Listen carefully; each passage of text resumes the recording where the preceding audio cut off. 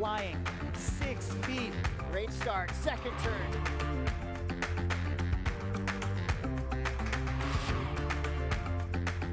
Driving into that first turn, nice.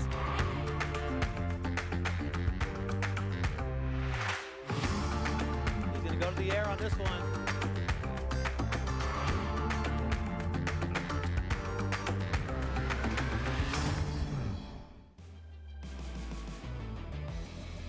Welcome to day one of competition for the 2024 ISA World Surfing Games. We are here in Arecibo in Puerto Rico, and the surf is firing for day one of competition.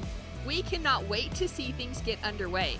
Shannon Hughes here in the booth alongside the 1988 world champion Barton Lynch. And Barton, it's always a pleasure to show up to day one of a contest and see that the waves are on fire. Yeah, the waves are fantastic. There's some beautiful lefts and rights out there. We haven't seen competition at this venue before, so we're going to get the chance to really break down the location.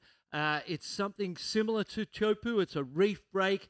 The word in the street is there's a lot of sea urchins out there. You've got to be careful. Plenty. So there's things to consider, the reef, the urchins, but some great waves. It's in that 3 to 5 foot range, old school. That's right. We did see quite a few surfers already paddling out this morning, getting, some time out in the water before they need to clear the lineup. And, ooh, here we go. Little barrel on forehand. And we will be running men's and women's competition today, split between two different venues. We'll continue highlighting that throughout the day as we take a look at some of the early morning action. Yeah, you can see that the surfer's going right. This particular surfer on his backhand, goofy footer. Those right-handers, you can see it tends to wall back at you and definitely gives you some good lips to hit, and there's some tubes out there as well, as you can see on this one. Beautiful tube on the outside there, so great conditions for competition. Oh, incredible. We can hear the horn buzzing in the background, meaning competition is on. We take a look at some highlights from this morning, and surfers in the jerseys just paddling out there, getting themselves set up.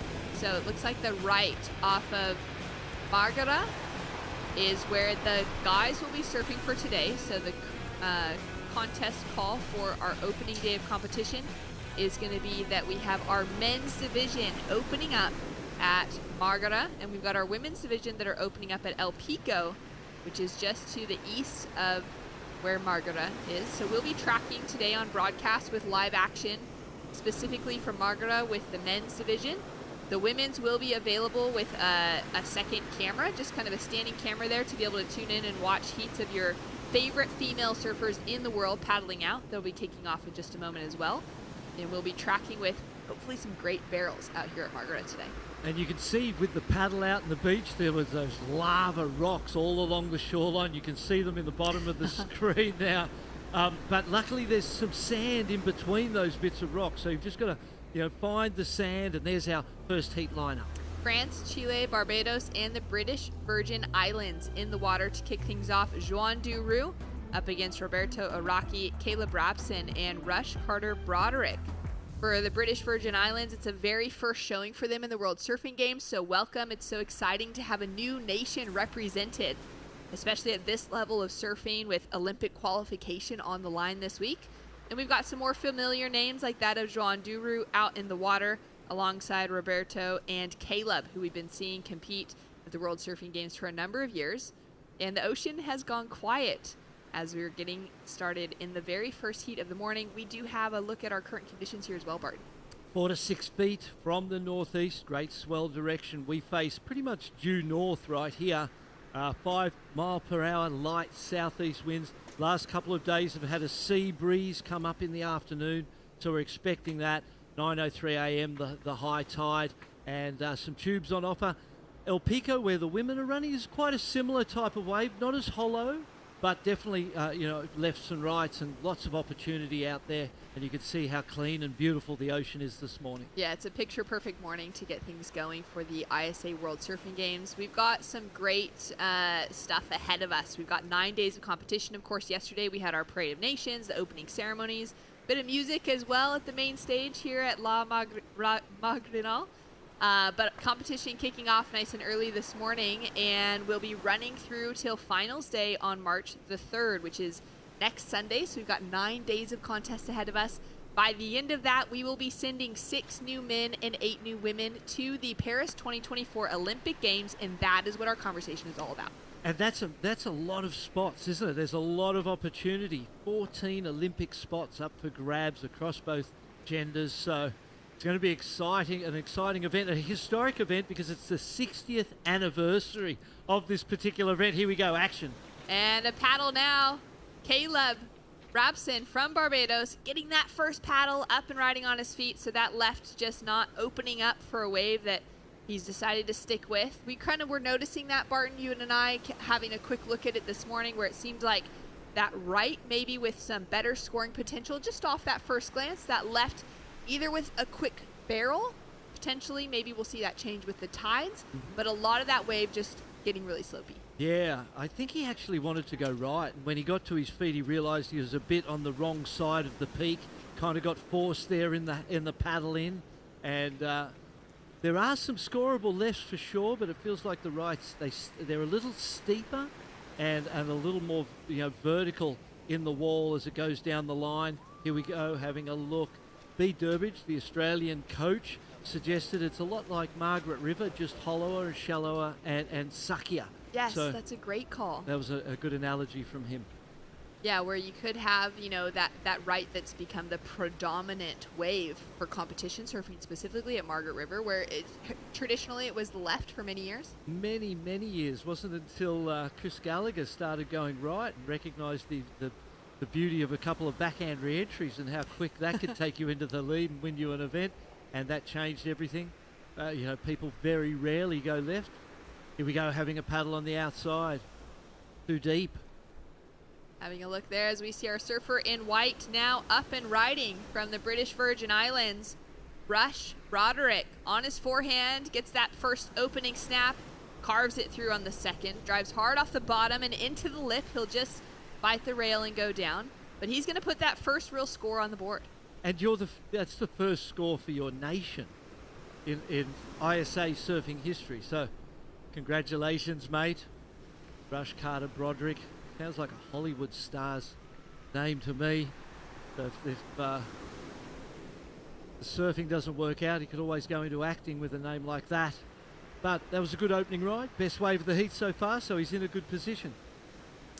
So scores to come through from that opening exchange. As we take a look at the replay here, what are your thoughts, Barton? Drops down. Look at that beautiful sort of double overhead wall. Nice cut back to the pocket, pumping the board from the back fins, drives off the bottom. And then this turn up into the lip. He could have actually got a little higher in the lip. Would have got some speed back down, would have got the completion. Go on, Daru. On his backhand.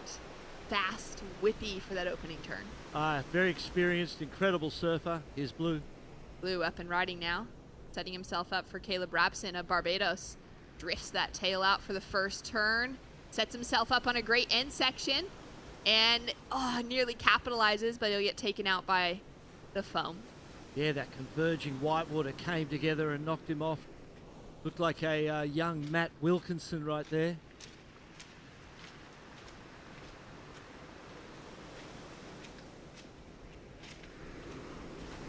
So heat is on, and we've got scores to drop from those first couple of waves.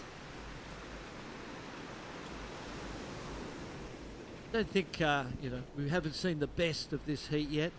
Obviously people refer to that very first heat of the day on every day as the guinea pig heat, because you're out there and while the free surf is on, it looks like there's so many waves because people are catching and riding everything. There's 30, 40 surfers in the water, and you see so much action. You think, there's lots of waves. I can't wait for my heat. And then once that siren blows and people start to become selective, you recognise that the wave selection is super important, and you need to just be patient and wait. We've seen at the start of this heat, there's the replay with the second backhand turn. That converging whitewater came together and ate him up. So we see this first heat, people finding their way. And it's not only the first heat of the day, but the first heat of the whole event. Very exciting. A little nerve-wracking, though, maybe, to be in that exactly. very first heat, huh? Well, especially in a new venue. Yeah, First time for World Surfing Games being here. And you don't know how the judges are going to score it. The judges use this heat to get their scale in place as well. So it's important for everyone in the event. There's a lot of sort of things that need to be ironed out, systems and processes that need to be made sure that the rehearsals worked and that everything's going the way you want it to. And for the surfers, see that beautiful salt air in the morning sunlight there. For the surfers, they've got to get out there and imagine what the judges want to see, imagine which waves are the best, and once the scores start coming in, everybody gets that information and starts to understand how to play this particular wave and venue. Paddle now for Joanne. Has a look, decides not to go. Still waiting for the panel to drop through those first couple of scores, get that scale set moving forward. We got 20 minutes on the clock for each of our heats running throughout today. Very standard of ISAsurfing. Hopefully as we get towards finals day, we'll be able to increase that maybe by 5 minutes. But again, we do have a double elimination format here as well. So we've got the opening rounds.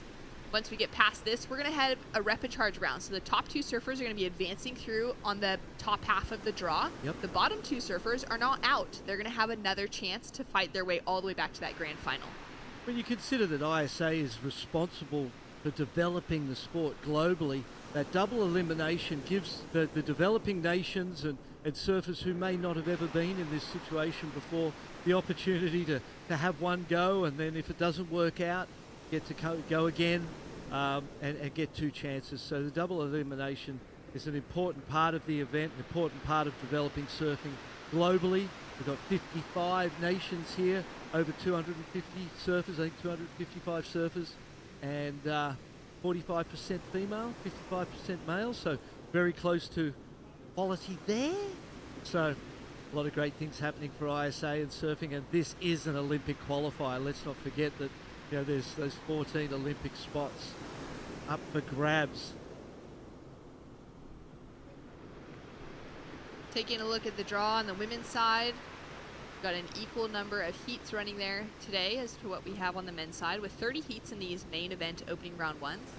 You can see a few other ISA events that have already been announced for the season. So kicking things off early this year, February, for the World Surfing Games, we're heading back to El Salvador for back-to-back events for the longboard and the Junior Surfing World Championships, and then the ISA World Sup and Paddleboard Championships, heading back to Denmark in September, with a kind of TBA for where the Parasurfing World Championships will be this year, but we'll be expecting to see that 5th event as well added to the calendar. Amazing. I know I'm booked in for those juniors in El Salvador. I'm sure you're doing both of those events down there. Looking forward to going back to that beautiful country, and such fantastic support for surfing from El Salvador, and the same potential here in Puerto Rico. Great conditions and great public support. Yesterday's opening ceremony was fantastic. It was so colourful and vibrant and alive, and the energy was electric. We started in the right way, and now we've got this swell for the first couple of days. You know, expected to kind of drop down a little bit through the week, but having looked at the location and the reef breaks here, there's waves everywhere, and even on these peaks, they can be split up a little bit. On this particular right, you can see the 4 surfers sitting there. The surfer in red furthest to the west, there's another little peak a little bit over from him as well that looks hollow sometimes. So I can imagine once you're down the priority roster, you can move around and find opportunity as well as the surfers with priority waiting for the set. Yeah, walking up to the contest site this morning, coming down yesterday afternoon during the opening ceremonies, you could just see up and down the coast, there were peaks everywhere. Yeah. Even when it was a bit windy, blown out, not so good, there was just waves available all over the place, which is exactly what we want to see, given that there is Olympic qualification on the line this week. Now we've got 24 spots in total for both the men and the women to be filling out heading into Paris. The first rankings come from the WSL Tour from 2023 season. So out of last year's rankings, the top 10 men will be heading into Paris. We also had the ISA World Surfing Games back in 2022, where the winning men's team, or the top ranked men's team, which was Japan, earned themselves a spot for the country. 2023 Pan American Games, we saw Luca Messinas take out the win. That gave him the eligibility for the Americas region to get himself a second opportunity at the Olympics. Of course, Barton, we also had the continental qualification out of last year. Yes, in El Salvador, Cowley Vast from the Olympic venue one of the very best young surfers there. He's going to be a real threat for the gold. Pan as well in there with Rio Naba. Of course, we've got 6 spots available left out of those 24 total for the men's qualifiers out of this week's World Surfing Games. And then we've got the winning team, or the highest ranked team on the men's side of the draw, that will be finding their qualification for an extra slot for their nation. And then a universality place. Both the men's and the women's have this spot available for developing Olympic countries around the world. Yeah, there was some talk of Kelly Slater perhaps getting that, but again, America's not a developing nation, obviously developed nation, and so for those developing nations, they've got to have had 8 athletes or less in the Olympic Games, previous Olympic Games, across all sports, which would signify that they are certainly a developing nation. And if one of those developing nations has a surfer who is of the ability considered good enough to handle this location, then that's where their universality spot would come into play.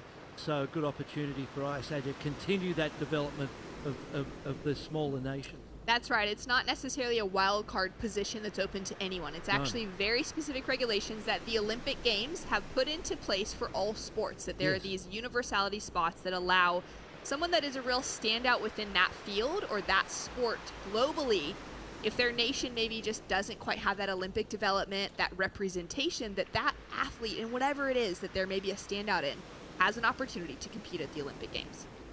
Yeah, it's a very cool opportunity, and again, you know, our responsibility here at ISA is to develop the sport. So that universality placement is very powerful in that sense. And that's something that we won't have the outcome of this week, just for our audience back at home. That's something that will go back to the National Olympic Committees, the IOC, to be making a definitive decision after the World Surfing Games take place.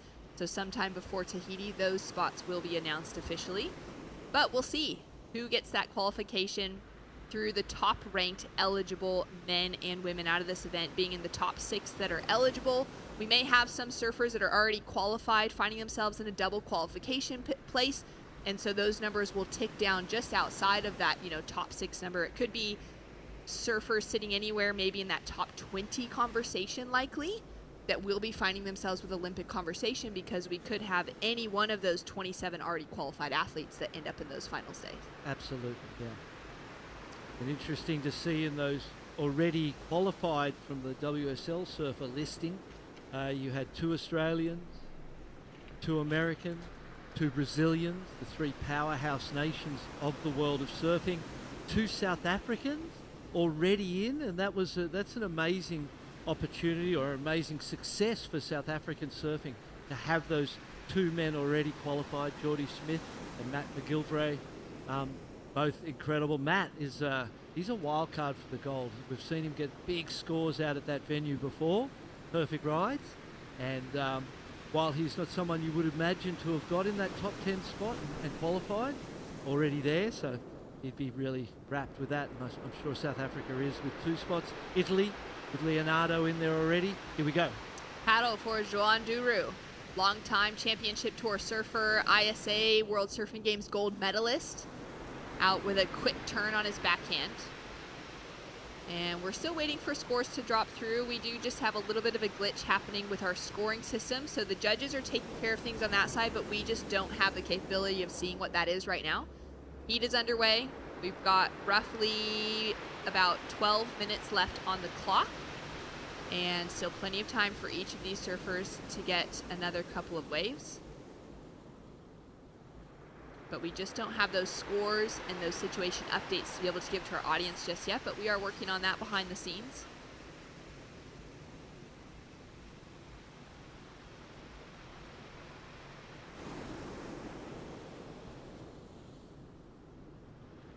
Beautiful lines, offshore conditions. You can see there's the shallow reef. You can see there's a tube on that left, tube on the right.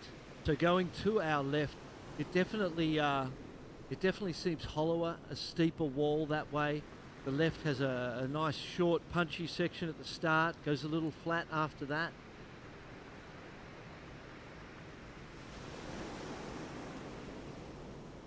See that offshore wind, absolutely beautiful, grooming the conditions.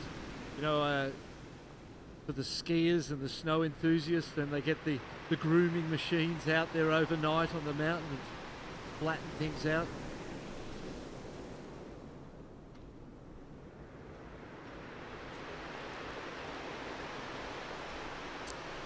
All right, well, we do have an update officially from the tower.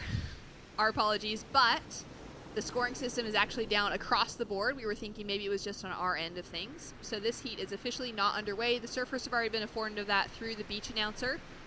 We're just receiving that bit of information right now. So a couple of nice little waves being ridden, but you can tell why they've been maybe not going for a couple of those sets, Spartan, that have come through. So no scores on the board yet, and this heat has not kicked itself off. Does explain a few things, doesn't it? One, us not getting the scores, and two, the sort of energy in the performance, I suppose you would say, from John Daru especially, you know, on that last right-hander. There was kind of, you just felt like it wasn't his best. He wasn't trying his hardest, and that would explain why they're in a bit of a holding pattern here. And I suppose these are the things that come to plague a first time running in a nation, running at a venue. 3 setups here, Shannon, which is amazing. I've never been to an event that has 3 breaks that you can possibly run at, you know, on the same day. So that brings a lot of opportunity. As the swell drops, this particular wave may not continue to be used. This is more a bigger wave spot. The other 2 breaks have got a lot more sort of consistency. And the lefts at the El Pico break today, where the ladies will be surfing, looked amazing. High quality surfing out there this morning. Solid, oversized sets. It looks so fun, extremely rippable, but still with plenty of consequence to it. And we'll just take a look at some free surfing right now. Surfer in green, Caleb Rapson, and it sounds like the buzzer has sounded.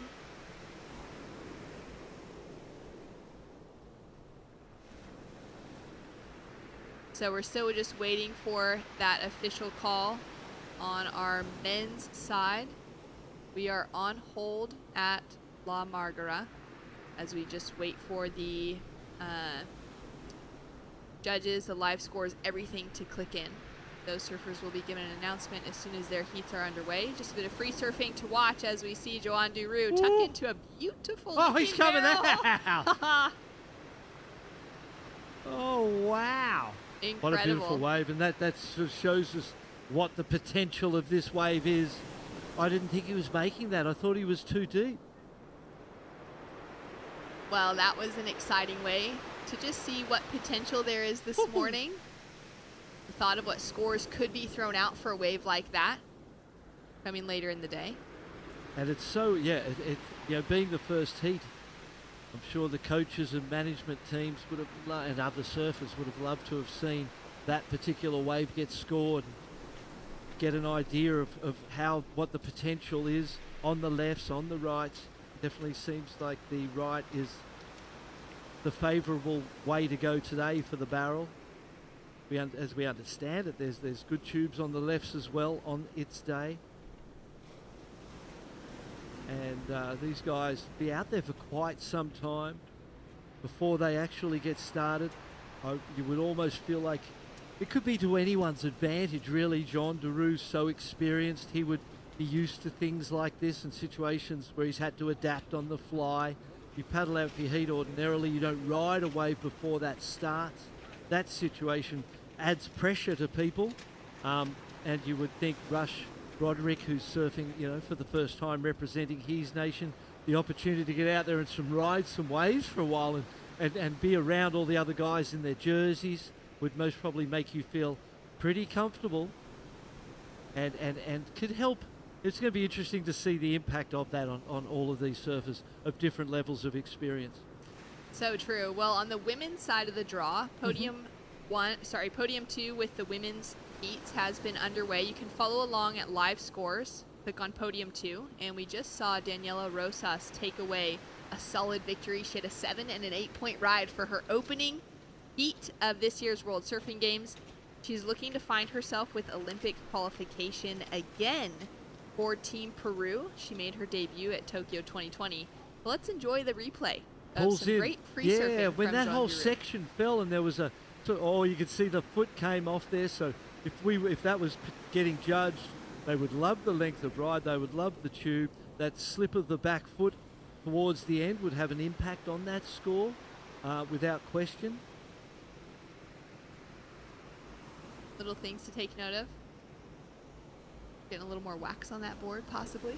And then midway through that tube ride, there was a whole section that chandeliered, as we call it, broke down on top of him, and I thought it got him. He just charged through it, which kind of proves that the wave itself is quite open. You know, the tube inside there looked small and tight, but Frenchman negotiated it beautifully.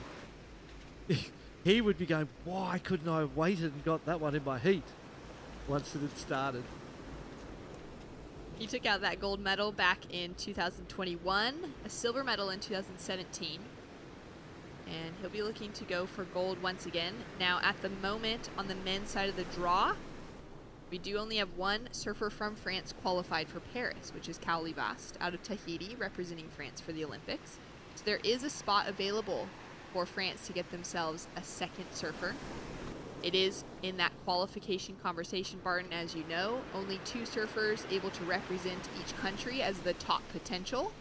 Aside from those nations that end up taking out the highest ranking individual men's and women's teams from this year's World Surfing Games and back from 2022, with the potential to add a 3rd surfer to their teams. So we already know, as we see another great looking takeoff from our surfer in the blue jersey. And that 3rd surfer, as Japan has in the men from Huntington Beach, and the US in the women's, is that they get to choose that 3rd surfer. So that could be anybody. I mean, you imagine Brazil would perhaps choose Gabriel Medina. They've got him here this week. He'll be surfing for that spot because Brazil's already got its 2 surfers allocated. The only chance that Gabriel's got of going to those Olympic Games is to win that spot. And so he could go out there and his goal would be to win this event and win that spot in the Olympics for himself.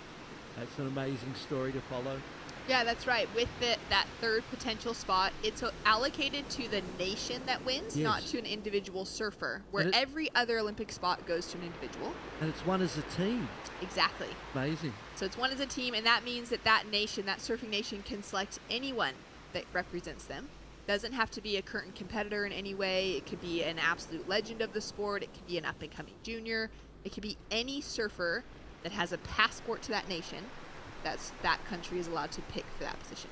And they're going to pick the very best surfer at that particular venue, and Tiopo is a very particular type of venue. You know, you could perhaps pick Lucas Chumbo. You know, you could pick someone who's not even on the world tour or is not even known as a competitive surfer so much as a specialist at that location. So going to be really interesting to see who wins that in both the men and the women's. And that's an interesting part of the conversation because you want someone who just knows that wave so well and can go out and pick the best position to be sitting in, charge on the absolute best waves. But also, it's a heavy competition and you're going to be competing against surfers who are literally the best competitors in the world. Whether or not they have any experience at a wave like Teahupo, Yeah. they're going to be the best competitors. And so you got to have someone out there that still has that ability to get in a jersey and perform. 100%. We see, as we see the warm-up still continuing here. Beautiful backhand re-entry, tight in the pocket for Roberto Araki. And yeah, we see a lot of times, Matahi Drolet would most probably, from Tahiti, the Tahitian surfer, is most probably in a free surfing day-to-day basis the best surfer at Tiopo. I think that would be widely acknowledged and accepted. But we've seen him get wild cards into the World Surf League events there and not do well competitively. So while you can be a great free surfer at a location, that doesn't necessarily correlate to you being a great competitor at that venue. So, in selecting that 3rd surfer, if you win that, there's a lot of things to consider for a nation. Yeah, you have the occasional wild card who ends up winning an event, like Moana Jones-Wong at Yes. Pipeline. But aside from that, there's a lot of wild cards that maybe wouldn't perform so well. If you're joining us online, be sure to check out ISA Surfing at ISA Surfing on pretty much any way that you're checking out social media, Instagram, Twitter, YouTube. Be sure to also check out at Discover Puerto Rico on Instagram this week. They'll be covering a lot of the footage as well. It's been great to have Puerto Rico behind the scenes supporting this year's ISA World Surfing Games. And if you are here, be sure to hashtag Paris 2024 and the whole ride towards this year's Olympic Games. Yeah, so exciting for surfing to finally be there, and something that none of us ever imagined. Well, not none of us. There was one individual, Fernando Aguirre, the president of the ISA, who clearly saw this opportunity and in a lot of ways dedicated his life to creating that opportunity for surfing and for the sport and culture that he loved. And here we are, really in our final qualifying opportunity for that moment, that historic moment in time. That's right. By the end of this event, we will have all spots allocated aside from maybe the official calls on that universality spot, but we'll have each other qualified position announced. We'll know, the winning teams or the highest ranking teams on both the men's and the women's side. We may not know the athlete that they'll be sending. Maybe that will be given to us straight away, and a National Surfing Association will announce that really quickly. But we will know every qualified surfer of the 6 men and the 8 women that have spots available heading into Paris 2024. And it's a great time frame for that. There's still plenty of time in the lead up, of course. Getting that qualification last year allowed each of those surfers to be able to put some time and some thought into things, whether it was attending one of the ISA training camps that ran at Tahiti this year, getting some of those surfers that are maybe newer to surfing a spot like that that are not competing on the championship tour and getting to surf events there every year, specifically pouring into that community that has that growth opportunity at a wave like that. Yeah, that was one of the things that I saw on social media that I didn't really understand or realize was happening, but when I saw it, the importance of that cannot be understated. The investment in the future of surfing and the future of those young people who got the opportunity to go there is, one, for their personal safety, one, for their opportunities for success and the development of the sport, and making sure that Paris 2024 show that surfing puts on is the best show it can be. It's a very clever move, shows some deep, thoughtful consideration of the venue and the surfers themselves. So great play there. It's so true, because you wouldn't necessarily need a training camp to run at a Huntington Beach. No. Or, a beach break, a more simple reef break anywhere in the world. No. For Tokyo 2020, no need for a training camp, because every country in the world, every surfing nation has a wave that's similar enough to that beach break. Yeah, and they would be doing their own training camps at a beach break at home or similar types of locations. The situation with Tahiti and the venue there is that you can't find another wave like that. I mean, there are similar styles of waves, but they're very rare. Here's the Frenchman. Getting that warm up, quick kick in and out. Little rainbow flare in the water. So we're still just waiting for those of you tuning in. We are so sorry, but we're just waiting for that official call to start on our podium running with the men's draw today at Margara. We're just having some technical issues on that side, getting the scoring situation up and running. But as soon as we can, we'll be underway. These surfers have had about 30 minutes in the water right now on their own, getting a few waves. We saw Joan Duru with a great looking barrel on his backhand off the right. Up and riding again now with a quick kick in and out. Just staying warm, staying busy now. That becomes the issue, doesn't it? While you can see everyone's in board shorts, so it's beautiful out there. The water's warm, the land's warm. Although this morning had it's not hot in the morning, No, it's pretty chilly today. Yeah, it was kind of had a little, fresh crispness to the air, we would say. And in the water, you'd be feeling that too as that offshore breeze blows. Water temperature's nice and balmy though, and it's going to be interesting to see the way people react and respond to this delay, and a long time to sit in the water and keep your focus. A few other surfers finding their focus today. We'll be running through with the aim of running through the entirety of our main round 1 on both sides of the draw, men's and women's. Women's is underway. You can follow along at live scores on the ISA World Surfing Games, or the ISAsurf.org, sorry. You can follow along with the scores that are dropping on the women's side of the draw. They're currently in heat number 2, and we've got a great group of women that is fighting for those final 8 qualifying positions on their side of the draw. So it's the same 7 tiers of qualification that we already talked through on the men's side of the draw. Yep. 24 Olympic spots as well, equal numbers for every ISA event, equal numbers for the Olympics. And here we're taking a look at the 8 surfers qualified from the 2023 WSL Women's World Tour. It was those top 8 surfers by country. Only 2 could be represented per country. They were able to get themselves a spot there. Caroline, Carissa, Tyler, Molly, Tatiana, Joanne, Brisa, and then Teresa Bonvola, who had that spot on the championship tour from last year. We also saw Team USA take away the win, or the top ranking position for the women's team at the 2022 World Surfing Games. They won an allocated spot.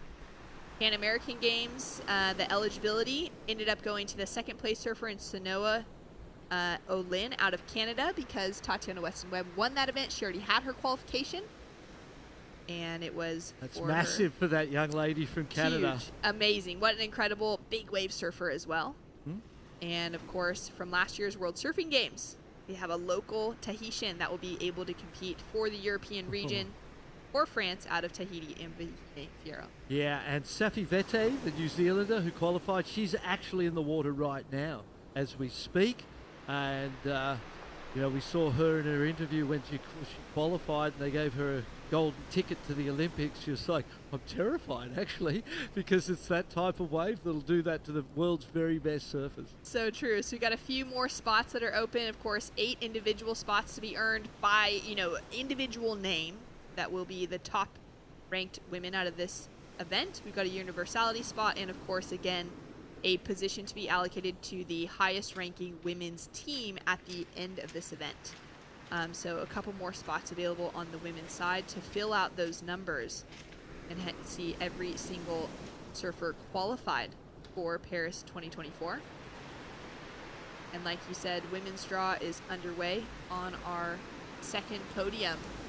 Taking a look at another lap here from John. Sorry, mate. I was going to say that this is that wider right-hander. You could see how he was sitting down from the other 3 guys on that wider bit of reef. And, oh, here we go, deep. There's that tube, potential tube on that outside section. So there are definitely 2 parts to this right-hander. The deep, which is where these guys are taking off right now. British Virgin Islands, Rush Broderick, in and out. And then there's a wider section that John Daru is now experimenting with. I feel like that's a smart move. He sat on the main peak, got a bomb there, goes, okay, I think I know this part. He's moved wider now to experience that before the start.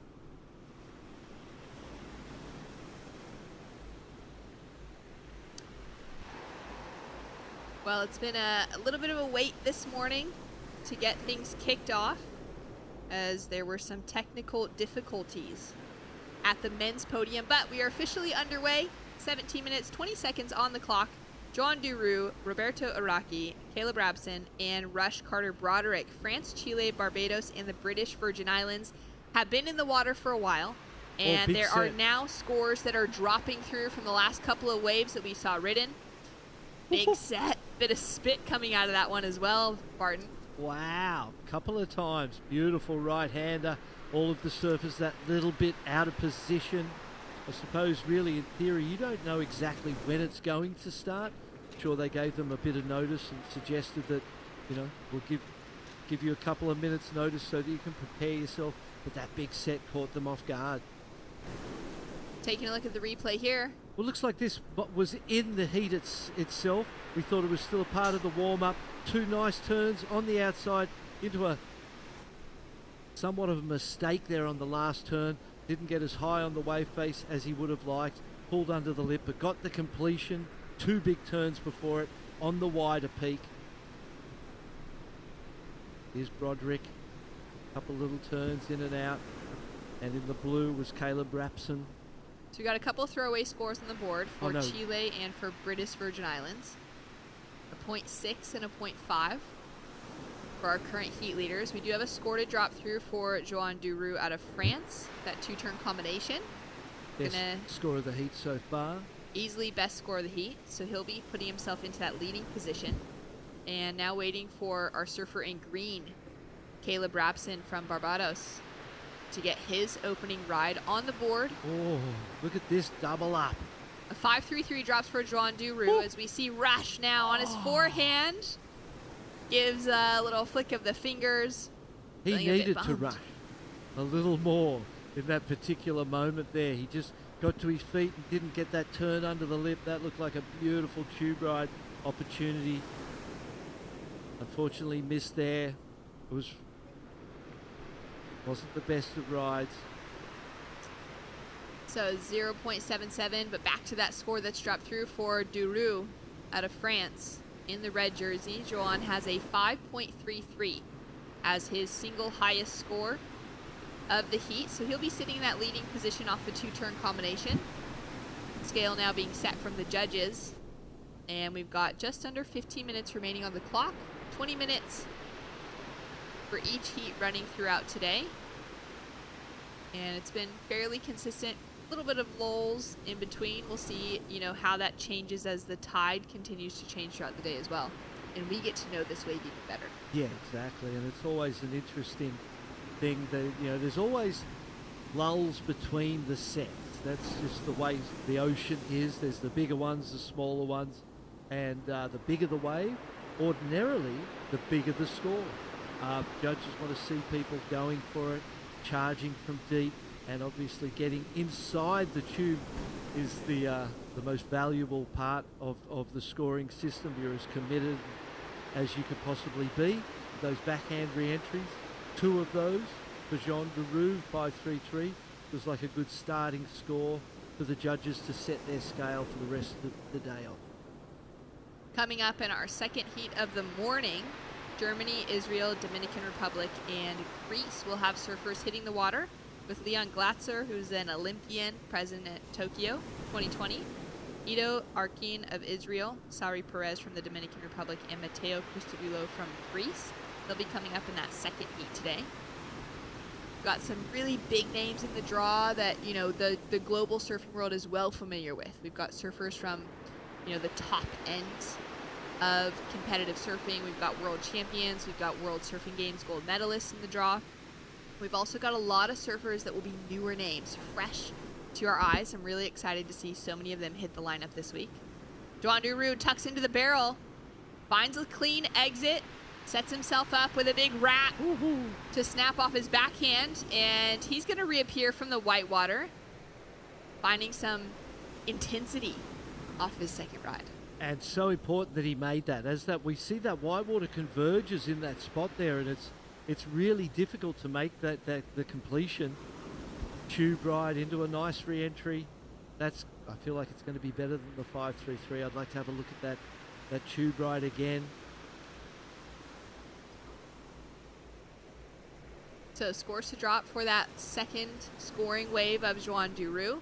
Surfers had about 30 minutes, maybe just over that in the water, waiting for some technical difficulties to iron out, but we are now underway with day 1 of the ISA World Surfing Games. Taking a look at the replay here. Beautifully done. Short tube ride, but beautiful wave, and this turn there, tight, critical. That whitewater comes together. You can see it coming from the left-hand side and wedging up on him. He drops in, gets tubed. This fade back down into the pocket to make sure that turn was critical. That was beautifully done. I feel like that will better the 5.33 just. There it is, a 6.5, so the judges agreed and gives us a good understanding with 12 minutes to go of what the surfers will be looking for. Nice combination surfing from Joan, looking for that quick early barrel. Nothing too deep, nothing super consequential, but a good read of the wave. Well, especially when you consider that Roberto Araki had priority. For that would have been a great starting ride. So John, he's really found the right place to sit out there, and he's moved away from the pack because he's further down. As we see Caleb there get stuck at the top for a moment. Finds that first turn, makes his way out of it into that opening wrap on the second, but can't really find a completion on it. So he's going to have another score to drop in. He'll be taking away that second place position from Broderick. Got another good looking set starting to come through. We'll see if anyone's in position for it. And there we go, Roberto Araki out of Chile. Great looking backhand attack, solid sized turn, but can't hold on to the finish. What could he have done differently there? You know what? The way this wave breaks and the way the whitewater comes from that shallow, wide part of the reef really creates a lot of difficulty. That's going to be a really powerful part of the wave in terms of getting scores. You fall there, the score becomes a throwaway. You complete there, it's going to be a score you can keep if you've done something good before it. So it's going to be interesting to see where that score comes in. But again, you've just got to get down and away from the convergence as quick as you can. Drives off the bottom, gets the snap up. All the water's coming from the side. It compresses on him and just grabs his board, sucks it under and sends him falling forward. It's got to be shallow right there too. It looks quite shallow, doesn't it? And then we've heard about the sea urchins out there. I keep hearing about the sea urchins, so we know the reef breaks here have got a lot of varna or sea urchins, the spiky little critters that live in the reef, and don't want to get... I've had surgery to remove those things because I had my heel impaled into a bed of them. I had so That's many crazy. in there. They dug for 3 hours. I went straight to the doctors. They dug for 3 hours, said, come back tomorrow, we can't get them all. I went back, went home, went to bed, came back the next morning. They dug for another hour and then said, hey, you're going to have to go have surgery. There's just too many in there. So I know firsthand you want nothing to do with those guys. They're gnarly. That is crazy. Do you have some stitches by the end of that? Oh yeah, it was a full Not walking it was a for a full while. surgery. Yeah, it was scratches, the whole thing. Well, everything that adds that level of excitement, of anticipation, Yes. seeing these surfers paddle out. We know that they've got some heavy waves to be dealing with, but also there's all those little things to factor into a surfer's mind, especially getting here, maybe finding the warm-ups. I saw an Instagram post from the bronze medalist from Tokyo, Amuro Suzuki, on the women's side of the draw just a couple days ago, and it was a photo of urchins just, kind of going, hey, everyone, look at what we have to deal with. And it gave me that little clue. I'm sure there are plenty of surfers as well that were seeing posts like that from their friends that maybe weren't thinking in that direction. And little bits that really come into play in the mindset of everyone. When you compare this to tennis, golf, those sports that happen in a static environment where not much changes besides a puff of breeze or something, what surfers have to deal with in their athletic performance is it's a very it's a deep thing. It takes the connection to the ocean, the understanding of place and time, and putting yourself there for those moments of nature that are random and you have no idea. No one has any idea what's going to happen next. I mean, in comparing that specifically to the urchins, playing tennis, it would be like playing tennis barefoot with some cactus thrown around. Yes, that's exactly And you may right. avoid all of them, and you may end up stepping on some cactus in the middle of your game. You might not even know the cactus is there. They might just pop up. Caleb Rabson now up and riding, so a 2.33 for his last wave. Puts him in that second place position. Great takeoff for Rush Carter as he drives through that opening turn. Gets a little bit shaky and kicks out early. He's going to have a second score to drop through on the board. And it's Jean Duroux out into a significant lead at the moment with that 6.5 from some great combination surfing. A quick barrel, tied it up with a good turn on the finish. Improved on his 5.33. And now we'll take a look at the replays for the rest of the pack fighting for that second place position. Dropped straight down the face, got to the lip, but went too high on the wave face. Wasn't enough power at the top of that wave to get him back down, and Rush there from British Virgin Islands. Also not really capitalising on that one, but neither of those waves had too much wall, or enough wall, should we say. Roberto Araki out of Team Chile drives hard off the bottom, squares it up into the corner, sets himself up off that first turn, now wraps it around, and he'll kick out. That'll consolidate. He's in fourth place at the moment, definitely needed something. I feel like that's the best score outside of what Jean Duroux has done. Beautiful first turn. See that replay, I'm sure. 6 minutes, 27 seconds remaining on the clock. And it's going to be a huge day for the opening day of competition with both men's and women's opening rounds running. John Duru dragging deep in the barrel to start things off. He gets the second cover up, and it looks like we've lost him as he stalled for that second section. Yeah, most probably, trying to maximise the time in the tube ride. The longer you're in there, the bigger the score is going to be. And just slowed it down a little bit too much, put the handbrake on, used his body on the face of the wave and just got a little too deep.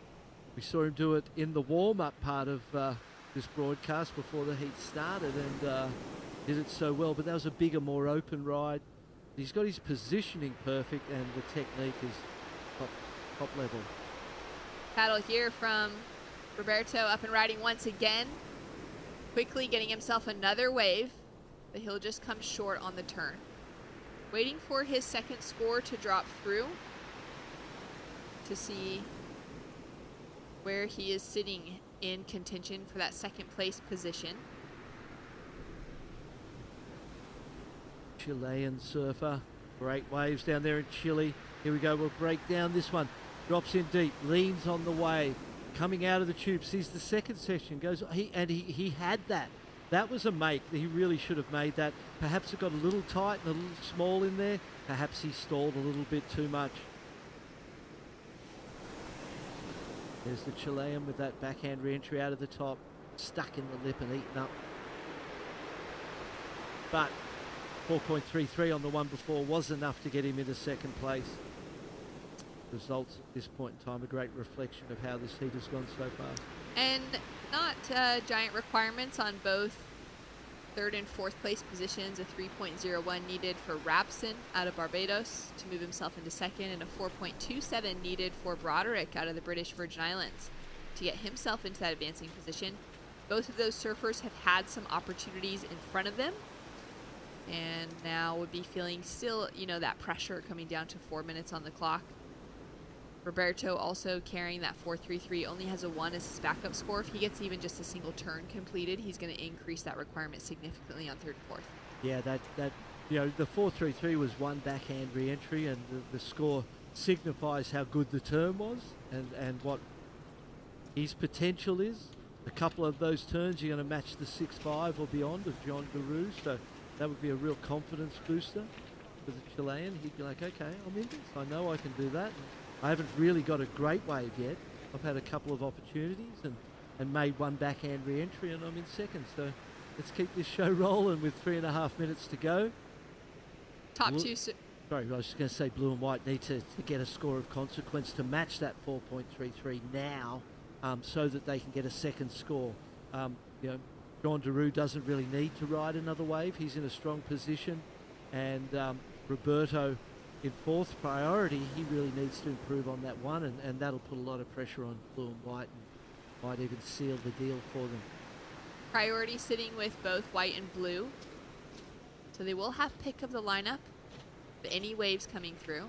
Top two surfers will be advancing through into the second round. Bottom two surfers will be heading into Repicharge round 1 as we see Rush Carter looking for a barrel and can't hold on to the finish for it, but I love what he was looking for. Yeah, he learned from the previous ride where we said he didn't rush enough. He didn't get under the lip. He was a little bit slower on the takeoff.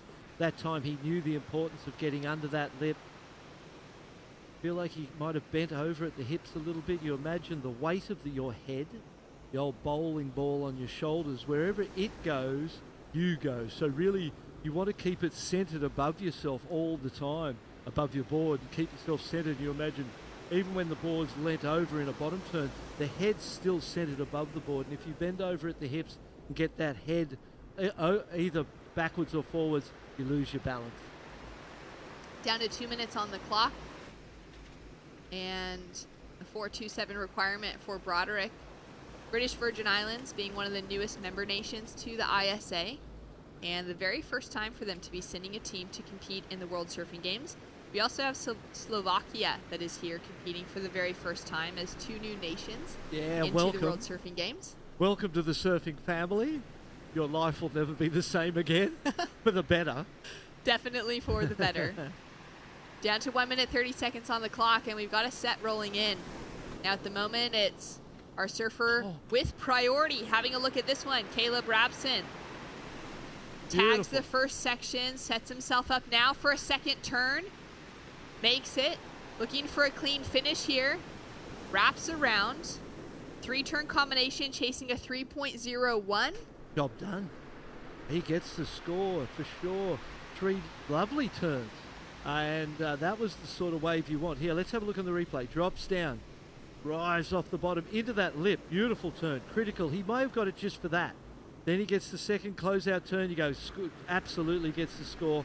Nice little closeout carve back to the pocket. Stands tall. Feels good about it. And so he should.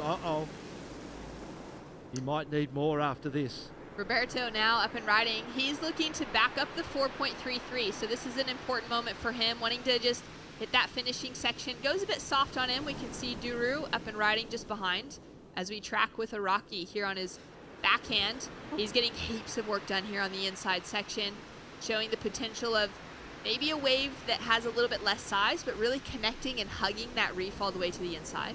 So we're going to have some important scores here to come through, Barton, with just 5 seconds remaining on the clock.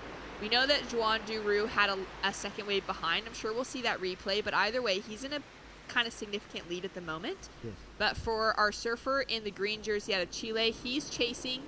Anything above that 1-point ride is going to put him, you know, with bigger requirements. And for Barbados in the blue, at the moment chasing a 3.01, but we know off the strength of Green's last wave that requirement's going to jump.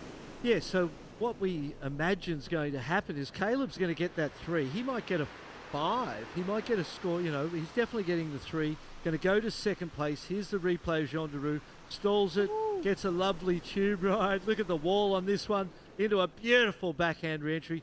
Jean gets the best wave of the heat for that one.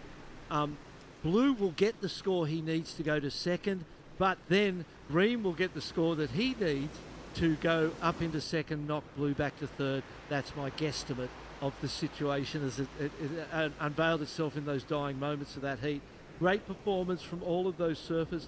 They had that inconvenience of the sitting in the lineup for half an hour before it started. That would have been unsettling, but great performance from all 4 guys. That was a great way to start. Wow, well, heats are underway. We're going to go to a quick break. Let's take a little look at Leon Glatzer, who's coming up the next heat, and we'll have the official results from this heat when we return.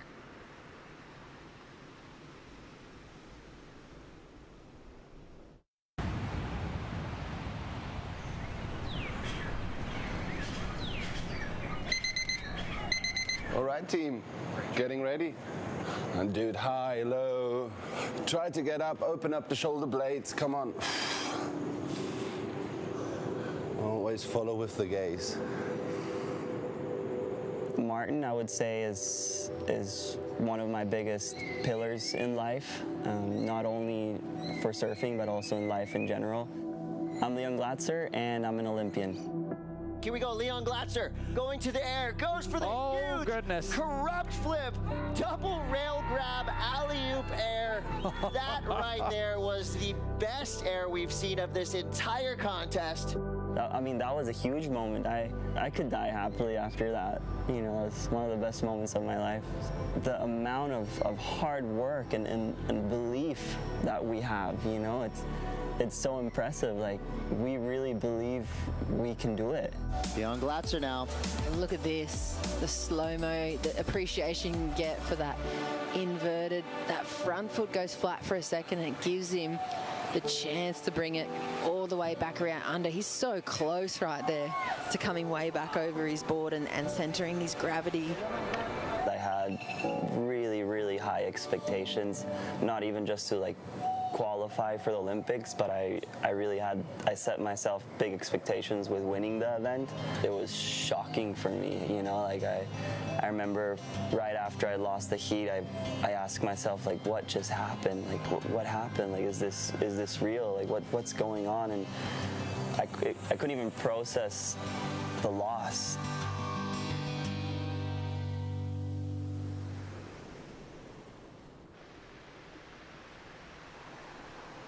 Welcome back to the action here for the ISA World Surfing Games. We've got 4 new surfers out in the water. And we've got a set starting to approach. We've got a paddle here. Oh. Three surfers having a look, and this could be a bad decision for our surfer in blue. Red on that inside position, Leon Glatzer from Germany. We'll see where the priority call goes from the judges. Sauri Perez from Dominican Republic wearing the blue jersey. In green, we have Ido Arkin of Israel, and Matteo Christodoulou from Greece is wearing the white. There we can see a surfer, Rush Broderick from the British Virgin Islands, coming in after a very long heat for him to start off the morning. Now the official results, Barton, from that last heat. Rush unfortunately falls out in 4th position. First time ever competing here for the World Surfing Games, and he'll have another go in the repechage round alongside Caleb Rabson from Barbados, who fell out. His final score was a 4.27 on his last wave, but like you had mentioned, we did see Roberto Araki get the requirement that he needed as well, a 4.93, held him in that 2nd place position, and Joan Duroux capitalized with a 7.83 to finish and took out a convincing win for France. Yeah, it was a lovely tube ride, and then that last turn, the closeout turn after the tube from the Frenchman was powerful. Boosted the score close to excellent. Closeout ride there for White.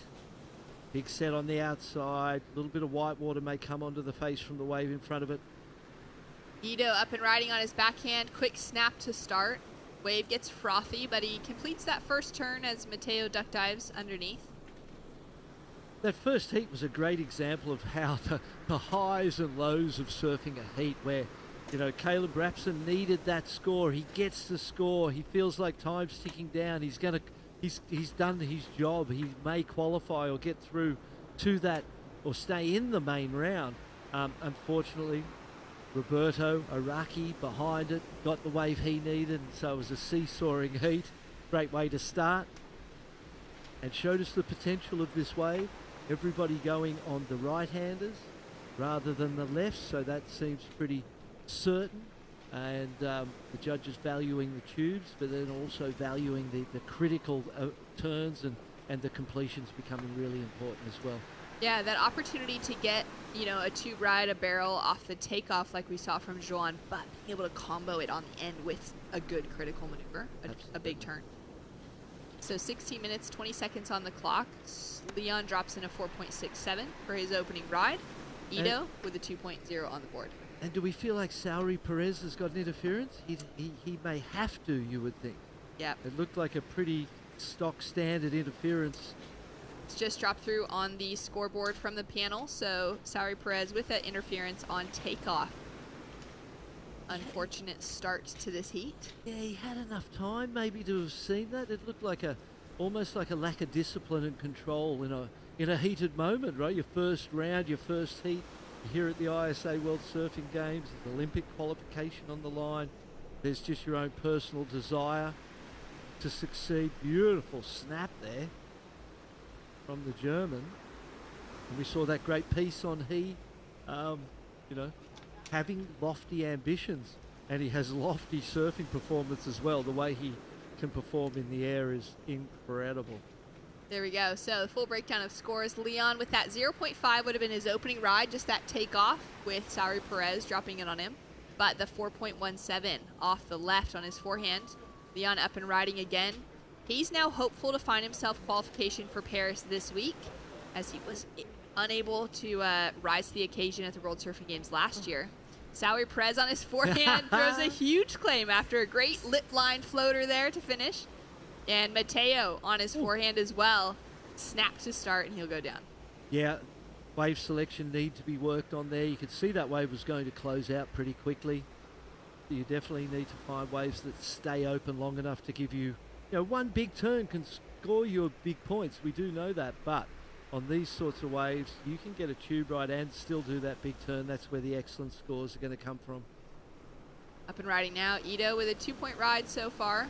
He'll kick out quickly. A couple surfers down the line in front of him. That was a priority wave too. That was a use of priority, so a little bit of inexperience really there with the priority. That wave was not worth going. It was pretty obvious, but in the heat of a moment you can make mistakes like that, decisions that go against you and lose your priority. And priority meaning that you get the right of way. You can take and ride any wave you want unimpeded or affected by your opponents. It's a powerful, powerful advantage. Especially in situations like this where, you know, that takeoff zone is pretty tight. There's the opportunity to kind of have a left and a right, using that priority, getting yourself in position, and kind of having that authority to say, actually, I see this wave being a right. Wow. Instead of a left. Great opening car from Mateo. He's got such good style. Developing in the young Greek surfer. Born to a Greek family, being raised in Peru. Spends a lot of time traveling through California as well. So he's kind of, you know, a child being raised in multiple nations. He's got a lot of friends from different groups around the world. But with that full Greek flavor happening at home. Some great cooking, some great culture as well. And the family has really been supporting his efforts to become a professional surfer as he's getting older. And a great ride there. You can see he had a .83 before it. That's going to be his best score of the heat. You can see it now in the replay. Jumps to his feet nice and quick and early. Has a lot of time. Gets that bottom turn in early. Gets that beautiful carve. Here goes for a John inspired type layback snap. Gets the back arm down on the wave face. Little lip line floater was a little bit lower, so I feel like there was a little bit of scoring potential left on that wave, a tiny bit, but that first turn into the carve was clean and beautiful. Showed the potential he has. Leon, on the strength of a 4.17, is sitting in the lead. He's now up and riding on another wave. 2 solid turns to start it off with. Ditches those fins a bit on the third. Yeah, I got excited. That was great. That was a beautiful turn. Nice 3-turn combination. Going to be a second score to go with the 4.17, perhaps a little better than that, and he'll find himself in a strong lead. Ito now up and riding. Big takeoff. Sets himself up. And can't hold on to that control. Barton, I love calling heats with you because that excitement just comes out from you when you're watching. The same thing happens with Pete Mel. Like, the two of you guys, you're so invested in what you're watching unfold in front of you that it doesn't matter what's happening. It's always fun to be able to have that energy alongside me. And that was Sauri Perez paddling with first priority. So you imagine he's going to lose that priority right there. Mistake with the paddling. So it's been a tumultuous start for the surfer from the Dominican Republic. Interference on the opening exchange.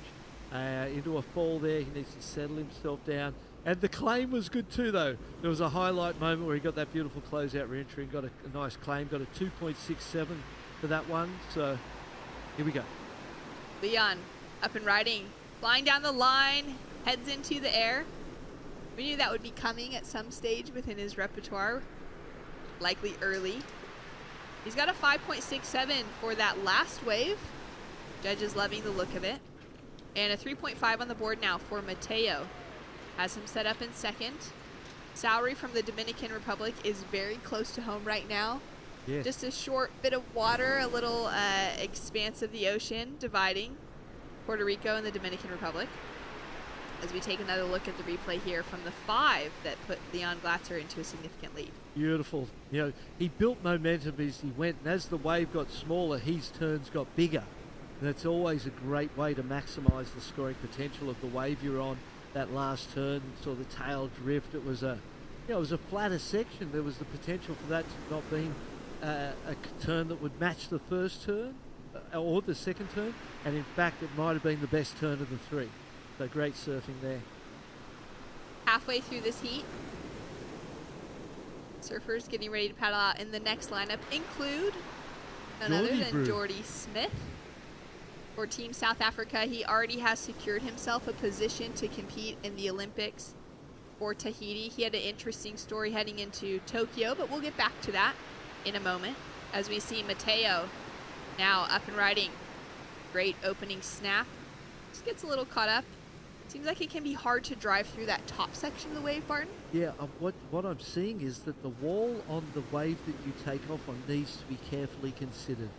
If you're just taking, like, look at this one now. See how short the wall is on that?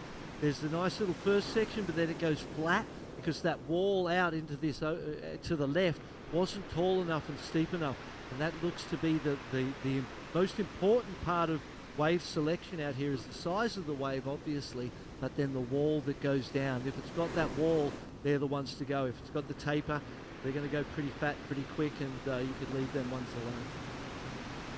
Great to be able to kick off competition this morning at Margara. Now, we were talking about earlier today, Bart, the fact that there are 3 surfing venues for this year's World Surfing Games.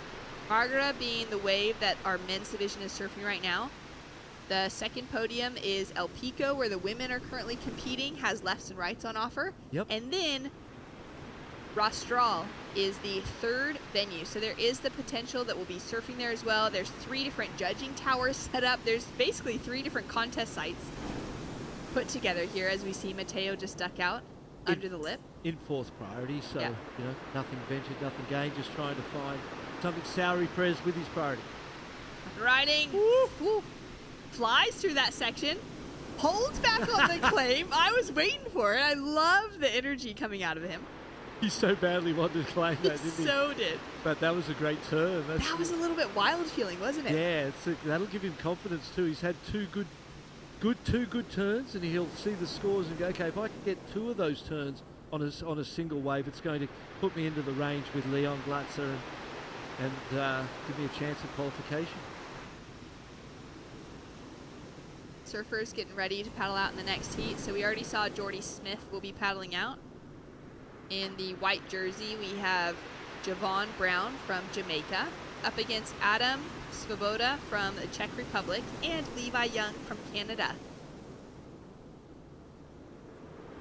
Cody Young's brother representing, so the Levi and Cody both there. So judges have deemed that the surfers have a little bit longer than that 5-minute paddle out to get themselves into the water. From what we can see there, about 7 minutes on the clock. Javon hitting the lineup already. You want to get out there early, you don't want to be rushing. I mean, sometimes you like to get there late as well. We'll watch this replay. Pumping, driving the board from the tail. Gets up to the lip. Beautiful timing, beautiful placement. Bent over and nearly kind of fell for a moment there, but then got himself upright. And you could see the stoke, and the arms went to move. There was a little kind of subtle pump of adrenaline that went through his body when he completed that. Now you can see a second score on the board for him of 1.34. Because he does have that non-priority interference from the beginning of the heat, it means that he lost the score from that first wave, Yes. but then his second score is halved throughout the rest of the heat. Sad. Sad- But sad way to they're the kick things off. consequences of your actions, aren't they? And that's that little red triangle there. You never want to see that guy. We have seen people advance with interferences, so it's a possibility.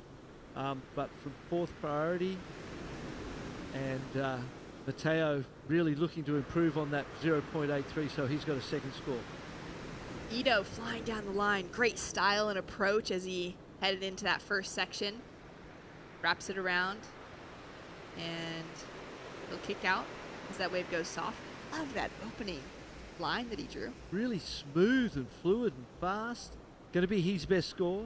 To this point in time, it was a 2-point ride. Prior to that, there it is, a 2.6, takes him up into second place. Let's take another look at it here. Jumps to the feet, nice and fast. Really calm, had a moment of composure there that I think we liked too.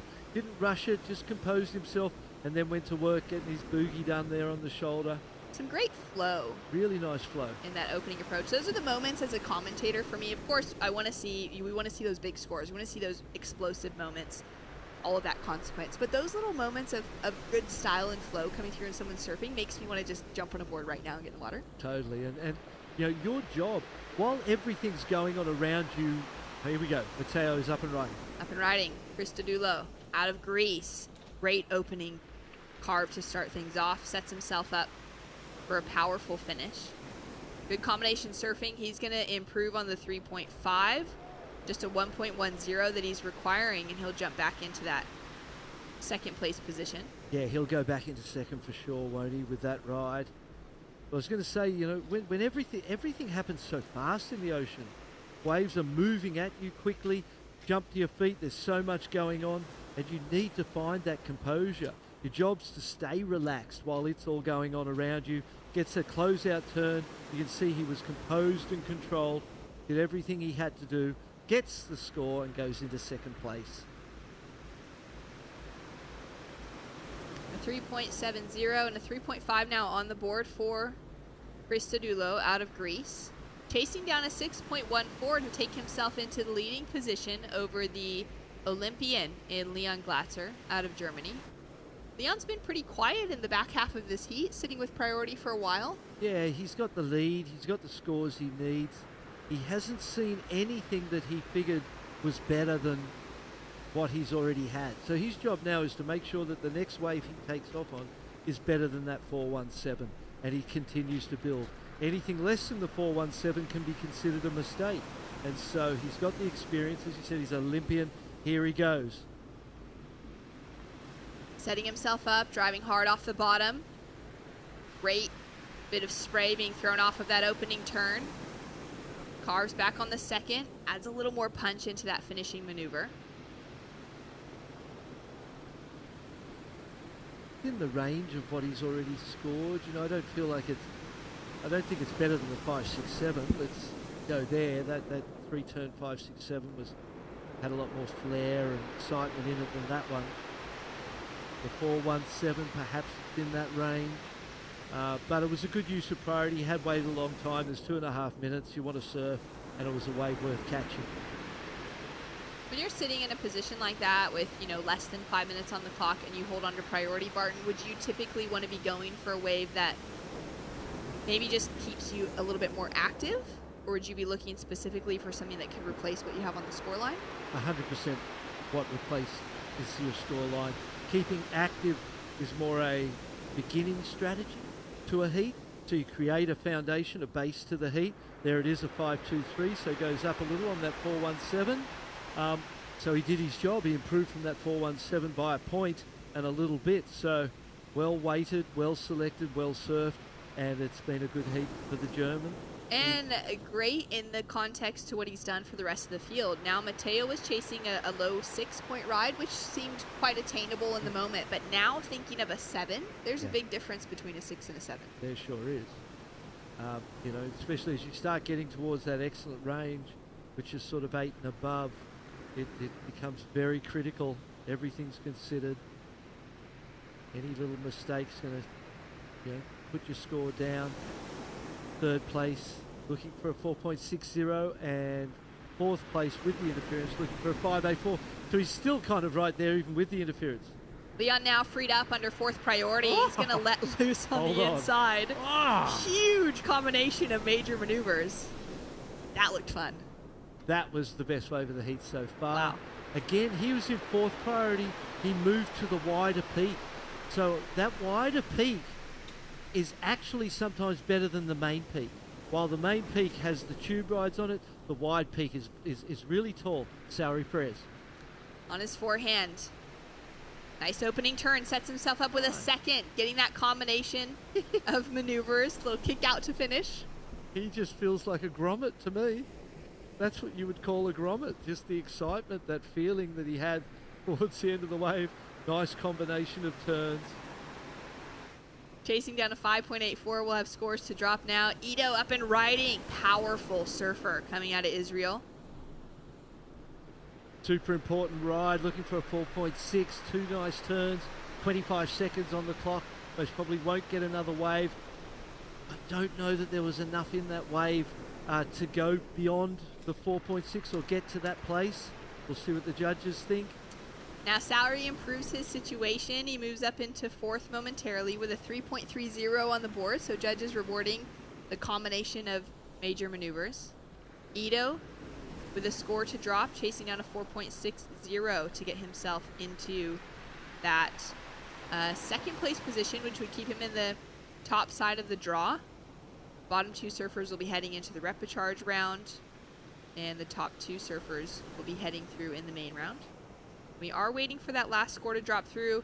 It's a 4.13 for Ito. It is his highest score. Unfortunately, it's not enough to take away second from Matteo as we take a look at this one. Well, Leon Glatzer walks away with a victory. Coming up in the next heat, we have an Olympian, Jordy Smith, paddling out right after this.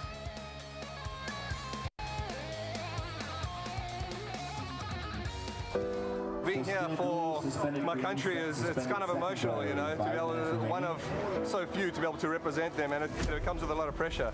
You've got to, you know, wear your heart on your sleeve and your flag on the other one. So for me, it's just trying to kind of put my best foot forward and give it another go and put it all out there. Yeah.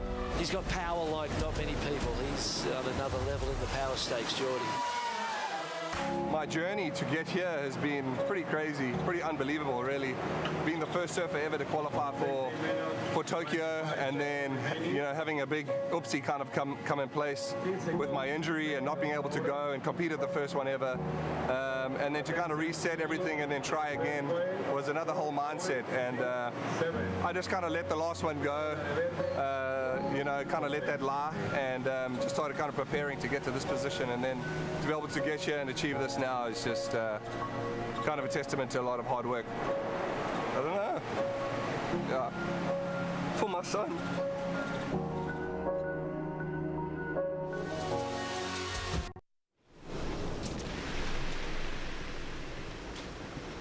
Well, Ziggy will be proud watching Dad out in the water. Geordie had his family with him on the ground on the North Shore for the start of the season. Had a great performance out of Sunset. And now, yes, took out John Florence. It only seems like a couple of days ago. I mean, it literally was. I saw Geordie on the beach right before that heat, and it literally was only a couple of days ago, and here we are, different country, different world, and here's the same man.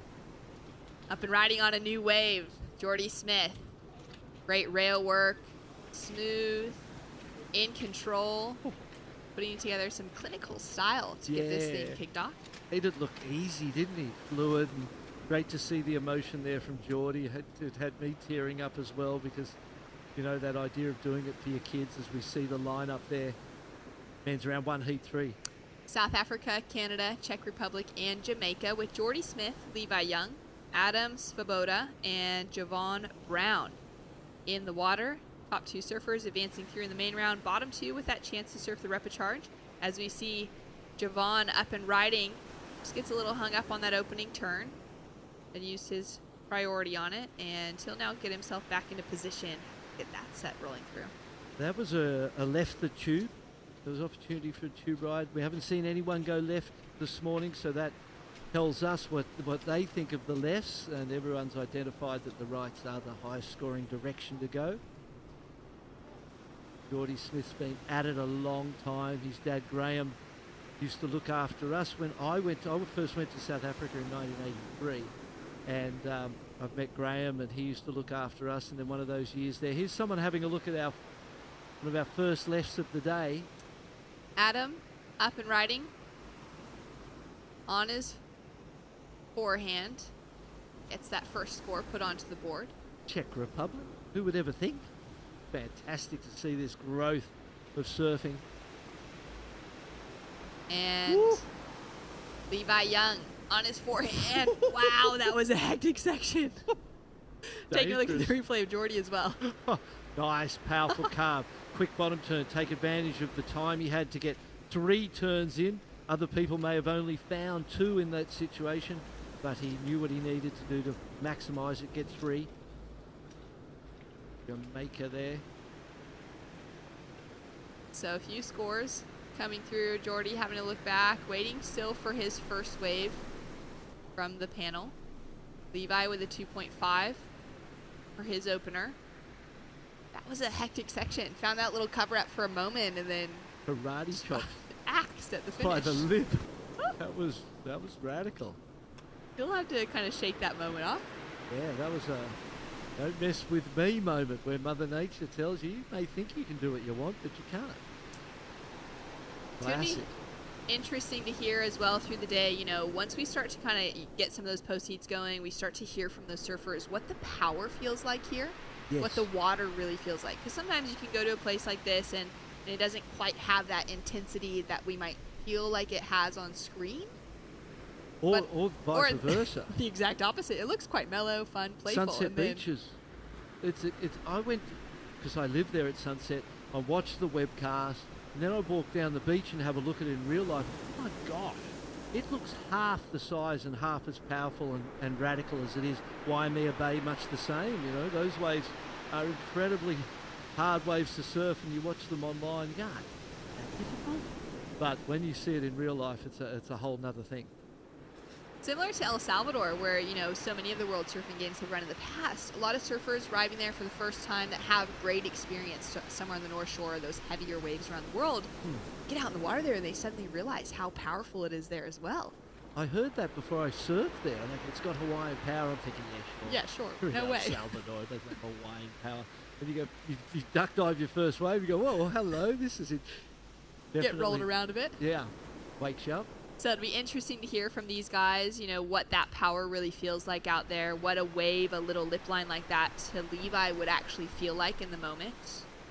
That was a beautiful opening section. And Geordie, knowing he'd had the 5.5, and he was a little bit out of position for that one. There was no one else out the back. There was no pressure on him. He knew he didn't have to really catch that wave. So he just kind of let that one slide by and let some time burn off the clock, sitting with first priority. First priority to his name. Just 5 minutes down within this heat. Small scores for Adam and for Javon, a 0.93 and a 0.67. Yesterday afternoon, we had a really fun opening ceremony. We got to see the Parade of Nations, which doesn't happen in every country just due to the venue. If there's actually a road or an area of town to parade through to where that surf spot is or where the opening ceremonies are happening. It's great to see that return to the World Surfing Games this year in Puerto Rico, and to be able to see each of those countries in their kits walking down the road. The local community as well, Barton, fully involved. Yeah, along the side of the road, applauding the teams and supporting all the different nations. And we know that everyone's so appreciative of ISA coming here, of having this opportunity. It brings a great influx of economic value to a community, to a country, to have the World Surfing Games. Here we go. Adam with a paddle, favoring the left-handers, setting himself up for that opening wrap. Now pumping down the line and looking for this inside connection. He's going to go for it. Puts in a lot of great work to get himself into that finishing moment. That unfortunate slip will factor into his scoreline. And ordinarily, you could see he's a goofy footer going with his chest to the wave, his front to the wave, and that's an easier way to do it than having your back to the wave and not really seeing what's going on. I feel like that might be a strategic decision from Adam, Czechoslovakia, to go on the forehand. And while no one else is going that way, it's your opportunity to get any wave you want. And you want to get going, you want to surf your first heat, you don't want to sit there. So kind of a smart strategy. I don't know that you're going to get a score to match and that will get you through the heat, but it's going to give you exposure to surfing. Oh, Levi Young. Searing opening turn, sets himself up for a second similar. Quick check on the third. Now just driving through to the inside section here. He's looking for a 3.01 to take that leading position away from Geordie. Oh, he gets that. That first turn was electric, so powerful, sharp, searing rail. And, for Adam and Javon, Jamaica and Czech Republic, those guys, perhaps they know they're up against it in this heat when they see Geordie and Levi, and so they're deciding to surf, ride as many waves as they can, and just kind of get that experience of this first round, carry that through. Third and fourth go to the repechage round, so no one gets eliminated here today. So you go out, you have your first experience, and then you get the opportunity to go again. So that's a great part of the World Surfing Games. We'll see about 30 heats run between the men's and women's opening rounds today. 266 surfers in total in the draw this week out of 55 different nations. We're going to see a lot of those names wearing a jersey and competing. Is that the plan? 30 heats? 30 heats. No wonder everyone kept saying to me, a big day today, eh? Big day, Barton. I didn't know what they were talking about, but that's a big day. Some bigger surf on hand. Big day as far as the time goes. Saturday, it's the weekend. Great time to put on the show for the public. Now, I got the feeling showing up here yesterday, getting to see the contest site for the first time, it's really similar to the setup that we had in Brazil for the World Juniors just a couple months ago. Similar kind of boardwalk feeling. Yep. A lot of the community, the town happening right here where the surf spots are. Yep. Surf's looking very different. Of course, some heavier reefs here than the beach breaks that were being competed at in Brazil. But that same sort of flavor of just everything happening right outside the door. A little bit of a party going on yesterday afternoon too. I don't know, we left after the opening ceremony. I'm sure it kicked on into the evening. Here we go. Drives around the bottom. Searing, sharp, fast first turn. Keeps the momentum going into the second one. 2 beautiful turns. Little third chip shot. Comes down the inside. It's still walling up. One last cut back before it fades into the deeper water. And that was a 4.83. And that could have been more. I just feel like there was an electricity to that performance that maybe if you compare Geordie's, I suppose Geordie's last turn was a closeout turn. It was kind of pulled a little short and a little low to make sure he got the completion. And there were 3 on it, but I feel like the surfing of Levi's was more dynamic and more powerful and impressive in its energy than what Geordie's was. But Geordie's closeout turn, the judges like a big finish. If the wave tapers and the finishers cutbacks, ordinarily that doesn't get them so excited to end. So Levi started really, with such excitement in those first 2 turns, then think that the tempo faded down a little bit, where Geordie stayed high and finished with that high line floater, and that's where that extra bit of score came from. Interesting to see how that continues to develop through the day. See if that wind picks up as well, the same as we saw yesterday afternoon. So the conditions could look quite different. Word on the street was that yesterday morning looked very similar to this. Yeah, and then each afternoon as the land has heated up, that onshore, and only light, like a sea breeze is what you would call it really, an onshore sea breeze, has come up and ruffled the surface, but still left some good shape. Have a look at this one. Jovan now having a look on his backhand. Nice takeoff, sets himself up for a deep bottom turn into that opening snap. Finding that second maneuver, wave goes really frothy in front of him, maintaining a lot of, control up until that final movement. You got him. Yeah, that was tall, powerful, goofy footer. Nice couple of first turns. Definitely going to be his best wave of the heat so far. 2.83 comes in, only had the 0.67 before, takes him from 4th up into 3rd. Not a big requirement on the board to take away an advancing position from Geordie. However, Geordie's sitting with priority. He's been really patient, selective, having that 5.5 on the board.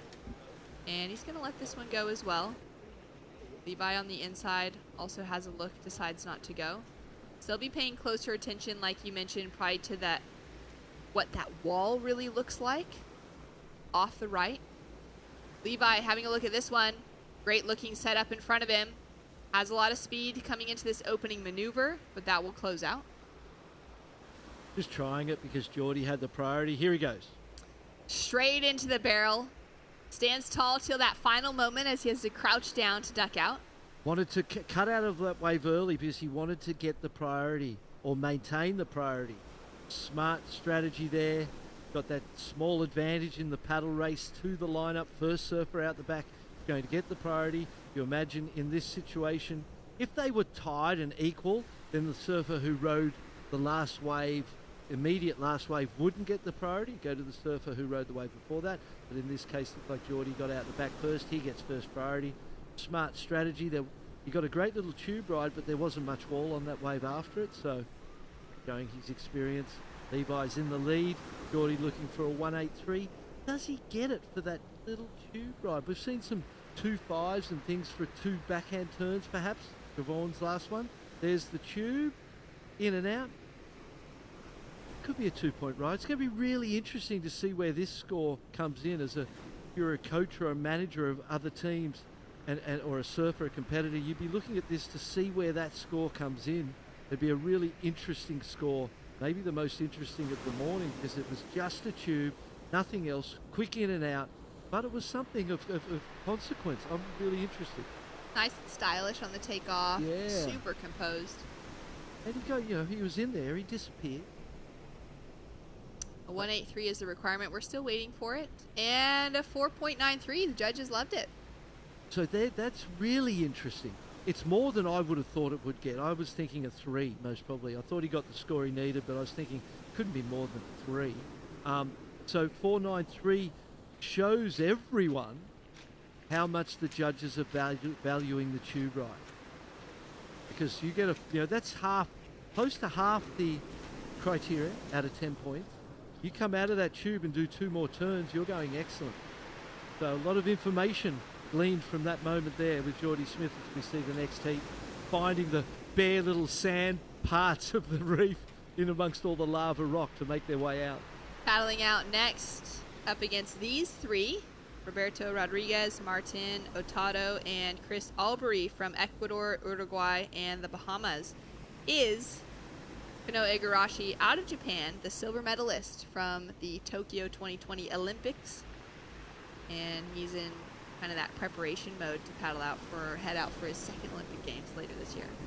And just fresh off a great result at Sunset Beach as well. There he is on screen.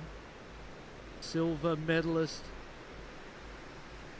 Grew up at Huntington, parents from Japan. The Olympic Beach was where his parents were from. They moved to Huntington Beach with the idea of creating opportunities for their sons, and he took full advantage of that. Geordie now with a paddle, so he's back into that leading position, but he's going to lose priority. Don't see that every day, do you? Not really, huh? No. Down into third priority. 4 minutes on the clock. Levi Young chasing a 4.60 to get himself the leading position. Javon Brown out of Jamaica is chasing a 4.51 to get himself second. He'd need something quite a bit bigger into that 6 to 7 point range to be able to take a leading position away from Geordie right now. So you got to imagine that Geordie's in a safe position when it comes to that advancement at the moment. If Levi's able to get that 5.6, holding on to priority now. Yeah, 3 minutes 30, plenty of time. Have the priority and so capable. The 483 was a powerful ride. And interesting, if we compare the 483 of Levi's, 4 turns in the end. First 2 were incredible, powerful, fast, sharp. To the 4.93 of Geordie Smith for one tube ride and in and out. I would personally feel like that would be the other way around, but by even more of a margin. So it's there's a lot of information right there that the judges are really looking forward to seeing those tube rides. That's something they want to see. Yeah, that is a very interesting thing to kind of digest now. Yeah. And all the surfers on the beach, they'd be getting that same information. And what I'd be looking at is the next tube ride. I'd be watching for the next tube ride to see if there's a counterbalance where they go, we might, and the next tube ride, if it came down a little bit. Well, here we go. An opportunity to take a look at it, but Geordie is not going to come squeaking out of this one. Caught somewhere behind the foam ball. Yeah, that was a beautiful looking wave to keep an eye on. Levi. Great opening turn, sets himself up with a second staff, now pumps into the third and releases the fins just a little bit. Now remember Levi's 2.5 as well, his opening wave, he had that little quick cover up and then he went down on the lip. Had he been able to hit that section, the judges would have loved it because they've been loving that powerful finish. That would have been a excellent score. Here we go. Jovan now up and riding, chasing a 4.51, gets a little stuck off that first turn. Big section in front of him, and he lays it all on the rail. Really tall guy, big, powerful, on a short board. Things getting loose. Adam loving that forehand wrap as he takes off on another wave down the line. Bigger section in front of him. But he'll go down incomplete on the final maneuver. We're down to 1 minute 30 seconds on the clock, Barton. You would figure that the wave of Levi Young's wasn't as good as his 483, so you would imagine it most probably comes in a little bit under that. They'll tell us, but that's what it felt like to me. I feel like the energy and the power and the opportunity in the 483 surpassed what we just saw there. I don't think he gets to 5.6, let's put it that way. I feel like he and Geordie are in strong positions. There's the first beautiful turn, another little snap there, into the last turn. Finished big, and we talked before about how they'd rather you finish big or the wave close out with a big section rather than fade out with cutbacks. First turn, second, was just a carve down really into that nice flaring final top turn. So great heat from Geordie Smith and from Levi Young. Here's Geordie. Levi got a 6. Big paddle for Geordie. Levi in the lead as Geordie goes down in another barrel. Had that hand drag to stall into the first section of it. And it sets him into that second place position off the strength of Levi's 6-point ride. There's only 10 seconds to go, but I'm a little bit surprised by that score, but it speaks to the big finish. They would rather a big finish than a cutback finish, and it has a massive impact on the potential of the score, as we've seen in this heat. So a lot of great information as this one wraps up, a lot of great information for the coaches, teams and surfers out of this particular heat. Well, a great way to kick things off this morning. Couple technical difficulties. Had that first heat of the morning just on hold for about 30 minutes out in the lineup, but freed them up to get a few good waves without the chaos of 100 other surfers out there that we were in the water on sunrise this morning. And now we're wrapping up our third heat of the day. Coming up next is the silver medalist from Tokyo 2020. Kanoe Igarashi is hitting the water right after this.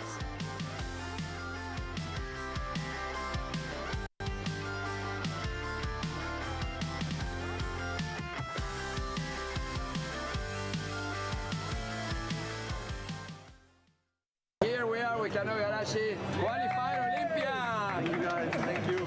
I mean, it felt like Tokyo was just the other day. I have so many good memories from that event and from that moment. The Olympics changed my life. And to be here again in a position where I can go there and represent my country and try and get another medal, it means the world to me.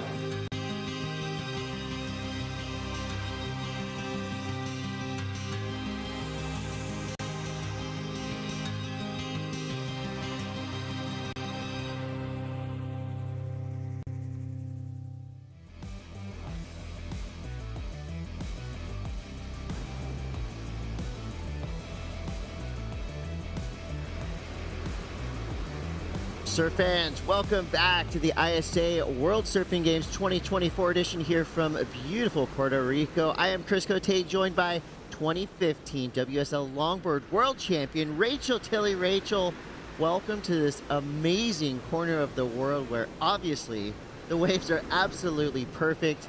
We have some of the best surfers on the planet representing countries from all over. And this is truly a celebration of surfing, but of course we know there's serious business happening in this lineup. Rachel, welcome to the ISA commentary team. Thank you very much. I'm very excited to be in Puerto Rico here. It's been about 10 years since I have been back over here in this part of the world, and it's just beautiful. We have beautiful waves this morning. We've seen 3 heats already go down, and we're into heat 4. And you can see the superstars have come along with surfers representing their countries. We've got Ecuador, Japan, Uruguay, and the Bahamas here in round 4, heat 4. Roberto Rodriguez, Martin Hurtado, Kanoe Igarashi, and Chris Albury. Rachel, my favorite part of ISA competition are these first few days where we get to see representation from over 50 countries, including this guy right here, Chris Albury, powerhouse surfer. He is representing the Bahamas. And then you see Kanoe Igarashi. So you've got global superstars, up-and-coming surfers, everything in between. And, I mean, how fun must it be for Chris Albury, Martin Hurtado, and Roberto Rodriguez, who are going to be competing against one of the elite, Kanoe Igarashi, a WCT competitor, an Olympic silver medalist, an absolute household name in the sport of surfing. But as we just saw in that previous heat, where Levi Young took out Geordie Smith in the last few seconds, and this is where heroes are made here in these opening rounds. So we're at 16:30 to go. I'm Chris Cote, 2015 WSL Longboard World Champion Rachel Tilley. Rachel, again, welcome to the ISA commentary team. Great to have you down here. And so far, I mean, day one, it's just like we switch the lights on and things heat it up quickly. What's your first impression of ISA competition here in Puerto Rico?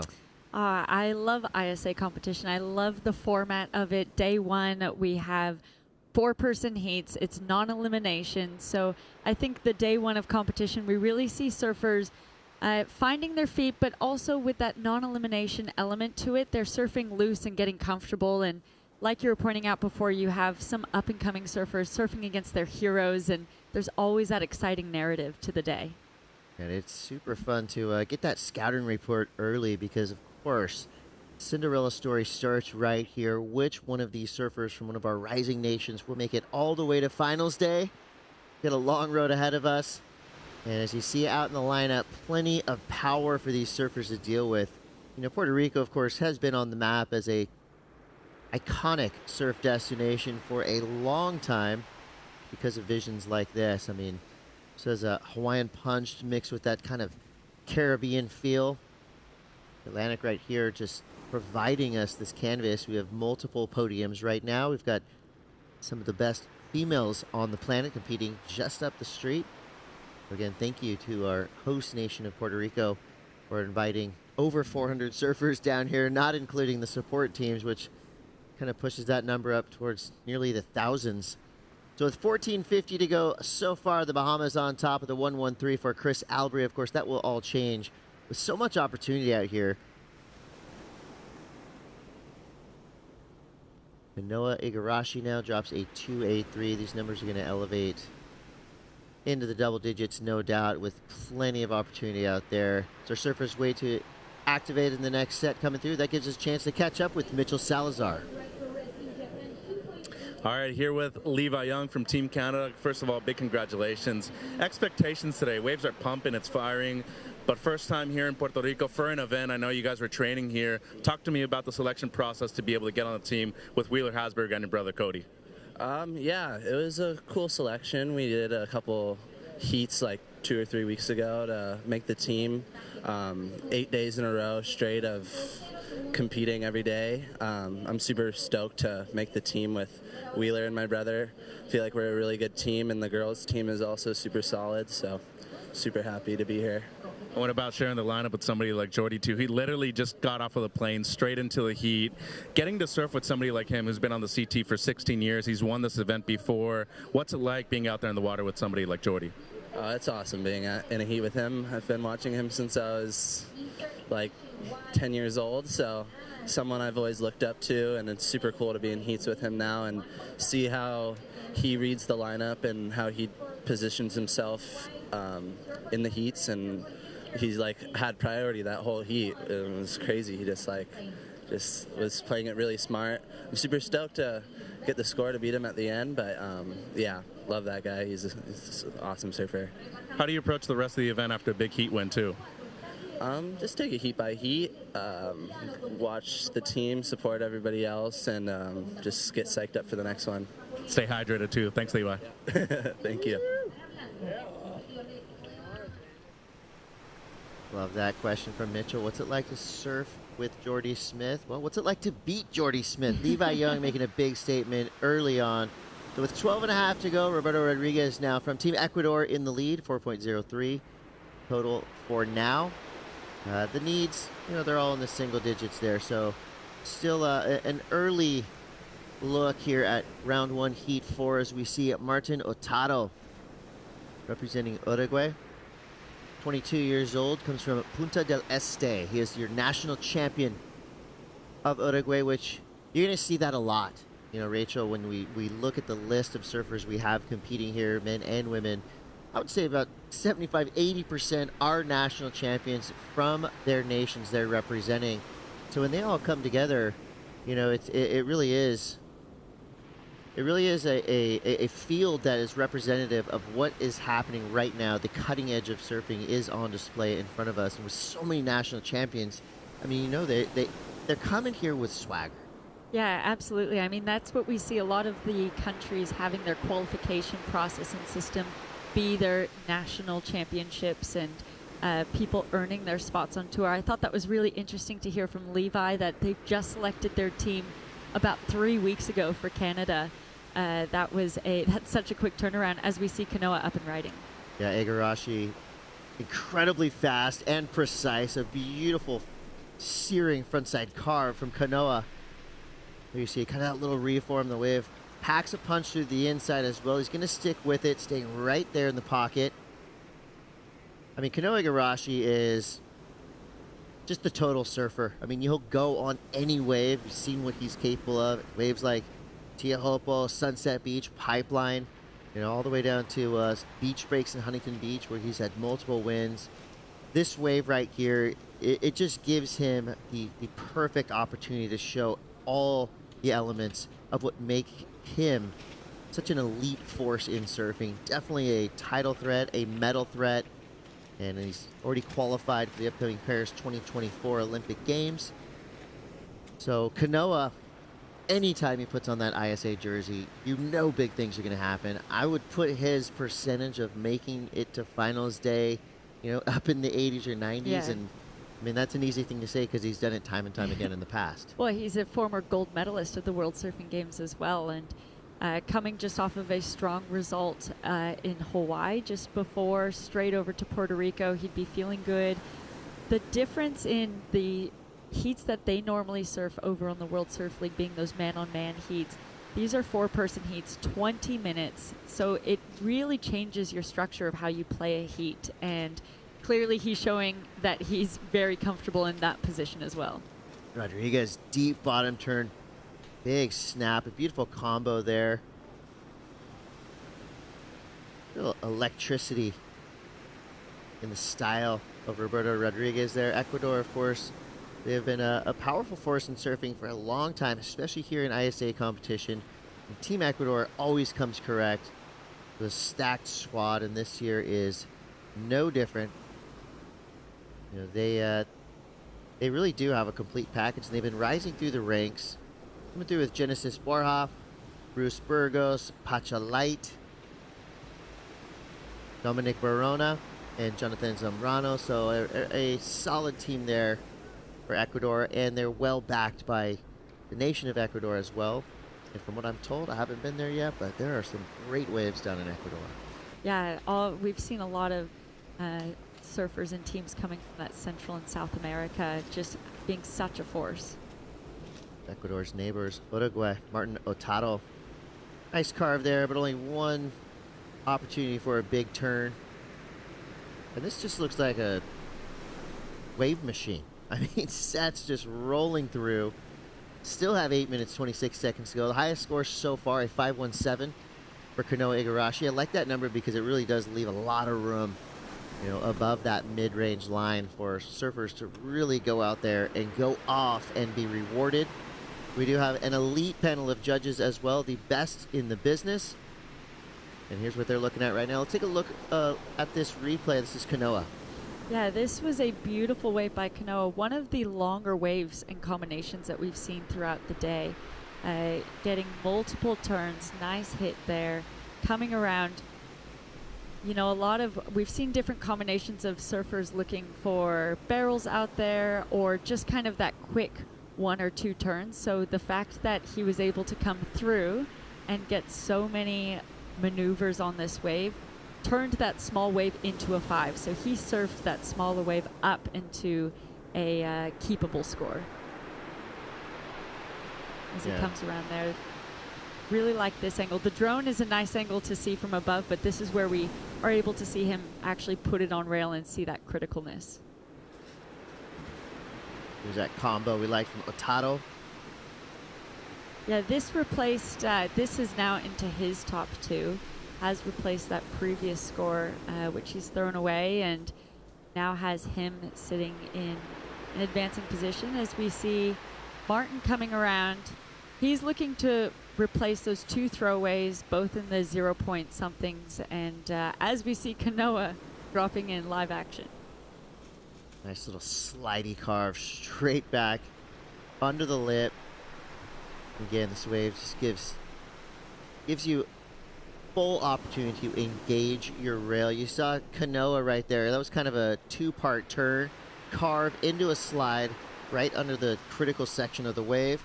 Next heat coming up, it's another big one. Kali Voss, Ramsey Bukiem, Jacob Burke, and Zabidi Bamford. The British Virgin Islands, Barbados, Morocco and France represented. That right there, that is a final strong stage heat, style yeah. heat. So we see surfer in blue. This is Martin Otado. Ooh, big carve there. That's got a lot of power. And tries to get the punch at the end, but goes down. Puerto Rico, of course, known for its powerful waves. Seems like every surfer that comes from this country has the ability to, ride big open ocean waves like this. But you see a lot of surfers in Puerto Rico thriving all over the world in waves of consequence. And I'm starting to figure out quickly why. This does have the feel of the North Shore of Oahu. I mean, you look up and down the beach and you could almost be on that stretch of sand between Rocky Point gas chambers. It just has that look. Of course, it's shallow. The reef is pretty sharp.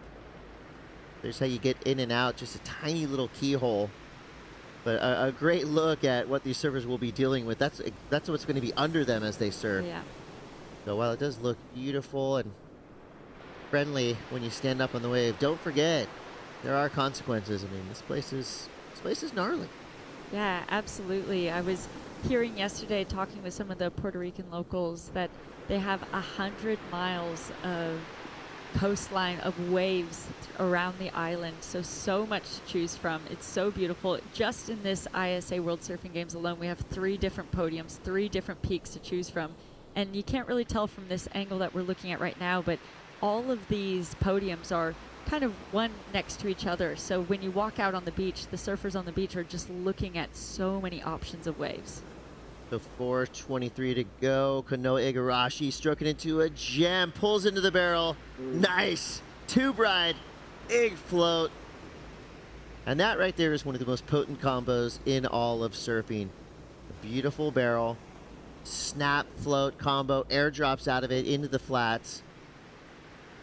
That was beautiful. Yeah, and this is going to be a pretty cool kind of look at what the judges are seeing as well. So you remember Kanoa's 517, series of turns, beautifully linked from the outside all the way to the inside. But that right there, I mean, 2 hits from a sledgehammer. Dry barrel, snap float.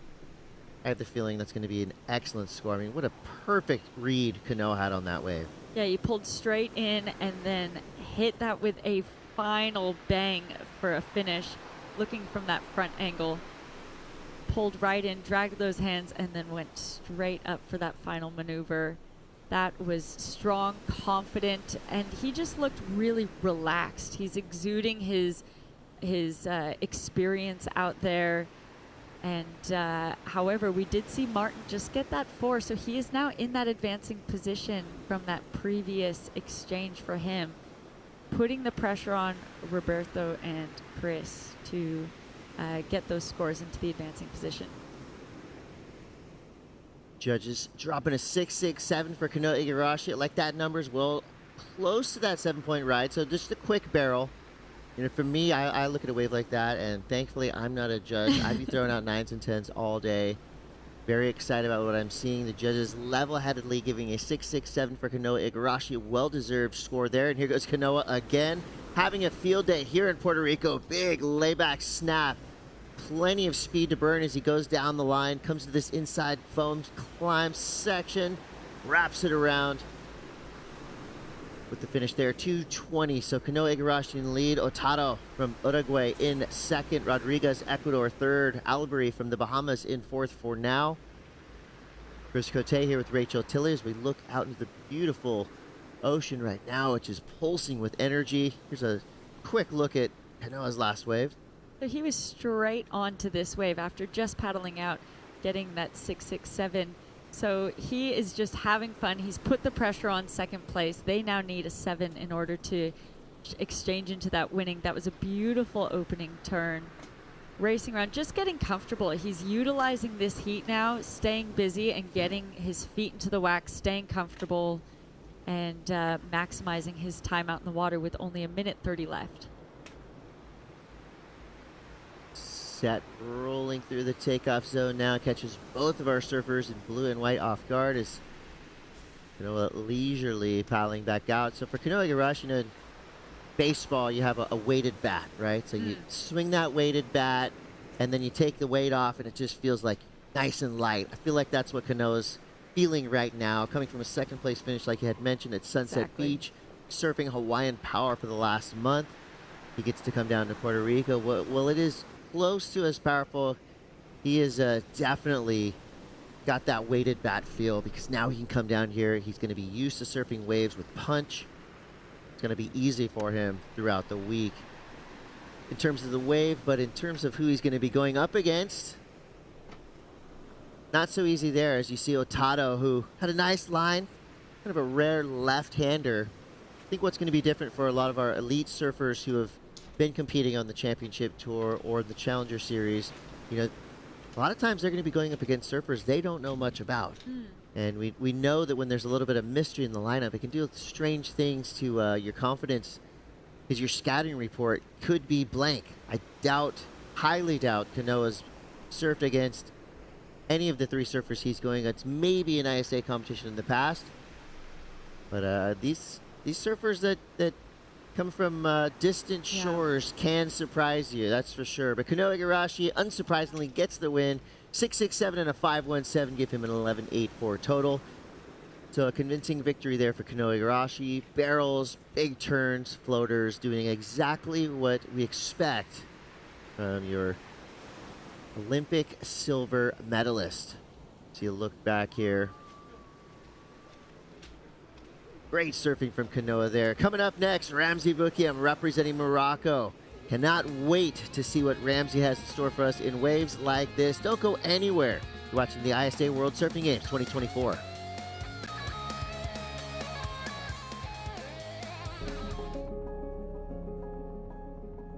The World Games are super special, you know, for a surfer. You want to take your country the furthest you can, you know. And you meet a lot of countries, you know. There's countries I didn't even know they were surfing there, honestly. For me in Japan, unfortunately, we were only two, me and my coach. So that was the Moroccan team. I was really in a great mindset, you know, in my head. I was feeling good. I didn't want to perform. I just wanted to surf, you know. I just wanted to show my surfing and show the world that I deserve to good result and to be where I am today. And that's what I did. Heat after heat, kept improving, kept feeling better, and I came out with the qualification. I was like, wow, it's big, you know. First Moroccan, first Arabic athlete to qualify, first time of surf, you know, first time in history for surfing. It touched me a lot.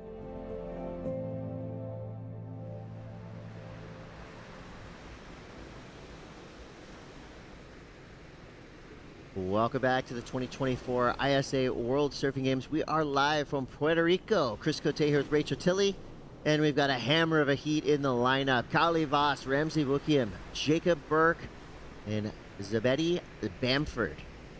So again, these opening rounds are going to give you a taste of the entirety of the surfing world. You would have to think that Kali and Ramzi are the biggest names, but Jacob Burke has been doing it at a high level for a very long time. Of course, he's going to feel right at home. I would say Barbados and Puerto Rico have a lot of similarities. Water temp, sharpness of the reef, and punch of the surf. As we see Jacob Burke, always with such a clean, nice style. Just a couple deep grab rail bottom turns. So these lefts could start to pick up a little bit. Quick snap there on the inside for Burke. His whole family rips, and put them out in waves of consequence, and they will show you they mean business. And one of the best backhands in the business of surfing, Ramzi Boukiam. Couple big power, Kali Voss, and that's fine because they both have incredible backhands. Kali Voss, surfer representing Team France by way of Tahiti. And here goes Ramzi on his backhand as well. So some strong goofy footers in this round one, heat 5. So as I mentioned, Kali and Ramzi, two surfers that have been doing big things on the international stage. And just that little subtlety there, you saw Kali Voss just charging with all he could out to the back, knowing that 20 minutes is going to absolutely fly by, Rachel. Well, that was a busy start with 3 surfers already getting waves under their belt. And Jacob finding one of those more rare lefts out there. We're seeing surfers more opt for the rights, but Jacob getting that left and finding it might be picking up, you know, as we see these heats go throughout the day. He found multiple combinations on that wave. So, however, I think we will see Kiali maybe get the best of that opening situation. Team Japan stoked right there. Kanoe Igarashi. It's almost like you can tell he's smiling even from the back. Yeah, you can. Right? I mean, he just surfed a great heat, 11.84 total, which is, you know, for him, he's got a lot more room to grow. I mean, we know how good he is, and he definitely wasn't on cruise control, but he didn't have to bring everything out of his bag of tricks. Just the beginning for him. And congrats to Martin Otado making it through in second place. So third and fourth place surfers will go to our repechage round, which is going to be a difficult path if you want to make it to finals day. But the good news is you get to surf more here at one of these beautiful breaks. As you see, Dabiri Bamford, British Virgin Islands. A late drop there straight into oblivion. So he got a nice taste of what a Puerto Rican punch is all about. I mean, you can see just the energy in that whitewater right there. This wave will pound you, and it dragged him. Kali Vost, backhand tube. Started off there, so Kali, I mean, he's already qualified for Paris 2024 at his home break of Teohopo. And I mean, you could think, what better way to build momentum going into the Olympics than getting an ISA gold medal, which we all know Kali Vost is capable of. So already 2 waves ridden, started off with a 5.67. Beautiful backhand tube ride, paired with a nice backside snap. Kali Vost, I mean, you think of surfers from Tahiti, right? And you can't not think of them standing up in a tube at Teohopo, but Kali Vost, I mean, he's been doing it all over the world on the QS, in ISA competition, in junior events. This guy is becoming your kind of prototypical elite level professional surfer. Yeah, absolutely. Really comfortable surfing against the best out there as well. Back in 2022, I think it was, he got second place at when the CT was over at Teohopo. So he would be really confident out there, especially with that qualification.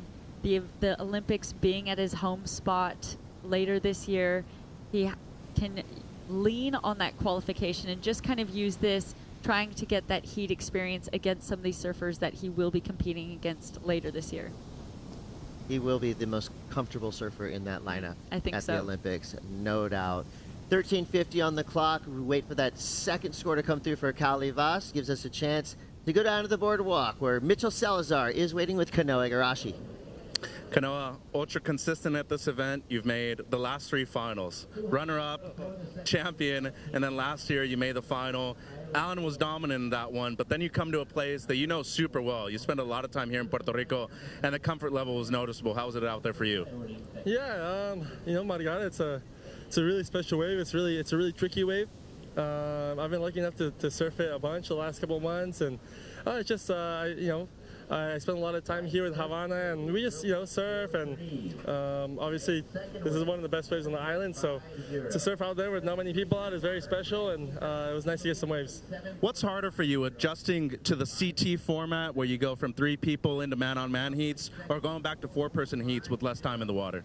I mean, either or. Yeah. I mean, the strategy is just a little bit different, but you know, I've been competing in 4-man heats my whole life since I was a kid, and then obviously the 3-man and the man-on-man heats. You know, I've been surfing a lot the last few years, so it's you know, it's a fun challenge going back and forth, and you know, feeling the different kind of rhythms of the heat. You know, right there, like that 20 minutes, I felt like it flew by. The last heat I surfed was, you know, a couple of days ago. It was 35 minutes, so it's different, but it's a good challenge.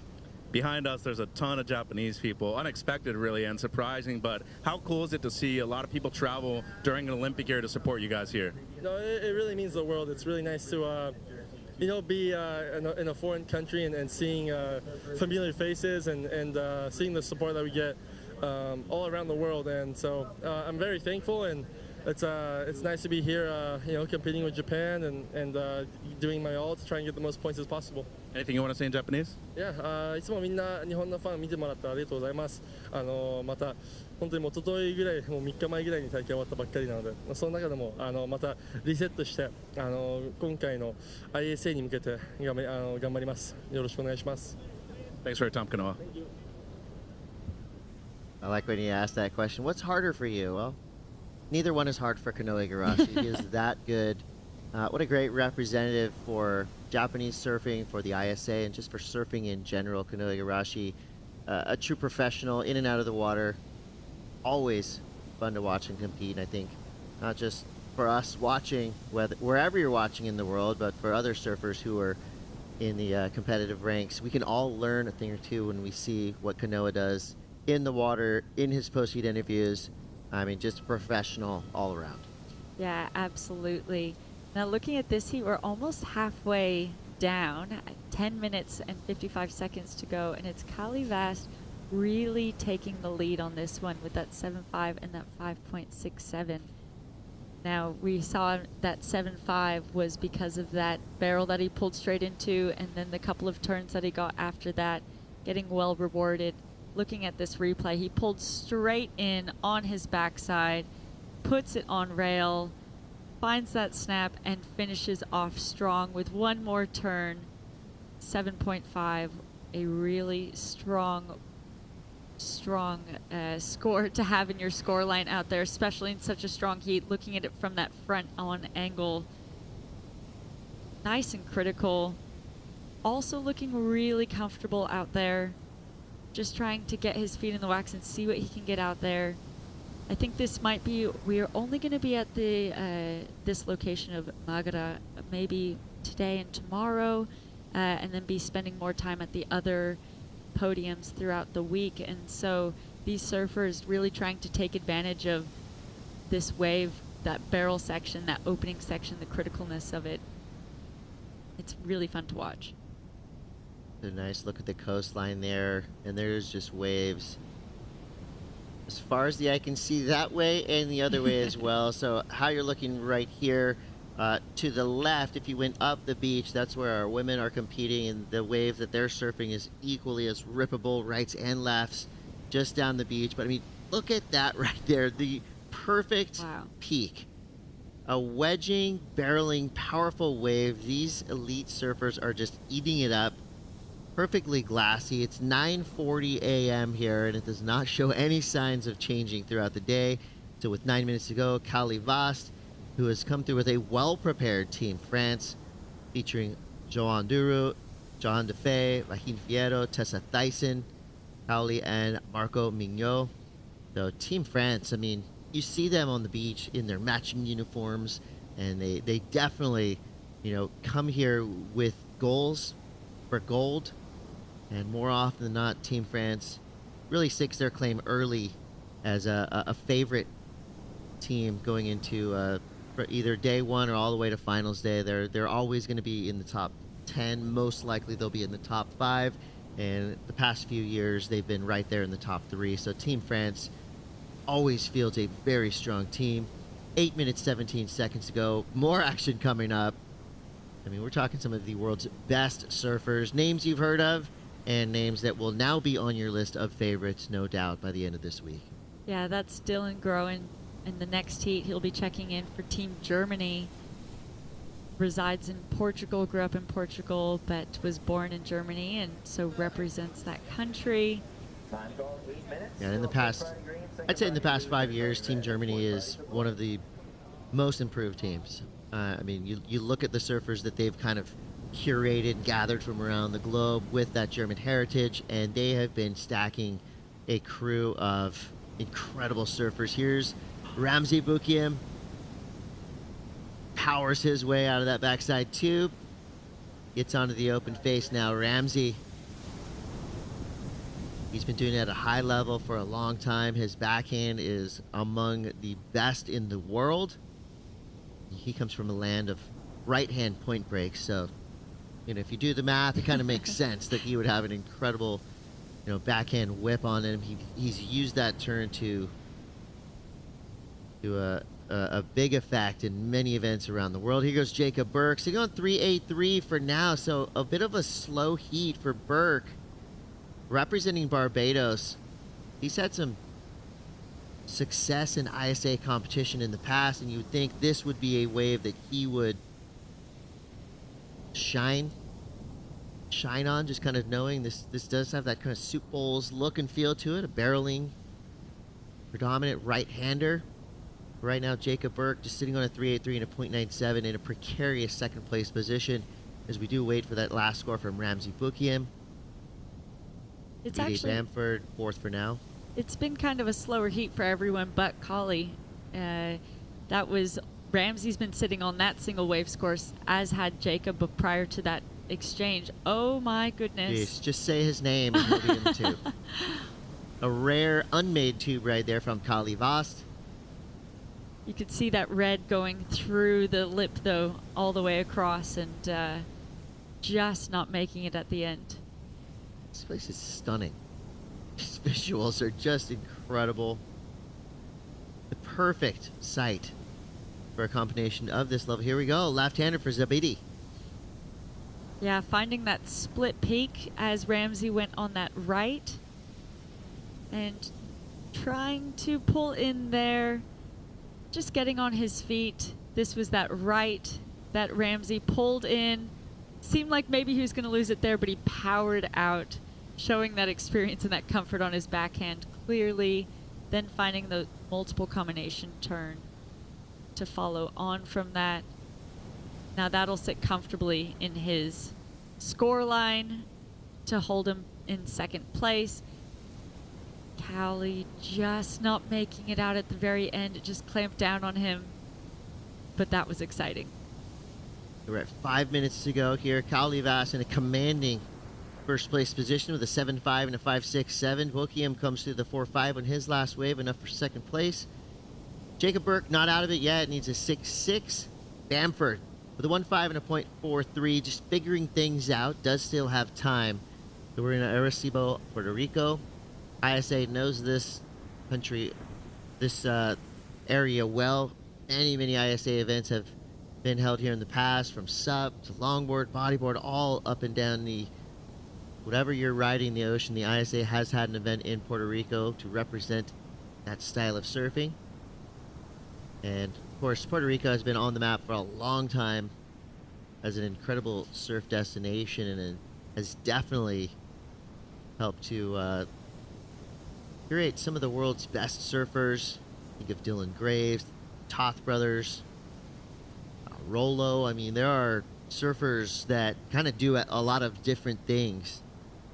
And in looking at these waves and watching all the videos that Dylan Graves puts out, one of the most famous surfers from Puerto Rico, known for surfing weird waves. Well, he surfed gnarly waves before he surfed weird waves, so check out some of his clips if you want to see some of the oddities that Puerto Rico has to offer. But right now, Arecibo, known for its reef breaks, and Margara, where we're at right now, there are twin breaks, El Pico and Restrial, both offering solid, punchy waves. And here we go, Zabidi Bamford, the British Virgin Islands, laying it back on the open face there. So nicely done. Most likely will replace that 1.5 as his highest scoring wave. Get back out there with 3 minutes to go. Priority is with Ramsey Bukiem. So Rachel, priority in play here. What are the priority judges going to look for in terms of, you know, what these surfers do as the wave comes at them? What do you have to do to get that priority switched around? I think you have to have a legitimate commitment to the wave, a committed paddle, and if you have that committed paddle and end up pulling out, then that priority will switch over to whoever's in second. Now, with 2.5 minutes remaining, that first and second priority right now sitting with those top two advancing surfers at the moment, they'd be feeling pretty comfortable. They can use that to their advantage, especially Ramsey holding off Jacob. He'd want to use that priority to not allow Jacob to find that score in order to get that 6.6. So he's going to try and utilize that to protect. He's actually going to take off on this, trying to replace that 4.5. Was textbook backhand surfing right there. 2 big power turns, adds a third. Third might have been the best. A little foam snap to finish. So 4-turn combination for Ramsey Buchheim. Looking to get rid of a 4.5 for his low score. Might have done better than a 5.93. You know, the judges are really, of course, they're paying close attention to every subtle detail that these surfers show for them. Here's some power surfing from Ramsey. Yeah, making sure that Jacob did not get that opportunity within the final 2 minutes. Utilizing that so much power through these turns. Looking to improve on that 4.5. It'll be interesting to see if he did. It was that 5.93 that had that barrel section. The 4.5 was just that few combination of turns. So it could be around that, could improve. He had a lot of power, a lot of finesse throughout that wave, but ultimately made sure that Jacob did not have that opportunity. However, as a competitor, it's a little bit nerve-wracking when now he's paddling back out and there's just a 50 seconds remaining.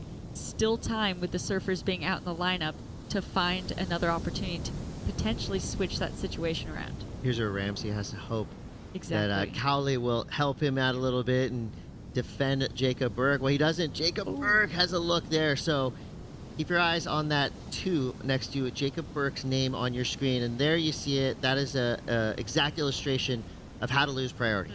So Jacob Burke, with intent, drops into the 3rd priority spot. Cowley Vass now got this wave with his 1st priority position. Most likely will not be a score of note in his scoreline. Oh, that last snap was pretty good. Jacob Burke there, right there, making that decision with, 5 seconds left.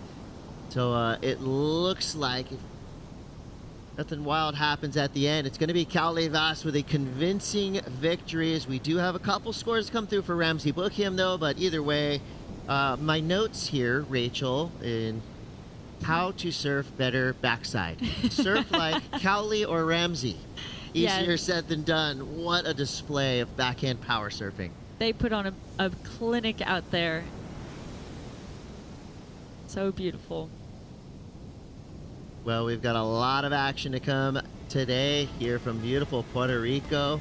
We've got to give a big shout out and thank you not only to all of our surfers competing, putting on a show for us and for their home nations, but also to our fearless leader, ISA Presidente, Fernando Aguirre.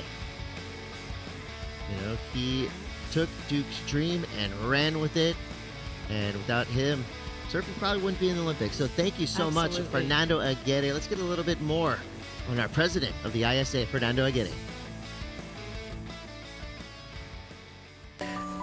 To be a surfer is not only to go surfing. It is also to take care of the oceans, to become ambassadors of the oceans and the beaches of the world, to look after this wonderful planet we live in, to be good people inside and outside of the water. The people you get to see and the people you get to know from Iran, from Fiji, from Portugal, from everywhere, you get to see and meet a lot of new people. It's almost like a big reunion for surfing, and I feel like it connects us as surfers.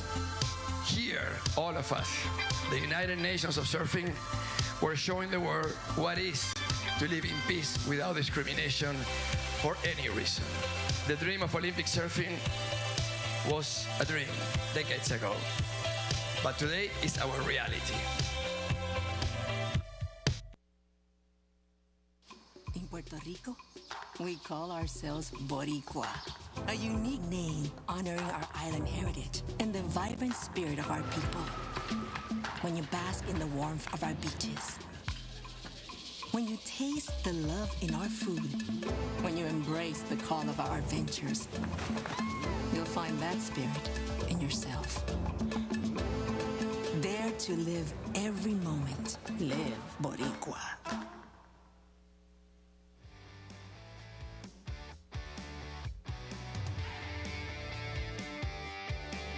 And we are straight back into it. This is the 2024 ISA World Surfing Games.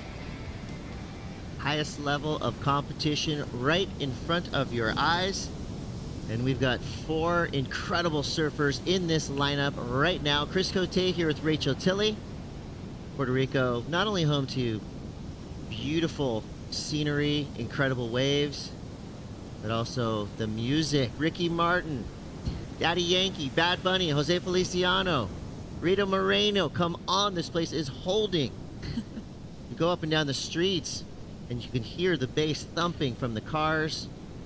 The vibrancy in and out of the water here in beautiful Puerto Rico. But in this lineup right now, serious business at hand. Dylan Groen, Ido Hajjaj, Jonah Gerard, and Perry Siganos. Greece, American Samoa, Israel, and Germany. Where else in surfing are you going to get a lineup like that, Rachel? Yeah, it's so diverse. Every corner of the world getting represented, and that's what's so great about the ISA World Surfing Games, seeing so many competitors in so many countries represented, and also having that team aspect. You see the teams, the flags down there, everyone's being supported by their fellow teammates on the beach, and it's just a really good energy.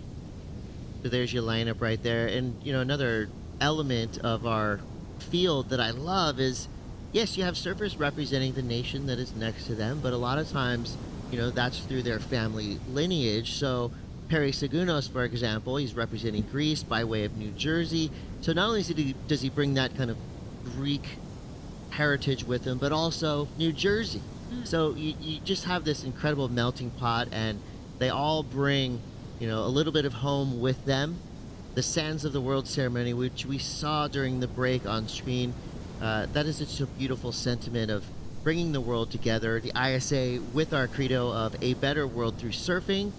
And that is, you know, how we want to live here at our ISA World Surfing Games. And so far, so good. I mean, in the spirit of competition, we see great sportsmanship all up and down the field. And Fernando Aguirre, who has coined many phrases in the past, I love what he just said of, they're the United Nations of surfing. Another Aguirreism that I'm sure we'll be using for a long time to come. Dylan Groen now, Team Germany. Does not make the second turn there, but what a beautiful opening slash for Groen, representing Germany, and has done so for the past 5 to 10 years. I mean, this guy is an incredible competitor, power surfer, and definitely makes Germany proud anytime he paddles out.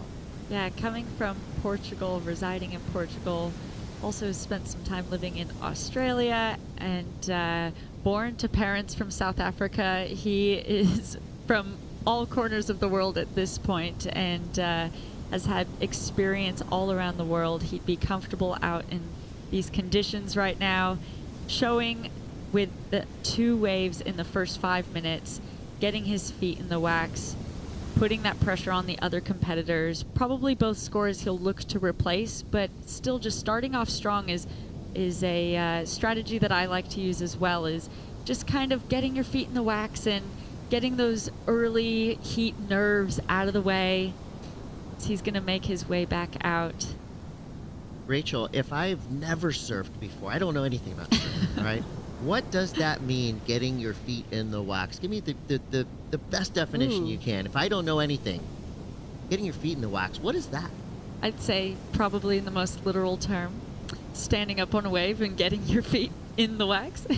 It's just kind of shaking those nerves off, standing up on a wave, more kind of in the earlier side of the heat, and wanting to just feel the board under your feet, loosen up, get some maneuvers under your feet, and just get into that comfortable zone, so you're not competing from a place of nerves, but you're competing from a place of confidence. I like that. So beyond its literal translation, there's also a lot that goes along with it. Exactly. Perry Segunos now, trying to manufacture something out of a wave that kind of ran off pretty quickly. 13-14 to go. You got red. Dylan Groen in the lead for now. Well, Cal Voss just went out in his first heat of the 2024 ISA World Surfing Games and went off. He is with Mitchell Salazar. Hey, Kali, congratulations. First of all, you qualified last year at La Bocana. The importance of having to qualify last year rather than leaving the pressure to this year to compete at home in Tahiti. What was the sense of relief like, knowing that you'd already secured your spot for Paris? Yeah, like you said, I qualified last year.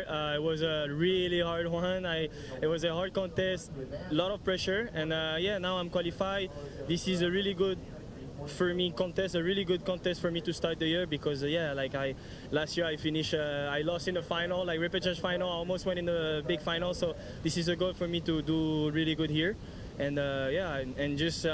Yeah, just get the rhythm for the Olympics soon in July, so at home. So yeah, a lot of training. A great team, but an incredible coaching staff. Jeremy Flores made the final at this event a few years ago. You have Alon Ryu, who's also from Tahiti. What's it like having them in your corner? Oh, it's a huge chance, and it's a crazy people, crazy experience. They have a lot of things to tell you, like to learn. Like you learn so much with them, and yeah, I'm super grateful and thankful to have them in the team. Yeah. How's Puerto Rico so far? Oh, my first time here. Like I really like the waves, and I have a couple of friends here, so yeah, first time for me. I really like it. Anything you want to say in France? Yeah, merci la famille qui regarde, et ça fait plaisir. Merci. He went from Terminator to homie really quick right there. I mean, Kalle Vost, guy is a fierce competitor. Get him on land, and then of course he goes more towards that kind of Tahitian vibe. But representing Team France, and you know, Mitchell right there talking about Alain Ryu, Jeremy Flores, two legendary surfers. I mean, to have those guys to be able to lean on as coaches, obviously showing that Team France is really supportive of the surfers that they'll be putting out in the lineup. And so far, Kalle Vost, put him on your list of medal contenders already on day one. He is looking so strong.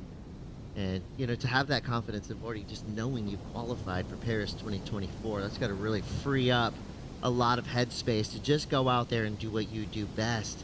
Flip side of that, you know, you have, 14 spots left open right now for Paris 2024. So for those surfers that are, you know, close or have a shot, there's got to be a lot on their mind, just kind of what this week could bring to them. The big things happening down here in Puerto Rico. 10 minutes, 18 seconds ago, Dylan Groen in the lead.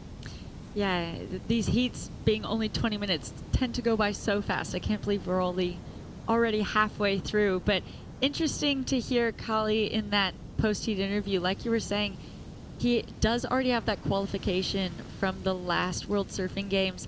And him describing that, he sounds like he really put the pressure on himself last year. That was he explained that as a stressful time, to an event filled with a lot of pressure, but put himself in that qualifying position. So now he is here, has that repechage final as that bar to now raise and find himself in the final being his goal, but doesn't have that Olympic qualification now laying over his head. However, these surfers that are in this heat do have that are looking. None of these four surfers are currently qualified, so all four of them would be looking for that Olympic qualification through this result here. Yeah, absolutely. With 9 minutes 18 seconds to go, Ido Hajjaj, I mean, Team Israel with the Lelior sisters, I would say, kind of as their, you know, their powerhouse dynamic duo. They're going to come through with some room to move through this field. Right now, sitting in second place with a 3-point ride. That's the third highest wave ridden. Dylan Groen, I'd say, most likely with the most elite level competitive experience in this foursome. Jonah Gerard coming from American Samoa by way of Oceanside, California. I would say American Samoa is the team with the most heart. Their fearless leader will be, no doubt, somewhere on the beach right now, waving that flag. Samoa Joe. So 8:24 to go. A little bit slower of a heat than we saw in the previous one, which is kind of how it goes, right? You have the ebb and flow of the waves, but you know a flurry is about to come. Yeah, I love for Jonah supporting or representing American Samoa. His two sisters also competing on the women's side, and all three of them also compete in the ISA Longboard World Championships back in 2023 in El Salvador. So just all around supporting, representing their country. Dylan back up and riding. That second turn right there as a surfer is one of those feel-good maneuvers. I mean, that section was just so perfect. Couldn't have timed it or placed it any better. So just beautiful surfing. 2-turn combo there for Dylan Groen. Looking to get rid of a 4.33 or a 3.07. You know, that wasn't like a highlight package wave, but it was just a potent 2-turn punch. Beautiful, powerful surfing. Real nice flow. You know, I take it back. That might have been a highlight package wave. I mean, you watch what he did on that one, and I don't think he could have done any better. Nice and clean. He just looked so relaxed and comfortable too. For such a slow heat, Dylan that was his 3rd wave ridden, and we have surfers who don't even have a wave. Here, Jonah getting his first wave of the heat. Jonah, big kid, powerful surfer. You see him just utilize that rail right there. So a good opening turn for Jonah Gerard. Now we see Ito Hajjaj trying to force a second turn in there. He goes down. Not after a searing opening snap there for Ito. And the best part of, you know, these early days here in ISA competition is all these surfers have a second chance at least in the repechage round. So if you get 3rd or 4th here, you will be able to compete again. Now we see a paddle battle. Time winding down here. Surfers trying to make their way back out of the takeoff zone. Out the back, another pulse coming through. This watercolor too. I mean, beautiful. I think I've already said that word like 8 times this morning. We're gonna have to So retire beautiful. it. Look, get the thesaurus out after today, because I'm in the same boat as you. Synonyms for It's hard beautiful. not to think of the word beautiful when you're looking at these waves. Well, that last wave of Dylan coming through as a 5.67. So far going into his highlight package of this heat, securing that lead even more so and putting that pressure on Ito and the rest of the field to improve their situations to take that lead. Coming up next, Eduardo Papa, Baron Mamiya, Zukis Loining, and Derek Ikahara. From Norway, USA, Italy.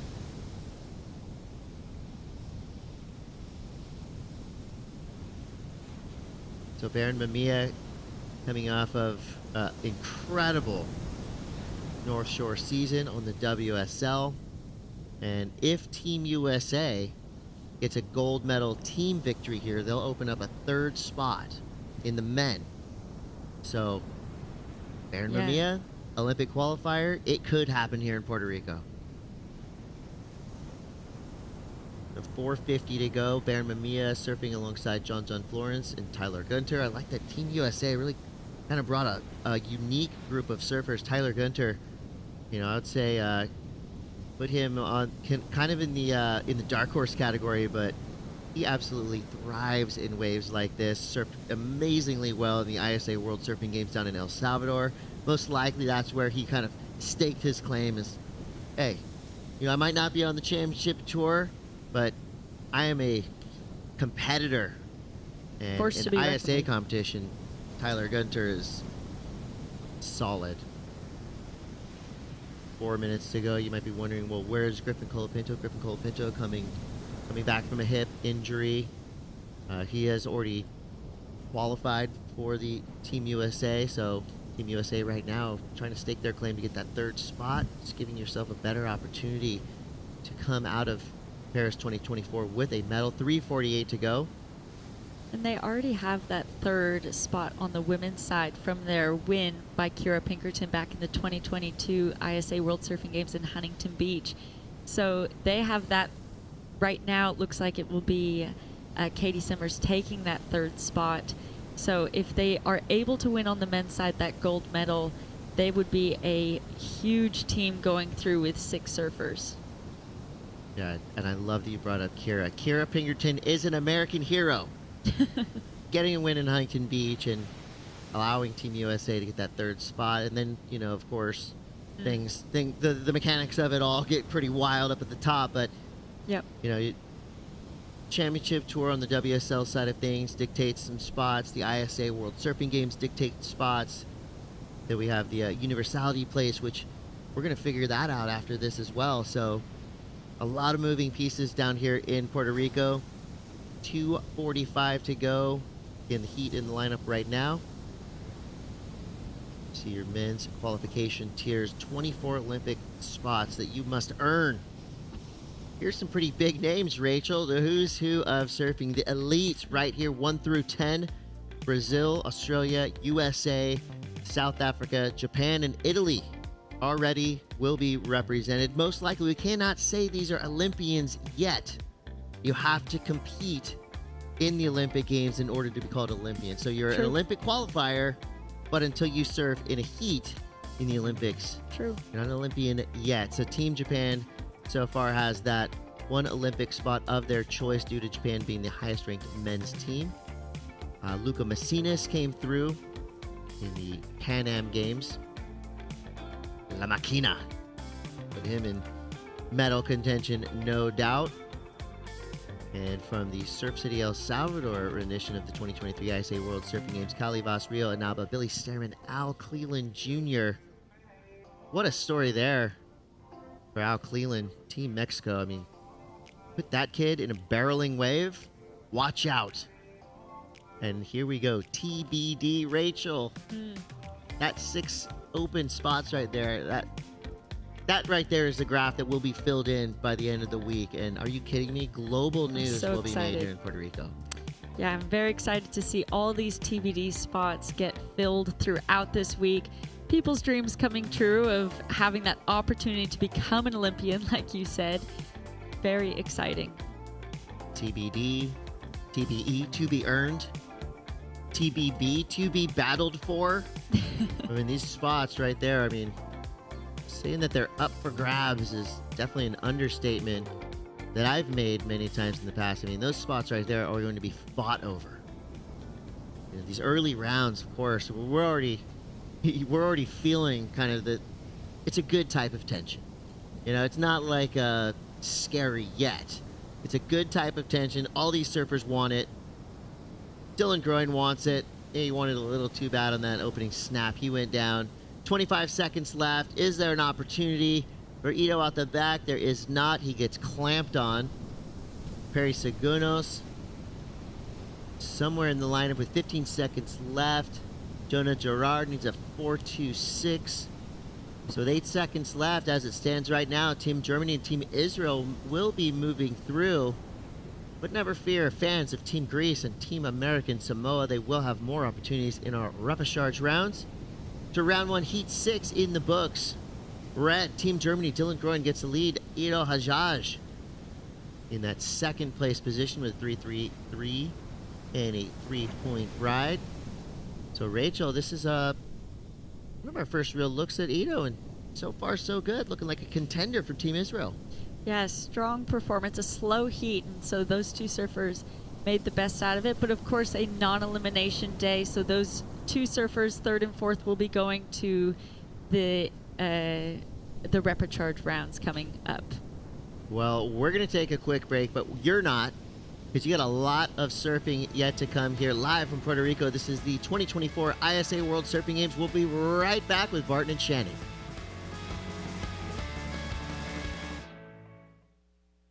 In Puerto Rico, we call ourselves Boricua. We are proud, passionate, and full of life. On our island, secrets are more precious when shared. Passion flourishes. We enjoy until our hearts are full. And we know that gifts can come from anywhere. Live Boricua.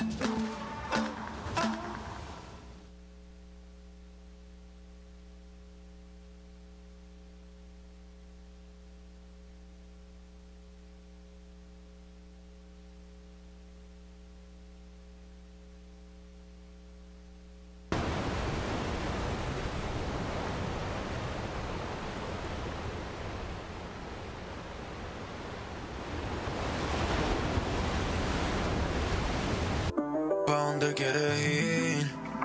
Que mami yo te llevo. Restaurante Michelin.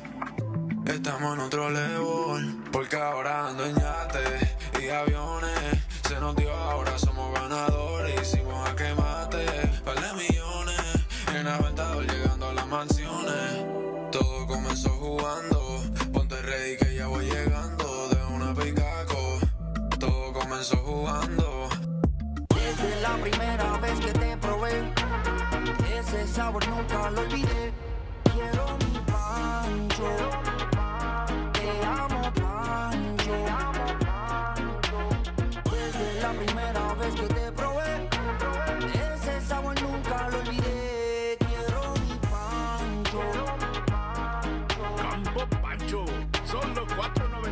Te amo, Pancho.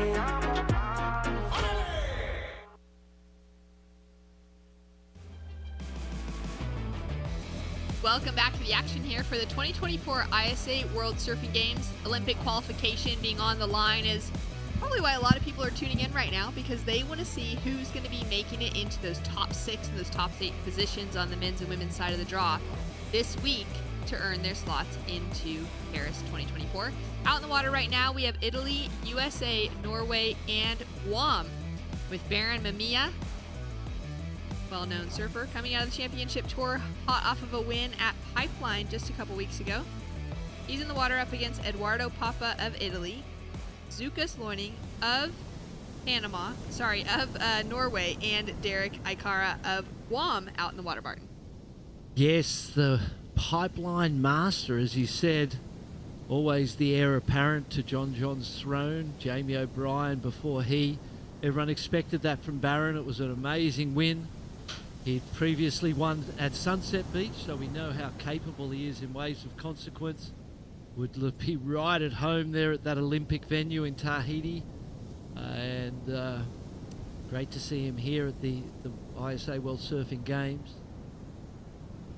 against Italy, Norway and Guam. Tough heat for those three guys up against one of the superstars. A 2.7 on the board to open things up for Barron. Sets him up in that leading position as it's still very early within this heat. Derek Ikara out of Guam with a quick in and out to get his campaign started. He's been surfing for a long time, from a full family coming out of the island of Guam, born in Yigo, and he's been in the water since he was about 5 years old. He's now 39. His grandfather was a great surfer as well, as we take a look now at Baron Mamiya on his forehand. Nice opening carve to start it off, and goes in with some aggression on the finish. Yeah, beautiful finish. The wave behind it was a beauty too. Zukas with a quick in and out to get himself into that priority rotation. Yeah, he had the first priority before that, so taking a closeout, not getting a score of consequence with the priority can be really telling by the end of a heat. Here he goes again. Driving down the line, gaining a lot of speed, looking for the opening section and deciding what he wants to do on his first maneuver. Nice wrap to start it off. Zukas, representing Norway, lives in Coolangatta on the Gold Coast of Australia, the 17-year-old.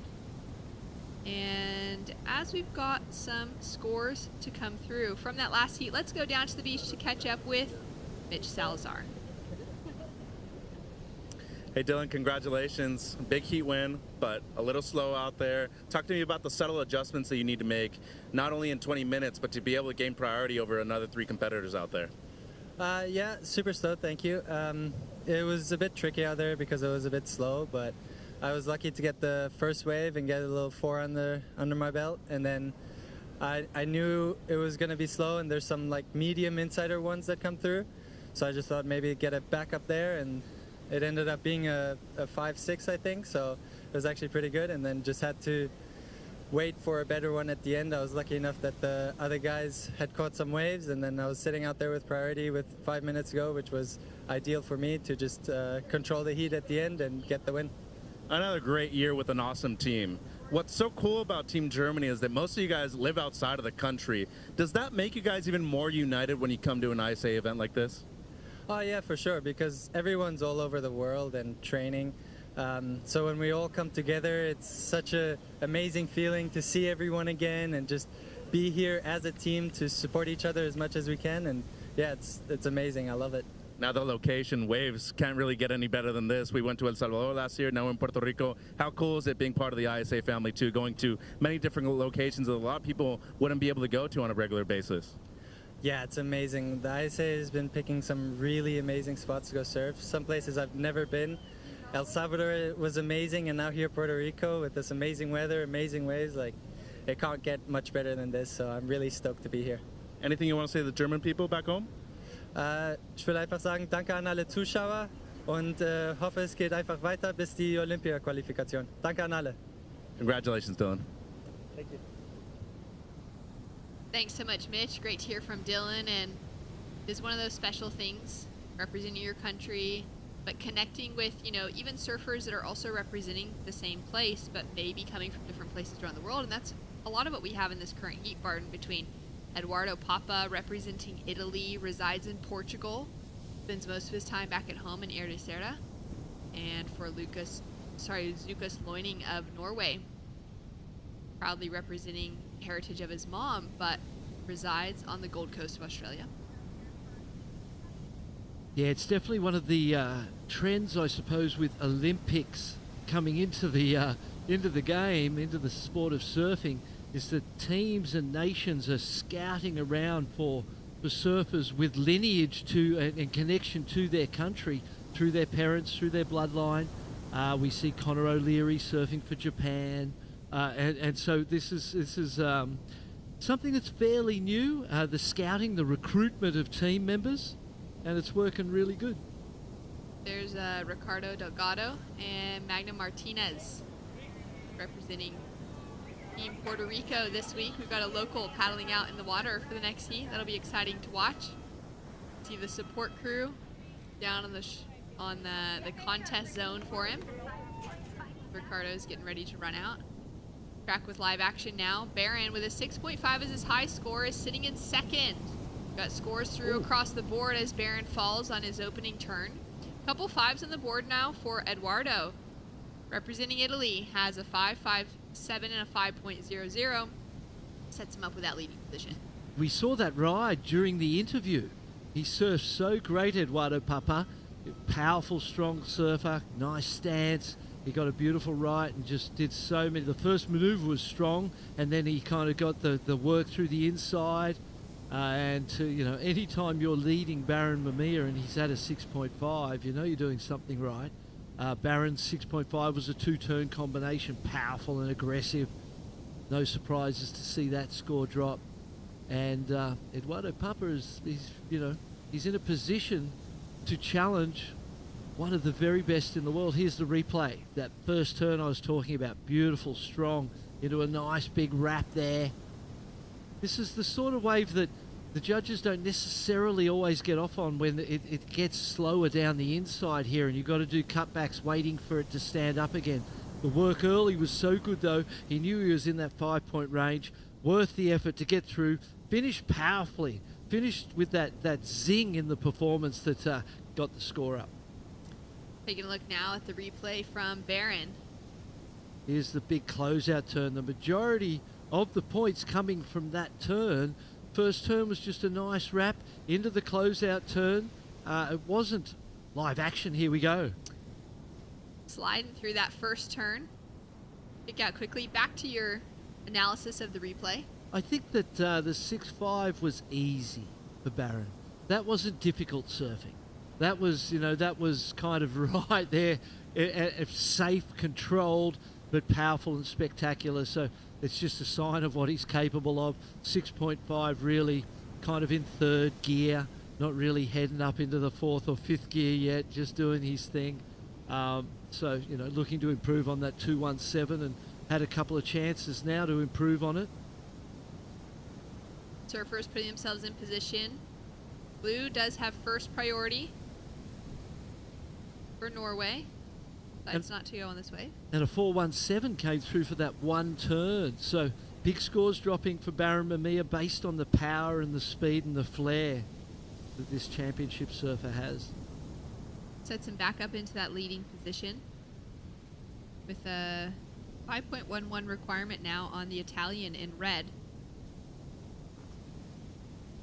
He's already sitting on a couple of fives, so he's feeling comfortable with his performance so far, but he'll also need to kick it into that next gear in order to maybe start to match what we've seen at least in the 6.5 of Barron. You need at least a couple of high fives to get yourself into this heat now. You don't want to let Barron and Eduardo get too far ahead of you. They've already relinquished a lead. You've given them ground that's going to be hard to make up as it is. You don't want them to get any further ahead. They're in third and fourth priority now, so the surfer in first, surfer in second, white and blue, really need, with 8 minutes to go, to use this priority that they have now and get a score of consequence, something above a 5 that they can keep to put them in contention. Otherwise, that time might just evaporate. Just under 8 minutes remaining on the clock, Barton. It's been a great morning of surfing so far here for the ISA World Surfing Games. Thanks so much for you tuning in around the world. We've got a huge amount of surfing to get through this week. Today alone, for our opening day, we've got 30 heats running for both the opening men's round and the opening women's round. And 9 days of it, so there's plenty of surfing to tune in. If you're a surf fan, there's going to be plenty of action coming your way over the next week and a half. So it's going to be really fun to be able to call it. Thanks so much for staying with the action throughout this morning. And we've got Baron Mamiya currently sitting in that leading position, and then Eduardo Papa sitting in that second place spot for Italy. Surfers looking to put themselves into position within the lineup right now. Blue still holding on to that first priority with a paddle. Now up and riding, Dukas loses priority on that one. Yeah, wave selection mistake. That one was a pretty clear closeout by the look of it. Baron now driving down the line, finding some speed and takes to the air. Nearly lands it. Wow, there's some great height, great pop out of the top of the wave. Projected himself up into the lip, into the scoreboard on the screen, and didn't make it, but that would have been really interesting to see where the judges would go on a completed air.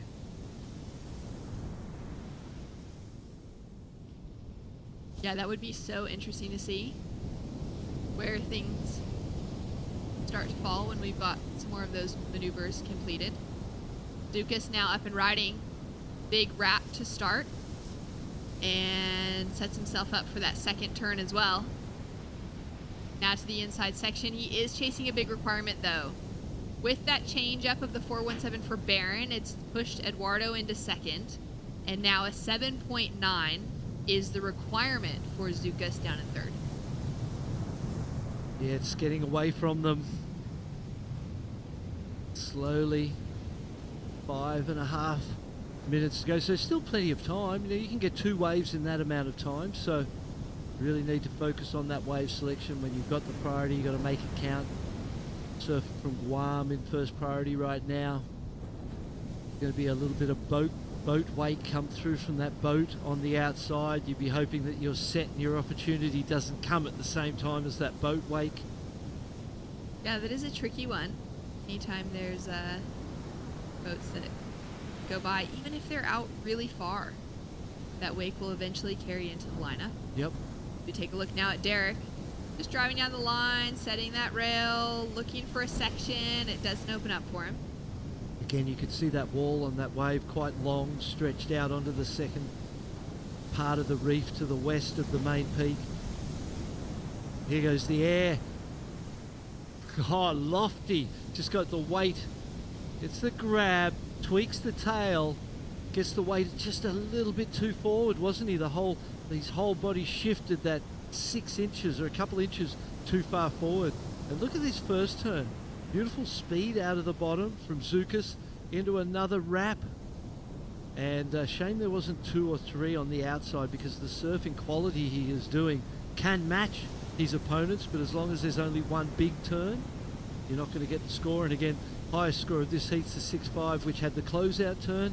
Thing I've identified already is that you really don't want the waves that taper too much. You want the waves that are going to close. You get one first big one in, and then the big closeout. You're going to get big scores.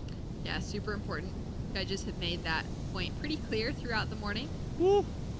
Oh, a deep takeoff for Baron Mamiya as the wave spits without him. That was exciting. That was very exciting.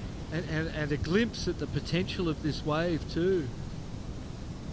Quick turnaround, a little late to it. Let's take a look at it here. Here he goes, jumps to the feet, the lips over him. He's already in the tube. He hasn't even got close to getting down the wave face. That was really late, but the type of surfing he's used to doing. That's what the new generation do at Pipeline. They're right underneath the lip, riding shorter boards than have ever been ridden before, and able to squeak true situations that a bigger board would stick and not allow you to. Again, that was very ambitious. Would have felt nice probably for him to go for a wave like that, to eye something like that out in the lineup that had that size to it. And you're in the lead. He's feeling quite comfortable. The surfers in third and fourth needing excellent rides to go to second. So that was the time to do that, and to start to familiarise yourself with this wave, the situation. You might find yourself in a final in a situation like that, and be able to pull it from the experience that you gained in your first round. So down to 2 minutes, 15 seconds remaining on the clock.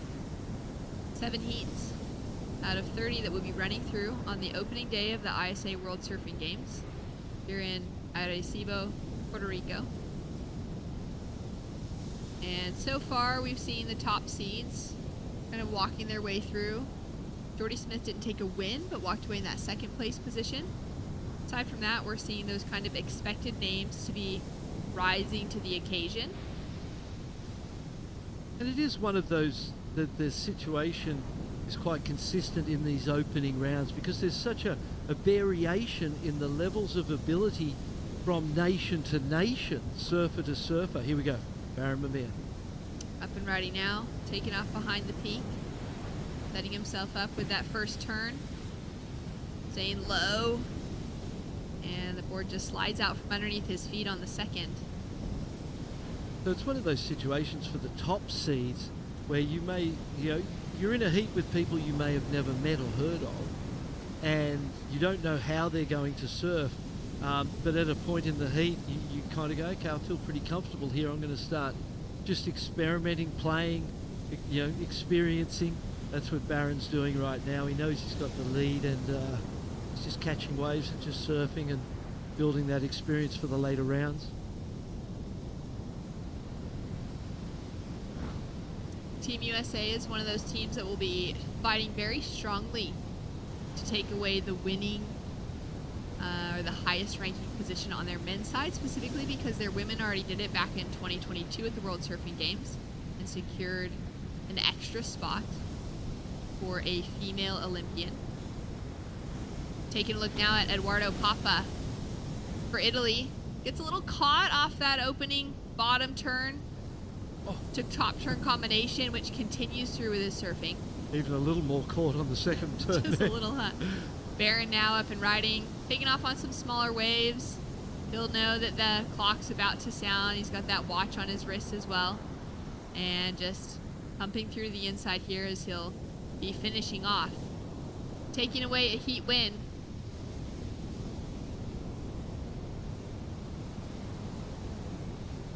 And Baron Mamiya from the USA in first, Edoardo Papa in second. For Italy, we've got more action to come right after this.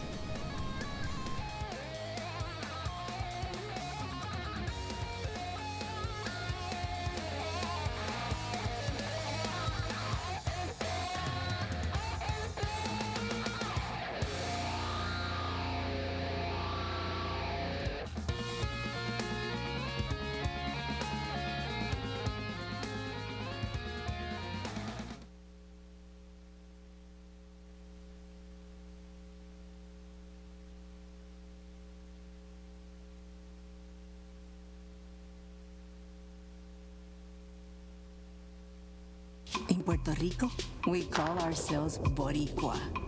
We are proud, passionate, and full of life. On our island, secrets are more precious when shared. Passion flourishes. We enjoy until our hearts are full. And we know that gifts can come from anywhere. Live Boricua.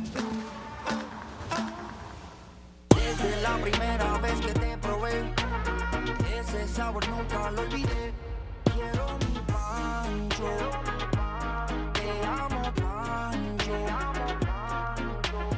Desde la primera vez que te probé, ese sabor nunca lo olvidé. Quiero mi pancho. Campo Pancho, solo $4.99.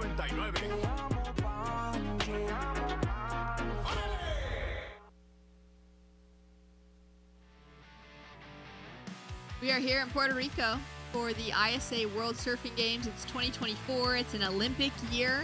Paris is just around the corner, about 4 or 5 months away from now. And we'll have athletes from so many different sports and disciplines around the world, including one that's currently in the water, together, competing for the Olympic gold medals. Jack Robinson of Australia already found his qualification last year, and he's going to be out there in the red jersey up against Robin Keating from Ireland. Up and riding on his backhand. Great snap to start, setting himself up for that second wrap, and holding on. A challenging section to finish off with, competing against the U.S. Virgin Islands surfer Ocean Peterson and Puerto Rico's Ricardo Delgado. Oh, the local fans will be excited, and they'll be all along the shoreline hooting and hollering. It's Saturday morning here in Puerto Rico, and the first time we've got to see a local surfer in the water. That's an exciting moment. And then, as you said, Jack Robinson, fresh off a win at Sunset Beach, the World Championship Tour, and one of the greats of world surfing. One of those great opportunities for the developing nations to be out there against these guys. Here he goes. Jack now on his forehand, starting off with an explosive opening turn, whips it straight into that second for a combination to kick things off. That's going to be a great way for Jack to start out his World Surfing Games campaign. Of course, coming off of a huge win at Sunset Beach, a really special win for him. Having been on the beach this month for the very first time with their new son. Yeah. Julia gave birth to Zen just feels like weeks ago.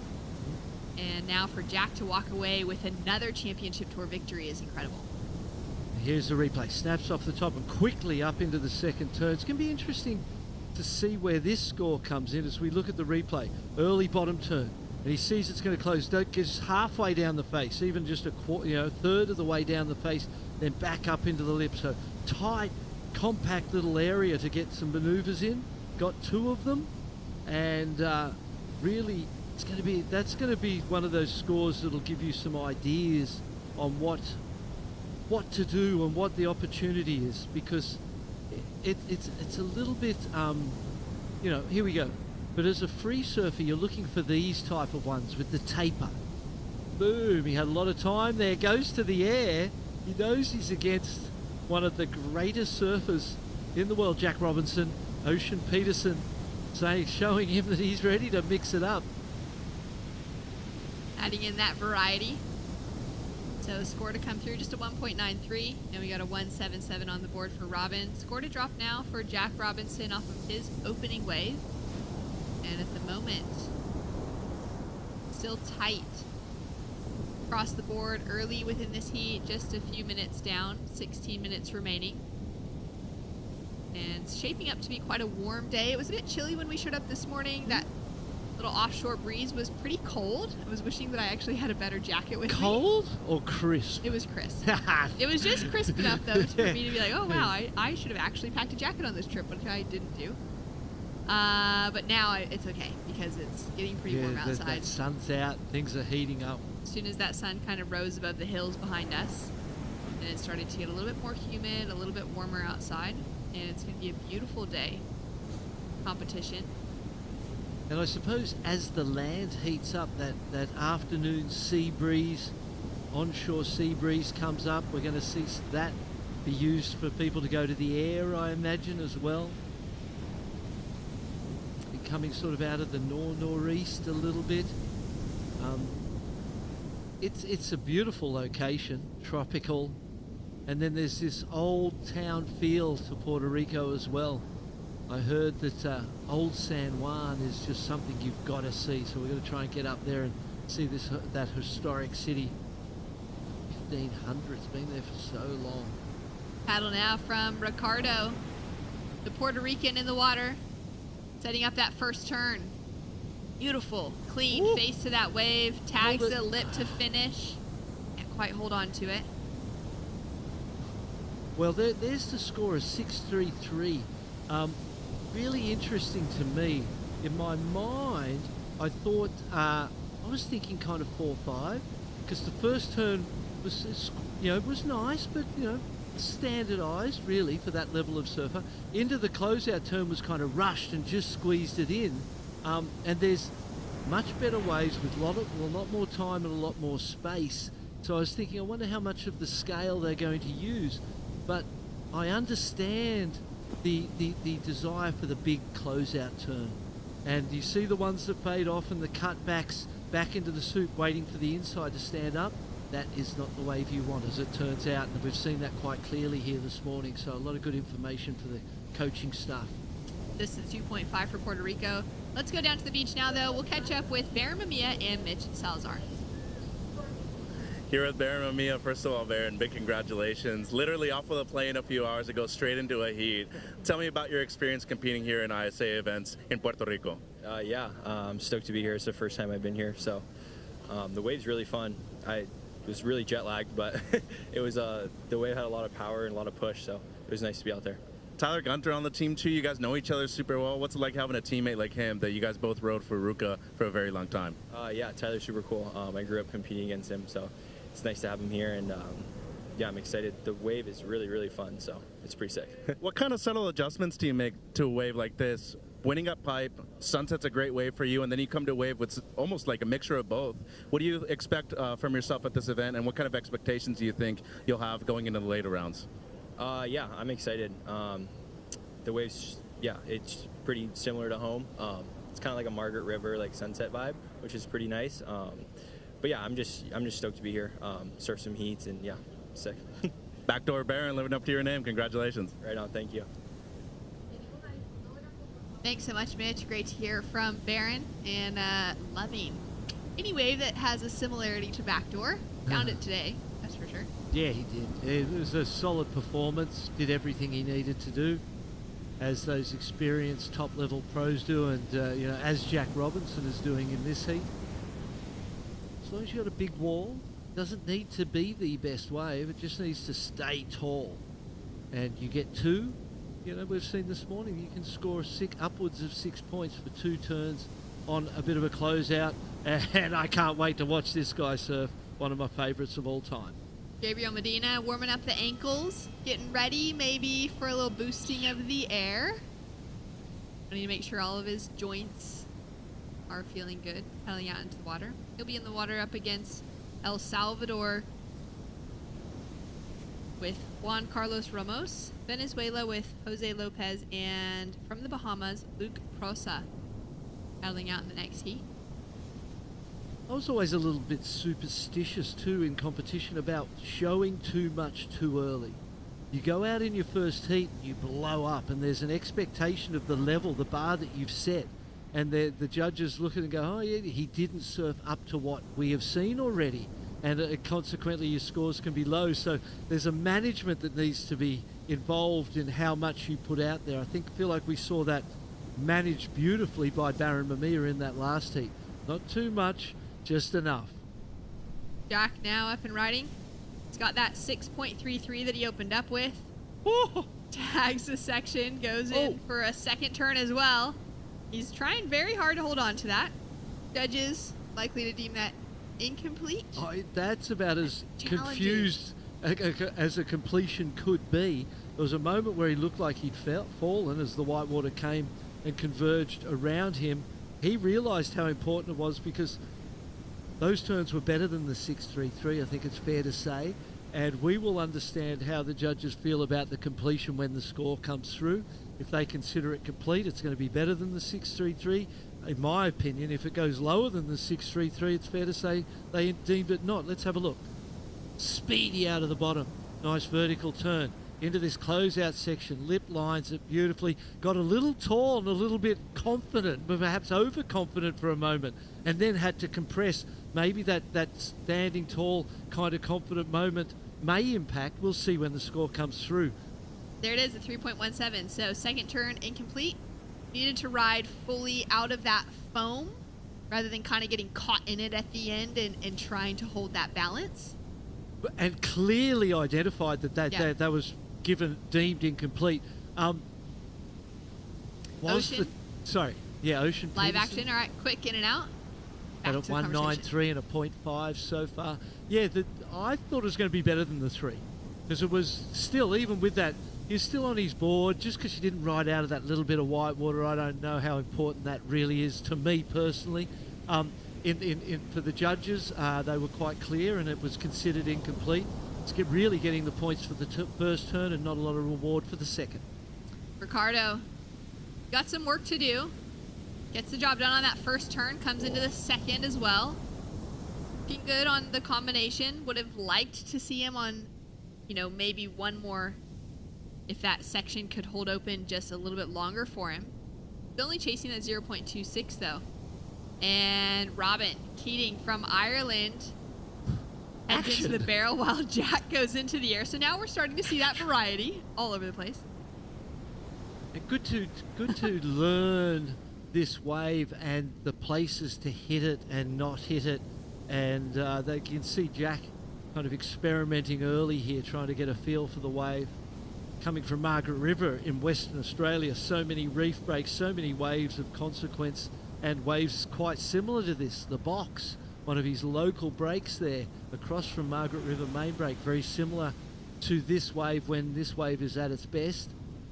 So we expect him to do great here, and 6.33 was a great start. The 3.17 clearly indicates that it was not complete or considered complete.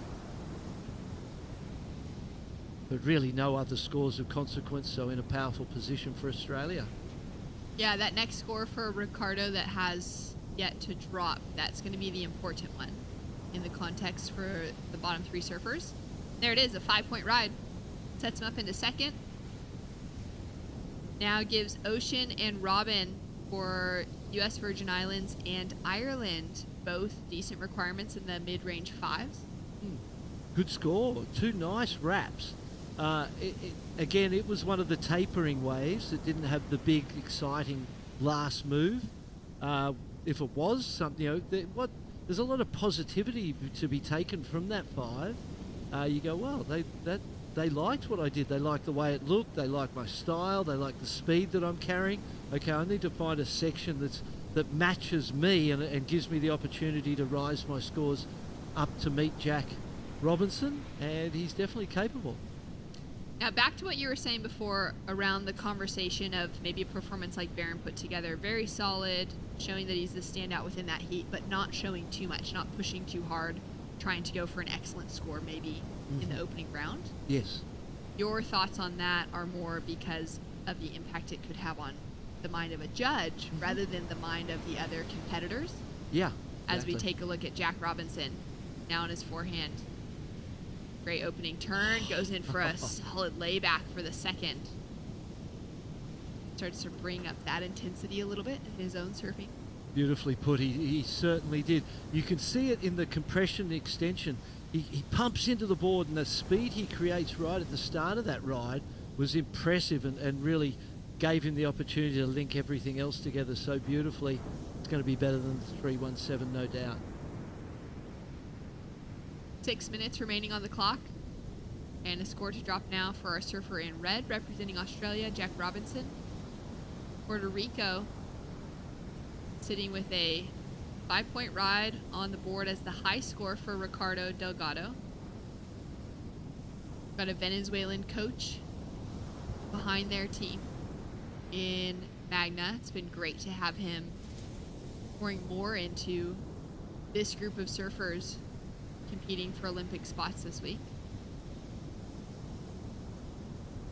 There's also an added element of, I think, pride that comes with, the nation that's surfing as the host nation. Yes. Really wanting to put together a strong showing. So, of course, they're going for those Olympic spots, but they also, as a nation, just want to represent really well. As we take a look at the replay here from Ricardo. Beautiful couple of turns. The first one was a big, tall, bowly section. It was a sort of made you want to go surf when you looked at that. Here's the speed we were talking about that Jack Robinson was creating out of his weighting and unweighting. Watch here, pump, and see the speed that came out of that second, and it just gave him the opportunity to flare into that carve out of the top. Had enough speed out of that. He built speed out of the first turn into that beautiful layback. 7.17. There it goes, and rightly so. Felt like that was going upward of the 6.33 for sure. Ocean now chasing a 5.57. A couple of maneuvers connected together. He's sitting in that third place position with Robin out of Ireland just behind. Saw Robin pull into a closeout on his backhand, pulled into the tube. He's a 38-year-old who's been a free surfer for most of his life. The full-time self-employed cabinet maker and family man. He's taught his daughters how to surf and volunteers at his local surf club, the West Coast Surf Club. But he's coming into competition pretty late in life. Has found himself just kind of starting to compete in the last few years, and incredible to see him make his national team. As we can see Gabriel Medina getting ready to paddle out through the keyhole. Jack Robinson now up and riding, and he'll just slip off the wax. Lower down the priority roster, so just catching waves and surfing. Gabriel Medina. Oh, he had a lot of stickers on that board. Did you see that? Yeah, you know what? There was a lot of stickers on that board, and rightly so, because he's a superstar of the sport. Yeah, well, Aaron last night showed me a photo that he put up on Instagram, just a board that he'd brought on the trip, and Aaron was like, "This guy has, like, could he fit any more stickers on the board?" I don't think so. He's got so many sponsors behind him.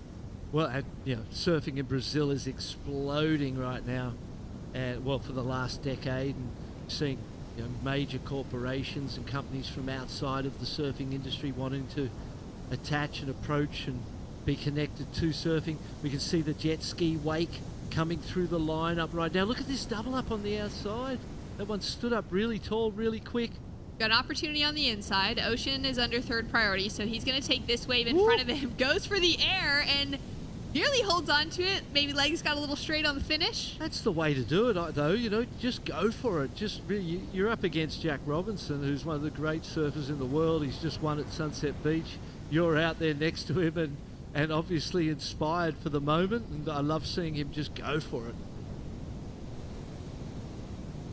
Another set coming through now. You can see this kind of meaty section on the inside. No one was able to get a piece of.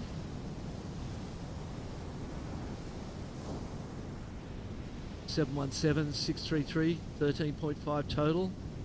One of the better of the day so far. And Ricardo Delgado just looking to improve on that 2.5. Put some more pressure on Ocean and Robin Keating. 1 minute, 45 seconds on the clock. Amazing to see, we're in Puerto Rico, the waves are amazing. Ireland, who knew that there were just amazing, crazy waves in Ireland? So much has happened in the past 3 decades of the surfing world just blowing up, and Namibia with Skeleton Bay. There's all these waves. Here we go, port and ride. Ricardo now gets a little caught on that opening turn, looking for a little more speed and flow as he continues down the line. Not the wave he was waiting for, really. Looking to improve on a 2.5. Maybe not. Maybe not. Yeah, Jack now up and riding deep behind the section, tucks into the barrel, carried for a long time. Won't make it out. But you can see that red jersey just ticking along. Inside the tube. Do you love that? It's great. It's great vision, isn't it? We get that opportunity. He's still there, and it just builds that excitement, doesn't it? Here we go on the outside. Look at this one, Shannon. Like our surfer in blue, Robin, slab hunter out of Ireland. Just has to kick out. Fortunately, can't get in front of that one. Well, fortunately, didn't wait for that one behind it. Jack's on it. Jack, little check off the lip to start. Sets himself up for a smooth looking turn. And finds the finish. Checks his watch. He'll probably call it a day after that one. 15 seconds remaining. He's sitting in the lead, at least with a 717 and a 633 for his last couple of waves. He was pretty active within this heat. Opening ride was that 6.33. Took him a couple more rides to find himself with a 7.17, and then a couple throwaways until this last one. Lots of supporters down on the beach, whether they're supporting other teams or their team members themselves that are running back and forth between the venues today. Thankfully, the setup here in Arecibo is really close together.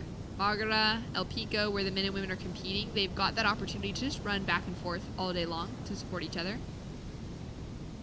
And Jack Robinson through with the win A 4.07 for his last wave doesn't factor into his top 2, and it's Ricardo in second. We've got more action to come right after this.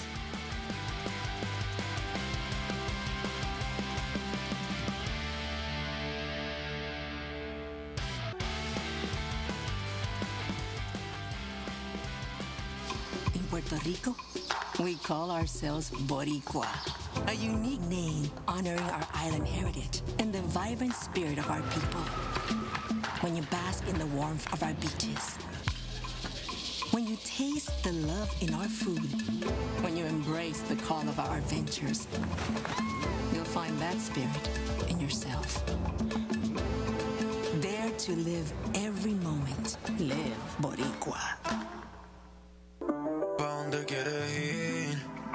Que mami yo te llevo. Restaurante Michelin.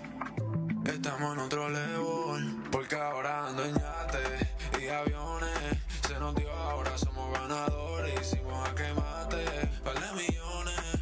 En Aventador llegando a las mansiones. Todo comenzó jugando. Ponte ready que ya voy llegando. De una picaco. Todo comenzó jugando.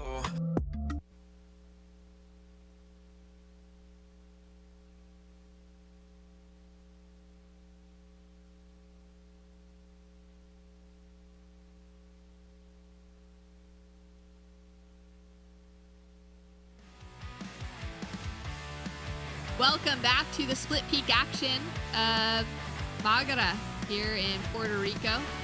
We've got a great big opening turn to kick things off for Luke Prosa of the Bahamas, and he goes to the air on the finish. Just hits eject out of that wave. You can see a big smile on his face. You can see that claim as well off the takeoff. He is frothing to be competing here at the World Surfing Games, and he's in the water against one of his heroes, Gabriel Medina of Brazil, the 3-time world champion, up against Juan Carlos Ramos of El Salvador, who has put together some incredible heats in ISA history, and Jose Lopez of Venezuela. This is going to be a really incredible battle.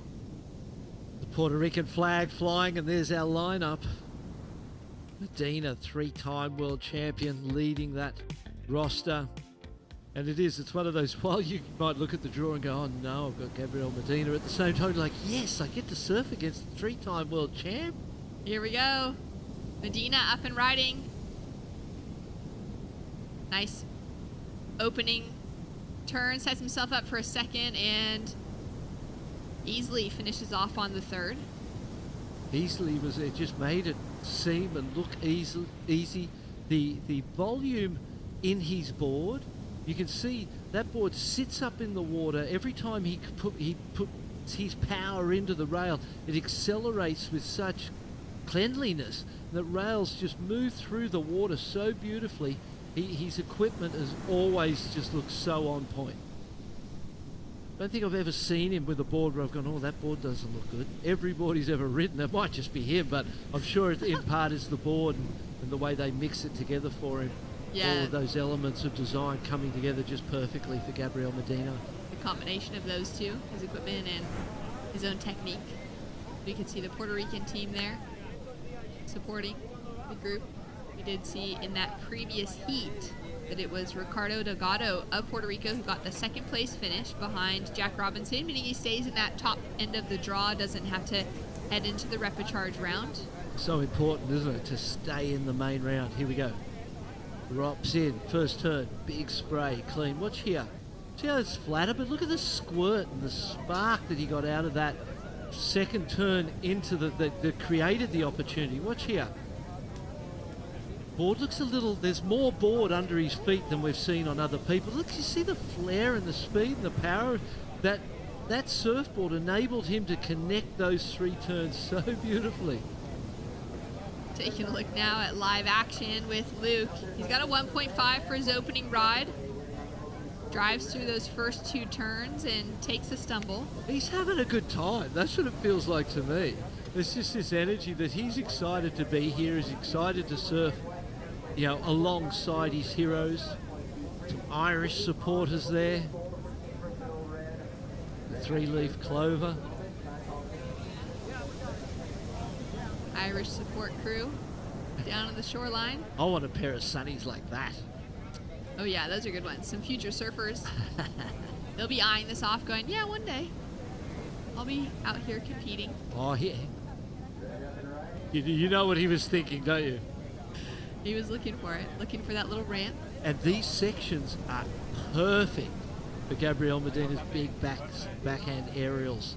That's great to see him already thinking that. He was down the priority roster. He kind of was like, okay, I'm just going to try and find those waves that at a later date I can pull off what I may need to pull off to advance through against the other best surfers in the world in this draw. We saw him doing some of those ankle warm-ups in the last heat. Just caught him on camera there, getting ready down on the beach. Absolutely. So we know that he's, getting ready. He's in the zone. Look at that score. Ooh, 7.5.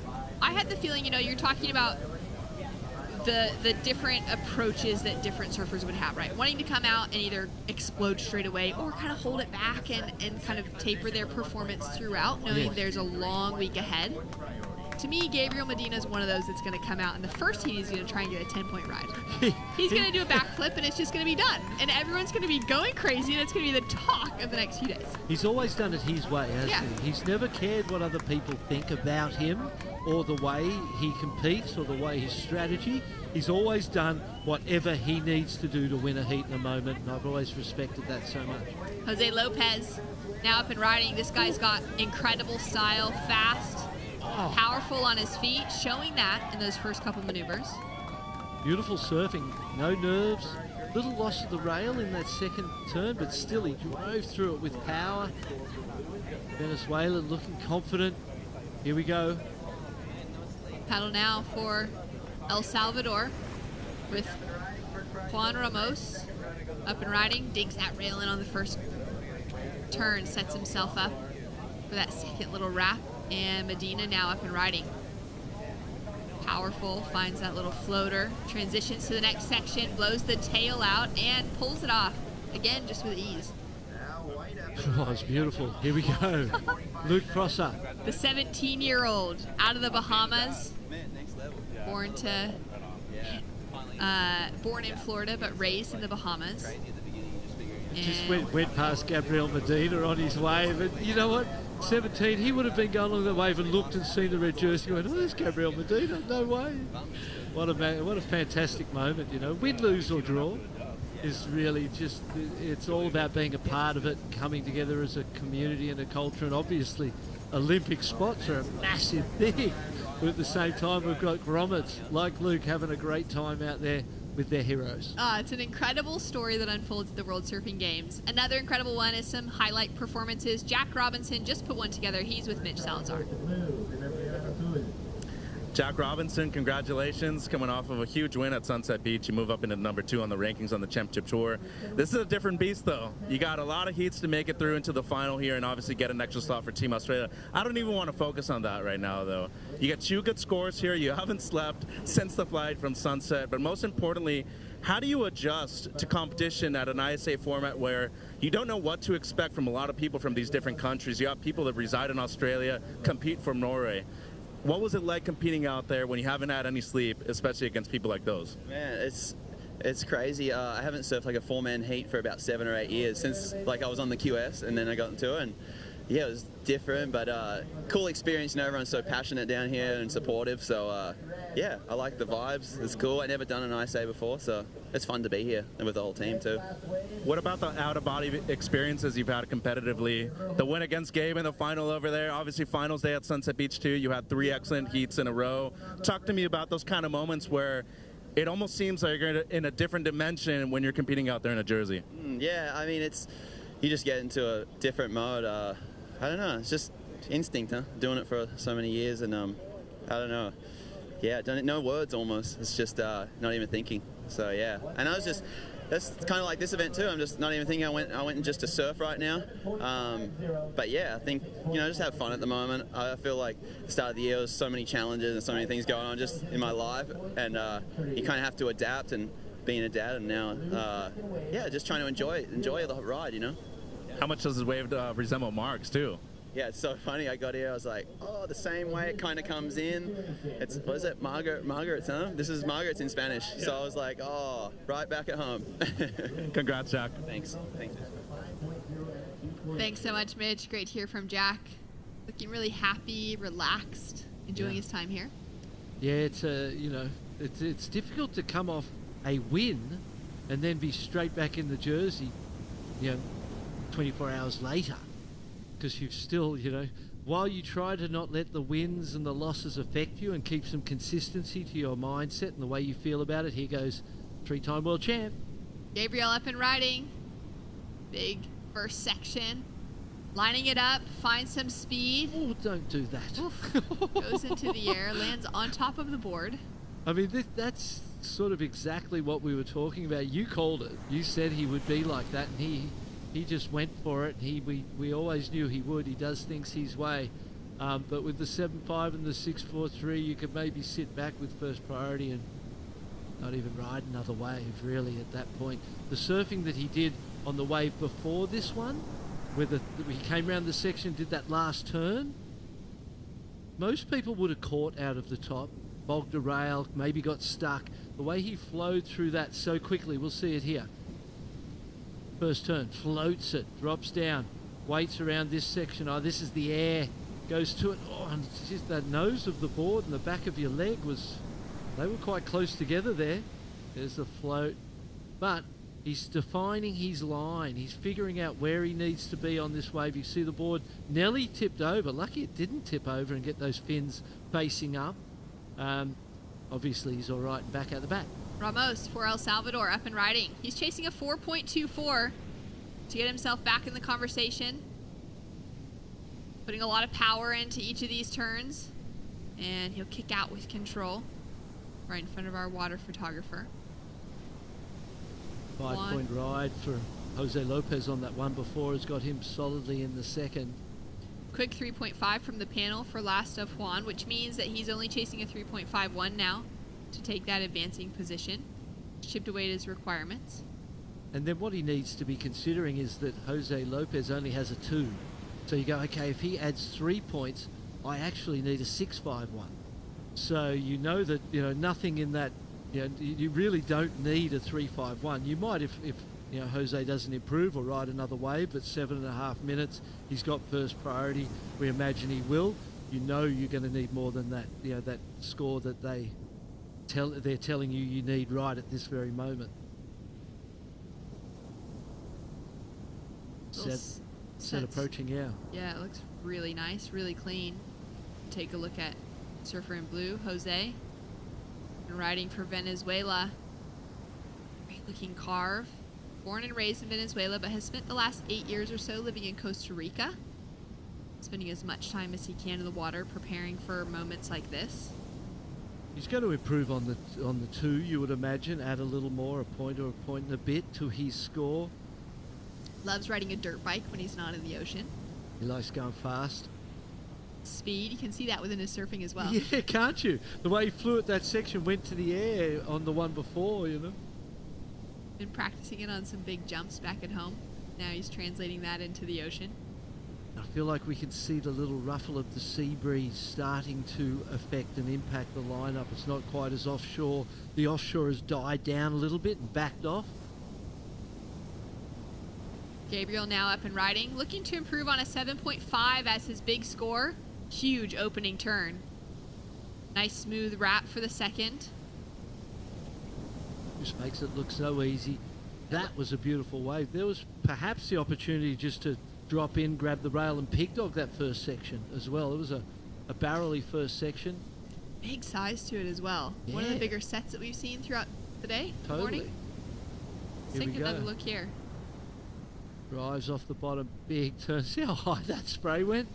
Not a lot of wall on that one, so really just, the cut back in. The one first turn was spectacular. We'll see it from here. There was really a kind of cruising kind of feel to that one. Here he's just kind of cruising along. He realized that, he's in a strong position. And I think he would be feeling good about this heat so far and the way he has looked, the way his equipment's looked on these waves. He's even looking at little lefts now on the inside.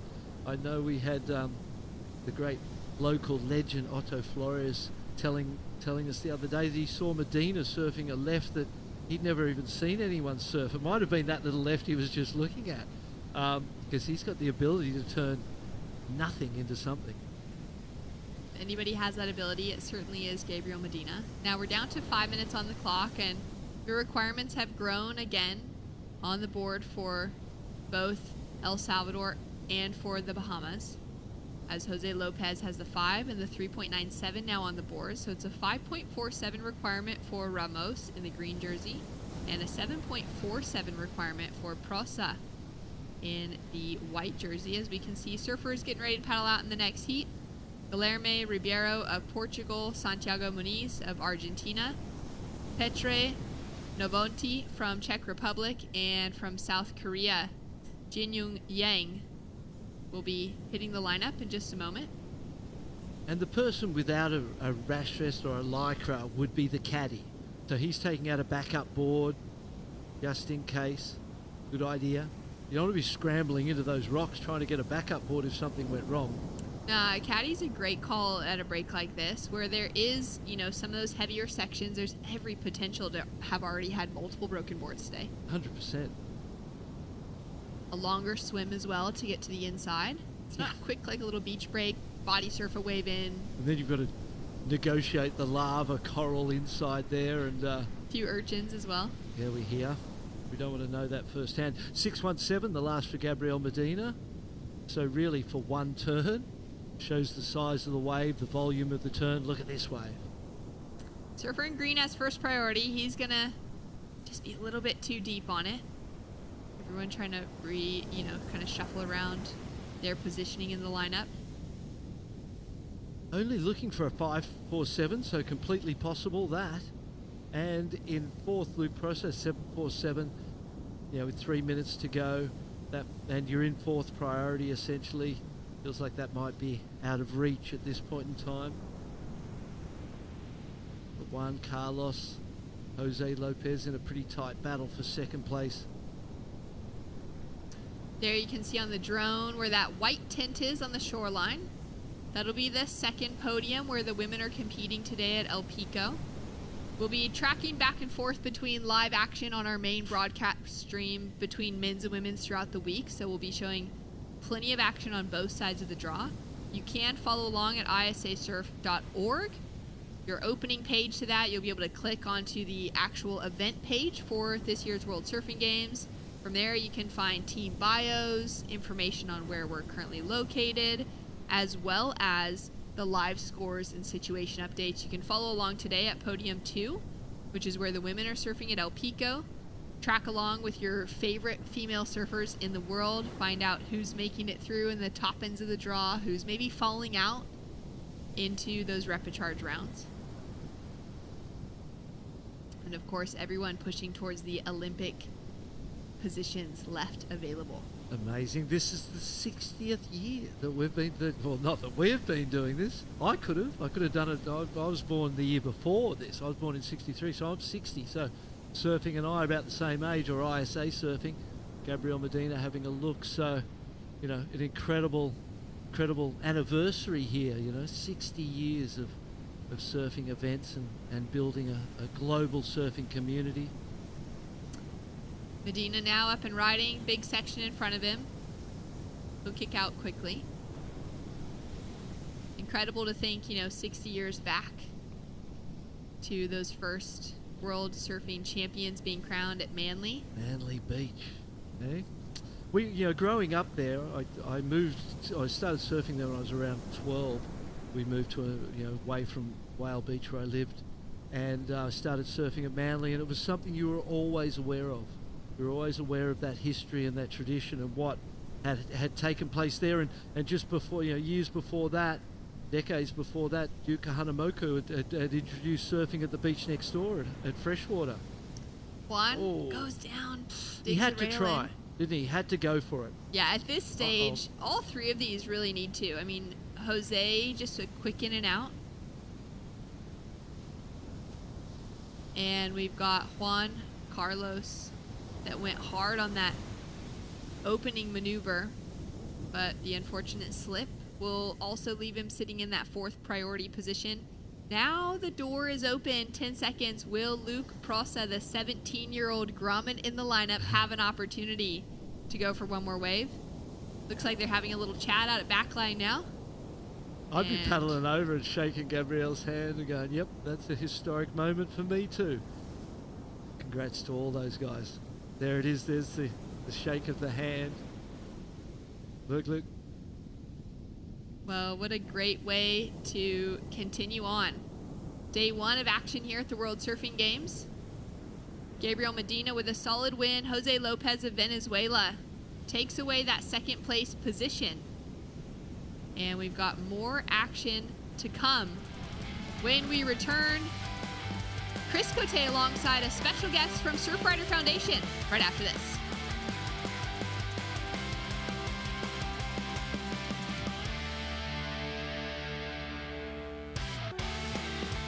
Desde la primera vez que te probé, ese sabor nunca lo olvidé. Quiero mi pancho, te amo pancho. Desde la primera vez que te probé, ese sabor nunca lo olvidé. Quiero mi pancho. Campo Pancho, solo $4.99. Te amo pancho.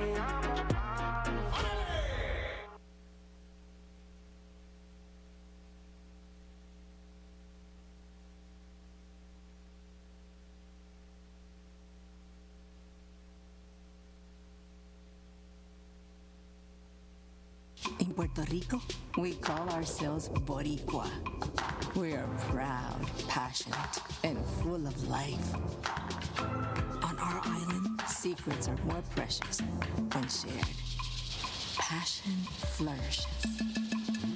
We enjoy until our hearts are full. And we know that gifts can come from anywhere. Live Boricua.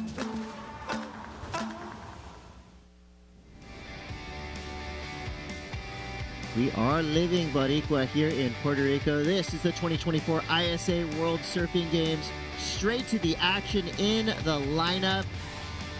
Leonardo Fioravanti kicks us off here in another stacked superheat. I am Chris Cote, and I'm very excited to be joined by a special guest.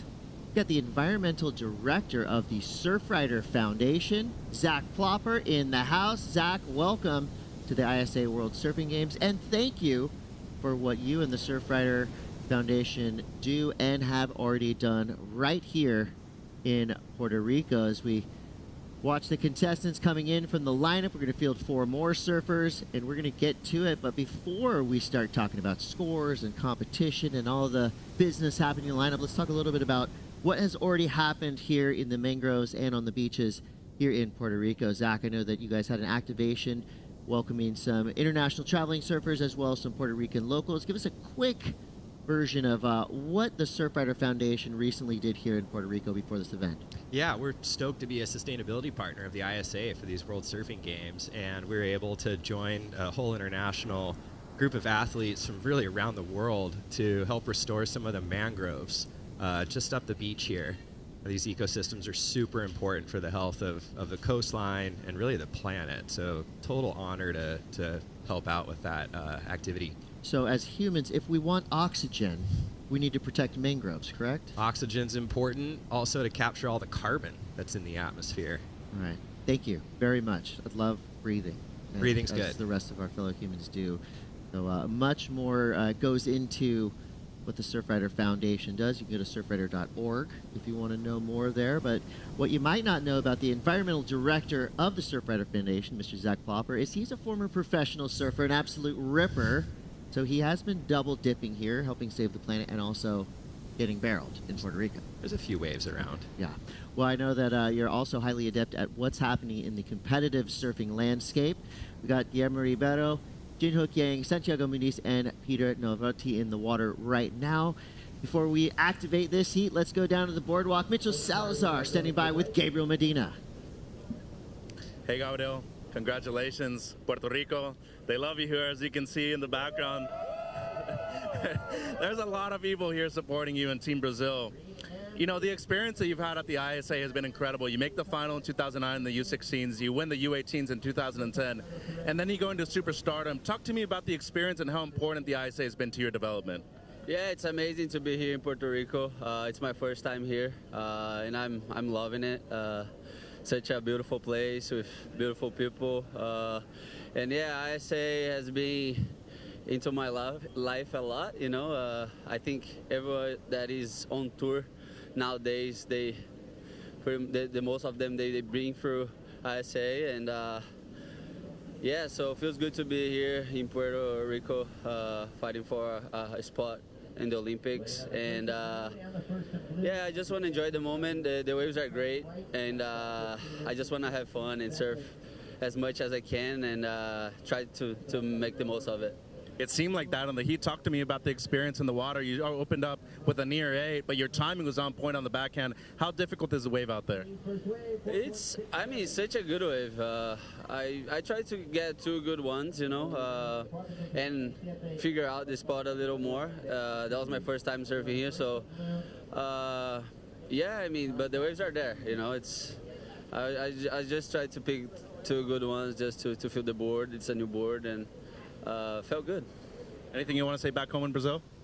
Obrigado a todos que estão assistindo, a torcida. É isso, começou mais uma jornada aí, espero ser abençoado. Tamo junto. Parabéns. Obrigado.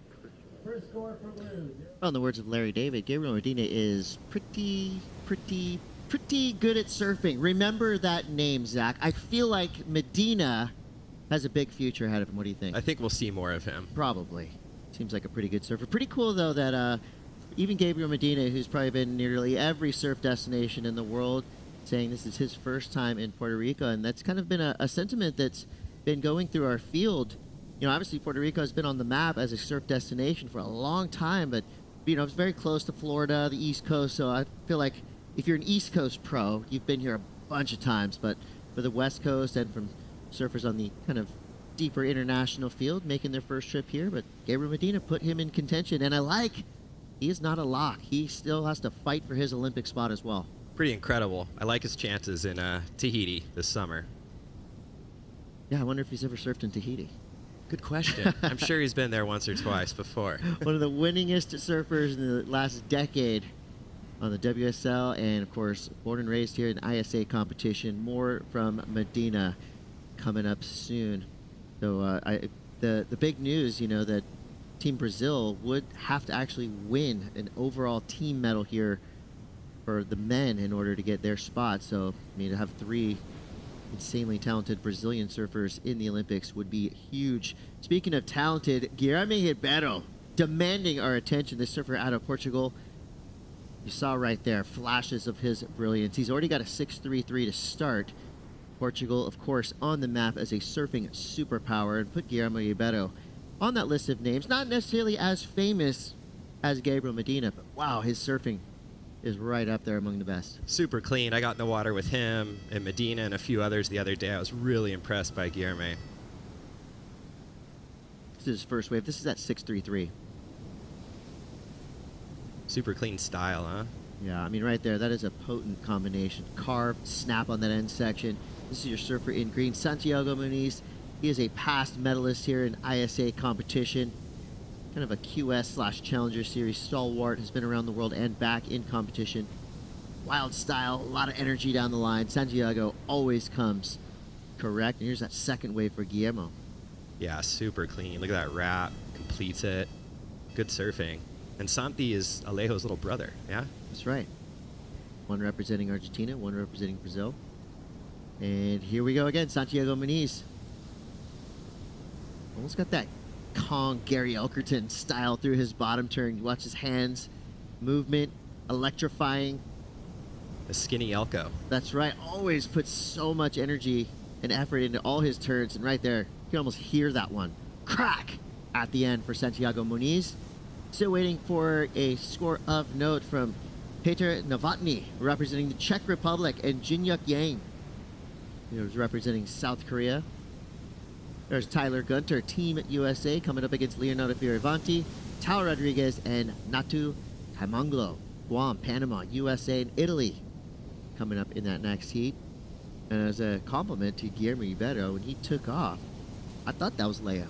Yeah. Not a bad person to be compared to or mistaken for. Similar approach, for sure. Both got those smooth styles, good wraps, explosive, fun to watch.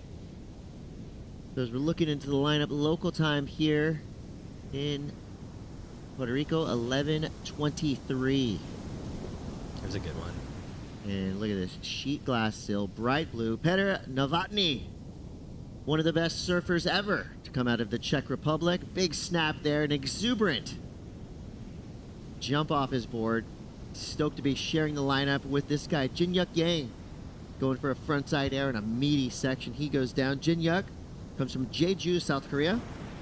And the place, the most famous break for surfing in South Korea is called Surfy Beach. Of course. Why wouldn't you call it that? That's Surfy Beach. And it's got to be fun for these guys to compete on this stage, huh? Oh, for sure. I mean, you watch that last heat, and you've got, surfers who have probably just been in a handful of events going up against world champions. Yeah. I love these first few days. See Shane Dorian right there, Team USA coach. So Federico Moraes behind him. The cast and crew at the ISA here, I mean, moving mountains to put these events together. This is annually, one of the largest surf events you could ever put on. I mean, hundreds of surfers representing 50-plus nation, men and women. But all the surfers with the support staff, with, the photographers, the videographers, and the fans that come out. You need a place that can hold this many people. Luckily for us, Puerto Rico, not only plenty of waves to go around, but beautiful places to stay. A real classic surf destination. And, we have had many ISA events here in the past, but it's great to see here in 2024. Spotlight shine on this incredible corner of the world. 8:52 to go. Ibero in the lead for now, the 6.67 and a 6.33. If you get yourself into the double digits and into the teens, most likely the odds are you're going to be making it through these heats. If you get third or fourth, you go into the repechage, which is already being stacked with talent. You do not want to be in the repechage, but you do find yourself there. You still have a chance of making that final day. It's pretty cool. There's a way back in to the main event. Yeah. I mean, these people traveled a long way to be here, so it's really cool that the ISA offers that opportunity. Yeah, it's about a lot more than fielding Olympians and awarding medals at the end of this week. It's about giving the opportunity, like you said, giving, the experience to these surfers in rising nations. I think South Korea, with Jin-Yuk Yang there, is a perfect example of a surfer that, started competing here in the ISA just a few years back and has already improved so much in the past few events. I'm Chris Cote from the Surfrider Foundation. This is Zach Plopper. Welcome to Puerto Rico. Thanks, Zach and the team helping in some mangroves just up the road. Just helping save the planet. No big deal. I mean, that's just what this guy does on a daily basis. So thank you for that. And I know Surfrider has partnered up with the ISA. So this is just the beginning of what you guys are going to be doing around the world with us, right? Absolutely. We hope so. I mean, there's beaches, there's coral reefs, there's mangroves wherever we go. And the health of our waves depends on these natural ecosystems. So it's really cool to have the surfers and the ISA give back and really be a part of helping to protect our coastal and marine ecosystems. And if I'm not able to come to the mangrove myself and dig and help with my own bare hands, how can people around the world get involved with the Surfrider Foundation? How can we help save waves around the planet? Yeah, well, surfrider.org, you can get all the information there across the entire continental United States. In addition to Hawaii, Alaska, and Puerto Rico, we have chapters. So you can plug into your local chapter, participate in beach cleanups, a whole bunch of other events, in addition to these restoration events that we're starting to do more and more of. Love to hear it. Here we go, Santiago Muniz. Almost looking like he was going to go for the air float combo, a trick that I love, that's underrated and underused. Maybe some of these surfers will take trick requests as the week goes through. I mean, to me, this wave right here, you could go out there and film a video part in about 15 minutes. It's that punchy and that good of a wave. It offers everything. Here goes Jin-Yuk Yang. Pulling in, look, little pocket ride there. South Korean representative, a nice carve there. I think the first time I saw Jinyuk surf was maybe 4 or 5 years ago in ISA competition, and you could tell kind of green, didn't really know the rules and regulations, but he is well versed now, and full credit to the ISA, all the way from the junior level, all the way up, longboard, bodyboard, sup, adaptive. There is a place for every type of surfer at every level. Go to isasurf.org if you're not already there. Poke around on the website. Great bios on all these surfers. Include Peter Novotny in that conversation as well. Looked him up earlier today. He's 42 years old, from Prague. He's riding Dorrington surfboards. He started surfing in New Zealand. He's a man of the world. He's part of the Bali Cliff Surf Club. You've got to be being a surfer from the Czech Republic. Definitely. I always tell people, they say, well, what's your favorite part of working with the ISA? And I said, well, anywhere in the world I want to go surf, I know somebody now. It's true. Or just hang out. If I want to go to the Czech Republic, I'm hitting Peter up. If I want to go to Italy, I'm hitting up Leonardo Fioravanti, who will be coming up in our next heat. Leo will be going up against Tyler Gunto, Ty Rodriguez, and Natu Taimanglo. And I know that Leo has surfed against people from Guam and Panama because he is born and bred and raised up through ISA competition. No stranger to the ISA format. Here we go, Guillermo Ribeiro. Definitely the standout in this heat, except for on that wave. The first kind of unforced error from Guillermo. But the damage was done earlier on with a 6.67 and a 6.33, a commanding heat lead for now. Gotta watch out though. Peter Novotny and Jinyuk Yang still with one big solid score could edge out Guillermo and Santiago, but those two guys are real good. Guys, they're getting lucky with the conditions today. Wind staying calm. Usually you kind of get that onshore breeze mid-morning, but staying glassy. I'm gonna knock on wood. Yeah, right. But look what we have here. It is just holding. It does really remind me of kind of the north end of the 7 Mile Miracle on the North Shore. You can almost see like some rocky rights, gas chambers, the kind of whole zone. There's peak after peak. Looks beautiful from right here, but that's kind of a good angle. You can tell it is shallow, and that is unforgiving reef. Yeah, urchins, coral, lava. Everything you want to see. Everything you want, totally. So that's why these waves are so punchy and so good. A lot of live action happening under the surfers as well. 3 minutes, 12 seconds to go. Peter Novotny would need a 8.9. Jinyuk Yang would need an 8.57. Santiago Muniz does have priority. He would need a 7.27 in order to get the win. So Puerto Rico, of course, big island, is almost like a rectangle. It's an interesting shape for an island, but that shape allows surfers from here and traveling surfers, if one side's windy, not great, to go to the other side. There's waves on all coasts, including a couple little bit less explored regions of the island as well. And gets tons of swell. It's amazing. Oh, yeah. Growing up in Southern California, we hear of Puerto Rico, but we're going Mexico and Hawaii, and then you come here. My goodness, there's waves everywhere. Well, you just think of some of the names that have come out of Puerto Rico in the history of surfing. Carlos Cabrero, all the way up. Yeah, the Puerto Rican team joined us for the restoration event the other day. We had Brian Toth there.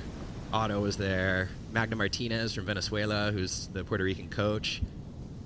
Really good group of surfers. Mia Calderon, she's one of our Surf Riders Student Club leaders here in Puerto Rico.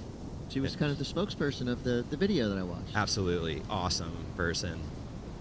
This is Peter Novotny representing the Czech Republic in a great way. A couple nice turns there for Peter. So nice and clean out the back. Most likely will replace his 1.17 at least. Kind of on some fishier equipment. Looks like it's working well for him now. Here we go, just another beautiful wedge coming into the peak. Here we go, Santiago Muniz. Only one turn for him. maybe better than 4.67, but the judges are really leaving a lot of space at the top of the judging area. We've seen some 6s, some 7s. Has anyone gone excellent? We've seen a couple 8s. I feel like our women's podium that's absolutely firing right now as well. I just hear one name over and over and over. Molly Picklum is up there wrecking shop, as she has been doing for the last few years. She's on a level this year. Oh, yeah. So fun to watch. Yeah. I mean, title contention all over, medal contention. Molly Picklum is on an absolute heater here in 2024. 30 seconds left. Will situation switch? Guillermo Ribeiro. Little defense here. Fading left. Looking for the big wrap. Nails the end section there. Redirects. He's going to make his way in. He will. Yeah, he'll definitely be your heat winner. Guillermo Ribeiro, Team Portugal, putting big numbers on the board. Followed by Santiago Muniz in second place. Peter Novotny comes through for the Czech Republic in third. Jin Yuk Yang from South Korea in fourth. So third and fourth place surfers will hit the repechage round. First and second advance through. Big things for Guillermo Ribeiro. And coming up next, we've got a huge heat. Tyler Gunto, Tao Rodriguez, Napu Tamanglo, and this man, Leo Fioravanti. Check it out.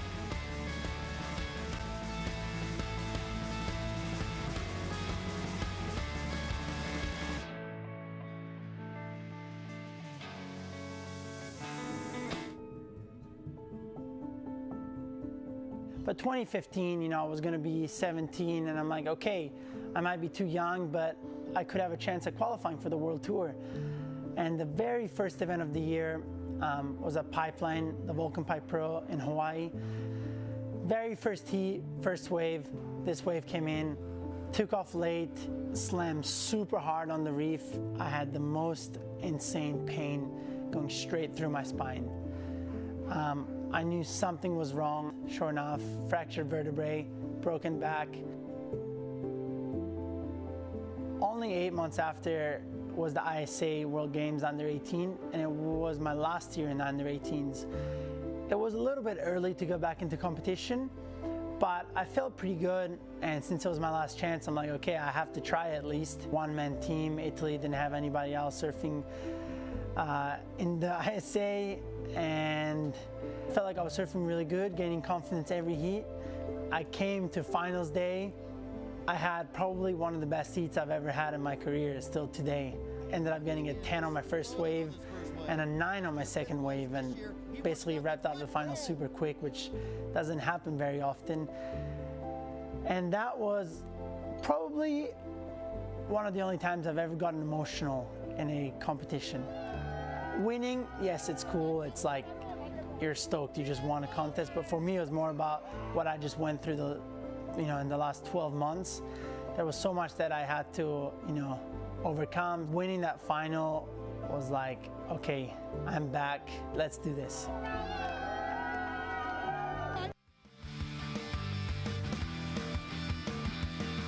The passion, the glory, the love of surfing on display right there from Leonardo Fioravanti. And we're about to see more of the Italian one as he heads out into round 1, heat 11, going up against Tyler Gunter, Tao Rodriguez, and Natu Tamanglo. I'm Chris Cote, and I'm very happy to be joined by Rachel Tilley. I want to thank Zach Plopper for joining us from the Surfrider Foundation. If you want to get involved with Surfrider, go to surfrider.org. Help Zach and the crew do what they do best, and that's just save the planet. Rachel, I know you got to take a walk up and down the boardwalk just now. Tell me a little bit about the contest site and the setup we have. I mean, this is a massive undertaking. Yeah, absolutely. I mean, the contest alone is 3 podiums. Today we have 2 podiums running. The women are straight out in front of where we are sitting right now. The men down at Magara, just a little, it's about a 5-minute walk down from the peak in front. And there is so much action and spirit by so many people watching. And these are our opening waves of this heat. Yeah, this is a replay. This happened just off the buzzer. Tyler Gunter, great start. Yeah, beautiful. Finding so much work on this wave, getting so much work done. That's a nice way to start the heat. green on his backhand, finding a 2-turn combination, unfortunately getting knocked off, incomplete on that second turn. And this is live action. Leonardo Fioravanti. So that was Tal Rodriguez on that first wave. Because everybody surfs so good. In this field we have here in 2024 at the ISA World Surfing Games is just stellar. Speaking of stellar surfing, Leonardo Fioravanti right there, just showing us why he is a global superstar. Everybody else in this heat, I got a bunch of notes. Leonardo Fioravanti, no notes. You know who he is. You know what he does. Got a decent start on the 2024 WSL Championship Tour. Right now, he's come here to battle some of the world's best, to potentially get himself a slot on finals day. 15:50 to go. Mitchell is standing by with the winner of that last heat. Hiroki Ribeiro, first of all, muito parabéns. Big congratulations. I think you're one of the best performers so far today. The amount of speed you were gaining off of the bottom turn, it seems like this wave has a lot of push. How did you feel it out there? Yeah, it was a great heat. I was here last year in November to train for this contest, so I now understand better the wave. And yeah, I wasn't expecting to surf Margari because the forecast didn't look that good, but yeah, this is the best wave out of these 3 waves.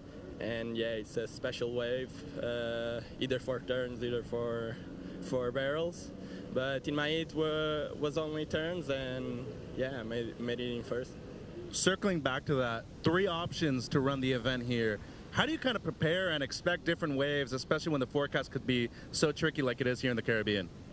Yeah, exactly. As I told you, I was here in November. Just also because of that, I knew there were like 3 waves to compete. So I came here for a week to train in every single conditions in every wave. And yeah, the Team Portugal arrived here super early, so we were able to test everything, test boards, test the waves, and yeah, I think we did a great job. A great homework, and yeah, we are here to give it all. It seems that way. Talk to me about the selection process for the team. Kikas, he's on the CT. What about the other 2 members, including yourself? How did you get selected for Team Portugal? Yeah, we have stages during the year, and Kikas is on the CT. The other Guilherme was 4th in the world in Huntington Beach. So the picks were these. I'm very proud to represent my country. It's my 3rd Open ISA, and yeah, this is the last opportunity to have a spot in the Olympics, and I work hard for that, and now it's the test. I like it. Congratulations. See you in the next round. Thank you. Guilherme Ribeiro, put him on your list. Potential finalist. That was surfing amazingly well. And Tyler Gunter now answering back. His first wave, just a 183. That'll be a better score for sure. But Leonardo Fioravanti doing Fioravanti things. Getting a 7.33 on his opener. Calm, cool, collected, powerful.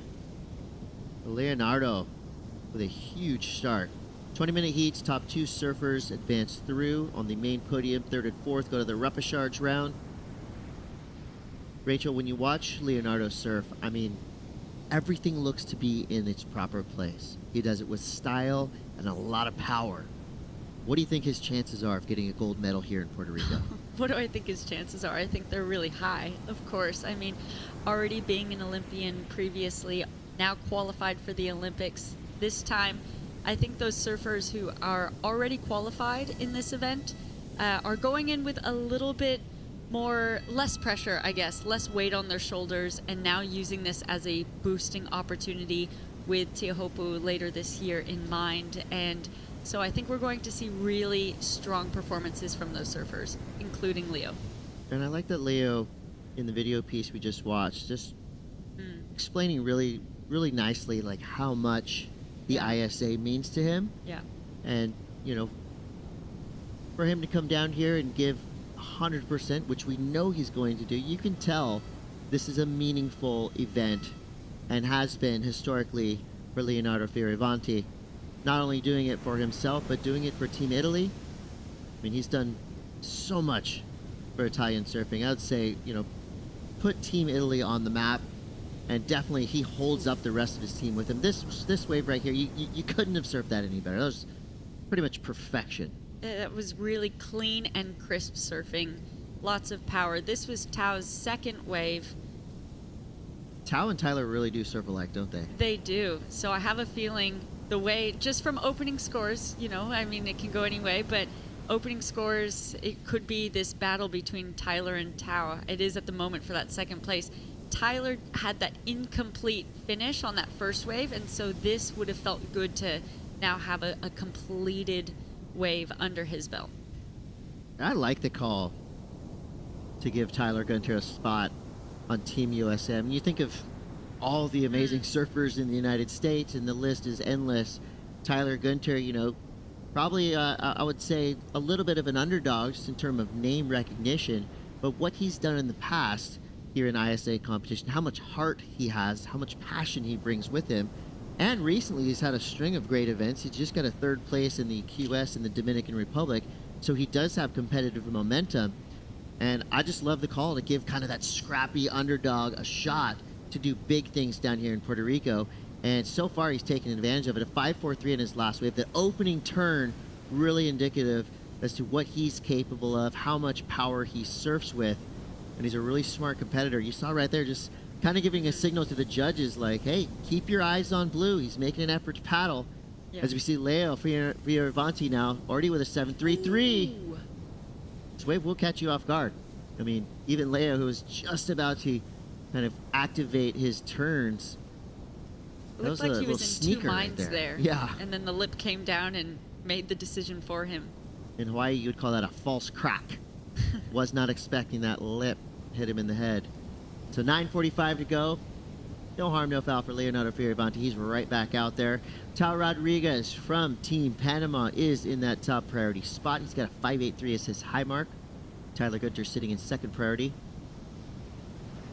Nice and clean so far on the day. No interferences happening. I'm going to go ahead and knock on wood one more time here. Just sometimes when you say it, it happens. But all these surfers are well informed and aware of all the rules and regulations before they paddle out, and 99% of the surfers in this contest have competed before, so they know the basics. Well, going back to that conversation about representing your country, you know, and how much it meant to Leo, this is such a special opportunity, and for Tyler to have that opportunity now is really cool. Well, Tyler put salesman next to his name as well. You know, he did have a deep look at that wave, and it looked like it could have been a gem for Tao Rodriguez. Tyler really gave him no choice other than to go, and it was not the wave that Tao Rodriguez wanted. He had to jump off immediately, so now that puts him back in fourth priority. So a job well done from Tyler. Kind of force his competitor to take off on that last wave. Yeah, that's clever strategy, clever competing. USA already has two surfers qualified for the Olympics, being Griffin Colapinto and John Florence, but if the men's team wins, they will get a third allocated spot, which is the USA Surfing's opportunity to allocate to their wishes. 8 minutes to go. Leonardo Fioravanti will get rid of a 0.50, really on the strength of that big opening carve, but most likely want something a little bit more. So he did start with a 7.33, but that wave probably will go over to 2.17. So if Tyler Gunter can help Team USA's cause and get them that overall team win, there's potential that Baron Mamiya, through that third slot allocated to our overall men's team winner, Baron Mamiya, Tiahopo, it's a good combination right there. We'll see what happens at the end of this week, but watch out. Coming up next, one of the best surfers currently competing on planet Earth, Ethan Ewing.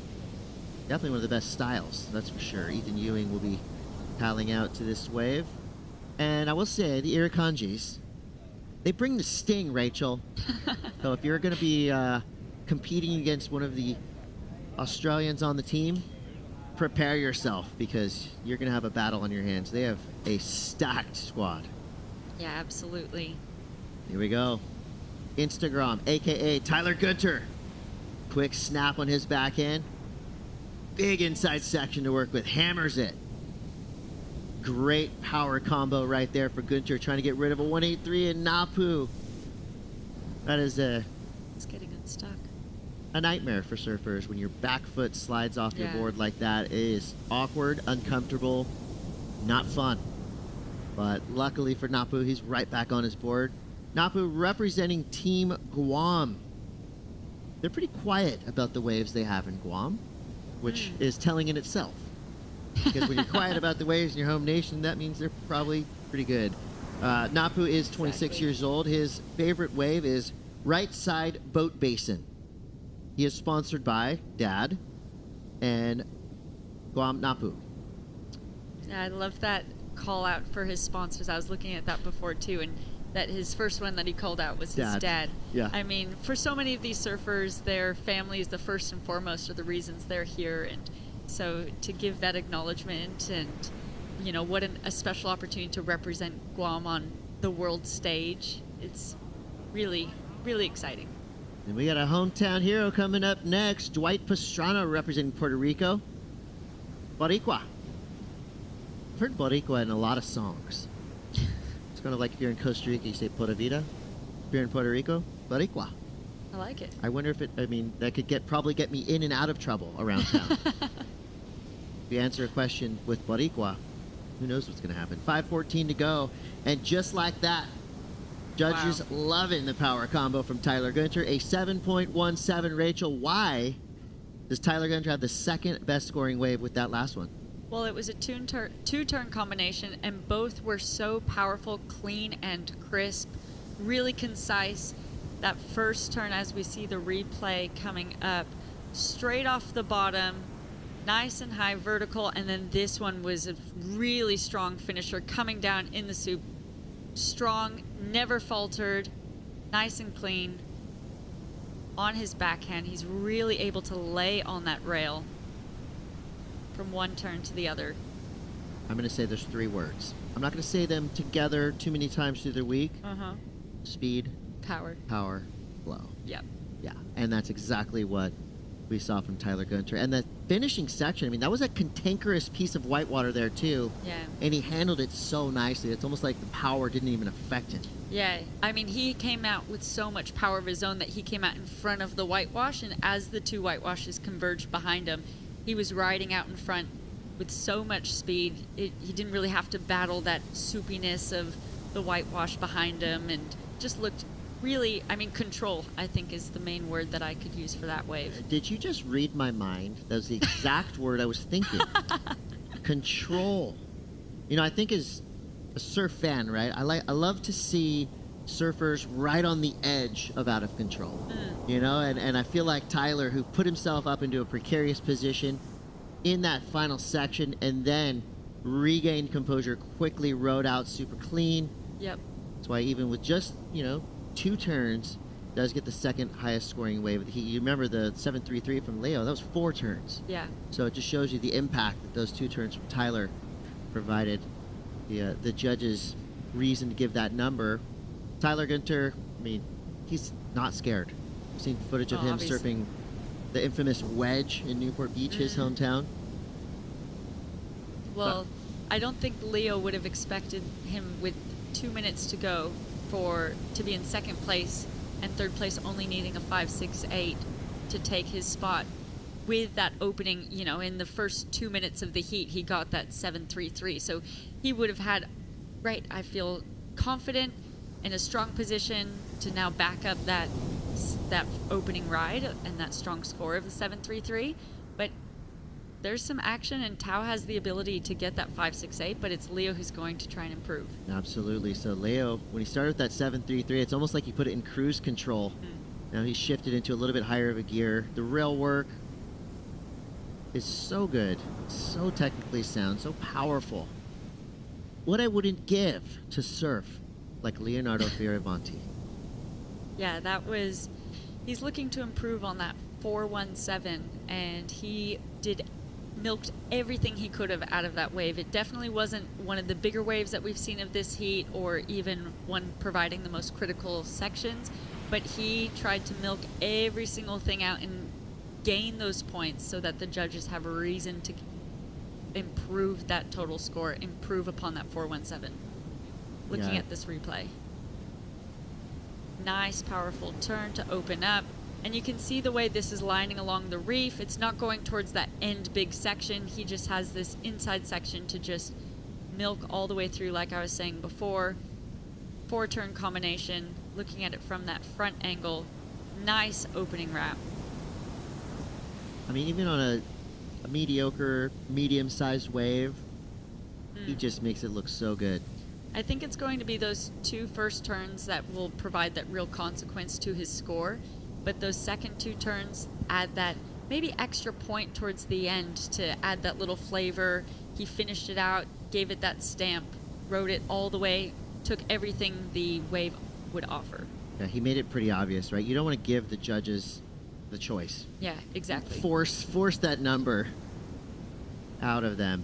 So we'll see if it was a 5.27 or beyond for Leonardo Fioravanti. Right now, the highest single wave score is 7.33 for Leo. So Team Italy and Team USA looking good for now, but a 5.68 is the required need for Tyler Rodriguez. That last wave did not provide him ample power or opportunity. Gonna wrestle that number from the judges. Here goes Tyler, maybe playing a little defense here. Comes around from the bottom turn. It's a little bit wild coming out of that big snap. Maintains composure. 11 seconds left. He's going to make his way to the beach. But again, that's why Tyler Gunto is representing Team USA. Solid power surfing, super consistent, great style, plenty of flow. The speed he had throughout that wave was remarkable. Off that first hit, coming through, like you said, it was really wild sections that he was making his way around and just flew past them. Now we're waiting for a couple scores to come through from our judges, but we do know that it's going to be Leonardo Fioravanti and Tyler Gunter, both starting strong and finishing strong. Both of them will advance. Tyler Rodriguez, representing Panama, will be in the repechage, along with Napu Taimanglo from Guam. Napu and Tao both represented their home nations very well, so nothing to be too hard on yourself about. They will get more opportunities here. That was a solid heat right there. And guess what? We got a week of that to come. This is just day one here at the 2024 ISA World Surfing Games. Take a quick break, but we will be back with more. You're not going to want to miss this next heat. Ethan Ewing, Dwight Pastrana, Tom Murphy, and Tomas Mielek. Stick around. We'll be right back.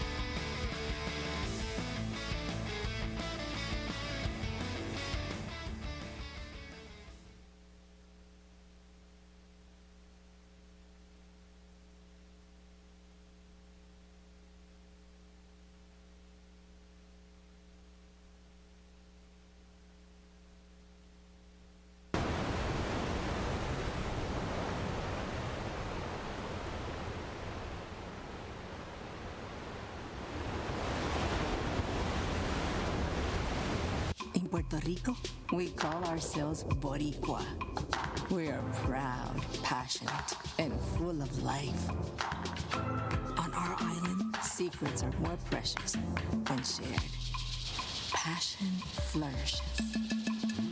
We enjoy until our hearts are full. And we know that gifts can come from anywhere. Live Boricua.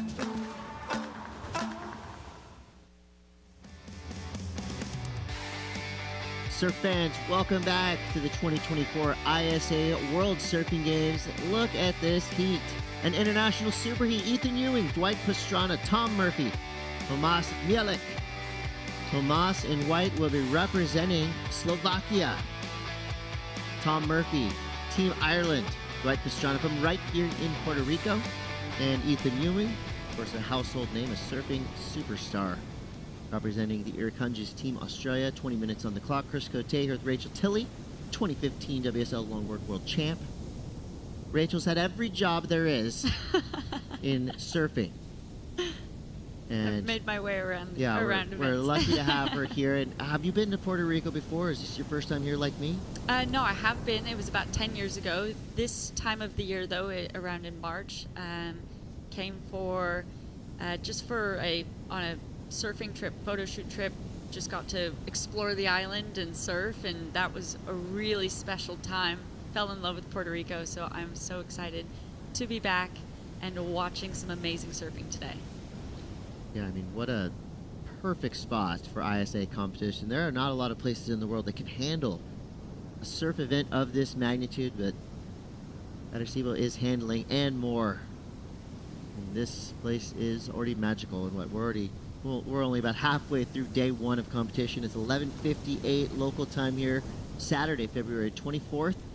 We'll be going all the way through till March. All month, the rest of the month, we're going to be here in Puerto Rico watching amazing surfing. Lucky us. It's fantastic.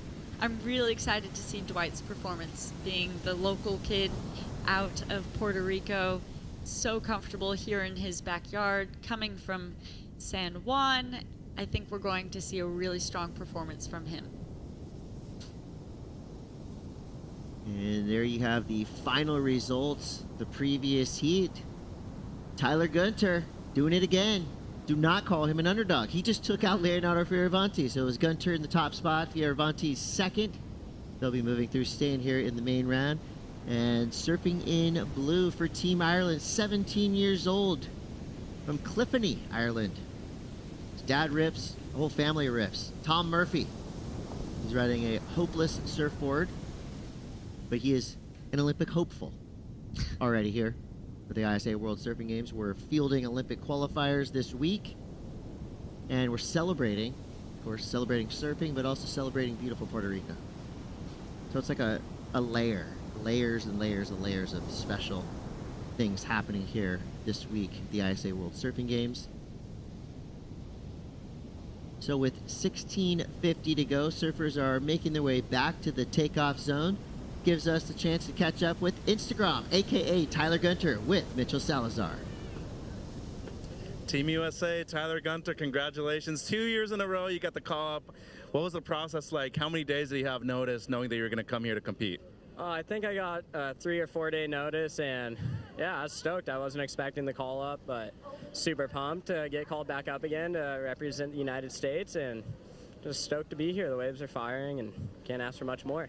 So far, the Goofies today have had a pretty good showing. I mean, I know it's a tough wave on the backhand, but talk to me about the timing and coming off the bottom on this wave. Yeah, I mean, it's such a bowly, perfect wave, and I think especially backside, you can hook that bottom turn pretty tight and get into it. I mean, it's firing out there. It's such a sick wave. I wish I could surf some more heats today. You might. Coming from North OC, a lot of punchy waves, especially in Newport where you're from. How much preparation do you think that mattered coming into a wave like this, knowing that it's not only bowly, but it has a lot of punch, especially when it gets bigger? Yeah, I mean, I think Newport's, it's helped me with a lot of waves around the world, and it's a tricky wave. It's definitely not as big as this, but it's quick, it's dumpy, it's steep, and you have to do turns and tight transitions. So I think, yeah, stoked on where I'm from, and it's helped me out a lot in my career. Congrats, and go get some water. Thank you.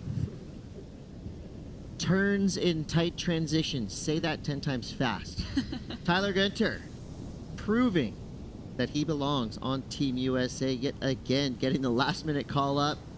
I love the enthusiasm there. I'm sure his answer was pretty quick. They probably called and said, hey, would you like to? Yes, I'm in.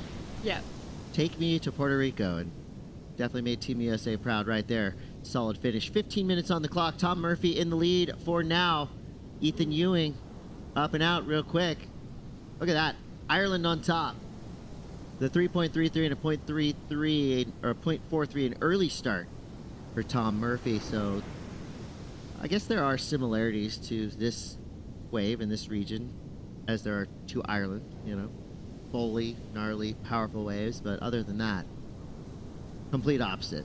Tom Murphy surfing in full suit, booties. I was just going to say that. Yeah, not surfing in a wetsuit at all. Feeling a lot lighter. But actually, I have competed in ISA events where those surfers coming from Canada or Ireland, we've been in warm tropical places and they still opted to wear a full suit because it's just how they're more comfortable. Obviously not the case for Tom, but when you're so comfortable competing with all of that wetsuit on you, it would be a difference paddling out in your board shorts. Comfort level, right? You know, we were down in Brazil, in Rio, for previous events, and in El Salvador for previous events. and in hanging out with teams from Scotland, Ireland, and countries where you're most likely wearing full suits year-round. This first couple of days, I mean, constant reminder: please wear sunblock.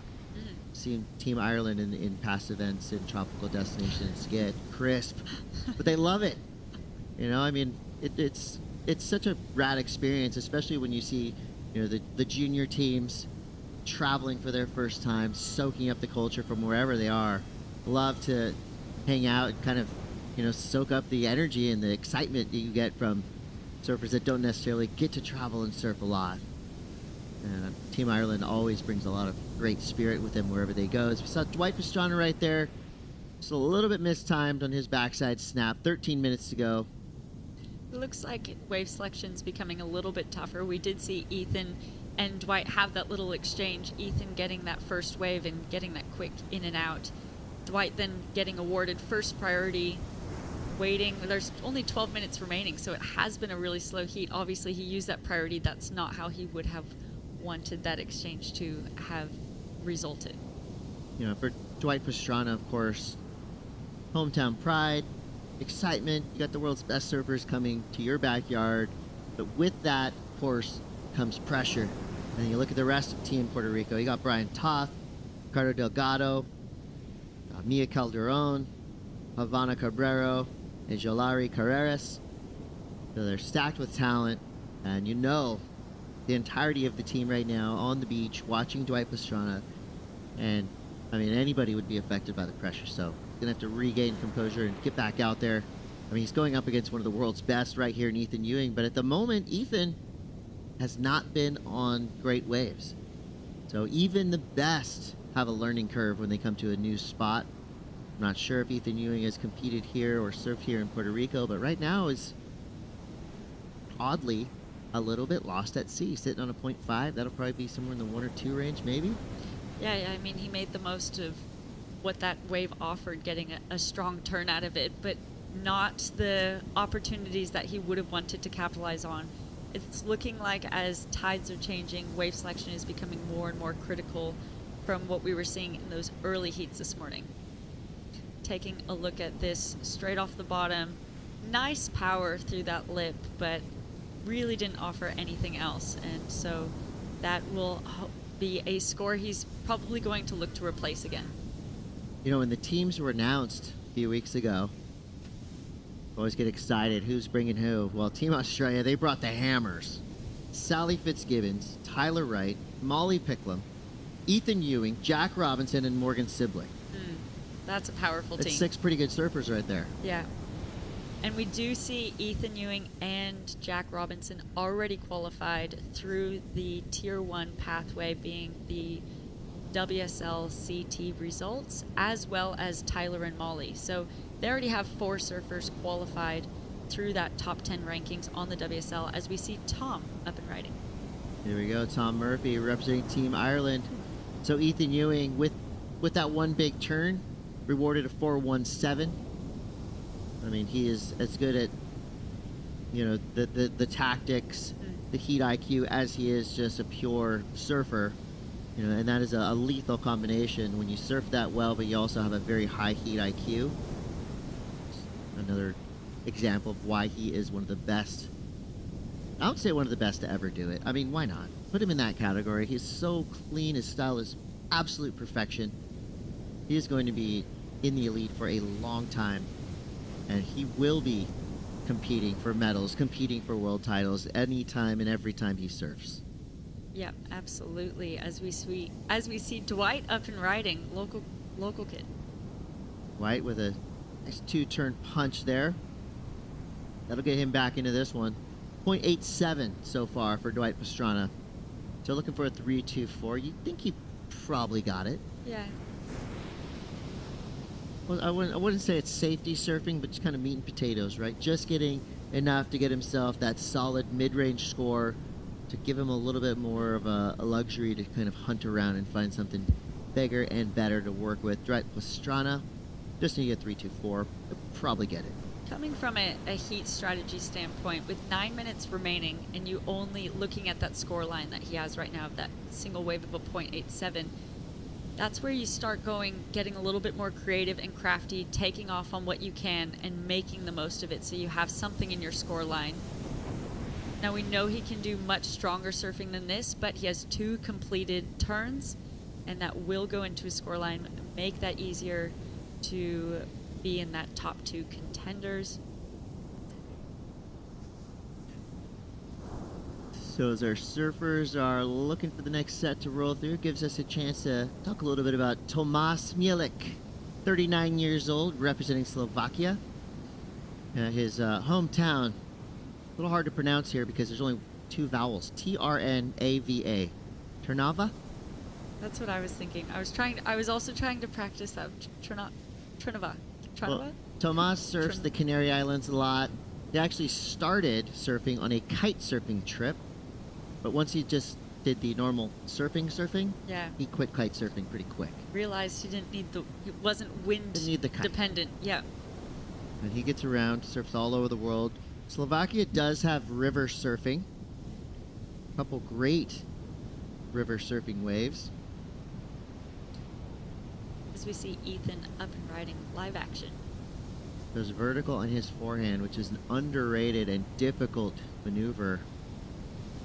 And that is one of the rare occurrences that you're going to see Ethan Ewing make a mistake.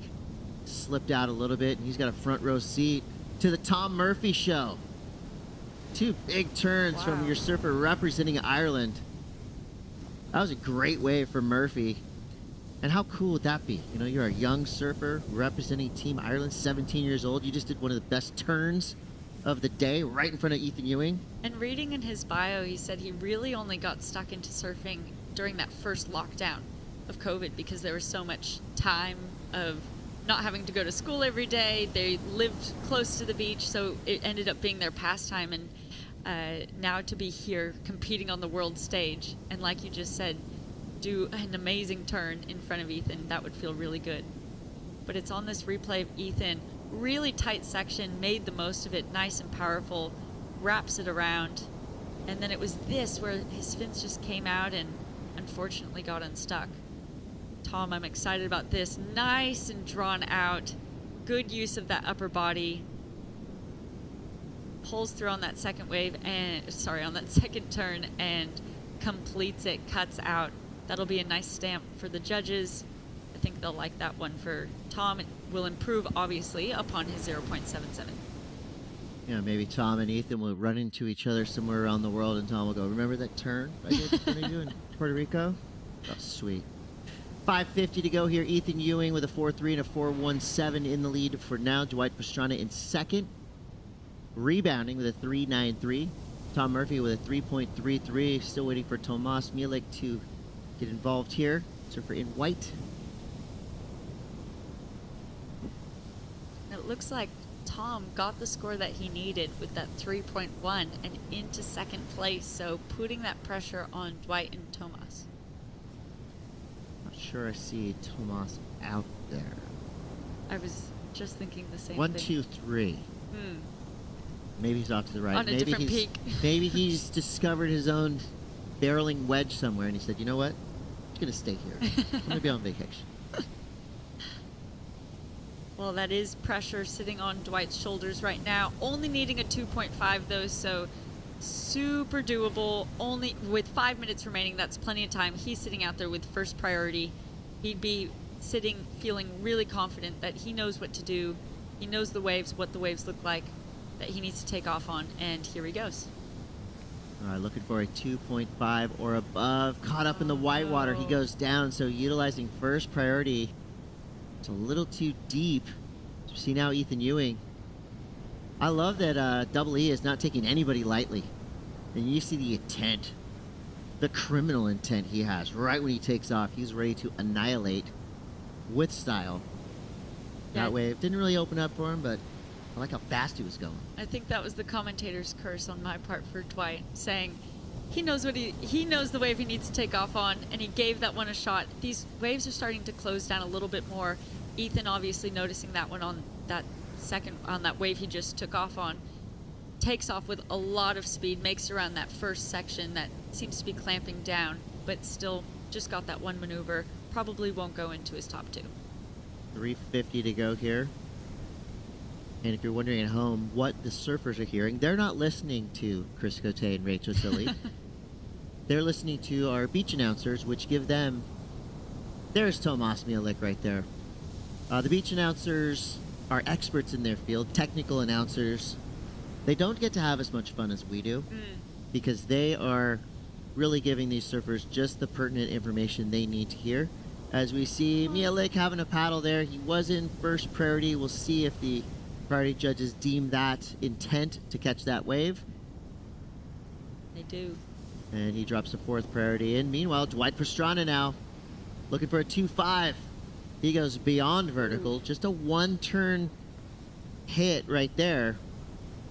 Good news for Pastrana. He does have 3 minutes, and the judges have been rewarding those kind of big critical snaps. We'll see. I mean, he definitely left a little bit of a question mark at the end of that turn. I mean, being only a single wave turn, a single turn wave, he made the most out of that, really attacking that lip, coming down. It was nice and critical, as we see Tomas. Oh.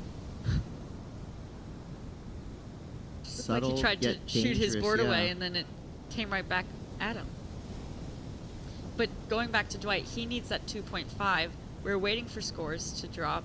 That would feel good. Completing a critical turn like that would feel good just as a surfer with that time remaining. I think he's probably sitting out there thinking that that will be enough. But if it doesn't come through as enough, he has 2 minutes to change that around. Yeah, the good news for Pastrana is the number does come through. So a 3.93. He needed a 2.5 or above. Oh, it was a 4.07. Even better. Yeah, even than that better. 2.5. So again, it was a critical snap. It was done in a really difficult section. So the judges will reward you if you do something pretty dangerous like Dwight did. But here goes Tom Murphy trying to answer back. Tom Murphy needs a 4.67. 0.5 for Tomas Mielik, representing Slovakia. Ethan Ewing into the lead. Now Dwight only needs a 4.4 to take that lead. So Ethan, while he's been doing some beautiful surfing on the waves that he's caught, he hasn't really caught that one wave that's opened up enough to allow him to run away with this heat. Yeah, it's tight. And Dwight Pastrana still has a chance of unseating Ethan. Ethan Ewing had some flashes of brilliance, but I don't think he really even had to get out of second gear in that one. He was kind of just cruising. And Dwight, Tom, and Tomas all still within striking distance. Dwight Pastrana would need a 4.4. Tom Murphy a 4.67. Mihalik 7.5. Here comes another wedge. I love the way this wave forms up. I mean, it kind of gives a equal bend on the right and left. Here we go, Ethan Ewing. Section presents itself to him, slams it, gets thrown off in the white water. Dang, That shows you how much power this wave has. Yeah, it would have been really nice to see that completed. Not that he needs it with 8 seconds remaining. It doesn't look like anything's happening on the outside. But he just came off that bottom turn with so much speed. It was nice, clean, crisp. And then unfortunately all that whitewash just converged together and turned him upside down. That is going to be it. For Heat 12, it's going to be Ethan Ewing and Dwight Pastrana just squeaking through in second place. Third and fourth place, Tom Murphy and Tomas Mihalik will be in our repechage round. But don't go anywhere. We've got a lot more action to come. We are live from beautiful Puerto Rico. This is the 2024 ISA World Surfing Games. We will be right back.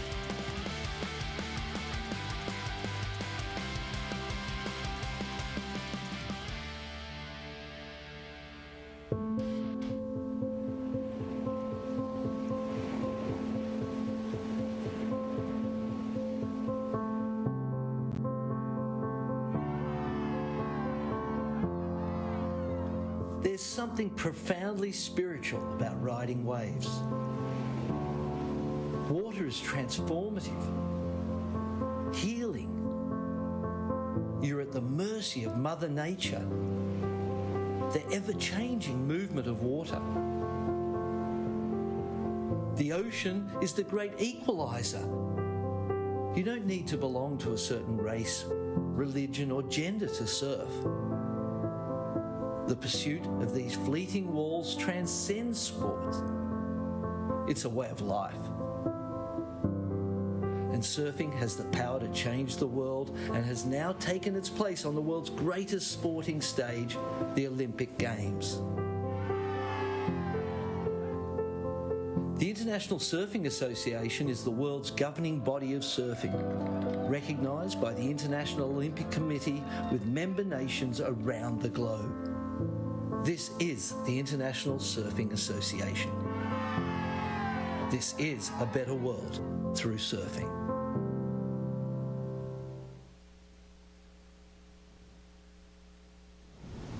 Back to the action here at the ISA World Surfing Games. We are in Arecibo in Puerto Rico, and there's been some great surfing going on.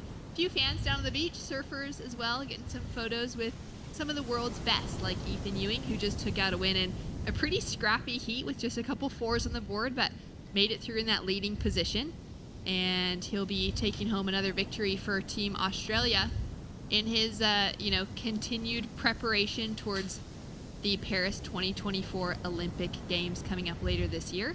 Now out in the water, heat number 13 of round 1, we've got Alonso Correa of Peru up against two surfers from the Netherlands, Oliver Zietz and Tom Bolsema, as well as the Fijian in Avisia Tiblinava. So this is going to be a great heat for surfers with a lot of experience behind them. And this is Shannon Hughes in the booth, joined by Otto Flores, local Puerto Rican, absolute legend. Otto, you know so much about everything that's been going on behind the scenes because you're working and serving on the local organizing committee, the LOC. We'll get back to that in a minute, though, because we got some live action. Just a quick kick in and out from Tom out of Team Netherlands. And we might have a wave here. Surfer in red. Alonso has a look, decides not to go. But it's been great, Otto, to have you in and around the contest, everything that's been getting ready to go. And now we get to just pick your brain a little bit on what's really going down behind the scenes and maybe what the forecast looks like. How's it been going for you to have an event this big here at home? Well, more than an honor. It's a pleasure to have this caliber of surfing and Olympic implications come into our beautiful backyard. But I'm more thankful for the fact that the opening day is what it is, right? Beautiful waves, beautiful weather. Incredible surfing offhand, and more than anything, just seeing all these countries and all these colors come together in a beautiful culture and a community, which is surfing. It's so exciting to be able to have an event like this. Like you said, we've got 55 nations represented, 266 surfers, but they've traveled from all parts of the globe, like literally, so many different countries. Arrive to an event and have it firing on day one. Well, one of the things I've seen is that the jet lag guys are winning heats. It's pretty funny, some scrappy heats, some really nice heats. It's been awesome. Well, 16 minutes, 30 seconds on the clock. While we have a lull in the action, let's go down to the beach to catch up with Ethan Ewing and Mitch Salazar. Hey, congratulations. Big win. Last year you went through a tough road towards the end of the season, injury in Tahiti. You're runner-up in the world last year. Talk to me about the development of not only having to go through that, both mentally and physically, but Dwight's coming up right here. But then, this is pretty crazy. Then also having to deal with the elements of other people involved in the water too in competition. How did you go over it so quickly, especially physical recovery? Yeah, it was super tough.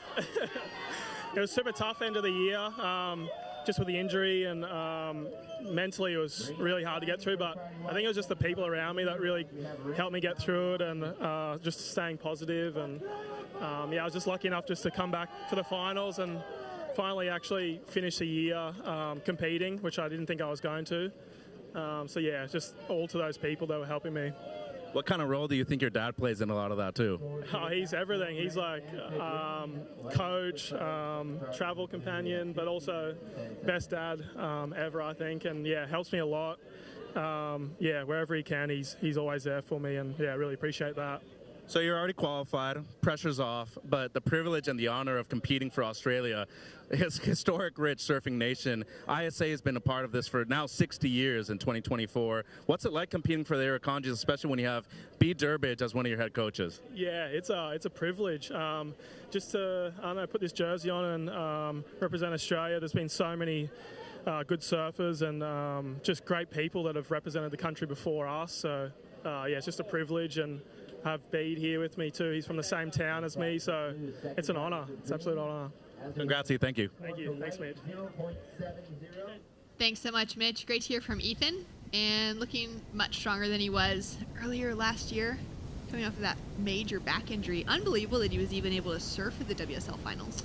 And the way he surfed was incredible. I think that was a comeback that none of us were expecting. Not at all.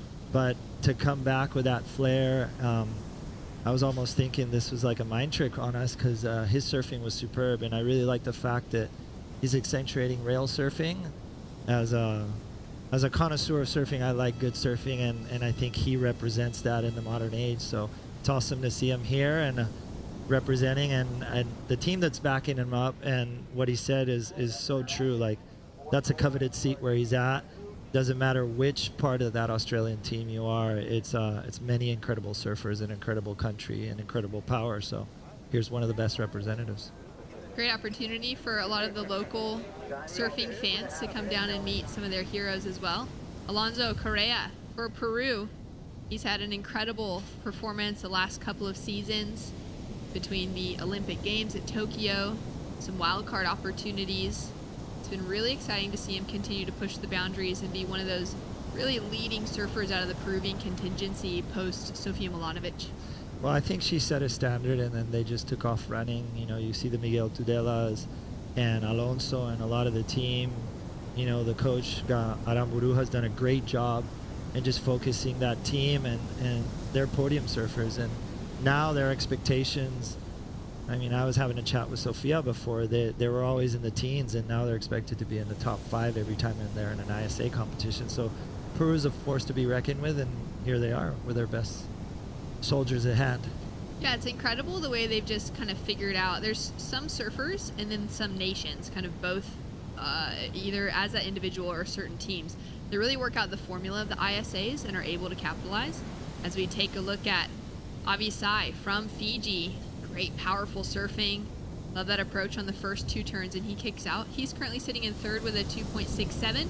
We got a couple scores on the board. The Peruvian with a 6 now to improve on the 5.83, and the 4.17 for Oliver Zietz out of Hawaii, but representing the Netherlands. And speaking of him, he's now up and riding once again, driving off the bottom into a great opening bit of rail work.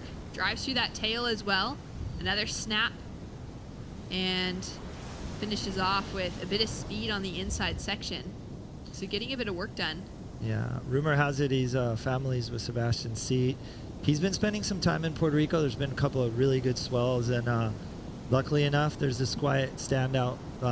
We know he's from Kauai, but he's representing Norway, and we've seen some great surfing from him.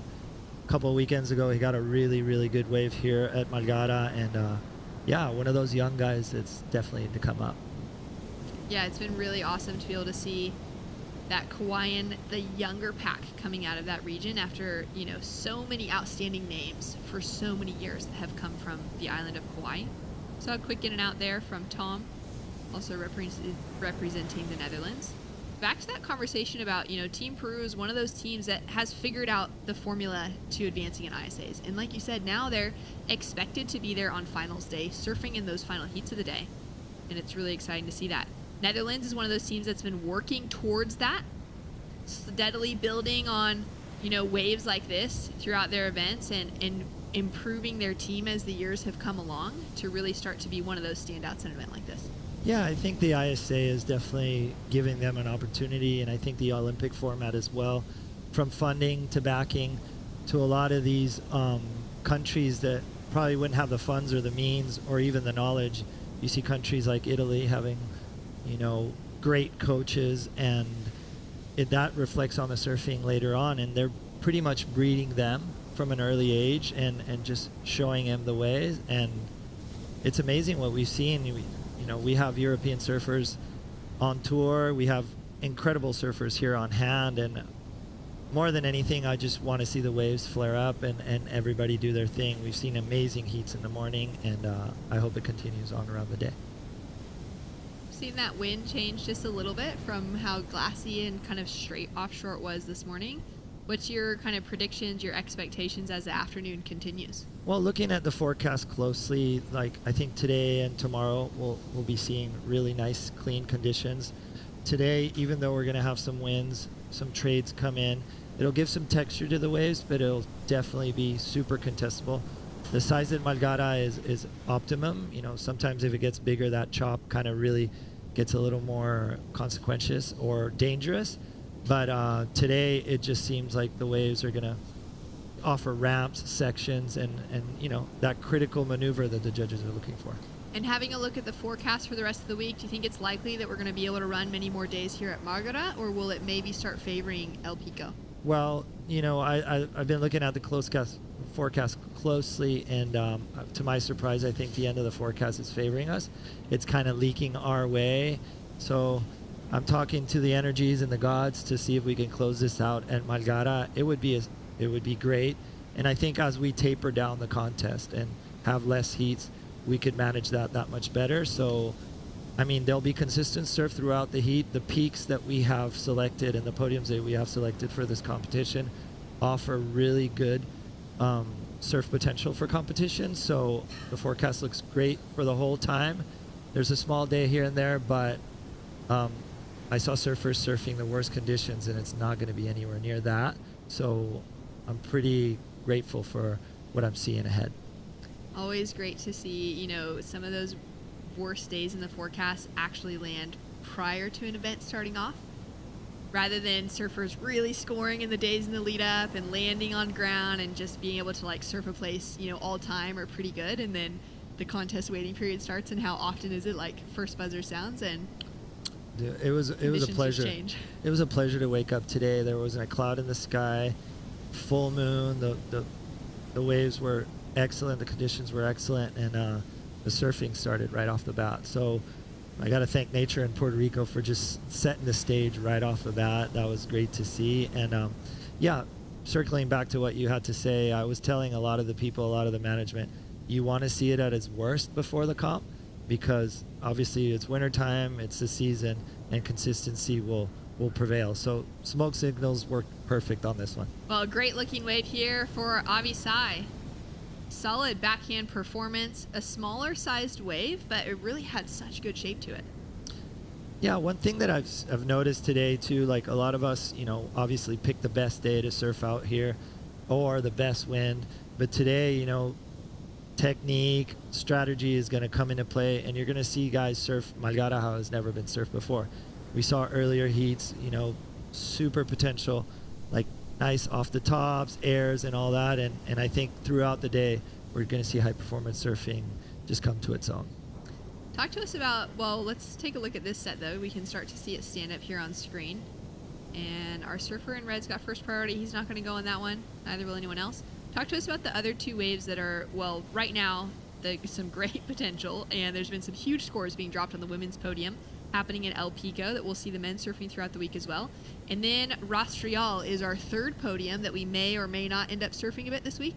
Well, we're definitely going to go into Rastrial, and I had a little break amongst the action and had a chance to sit down, and I saw waves reeling down Rastrial, and the girls, actually the conditions don't affect El Pico that much during the day, so the girls have an epic stage, and I think it's equal what's happening. Maybe Malgara has a little more of a tube section, more consistent, but the girls are having an excellent, place to start that first day of competition, and we kind of wanted to start on the better waves on the better day, but as the week goes on, we'll probably move to Pico and Malgara and fluctuate between both of them or run simultaneously. But I did see 2 or 3 macaronis left rolling through Rastrial today, and I was like, man, if I didn't have to do this, I'd be surfing. If you weren't out there on the jet ski this morning with water safety or jumping in the booth and covering some heats, you'd be out there in the lineup. Yes. I'm sure, I mean, it's kind of awesome, too, that there is the 3 definitive breaks that are all highly contestable. I mean, running a contest at any one of these spots on any day, you'd be so stoked to be putting a jersey on and paddling out because there's so much potential both on the lefts and the rights. But even as, you know, any of the surfers that are either potentially not surfing today, because there is 36 heats in the men's opening round, and in the women's there's 32 heats. So there's a few heats that won't run regardless of today because we just literally don't have the daylight. They'll be pushed until those early heats tomorrow morning. But a lot of the surfers, if they're only surfing their heats late in the day or they surfed early and they're done for the rest, they've got that opportunity to go surf at Rastreal in their free time as well. Yeah, and this is a very wave-rich zone. Arecibo and Islote have numerous amounts of breaks. It's a beautiful, beautiful setup. Multiple directions feed multiple waves. It's a great scenario to be in for sure. And yeah, we'll see great action during the week. Those other 2 waves, high performance surfing will be on tap. And yeah, I just got to say that the surfers have a really good court to play in. Alonso now up and riding, current heat leader, flaring on that second turn, 12 o'clock on the third, and now wrapping it around as he looks towards the finish. He's already got that 6. He's got a 5.83 on the board, so he's been pretty commanding throughout this heat. Looking to maybe try and improve if he can get anything better than that 5.83. The requirements could be into the 7s on Oliver Zeitz. Yeah, very well surfed. Vertical surfing, rail surfing on that one. Definitely, you know, taking charge of this heat. And Oliver obviously wants to get rid either of that 5 or that 4.17. 3 minutes remaining, plenty of time. You know, Oliver Zeitz has priority. So we'll see how this plays out for him. But the Peruvian surfer definitely dominating this one. Yeah, he's just been on fire. Alonso's no surprise to see him walking away with, you know, some solid scores to start out his campaign. We did see Daniela Rosas from Team Peru opened up. She was in first heat of the morning, and she had a 15-point heat total. Wow. And having a chat with the Peruvian team, they feel really comfortable here. You know, they definitely have a lot of friendships in the island, but they also were talking about, you know, that they really encourage powerful waves, and they were all really excited and asking a lot of questions about the breaks here. So I think Team Peru focused, and I think they're serious when they want to be on that top 5 conversation in every single competition. Yeah, they really have had a great dynamic behind the scenes. Many years of solid coaching, spending a lot of times in preparation for an event like this, which we're seeing from more teams now, getting together, doing training camps together, whether it's possibly at the location of an event, if they can maybe have the funding to fly everybody out a month or 2 before, get a few waves, or even just arrive a few weeks before the event. You see some teams that will do that, you know, if they have the time and the funding to be able to support their surfers in that way. Otherwise, it's just back at home and getting everyone together for little weekend trips and being able to build that team camaraderie, which is such an important part of the events here for the ISA, because it's a long week, and having that support system where you feel like you trust each other, you've got that friendship as well as pushing each other in your free surfs and kind of encouraging each other to go even harder, is an important part when it comes to a big 10-day event.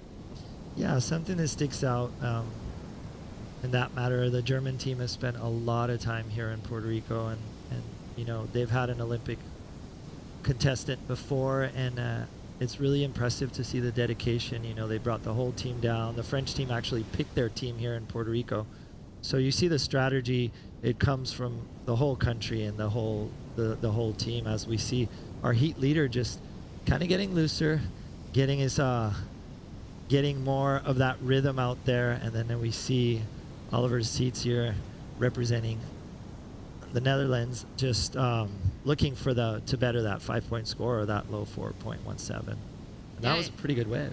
Getting the job done. So complete for him. Alonso, that first turn was unbelievable. Tail completely out, no fins attached to the surface of that water. Great rhythm today. Like just, you know, wave selection, and also when he's getting up on the wave. And it's really impressive to see how these surfers can get that combination going. We saw Gabriel earlier on, and Alonso just kind of following suit and surfing really poised, you know, picking the waves. And one thing that's really hard is just to have that patience to let a wave go, knowing what, you know, an 8 or a 6 look like before you even surf it. And that comes from the strategy from the coach, from the management, from everything. And yeah, it just plays out in the end. Well, down to 10 seconds on the clock. We've got surfers from the next heat paddling out. They're taking that little wide paddle around the left as we see Avisai from Fiji with a great opening turn. Love that approach as he heads into the second. He's looking for a 5.57, which is a pretty solid score considering, you know, the 6 and the 5.83 that we saw from Alonso and need to be the third highest score of the heat so far to get him into that top 2 position. But the great thing is that top 2 do stay in the advancing positions in the top half of the draw and the main draw, but the bottom 2 surfers will have another chance and they'll fall into that repecharge round. Yeah, that's why you say it's a long competition, and that repecharge round, it's a contest all in itself. So. Well, we've got some other scores that have locked in. A 5.30 for Last of Oliver Zeitz takes him into that second place position convincingly, increases the requirement to a 6.70 on the board for Last of White. And that scoring for Last of White out of Fiji was just a 3.07, so unfortunately not enough to take him into a top 2 position. Still waiting on the last score of Alonso Correa, but we know that he fell on his last turn, so maybe wouldn't quite factor into his top 2 waves, but a solid performance regardless.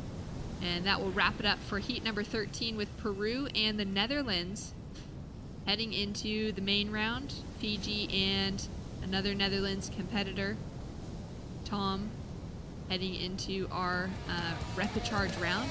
We've got more action to come. Otto will be staying with me to call some more great waves just like this when we return.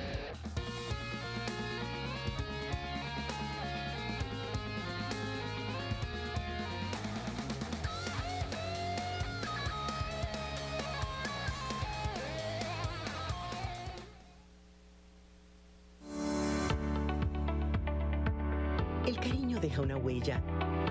Vela porque estemos bien. Celebra las nuevas etapas de la vida. El cariño nos mantiene en forma para que no nos perdamos ni un segundo de lo que nos llena de vida. Donde hay cariño, hay salud. Por eso llevamos 40 años cuidando cada etapa de tu vida. MCS, 40 años de salud completa.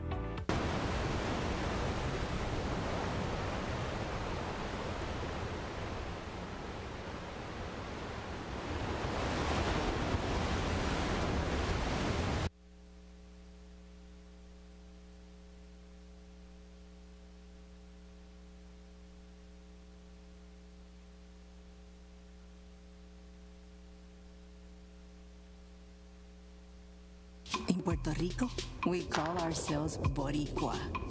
We are proud, passionate, and full of life. On our island, secrets are more precious when shared. Passion flourishes. We enjoy until our hearts are full. And we know that gifts can come from anywhere. Live Boricua.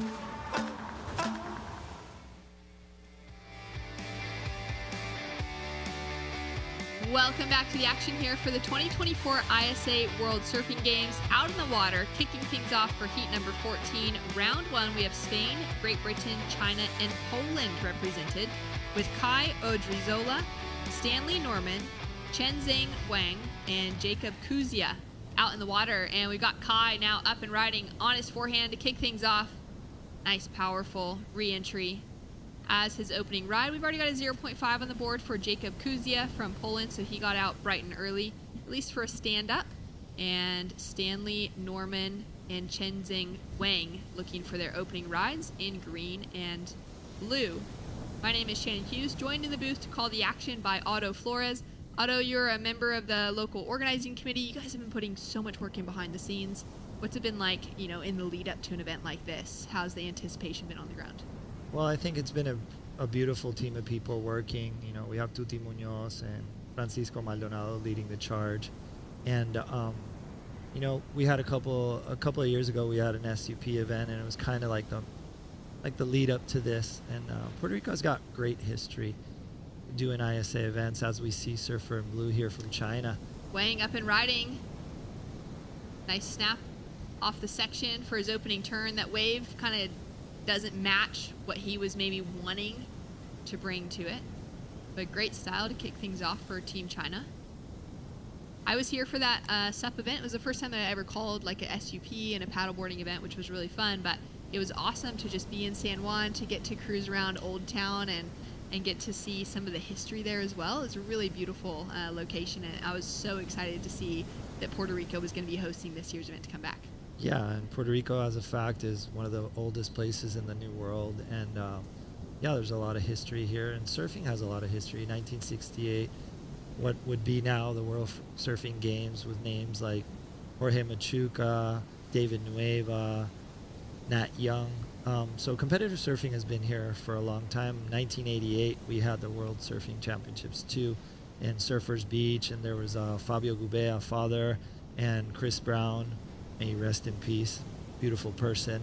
And that was the one that really hit me. I was 12 years old, and after that competition, after I saw that, and after I saw what was happening, surfing became my addiction.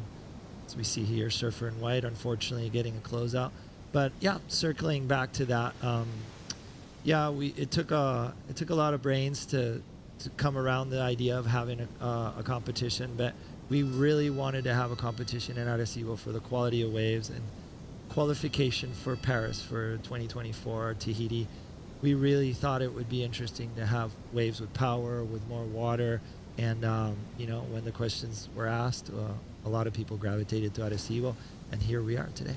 Oh, incredible. I think the surfing world was excited to know that, you know, for the final Olympic qualifier, because there's been a few different ways to qualify, and we've been continuing to educate our audience on that through the morning, and we'll do that throughout the entire week. But to know that we were going to be surfing and seeing waves like this from Stanley Norman on his opening two turns, looking sharp as ever. 21 years old, proudly representing Bude back at home in England and surfing for Team Great Britain. But to know that there was going to be a wave with some consequence to it being surfed in preparation for that was very exciting. We've got 14 minutes, 30 seconds on the clock. As scores drop, let's go down to a very hot beach where we've got Alonso Correa waiting by with Here Mitch with Salazar. Alonso Correa. Alonso, muchas felicidades, big congratulations. And you got a QS win, a big one just a few weeks ago at home in Señoritas. But ISA competition, it's a different animal. You have to surf many rounds to make it into the finals. I know it's a long way to go, but how do you pace yourself in a long event, especially on day number one? Yeah, that's the goal, right? Make as many hits as possible all the way to the finals. It's a lot of them. You have to be consistent. And it's a good start. Winning the first heat, getting the nerves off, a couple of waves, a couple wipeouts, but then a couple scores, and happy to made it through. And yeah, it's a start of a long way, so gotta keep the pace. You guys are always super well prepared, though. Having Luca, Miguel here, guys that are just as experienced as you, what kind of input do you take from them and apply to your own strategy out there in the water? Yeah, for sure. Those guys are super consistent. Last year they made it to the final, and that's the goal. I was there to watch, and yeah, for sure that's the goal. I've seen it happen, and yeah, this year Hydro is super stacked. And I'm excited to surf with the bigger names, the city guys. Hopefully we get some waves. The waves are firing. The tide dropped a little bit. It was closing out a bit more. But yeah, Puerto Rico is amazing. Really good waves. So this is something that I feel is super important when it comes to international competition. The last two ISA World Surfing Games that we've had have been in Spanish-speaking countries. What kind of importance do you take into that, knowing that there's a comfort level to competing in a country that speaks the same language that you do? Yeah, I think it's all about the vibe, right? Here in Puerto Rico, there's like really good vibes everywhere. A lot of music, a lot of happy people, and that just brings the vibe up for everyone. So that for sure is super cool. And the waves are nice, the water's warm. Like you couldn't ask for a better scenario. ¿Algo que le quiera decir a la gente del Perú? Nada, saludos a todos. Gracias a todos por apoyar. Acá estamos. Creo que todos los chicos corren hoy día, entonces quédense ahí a la transmisión y y apoyen a todo el equipo, ¿no? Vamos a estar dándole y nada, representando. Gracias, Alonso. Gracias. Thanks so much, Mitch. Great to hear from Alonso. Those little things that make such a big difference traveling around the world. I'm sure you've experienced it so much in your life as an ambassador with Patagonia, but being on the road far away from home, any little thing that you can tap into that makes you feel at home, whether it's speaking the same language, is always incredible. There we can see surfer from Team Ukraine getting ready to paddle out for his heat. He'll be coming up next. We'll have Ukraine, New Zealand, Costa Rica, and Guatemala hitting the lineup. Yeah, circling back to what you're saying, in Puerto Rico we call it sazon, sabor. It's like flavor, and I think all the Latin cultures have this brotherhood, you know. And I've traveled the world with Latin guys, and I've seen, you know, the Gabriels Villaran grow up, Miguel Tudelas, and all that. And there is a definite brotherhood between Latin America, and I think that comfort level when they come and when we go to their places is extended. And I think you know, organizations like this have definitely nurtured that, you know, and I believe Europe is very similar. And yeah, I believe that we put a little spice in the game, and what he was talking about, the vibe is sabor, it's flair. And yeah, Puerto Ricans, you know, we're loud and proud. I feel like also, you know, for the Californians or the Hawaiians traveling to Australia, there's that kind of similar, there's those kind of pockets of countries around the world that have that little flavor of being like, oh, it doesn't feel like I'm that far away from home. Things are a little different. The currency might be different, of, you know, some of the local lingo, that sort of stuff. But a lot of it can be kind of similar, as we can see. Chenzing Wang from Team China has just been lighting it up out there. He's currently sitting in the lead with a 3.93 as his high score, of another score to drop now. Stanley Norman from Great Britain on 10 minutes on the clock has that 5.5 as his only score, but it's a single highest score of the heat, so he's in a great position. Yeah, Stanley started off strong with those two nice turns. And you know, it's like we all say, it's just building house. But one thing that sticks out in this heat is, like, I mean, I've worked with the ISA before, and I've been to China, and just to see the evolution of surfing of China is super impressive. Like, the level of surfing that I saw years ago to what I'm seeing right now is tremendous. And it's just another situation where a country gets behind their athletes, and there you go, another sport's created. Yeah, it's pretty incredible to be able to see the growth for surfer in the water. For Wang, he's from Hainan, which is where we run a lot of events over the years, and warm tropical water, reef breaks, and little beach breaks around. There's such good quality waves, and it's been awesome to see them tap into having surf community and surf culture there as well over the years. Yeah, I had the pleasure to go into Hainan. I think the first time we did an event, and the waves were incredible. I got really barreled in China, which not a lot of people could say that. So it's beautiful to see the evolution of the sport and how they're behind it. And yeah, it's just proof. Proof is in the pudding that they're ripping. We got a paddle here for Stanley, setting himself up. Team Great Britain now up and riding into that first section. Kind of feathers down in front of him. Now from this angle you can see just a little bit better shape to that wave as he comes through to the inside section. Connects with a coping on the finish. And he's going to finally put down a second score. Only needing a 0.63 to take the lead away from blue. And surfer in red, Kai, for Team Spain. This is a surprising one to see him only with that 3 and that 0.27, one of the bigger names in the draw. His little brother, Hans Odrizola, is an incredibly good competitor. The two of them have spent a lot of time traveling around the world and have found some pretty huge success at ISA events around. They're names that we're going to see continue to really capitalize, I think, on that global stage for a long time. But he's got, you know, some effort in front of him now with 7.5 minutes remaining. As we take a look at Jacob out of Poland, great style and approach as he comes through for this final maneuver. Oh, he might be able to squeeze in one more, and there it is. Powerful surfer throwing a lot of spray. This is one of those waves that's just continued to open up for him on the inside. Yeah, great surfing from the Polish surfer. And yeah, we saw that dominance in the junior event from the Spanish side. And, you know, they came here and they practiced, and really, really excellent talent of surfing for the Basque and obviously the Spanish team. They spent some time out here in Arecibo and throughout the island. And here you go, surfer in red from Spain. All right, that's the sort of opening turn we would expect to see. Finds the second as well. Can't find that finishing maneuver, which will hurt the score. But at the moment, he's chasing that 3.14 only to get himself out of that 4th place position, and he'll find it. Yeah, definitely good rhythm. Unfortunately, that last section has seemed to be tricky for a lot of people.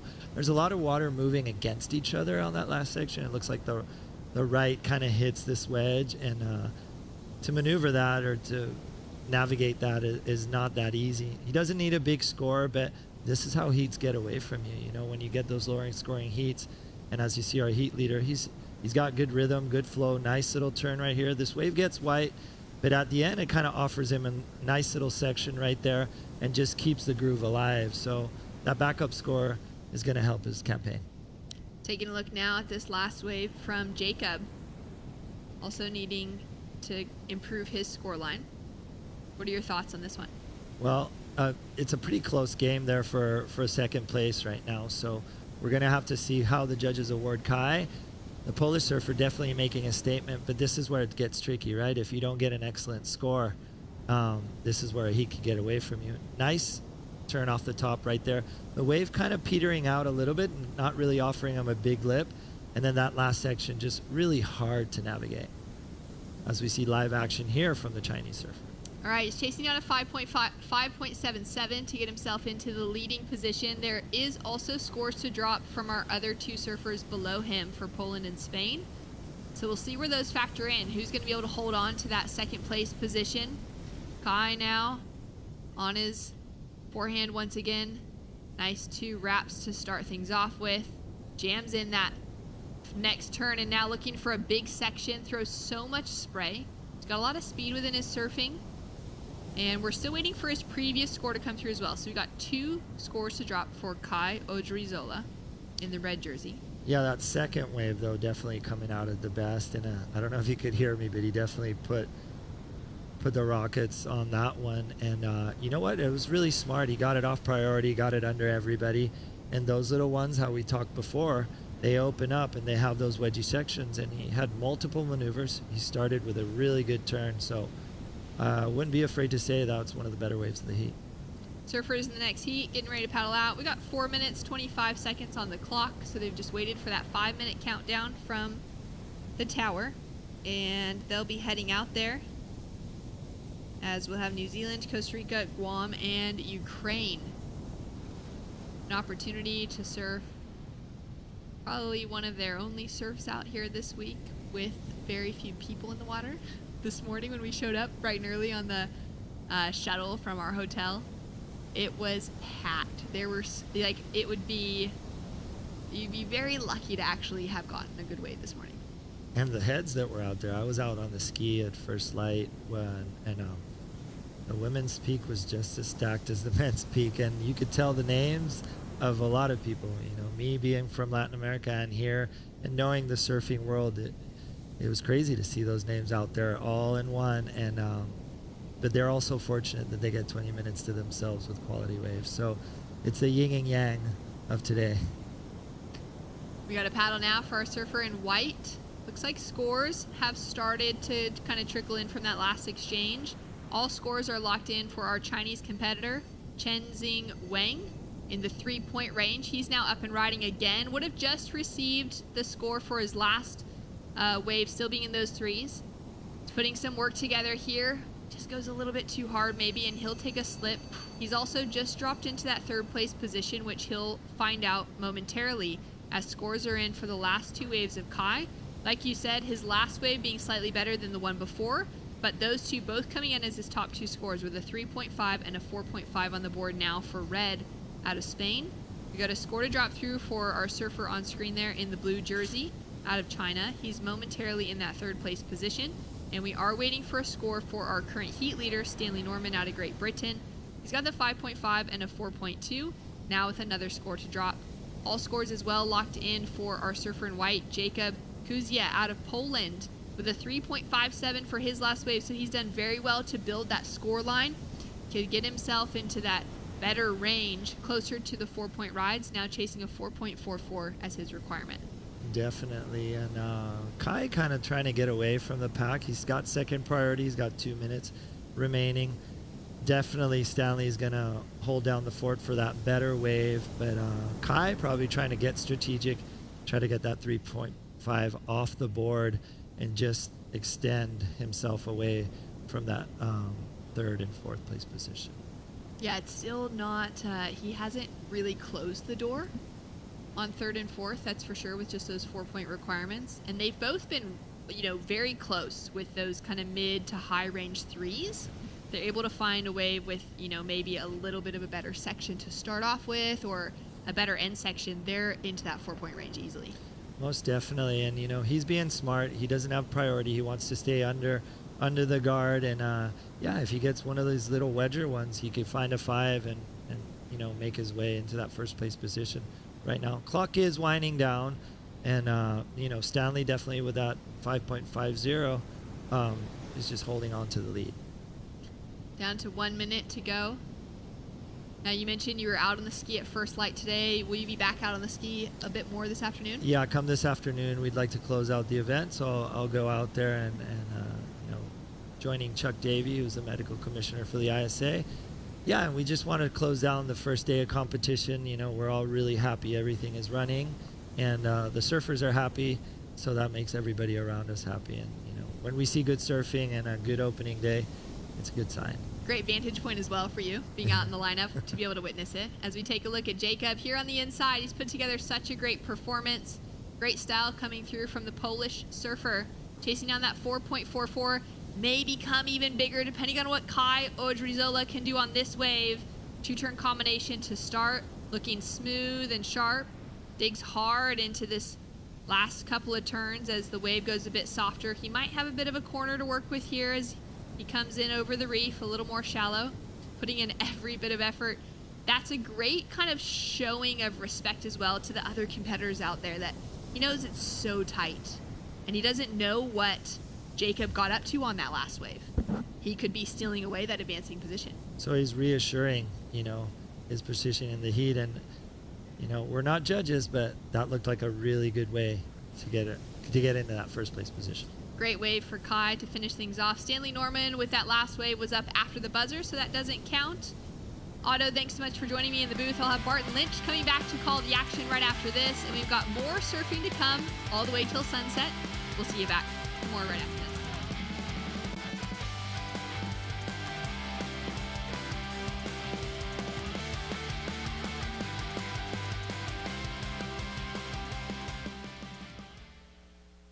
La primera vez que te probé, ese sabor nunca lo olvidé. Quiero mi pancho, te amo pancho. Desde la primera vez que te probé, ese sabor nunca lo olvidé. Quiero mi pancho. Campo Pancho, solo $4.99. Te amo pancho. In Puerto Rico, we call ourselves Boricua. We are proud, passionate, and full of life. On our island, secrets are more precious when shared. Passion flourishes. We enjoy until our hearts are full. And we know that gifts can come from anywhere. Live Boricua.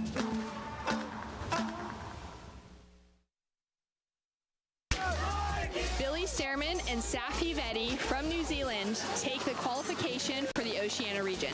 Obviously excited, but really terrified too. I've never been to Tahiti before. I'm really excited to give it a red hot crack. Yeah, I'm looking forward to Tahiti and pushing my limits again and hopefully throwing myself over that ledge and kind of getting some good barrels and progressing and hopefully getting a medal for New Zealand.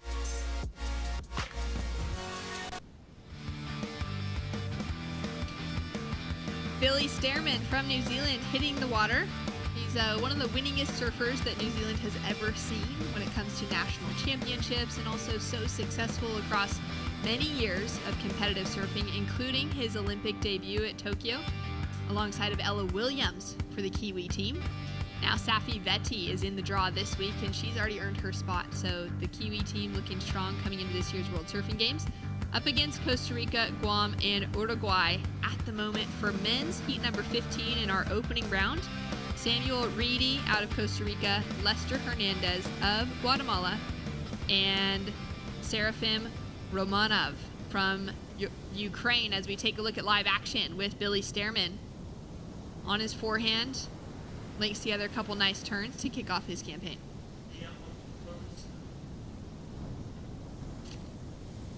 There you go, Barton. Yes, off to an early start there for the Kiwi. Great competitor, very experienced. And Guam, Costa Rica and the Ukraine out there in the water. Extremely international heat. Seen And a that little sea breeze ruffle coming up on the ocean right now, but still some hollow waves out there. Let's take another look at this opening ride. Nice and clean on the face still. Yeah, first turn was nice, and it got a bit frothy and white watery. Got the closeout turn.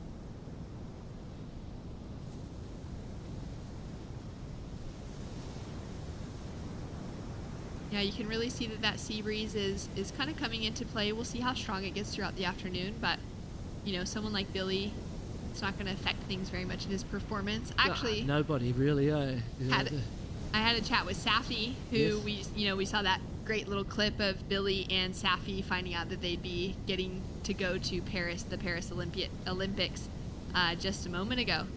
And Safi said that with the wind coming up, she actually reckons it might get a little bit more fun out there. Well, she's ready to give it a red hot crack, as she said. She certainly That is. was a classic comment. And that's something you will have to do out at that location. Yalpu. Wow, it's a heavy wave. Daunting, really, having to know that you've got to step up and surf at that level is not for everyone. Billy having a look here. He opened up on a 5.33 and, ooh, just get sucked over the falls there.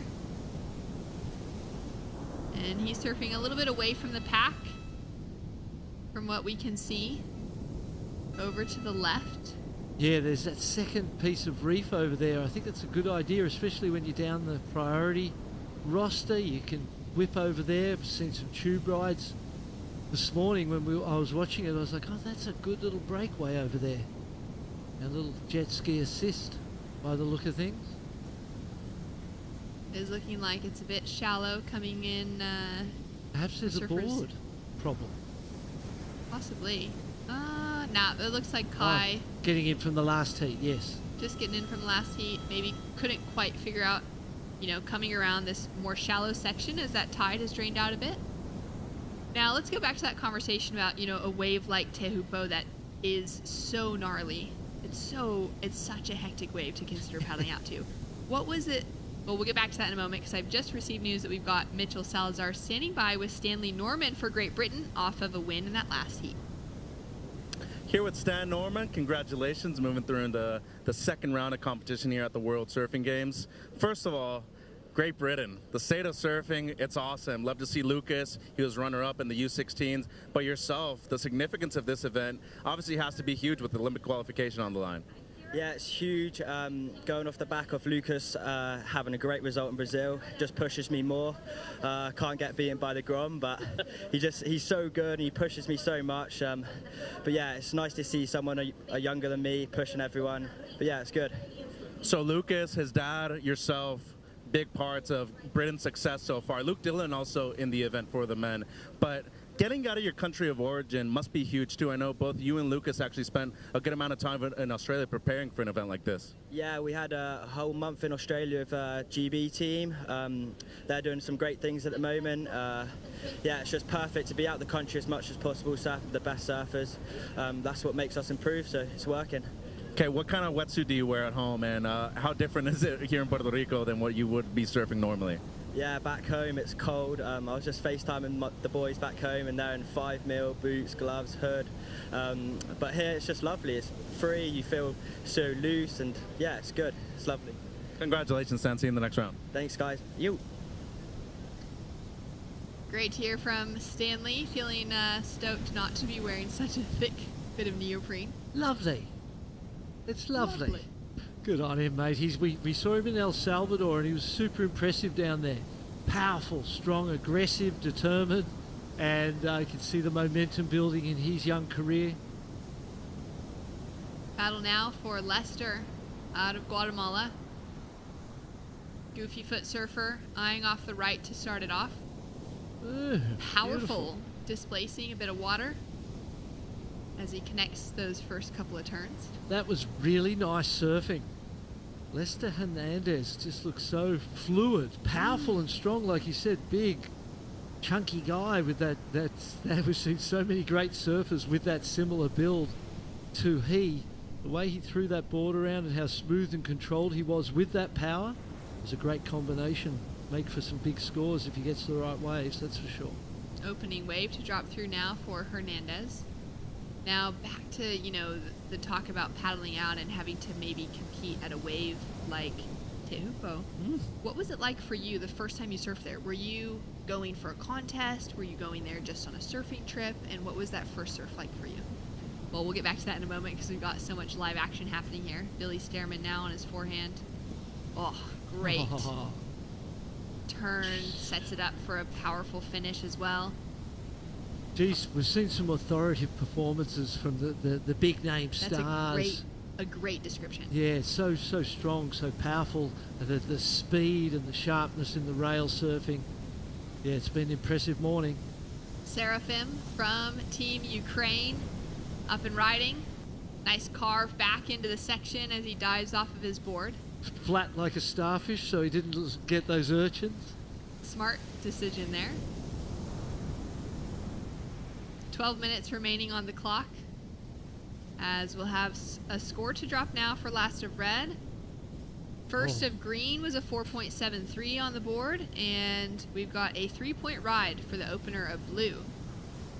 Yeah, it's just that wave went flat on the face, but he just showed us so much potential. Great style and class in the performance. Few umbrellas out today, not for any scare of rain in the forecast, but because that sun is starting to be pretty hot. Yeah, it sure is. It's balmy out there. I forgot my sunglasses, walked out. I didn't know what a mistake that was. And back to that conversation of having to surf somewhere like Tehupo or Pipeline. I've never competed at Tehupo. It was never on the tour while we were there. I think the first year it came on was a year or two after I retired in '97. But I went there in the early 90s, stayed with Batea David. As we see the replay here, just check out this beautiful wrapping snap and then into a little high line float to finish. Beautiful control. Definitely feels like it's going to be better than the 5.33 to me. We see it again, the first turn out of the lip, flaring. Second turn, a wrapping, carving turn with just complete speed and flow all the way through that performance. Cuts out, and I bet he's pretty stoked with that one. 7.5 drops through for the last wave of Billy Stearman. Yeah, rightly so. Definitely a couple of points there between wave one and that. A good scale set by the judges early, sticking with it throughout the day. Haven't seen any tube rides for quite some time. That was a feature of those early heats. And now with that little ruffle on the wind, not so much the case. Sebastian Williams, representing Team Mexico. Getting ready to paddle out next. And hoping to join his teammate in Al, sitting next to him there on the beach for Olympic qualification. He does well at this event, lands himself in the top 6 eligible men. He'll be joining his buddy. And he was super impressive down in El Salvador. We watched him a couple of just heroic moments in heats to pull out victories, big turns in big moments. And Al Cleland Jr., already qualified, gives him a hug, wishes him the best, leaves him to have a moment of quiet contemplation before he takes to the water. 9 minutes left in this one. And our surfer in green looking to put himself in position. Look at that one. Ooh, a little bit of spit. Bigger wave. Nice wall. Sam putting himself in the spot here for Team Costa Rica. Pumps off the bottom. Nice opening combination. Grabs that rail as he drives back into the foam. Really like that first bottom turn, where he came from in that bottom turn was so deep, squared it up out of the bottom. The 4.73 was really good surfing too from the Costa Rican. Impressive young man. He'll now be chipping away at that 8.1 requirement. Let's take another look at it here. See how he faded it? See where that bottom turn came from? So far behind the whitewater, it was just beautiful and carvy, and there's got to be points in that bottom turn alone to me. Dropped down the face, faded it back a little, and then laid it over so beautifully. See, faded it back there and then just laid it over so beautifully. Laid a bit of a variation on the top turn to give it some variety. A little whitewater float there to finish up. Gets the completion. Definitely going to be a second good score on the board to go with that 4.73 and consolidate his second place. 7 minutes, 45 seconds on the clock, and a score to drop through for Sam Reedy out of Team Costa Rica. Now, back to that first surf that you had.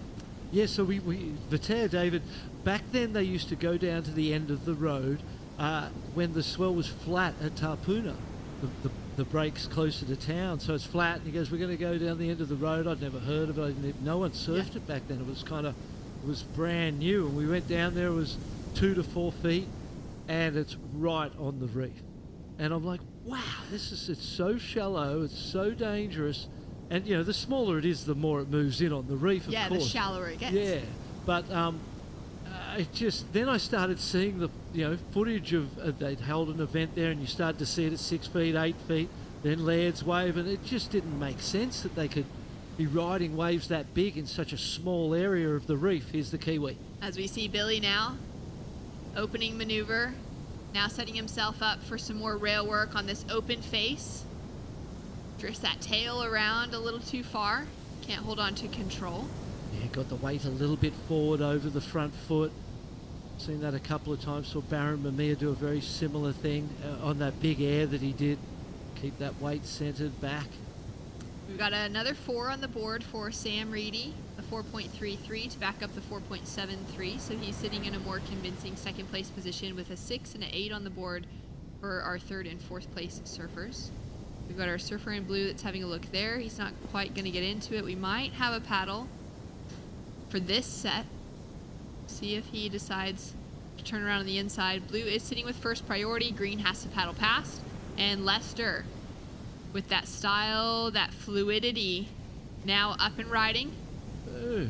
And is able to capitalize on that second section. He's looking to just, improve on that 3-point ride. And really, that wasn't the type of wave you want to catch, really. When people have got 7 5s and 5s, or even the 4.73, 4.33 in second place, we see the replay. Billy, you really need to be on bigger, better waves to match those scores. He's got the surfing performance, Hernandez, no doubt about it, as we see Billy lay this one over, and there's that weight come forward over the front knee a little bit too much, and the nose dug in that bit and it's just slowed him down. He's got the turns. Watch this closeout turn right here.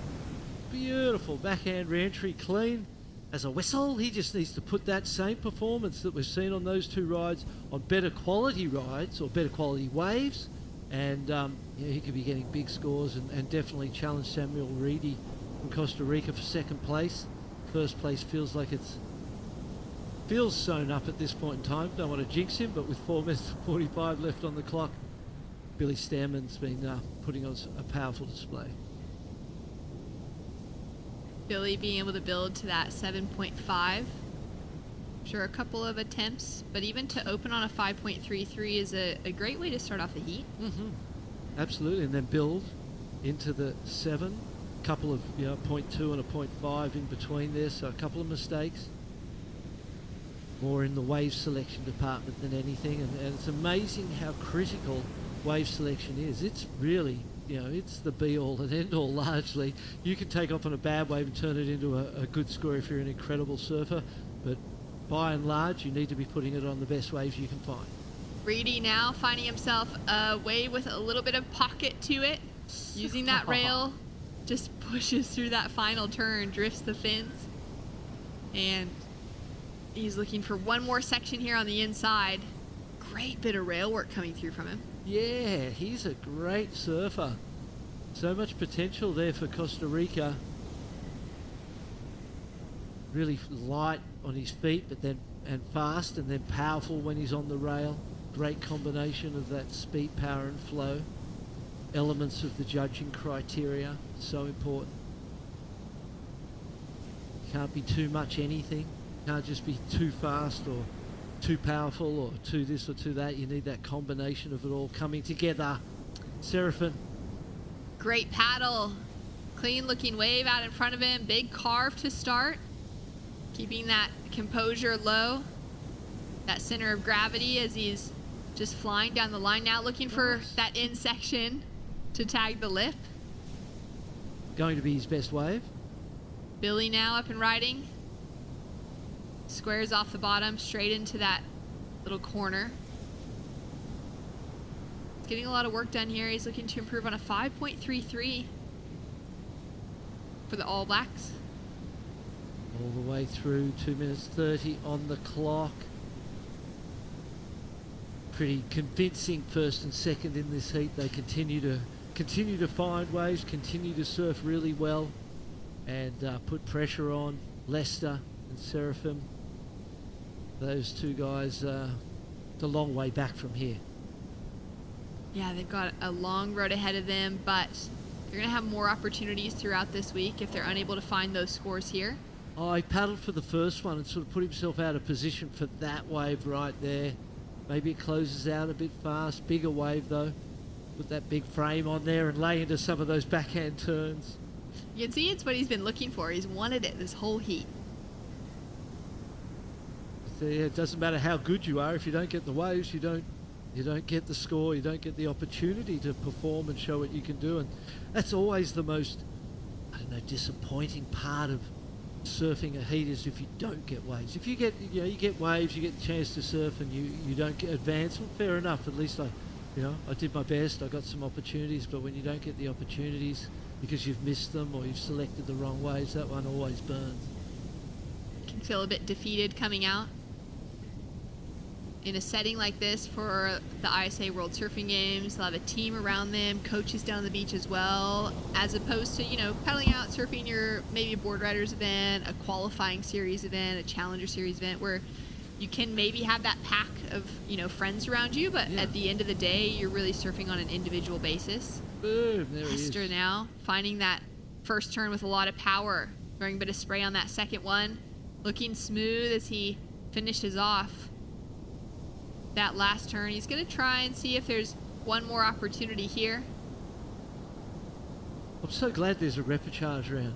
I feel like that young man's got a lot to prove, and he's got the surfing performance and the power and the strength that, give him another chance, settle in. This is the first heat. It's always a nerve-wracking moment, your first heat. So Lester Hernandez from Guam, looking like going through to that repechage round, but showing that he's got the performance to challenge. Yeah, he's got some great competitive experience behind him as well. Billy now coming in deep behind the section on this wave. Nice open face wrap to start. Drives through a little more dynamic on the second turn. As we see Sam Reedy, he's been holding on to that second place position. He is has a huge heart for the environment, for sustainability behind the scenes with what him and his family have been doing with their farms back in Costa Rica. So it's awesome to see, a surfer that's in the draw this week putting together a top performance and could be, a likely contender to find that Olympic qualification. Who's also doing really important things for the environment behind the scenes. Yeah, and there's a lot of people working in that space, a lot of good people doing good things around the world. Well, at times it feels like there isn't, and it's just all the other stuff going on. There's certainly a lot of good people doing good things. Well, that'll round it out. Billy Stearman from New Zealand with the win, and Samuel Reedy of Costa Rica in second. Our bottom two surfers, Lester Hernandez and Serafin Romanov, will be heading into the repechage round. We've got more action to come because the waves are still just rolling down the reef here. We've got Chris and Rachel coming back in to call the action.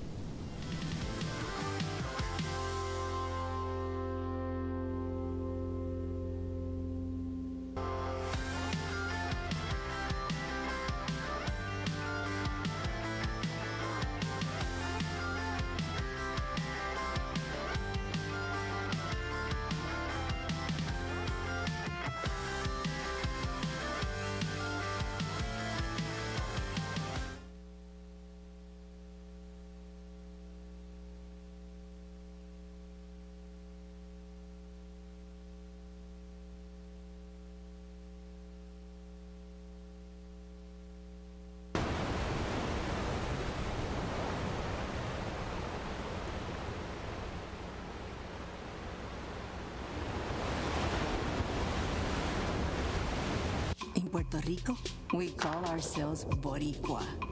We are proud, passionate, and full of life. On our island, secrets are more precious when shared. Passion flourishes. We enjoy until our hearts are full. And we know that gifts can come from anywhere. Live Boricua.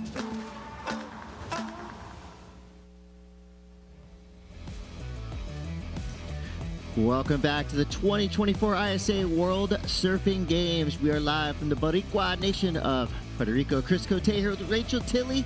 And out in the lineup, we've got Sebastian Williams, Ketut, Agus, Adia Putra, Rex Calderon, and Bernardo Radovsky.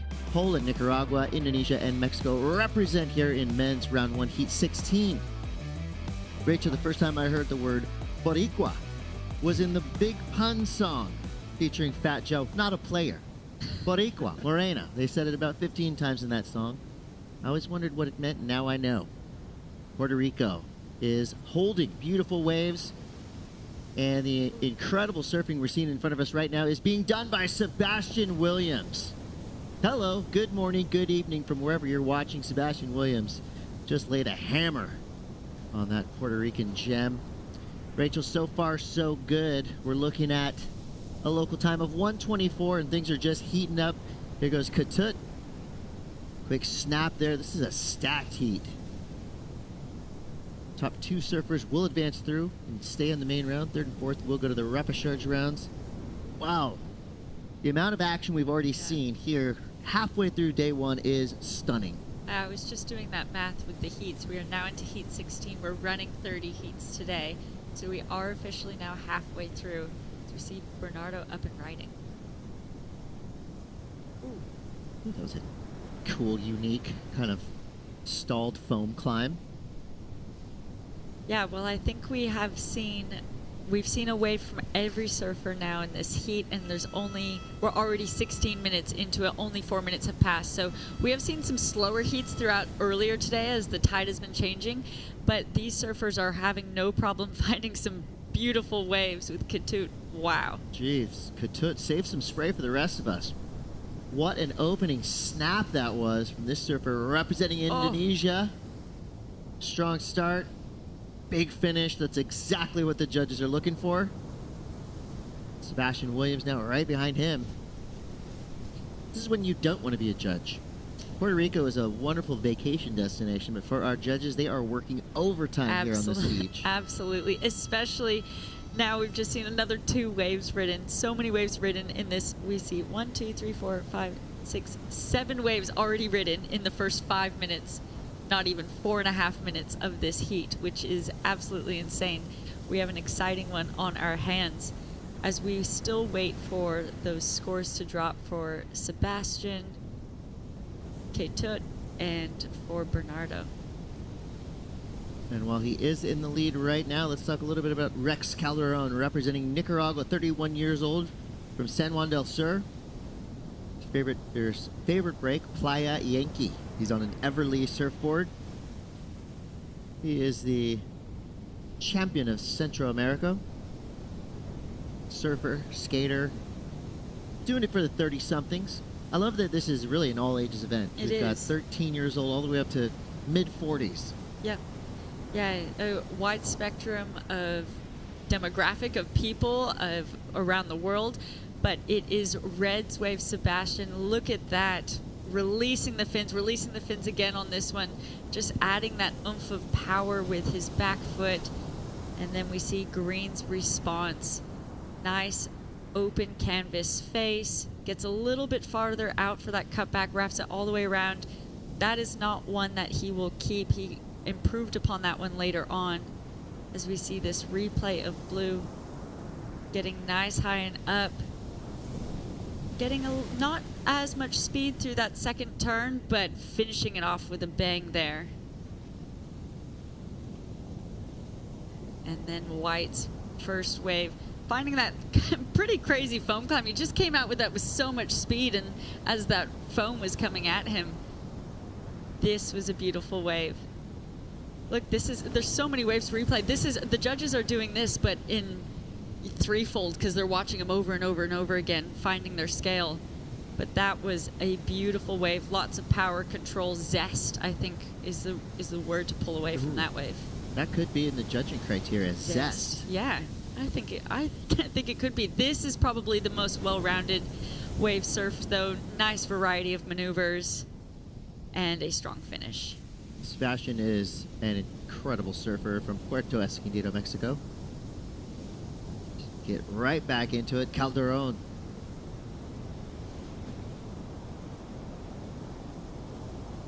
Just giving no break for the judges at all. Well, luckily they don't need it. They're all experts in their field. Absolutely. Iago Dora will be coming up next. Oh my goodness. This has to be a typo. That's a final.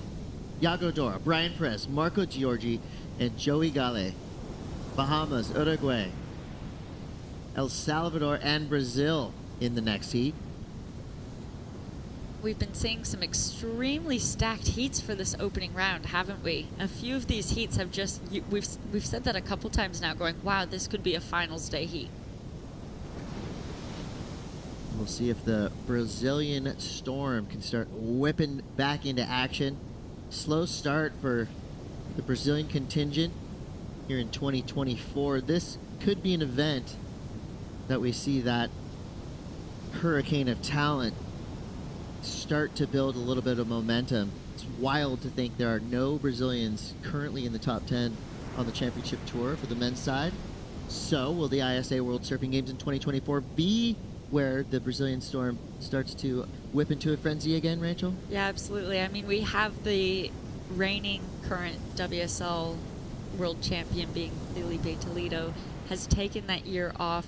I think we can presumably say, let's say, to focus on his ISA and Olympic campaign this year, and he will be competing in coming up as well. So you're right. Let's see how that Brazilian Storm, especially, I think we especially see them at those World Surf League events or other events where it's not necessarily a team, it's that individual competition. They still seem to operate as a team and work together with their fellow Brazilians. And so here, when they actually are meant to be a team, I think they're going to turn into that quote-unquote Brazilian Storm. Yeah.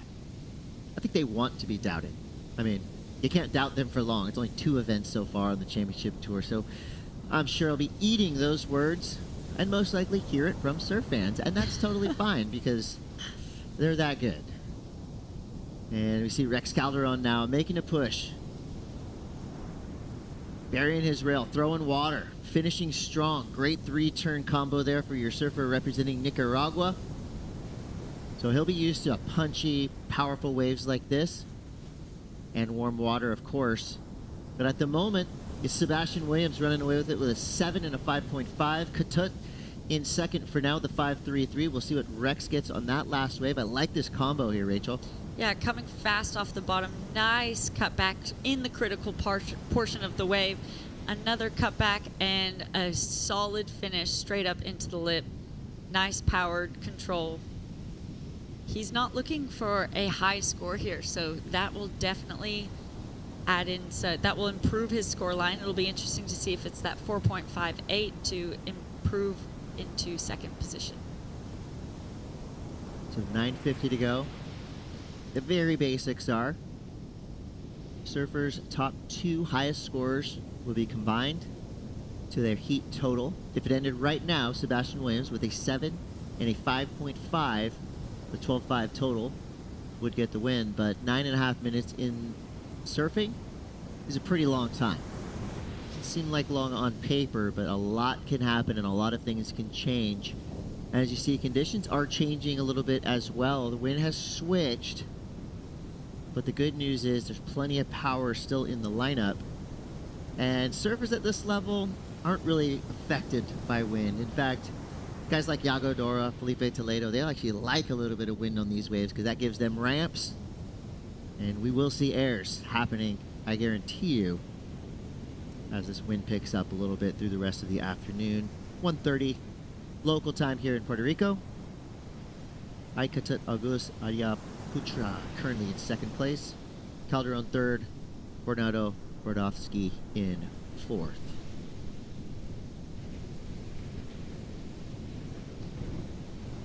So with 8.5 left here, Olympic hopes on the line with Sebastian Williams and Katut, both in contention to potentially qualify for Paris 2024.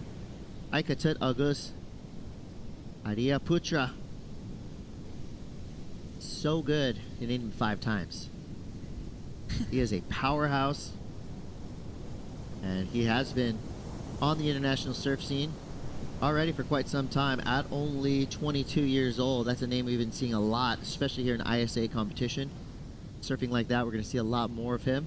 Rex Calderon now backs it up. Extended layback carve. Kind of a smaller, more compact wave, but he makes full use of it with 3 turns. Pops out there, so 744 again, giving the judges a lot to chew on there. Yeah, Kuta had great wave selection with that one. Just offered so much potential throughout that wave for a variety of maneuvers, and to really show the judges and convince them, give them a reason to give him a solid score. That will definitely be going into his score line as he's looking to drop that 2.57. And there it is. It's dropped in as a 6.5, his highest single wave score, and the second highest wave score of the heat. Watch out. Sebastian Williams representing Mexico. He's got a gem. Deep bottom turn, straight up into the lip. Well beyond vertical. We're talking 2 o'clock. And you can tell he was feeling that first turn. Riding that Slater Designs Danman FRK. I believe, or that could actually be the new Slater Designs board that Sebastian has actually helped that team develop. Meanwhile, Bernardo Brodowski, representing Team Poland. He was born in Rio de Janeiro, raised at that incredible wave Operador. Great-grandfather is from Poland. In World War I, moved to Brazil.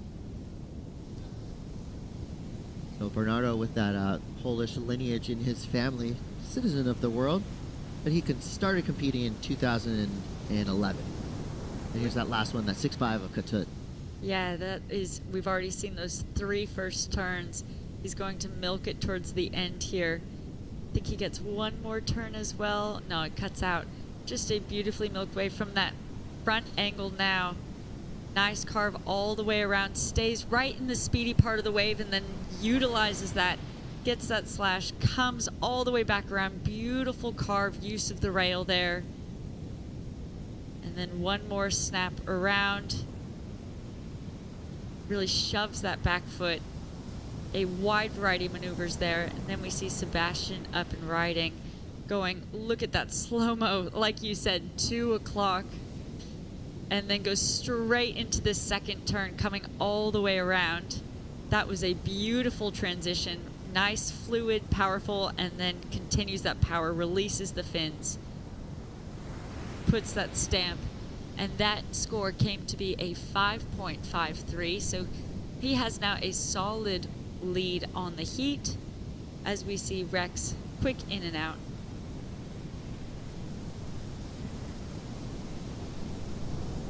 Ooh, some breathing room for all of us involved right now. This heat has been flaring up since the jump. Round 1 heat 16, big numbers coming through. You got a 12.53 total for Sebastian Williams, your leader. Katut Agus Arira Putra in Indonesia, the 11.83 total, both surfers in the double digits. Sebastian Williams was your flag bearer for Team Mexico. Took part in the Sands of the World ceremony. There's Team Brazil's Iago Dora in the red jersey, making his way into the lineup. 1 way in, 1 way out. You do not want to come in anywhere else. You look at that reef, it is sharp, unforgiving. And I've heard there's quite a few little sea urchins right there on the shoreline. So you'll see the surfers jump on their boards and probably as shallow as they can to avoid putting their feet into any form of reef. Well, love this little moment of zenful preparation. Iago Dora. Yeah, there it is. A little shallow paddle. Yeah, yeah. Go You too just see deep those when you first fingertips. take off. Water's about, what, 80? Air's about 80. Yeah. It's perfection It's in my beautiful. book. Nothing but trunks needed. Wow. Sebastian Williams. He's just putting together a video part right now. And it just so happens to be he's in a jersey, so it's all coming together for the young surfer representing Mexico. I think Rex is getting a little bit unlucky here. He's had some really amazing moments on his waves, but unfortunately that wave selection just not providing what he's needed to get above that 3 range. I think if we saw him get on a wave like Sebastian or could have chosen, he'd have a much higher scoring potential. But because of the high scores that Sebastian and Ketut have both locked in, Rex needs the high task of an 8.3 and Bernardo needing a 9.36. This is where you're pretty happy to sit when you're in first and second, and those are the requirements you hear. You start feeling pretty comfortable with 2 minutes remaining. Looking at that replay of Sebastian, he just comes off the bottom so powerful, and he was so close to completing this, but unfortunately, just because he didn't nudge right out of the whitewash, I'd say that was incomplete. But see, coming straight off the vertical, but then unfortunately not having as much opportunity to back up that first maneuver, and I think that's what we've continued to see on Rex's waves in specific. Slip there for Bernardo. Calderon, he's going to have to rely on some Rex Kwando, as made famous by Napoleon Dynamite. Because an 8.30 is a big number. He does have 1:27 seconds to go. Unfortunately, well, actually, fortunately for Rex, he made it out in time. He's in second priority. He's got to try to stay away from Ketut. Yeah. That's where you'd probably see Ketut, if Rex didn't need such a high score, I think Ketut's sitting there pretty comfortable at the moment, but if it was any lower requirement, we'd see green sitting right on top of blue, not allowing him to take off on any waves. And that is an important part of the game here as Sebastian Williams, a beautiful bottom turn, top turn, carve slash combo still going, flying down the line. I mean, if you're going to have a name on your surfboard, why not make it Slater's name? The Slater designs that have been helping Sebastian achieve the glory which we've just witnessed for the last 29 and a half minutes. You know, Sebastian is a part of that team that's, I mean, imagine helping Slater and Dan Mann and the team just fine-tune your boards. You can tell that Sebastian and his surfboard are one. Yeah. They are one organism, and they're working together to great effect. A 7 and a 5.53, Sebastian Williams, convincing victory there. But Ikatut August Adiaputra comes through with a strong second place finish. Time is up. Rex Calderon from Nicaragua and Bernardo Bordowski, representing Team Poland, will be in the repechage round. They'll have another shot to get back onto the main podium, but congrats to our two advancing surfers, Indo and Mexico. Mexico has made a huge push in the last 5 to 6 years to put themselves right in the top 10 in nearly every ISA competition. And with last year's winner, Alan Cleland Jr., still swinging away through the field, Team Mexico is looking strong here in 2024. Yeah, they absolutely are, and it'll be interesting to see what they're able to come away with in terms of Olympic qualification and how that narrative continues to play out.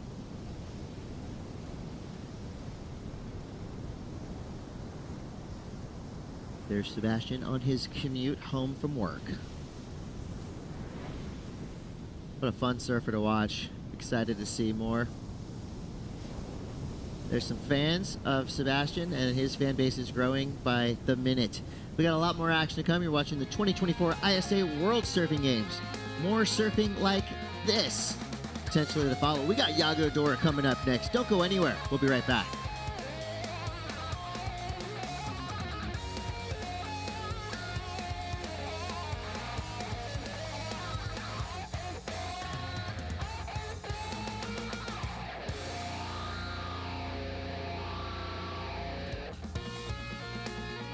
In Puerto Rico, we call ourselves Boricua. We are proud, passionate, and full of life. On our island, secrets are more precious when shared. Passion flourishes. We enjoy until our hearts are full. And we know that gifts can come from anywhere. Live Boricua.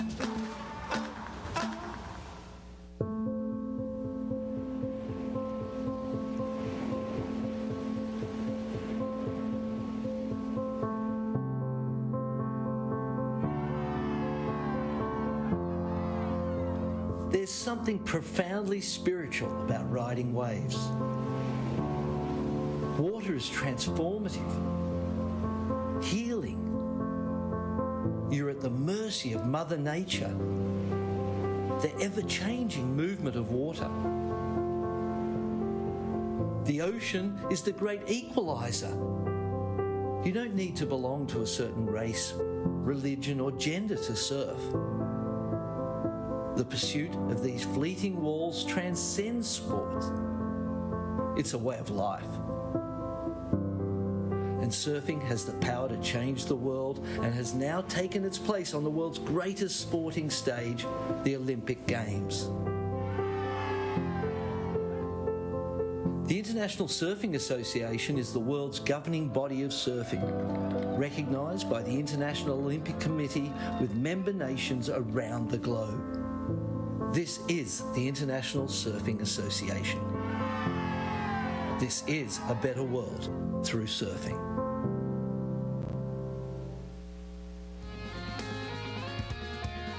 Welcome back to the ISA World Surfing Games, and check this spot out. We got a massive skate park right on the beach. Incredible waves lining this coast. Arecibo, Puerto Rico is holding. It's about 80 degrees in the air, 80 in the water. The perfect venue for the ISA World Surfing Games 2024. And yes, Rachel, I did bring my skateboard. And after this wraps up, be right there, joining the locals. Yeah, that question was on the tip of my tongue. Sure. And we're back at it. The business at hand. Who will be in the upcoming Paris 2024 Olympics? Who will be wearing an ISA medal by the end of this week? Could be Marco Giorgi. This guy is an absolute powerhouse, an incredible surfer representing Uruguay. He's been doing it at a high level for a long time. He'll be going up against Iago Dora from Brazil, Brian Perez from El Salvador, and Joey Gale from the Bahamas. Joey Gale, what a story. He's brought with him from the Bahamas. His father was an ISA competitor. His grandparents moved to the Bahamas in the 1950s, bought a private island from the Queen of England, where his whole family lives to this day. It's incredible. His hometown got decimated in 2019 by Hurricane Dorian. So he is here not only to surf, but also to raise awareness for his beautiful home country of the Bahamas that it's still rebuilding from that storm in 2019. Him and his dad are professional sailors. They compete in international regattas. Ocean people. And they're good at everything in the ocean. Yeah, I think I read too. He's never performed on an international stage in surfing. He's just performed on an international stage in sailing. So what a cool experience to now see him be multiverse in sports internationally. Can't wait to see what he's got for us here in Puerto Rico. Well, two ripping surfers representing Mexico. One just won the heat. Sebas, big congratulations. Finally, Mexico, one of the higher seeds in the event, because your performance last year, Alan winning the event, has elevated your performance. And not only that, you guys are one of the top seeds at this ISA World Surfing Games. Talk to me about finally getting recognition from Team Mexico. Yes, sir. Thank you, Mitch. As it should be. You know, It's been a long time coming till we saw Mexico on top, and it's no surprise. Alan, one of the best in the world, highly regarded as one of the best surfers in the world. All around, everybody knows. One of my best friends, Alan, and my other best friend, Johnny Corso, also world-renowned surfer, world champ, 2 world champs. You know, it just makes me so proud and gives me all the motivation that I need to want to make the finals and want to win. I'd add your name in there too. I think you're one of the most complete surfers in the world. You can do it in any kind of in any kind of condition, I would say. But you're one of the greatest free surfers in the world too. How do you have to tone it down every now and then within a jersey, knowing that all you need to do out there is advance through every single round? Thank you, Mitch. That's a great question. Thank you for asking that. You know, my surfing, you know, as soon as I stand up on a wave, every fiber in my body just wants to go for the biggest maneuver possible right off the first section. And then the competitive side in me and the, you know, the calm strategic side tells me to surf safe and just surf how I have to surf to make every heat. So finding the balance between those two sides has been a challenge throughout my career. But I'm looking forward to each event and every single heat, just improving more and more. I like hearing that. Anything you want to say back in Mexico? Of course. Un saludazo a todos mis amigos que están en casa, mi familia, toda la banda mexicana. Un saludazo a todos los que me apoyan de todo corazón. Se los aprecio, los extraño mucho, los quiero mucho y vamos por más y más. ¡Viva México! Felicidades, Sebas. Sebastian Williams is up next. Would not be surprised to have a 3rd gold medalist representing Mexico. He is that good of a surfer, and I love what he said right there. Look, I got all the free surfing skills, but I also have that competitive knowledge. You put those things together, you've got a champion. So Johnny Corzo, he's got gold. Al Cleland Jr., he's got gold. Rachel, will Sebastian Williams have gold at the end of this week? Ooh, I think he has a good campaign to do so. That was a fantastic opening heat.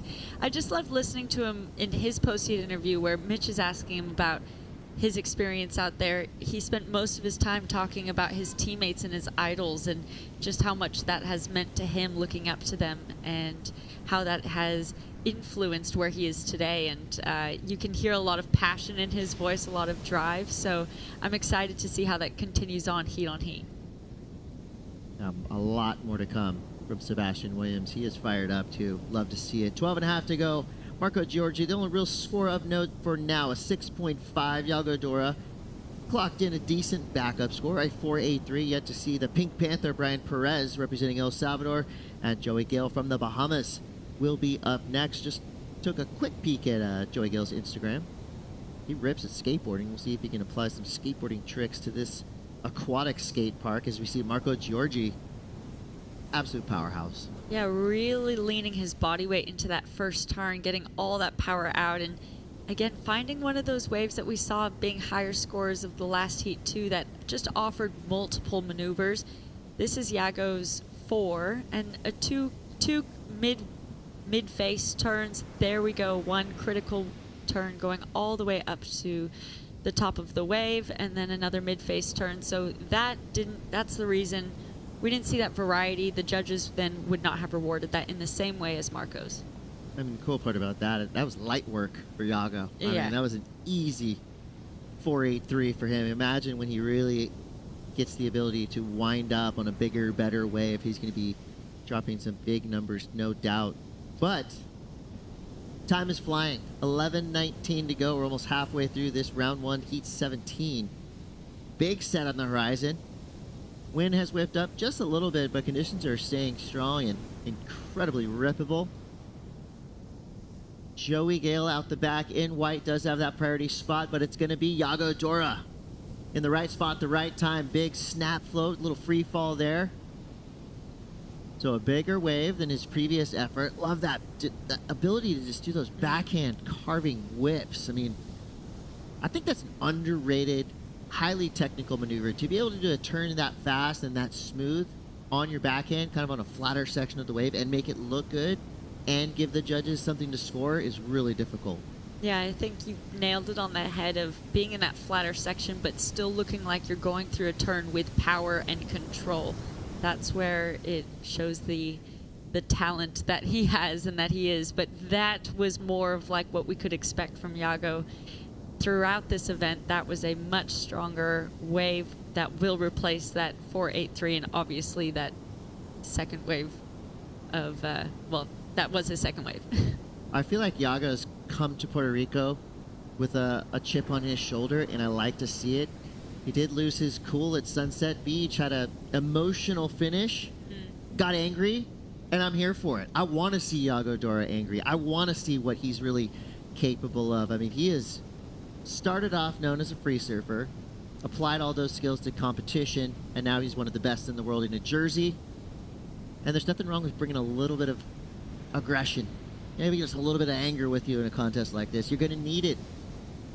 There we go again. There we go. This is Iago surfing on all cylinders firing. That was one of the best turns of the day, hands down. Done in the most critical section of the wave. That's Iago angry, and I'm here for it.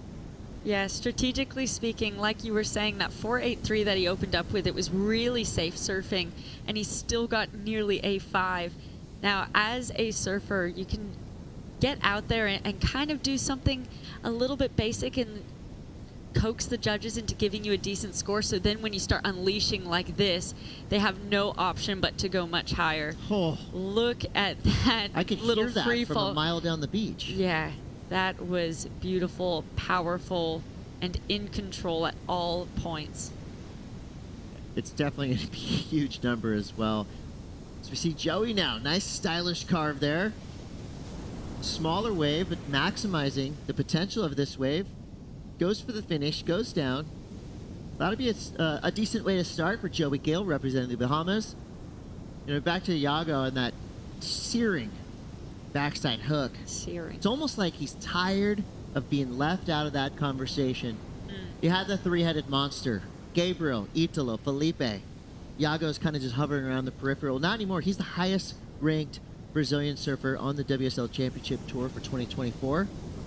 And I think he's come down to Puerto Rico to compete here at the ISA World Surfing Games to make a statement. Well, we do know the highest ranked men's team will get that third position to send a third slot over to the Olympics. So you're saying there's a chance. I'm saying there's a chance. Well, Iago knows. I mean, you can tell he's surfing with vicious intent for every section he's going into. Virgin Islands will be competing coming up in the next heat. Excited to see what number comes across the board for Iago. Got a 5.33 and a 4.83 for now. 8. Boom. Just like that. Rewarded. And that's really, I mean, I would say 7 of those points came on the strength of that second turn. Yeah. Incredible. Brilliant surfing for Iago Dora.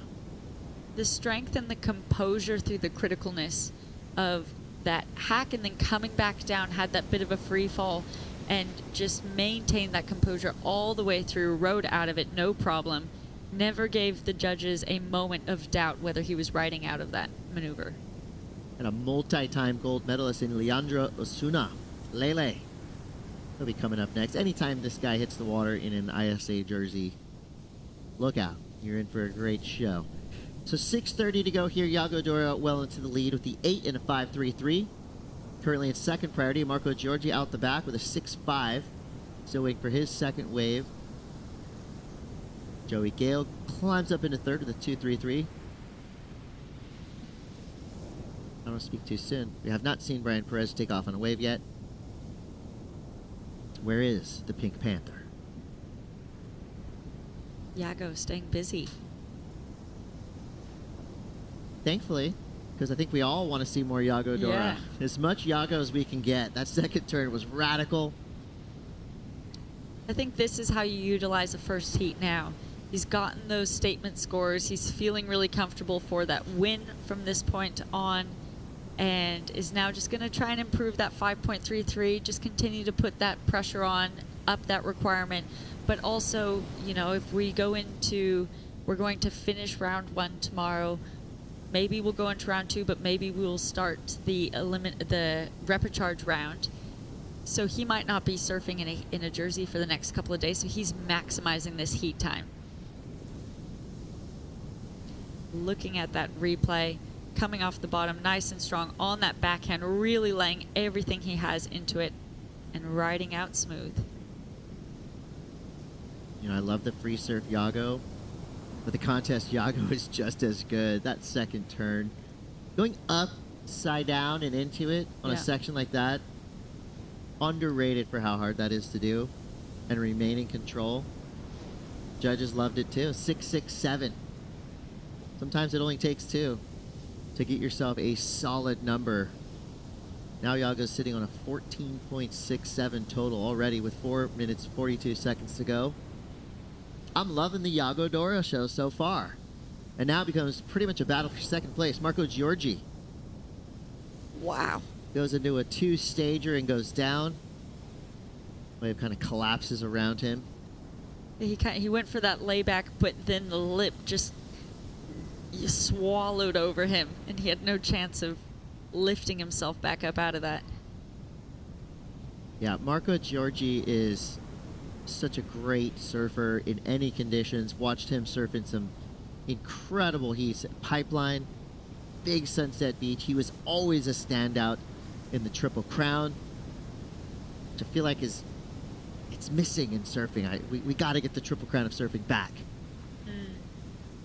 So guys like Marco Giorgi can show us what they have in Waves of Consequence. 3 minutes 46 seconds to go. Marco Giorgi, also an ISA standout anytime he competes here in the International Surfing Association. He's been doing it since he was a junior. Definitely the most famous surfer from Uruguay. Yeah, and has been putting on a show. He does have that one wave score of a 6.5 that he got right at the beginning of the heat. Hasn't found that backup, but he is sitting pretty comfortable. Joey in third place still has that requirement of a 5.18, which is it's not nothing. You know, he has to put a wave together of multiple combination of maneuvers, so the pressure is on. However, Joey does have first priority. Thankfully for these 3 surfers in their bid towards ISA Gold, but unfortunately for the rest of us, and I know we're all huge Brian Perez fans, no sign of the Pink Panther from El Salvador right now in the lineup. We'll have to get the scoop as to where is Brian Perez, but right now Marco Giorgi, unforced error on the end there, but a couple good turns down the line. He'll definitely get rid of that one. Now the question is for Joey Gale, what's he gonna do to get himself a 5.18? And that ask is gonna have to be a little bit bigger now after the last wave from Giorgi. I love a wave like this where you have channels on either side, right?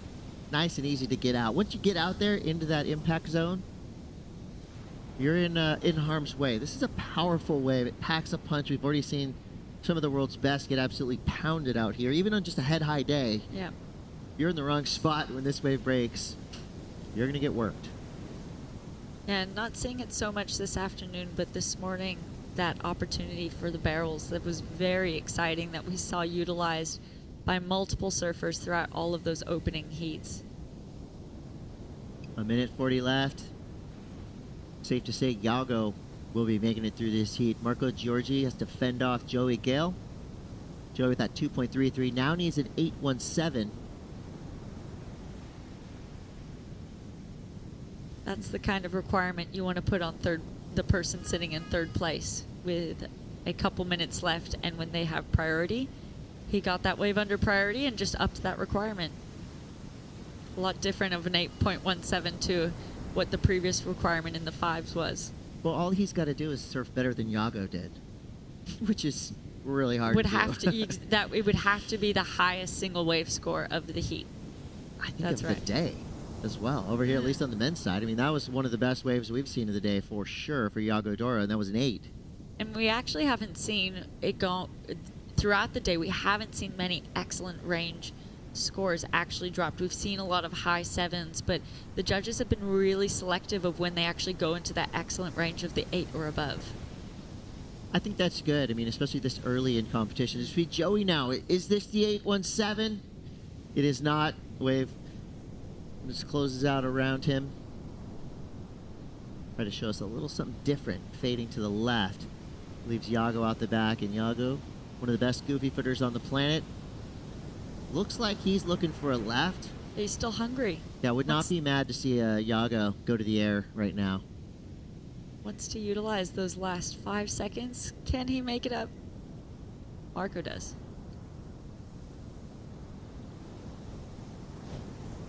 Does Yago take requests to do airs? I mean, he can. It's like he heard you. Yeah. You did say He go wanted left. it. he tried to find the section, just never stood up, did it? And that's going to be it. But Yago Dora just put on a clinic in backhand surfing. You know, known for how good he is in the air, but right there did it with brute force and pure power surfing. Yago Dora has entered the chat in a big way. One of the highest heat totals of the day. He finds the keyhole to come right on in. But one little sandy patch. Looks like one of the only safe ways to get in from this break. I've been Chris Cote. This has been Rachel Tilley. What a fun heat to call there. Yago Dora went off. And the numbers are with him. Joey Gale goes to the repechage round. Marco Giorgi comes through in second place. We're going to take a quick break, but we'll be back with more. You're watching the 2024 ISA World Surfing Games. We'll be right back.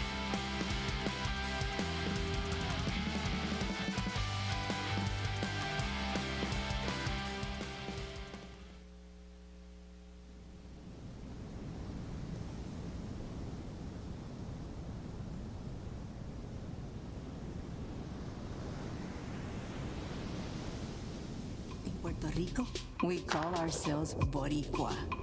We are proud, passionate, and full of life. On our island, secrets are more precious when shared. Passion flourishes.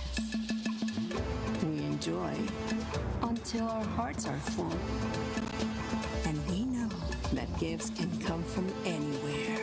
Live Boricua. Desde la primera vez que te probé, ese sabor nunca lo olvidé. Quiero mi pancho, te amo pancho. Desde la primera vez que te probé, ese sabor nunca lo olvidé. Quiero mi pancho. Campo Pancho, solo $4.99. Te amo pancho.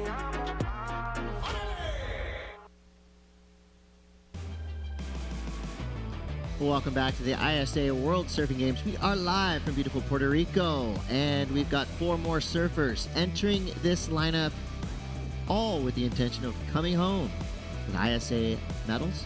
Guilherme Fonseca from Portugal, Leandro Osuna, Argentina, Robert Vislozil from the Czech Republic, and Kanoa Kijay Palmiano from South Korea. An international field, which you will see throughout this entire competition. Chris Cote here with Rachel Tilley, and we're watching Robert Vislozil, a Czech surfer living the good life in Indonesia. When he's not surfing, which is his passion, he sticks around the ocean, fishing, free diving. And if he's not in the water, he's on the beach, chilling on the sand, playing his guitar. Sounds like a pretty good life to me. That sounds good. That does. And now he's here representing his country on the world stage. He's earned his spot. He's your Czechoslovakian champion in 2022 and 2023. One of the best Czechs to ever do it. Yeah, well, excited. He's gotten his campaign kicked off, although that will be a throwaway for him eventually, being only a 0.93. It was just a small wave. We know there's some nice waves of consequence still coming out there, as we just saw Yago Dora light it up. So I'm excited to see how these surfers continue on that pace. We know a lot about Leandro Osuna, as he has been competing at a very high level. Multi-time ISA gold medalist, QS and Challenger Series standout. Let's talk a little bit about Kanoa Kijay Palmiano. He is from Yangyang Town in Gangwon Province. His favorite break is Soraki Beach. but he likes to surf Nias, Indonesia, Cloud 9, Siagaro, in the Philippines, so he gets around. Here he is now. Team South Korea has been taking leaps and bounds. They seem to come back each and every year here in ISA competition, in the juniors, here at the ISA World Surfing Games as well. Vastly improving each and every year. And at only 16 years old, room to grow for Kanoa. He's got a 2:17 to start, 15:40 on the clock. Nice lead. Well, Mitchell Salazar is a great goofy footer, but he's standing next to one of the greatest goofy footers currently surfing in the world, Iago Dora. Red has first priority, second priority green. Here with one of the most entertaining surfers in the world, Iago Dora. Currently white. For those that don't know, I call you Gatinho, which means little cat, because your reflexes are extraordinary, Iago. You had one wave right there. You fit in 2 turns in a real short space. What was it like competing out here with just very few repetitions of being able to free surf the spot? Yeah, I got here yesterday afternoon, so I had about 30 minutes to surf this morning before the event started, and I saw the waves good, so I was stoked already. The waves really fun, and that's all you can ask for. Like, a lot of opportunities is always good, and having a good board that you already trust, and yeah, I was ready. How do you maintain that kind of smile that you have during an 8-day event? This tends to be a marathon and definitely not a sprint. The motivation is obviously there. You want to get the extra spot for Team Brazil, but more importantly, just being satisfied with your surfing. Yeah, I'm really happy to be here. I'm glad that there's a lot of rounds to go through, because I want to surf a lot in this trip and just really connect with my surfing again. I had a couple bad results in Hawaii, so I feel like I really have to work a little more, and surfing a lot here will help for sure. So I'm really excited and really happy to represent Brazil. It's also really funny how the seating works here. Marco Giorgi, he surfs for Uruguay, but he actually lives in Santa Catarina, the same state as you. What was it like sharing the water with him when you guys live maybe just an hour away from each other? Yeah, it's crazy because there's so many people, and just the coincidence of drawing Marco in the first heat, it's nice. I love Marco. We've grown up. Of course, he's older than me, but he's watched me grow up, and yeah, he's always been a great friend, so we're glad we both made that heat. Anything you want to say in Portuguese back to Brazil? Quero agradecer a galera de casa, todo mundo está torcendo, e vamos embora, vamos lá fazer o nosso melhor e tentar conquistar essa terceira vaga aí pro Brasil. Muito parabéns, obrigado. Well, of course he's happy and chill after a performance like that, but I stand by my statement that Iago Dora is angry. Oh, I think he has a switch, made that, right? No, Yeah. but he made that point across by saying, I didn't have great results that he was happy with in Hawaii. He's here to surf a bunch of heats, get through. So in saying that, that means he has his eyes on the prize. He wants to prove, just get everything out of his system from his results in Hawaii and come away with something strong. I mean, this could be a huge momentum shift for whichever surfer, male or female. You get an ISA gold medal, the rest of your year is going to be set up so nicely. I mean, it's only mid-February, so what a way to start if you have a successful campaign here at the ISA World Surfing Games. And Guilherme Fonseca, who's had great results in ISA WSGs in the past, has now put himself on the board with 12:28 to go. Robert Vislozil, the Czech Republic, just dropped to second as Leandro Osuna got himself a 6.43, and just like that, situation has changed. 4.33 for Guilherme Fonseca. He is now in second place. Almiano currently in fourth with a 2.17. Still a lot of time left to go here. Speaking of Kanoa before, he actually placed second in the LQS in the Korea Wave Pool event that happened not too long ago. So not just here representing his country from a shortboard perspective, but just an all-around versatile surfer. Yes. I love seeing that from surfers. So cool. And South Korea has definitely one of the best wave pools in the world. And with a training facility like that, you know, I mean,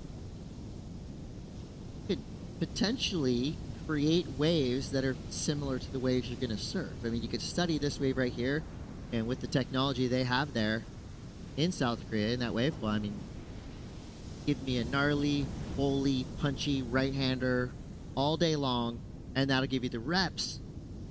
You know, it's going to be different. Yeah. Obviously, it's a wave pool compared to the ocean, but I mean, practice makes perfect. And if you're just going right all day long and doing those turns over and over and over again, it's going to give you an edge. It's going to help you and prepare you for a wave like this, which is basically a perfect right. That wave pool event actually happened as it was snowing. The conditions, it was snow. Obviously, they were all wearing thick wetsuits, but what a different environment now. It's been a beautiful day. It's nice and warm, 80 degrees in the air, water similar temperature. So definitely not snowing around him at the moment. It's downright pleasant here as we creep towards the afternoon. It's 2:13 here local time in Puerto Rico. Waves are still pumping.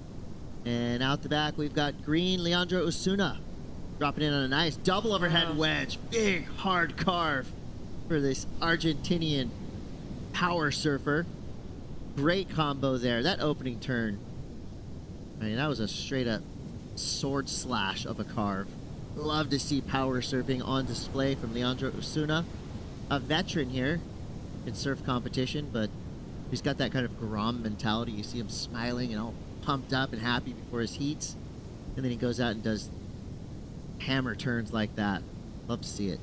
That wave really sucked up and stood up too. That was a bigger one than we've seen in a while, so he made the most of that. That'll go into his scoreline and make him sitting nice, happy on top. And that was a feel-good turn too. You do a turn like that and you're going to come out with some extra confidence. I think this wave also deceptively fast. You know, when waves like this that you would find on the North Shore of Oahu, you know, you would find it kind of the power parts of this world. They come up out of nowhere so fast.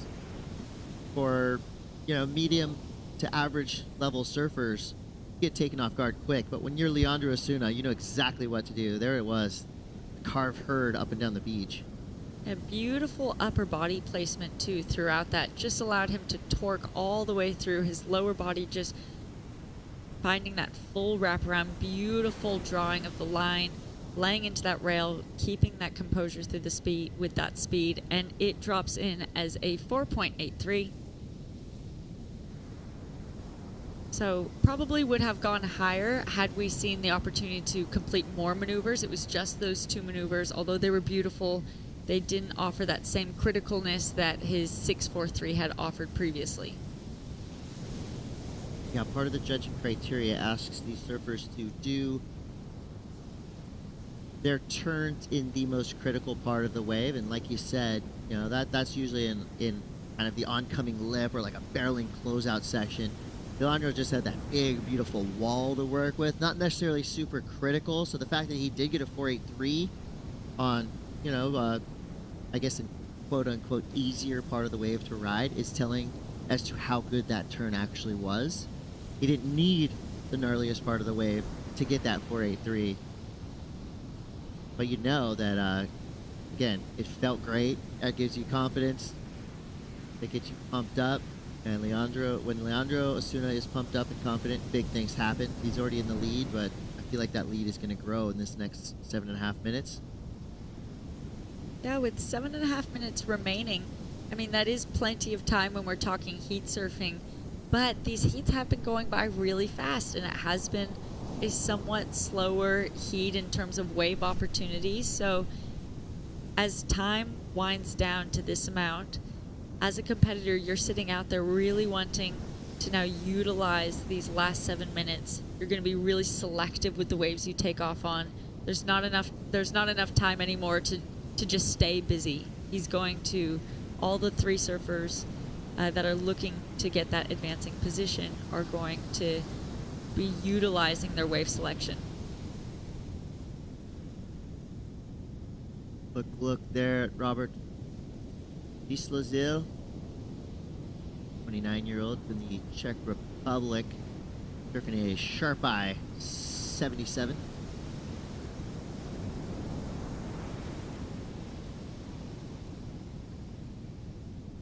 Strangely quiet as of late for Guillermo Fonseca, who started strong with a pair of fours.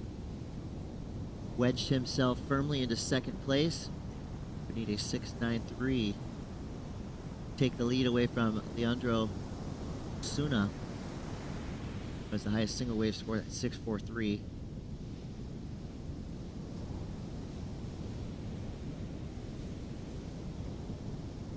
Portugal always comes through with a strong team. They are definitely a surfing super nation. Guillermo looking at that wave. No action towards the paddle, so going to stay in second priority. Meanwhile, Palmiano tries to go for the snap. He goes down. Guillermo, late drop. Too late. Pull the eject. He drops one priority spot. That leaves Leandro Osuna out the back in that top priority. And so while Leandro did paddle for that wave, there's no other surfers out in the takeoff zone, so he gets to maintain that top priority spot. Yeah, he basically has a little window of freedom until those surfers get granted that second, third, and fourth priority to paddle for whatever he wants. Now that Red is back out in the lineup, he'll shortly be rewarded second priority, and then there it's rewarded. Now it's a little bit more strategic on how and when you paddle for a wave. Now the drone angle is telling as well. I mean, this shows you how fast these waves kind of just pop up out of nowhere. Inside of 5 minutes now, Leandro Osuna in the lead. Guillermo Fonseca in second. Team Portugal is stacked. Frederico Moraes, Guillermo Ibero, Guillermo Fonseca, Francisca Kika Vaselco, reigning World Junior Champion, or 2023 World Junior Champion. Teresa Bonvillain, Olympic qualifier, and Yolanda Sequeira, an Olympian. Are you kidding me? That's the best Portuguese team we've seen in competition, I would say. I think it's the same team they fielded last year in El Salvador, but either way, that's an absolute powerhouse of a team. Yeah, very strong on both the men's and women's side. And of course, we've just been watching on this podium one, the men's surfing today, but the women's surfing has been happening on podium two as well, and seeing strong performances from the women. And it is a collective of all the results that will lead to that team gold that everyone is here competing for to represent their country. And if you are on ISAsurf.org, you can click the little square underneath the live feed where you will see podium 2. And that's where you can follow all the action there. The women are ripping just up the beach. Guillermo Fonseca now trying to get rid of one of his fours.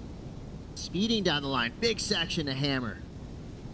Solid redirection there. Meanwhile, out the back, Leandro Osuna. Late to the party, but still gets fed. Nice snap there to finish that wave. I've never heard something like that. I liked that. We'll see if it sticks. So right now we're in women round 1 heat 20. Sol Aguirre is in the water, as well as Angelina Deschazer and Estela Lopez. So big heats happening on podium 2. And again, you can watch that live. Just click the podium 2 button. That right, I mean, what a heat on the women's podium. Colombia, Peru, Chile in the water. I love the ISAsurf.org website. It really provides you easy, direct links to find out everything that's happening in ISA competition, before, during, after. And they do put together some of the best highlights you'll see in all of surfing. As you see, Kanoa Hiji Palmiano ripping this kind of medium-sized wave all the way to the inside. Great surfing there for your surfer representing South Korea. Got a 2.17 and a 1 that will definitely be better than those two scores. Nicely done for Kanoa. 2 minutes to go, Rachel. I think if Kanoa had done that exact thing on just a slightly bigger, more critical wave, he'd be getting a lot closer to that 6.33 requirement. I think it'll fall short due to the fact that it was just that little medium wave, but he had a nice zest and control about himself on that wave. And, you know, sometimes that's what it's about, in gaining that momentum. And he may run out of time in this heat, but it will be, he has repecharge heats coming up because it's a non-elimination round. Looking at Red's wave, this nice power and control. Would you be okay if I stole your word zest for tomorrow? Yeah, please. Can I use that one? I feel like we're seeing a lot of that. There we go. That one just really laying his body into that. And then Kanoa's wave. on his backhand. That is zesty surfing. You're absolutely right. It is. I mean, this is not a big wave, and so to get what he's milking what he is out of this wave, I think is really impressive, to say the least. Well, his board looks good. You can tell he's got a cool style, and you know, this is where you learn. This is where you improve. I don't know who said it, but lose and learn is a huge part of surfing. You know, for Kanoa and Robert right now, they've already gained invaluable experience. I mean, you can't pay for this type of experience. To go against two veterans in Leandro Osuna and Guillermo Fonseca, I mean, they have already learned a lifetime's worth of competitive surfing in the span of 20 minutes. So with 27 seconds left, Leandro Osuna most likely will get the win. Guillermo Fonseca is second. Those two surfers will stay in the main round. Kanoa EJ Palmiano of South Korea in third. Robert Vislazil in fourth, representing the Czech Republic. A great heat all the way around, all four surfers with something to carry back to the beach with them. And much more to come. We're going to throw it back over to Barton and Shannon after this heat. We'll be taking a quick break. No, you're not going to go anywhere, surf fans. Wherever you're watching from in the world, let us know. At ISA Worlds, we're all over social media, so tell us how you're doing, how you're feeling, who you cheering for, which nation do you want to win. Post it up on your socials. We'll be watching, and we'll be right back after these brief messages. This is the 2024 ISA World Surfing Games. Don't go anywhere.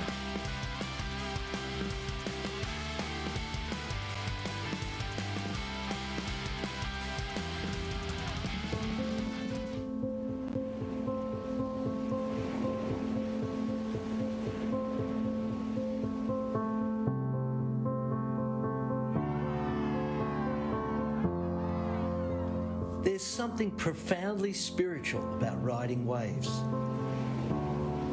Water is transformative, healing. You're at the mercy of Mother Nature, the ever-changing movement of water. The ocean is the great equalizer. You don't need to belong to a certain race, religion, or gender to surf. The pursuit of these fleeting walls transcends sport. It's a way of life. And surfing has the power to change the world and has now taken its place on the world's greatest sporting stage, the Olympic Games.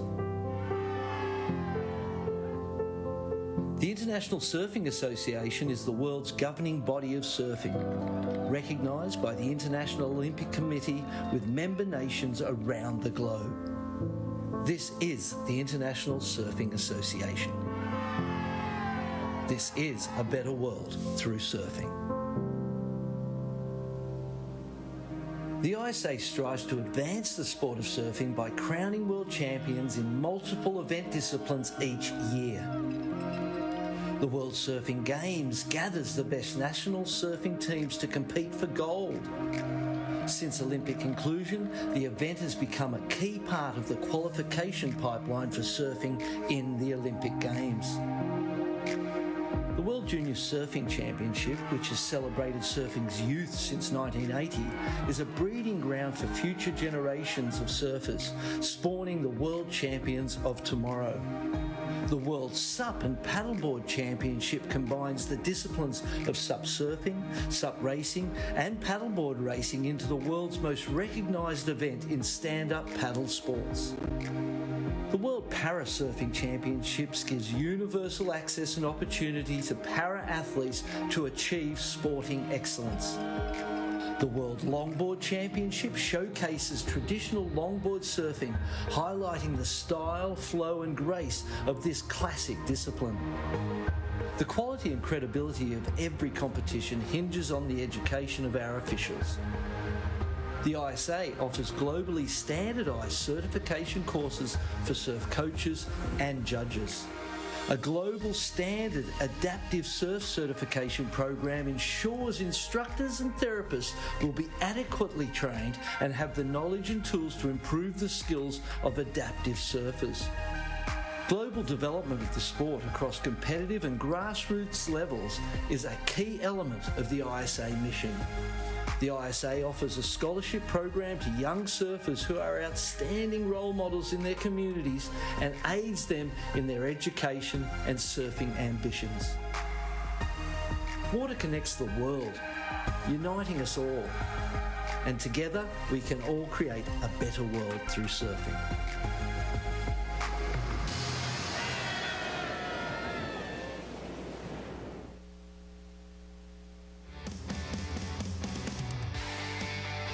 Welcome back to the 2024 ISA World Surfing Games. We've got a lot on the line this week. We've got great national representation, team camaraderie.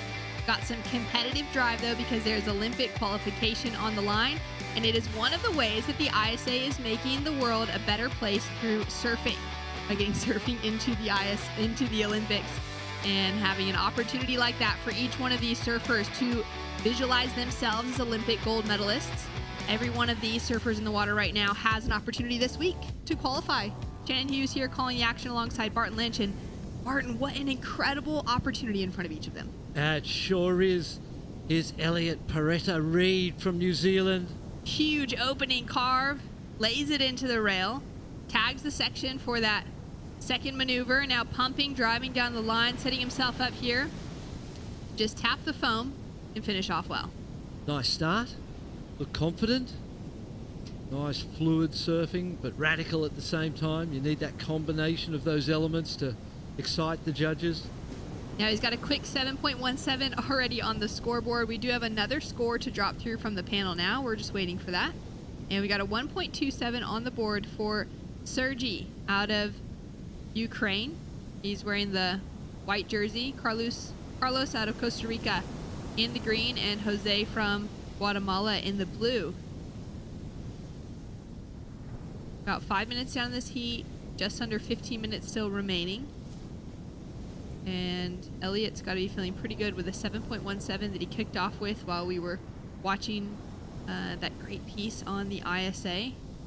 And, you know, covering the many facets to what the ISA is actually working on behind the scenes, which is more than just holding the World Surfing Games. Oh, absolutely. There's so much more. And there's some wonderful creative elements to the organisation that are seeing surfing flourish. Oh, that turn was just rich. This is the 717. And rightly so.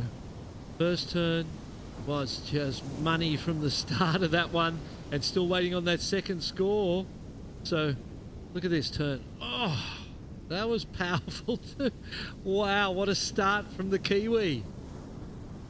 Gets this little inside run, keeping the board loose and live on the water, slides the tail, whips it out of the top, finishes up confidently. Two great scores. That's got to be in the 7 range as well, one would imagine. Yes? Yeah, those opening turns would have felt so nice. Just buried the rail, drove it so powerfully. Judges are having a long, hard think. Carlos Munoz, another superstar, I suppose, of the sport. Costa Rica, I'm sure his family are at home watching. We'll send our love out to those guys. Got beautiful children, his wife, Tamara.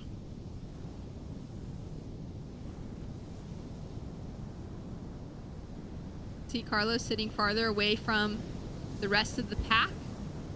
Early in this heat, there was a little bit of positioning kind of on top of each other as we see Sergey up and riding on his second wave now.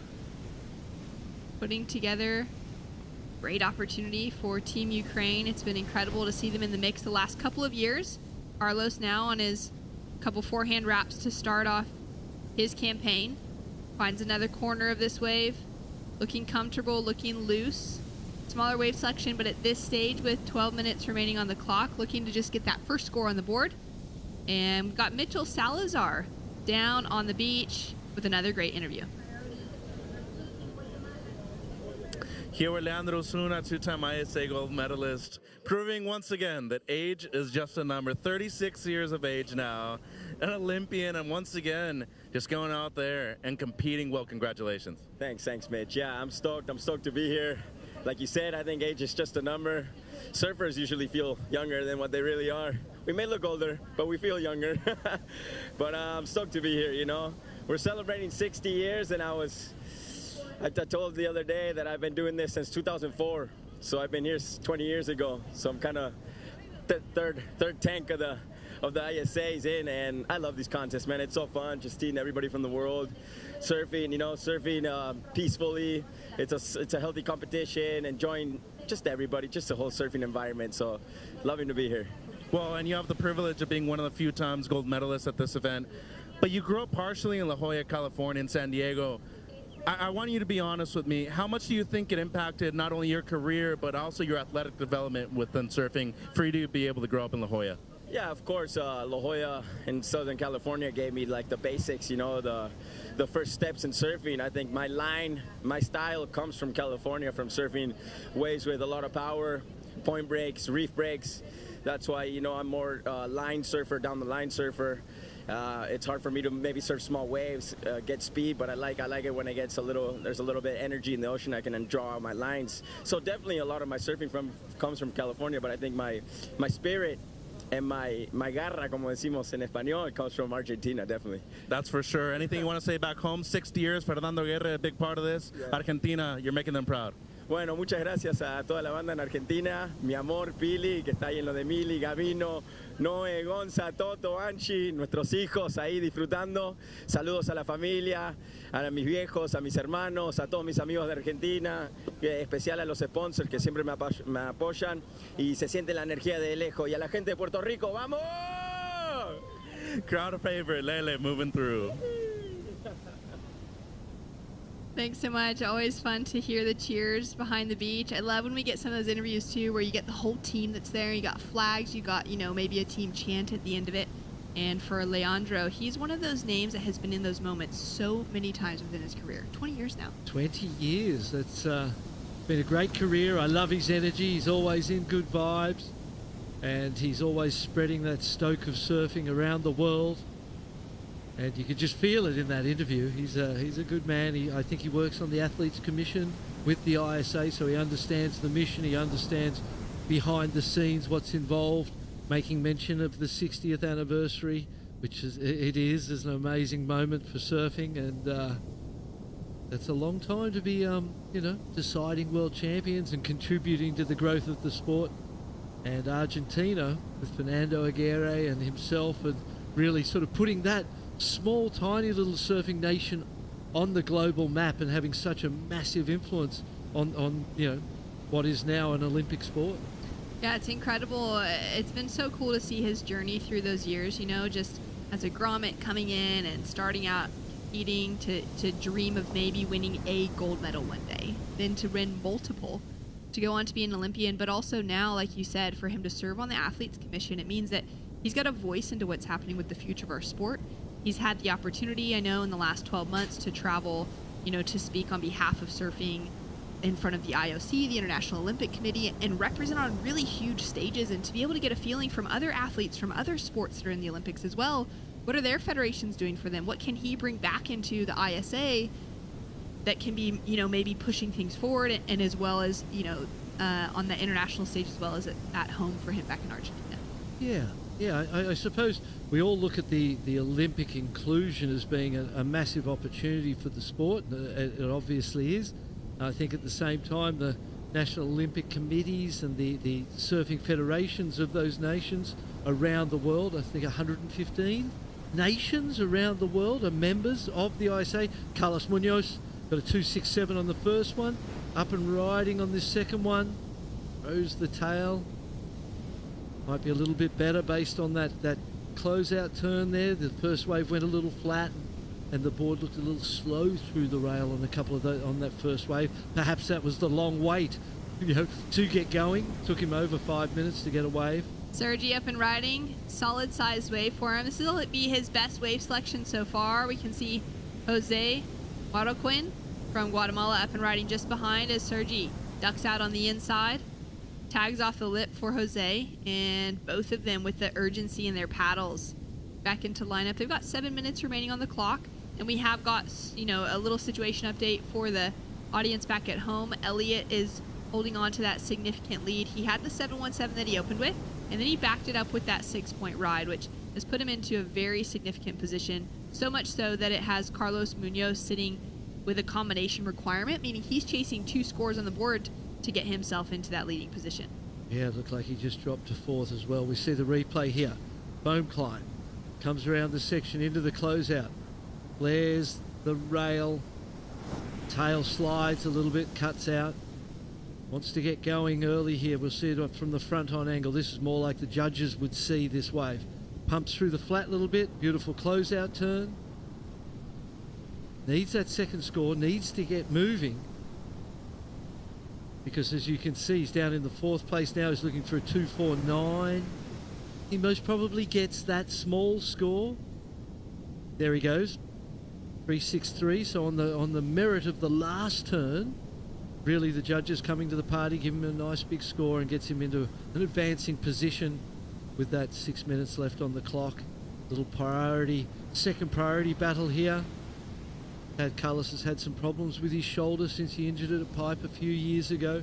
Seems like it's settled down now, and the amount of times it's actually re-dislocated is a terrifying thing for him, because you never know when it's going to pop out. I remember in El Salvador, in a moment, one of the great moments in his career, where he needed a score at the end, he popped this big air, landed, his shoulder popped out, he put his shoulder back in and then claimed the air. It was amazing. Crazy to think of, in those moments, what you're capable of. Like, you imagine that happening to myself right now. I think there's no way that you'd be able to, stand tall at the end of that and feel okay. But in that moment, all that adrenaline rushing through him, landed a massive, massive maneuver. That was such an incredible moment to be able to witness. It really was. And then for him to just have the composure, do exactly what he needed to do, pop that shoulder back in, and throw those arms high. Yeah, he's a real character, great character in the sport, and I've done some work with Carlos over the years. He's someone I feel very fondly of, and it's great to watch him succeed. On the Challenger Series, he didn't have as much success as he would have hoped to.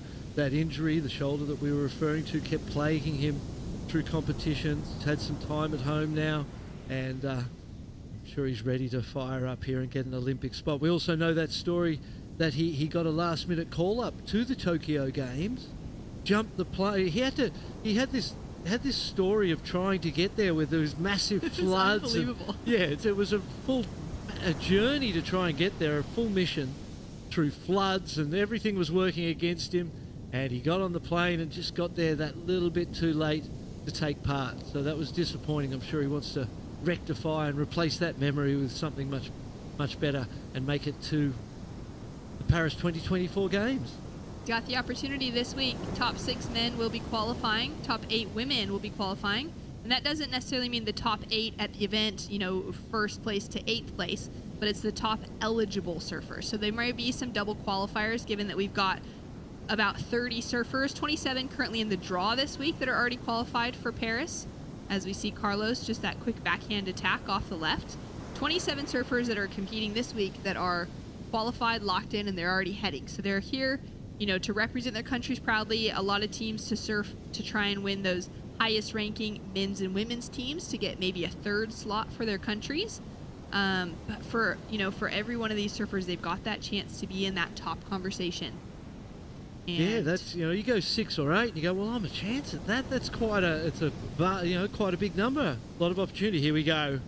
Elliott, he's on a roll. He's had 2 solid waves so far. Pumps down the line and doesn't really see what exactly he was looking for, what he wanted to see. So he's decided to kick out of it with control.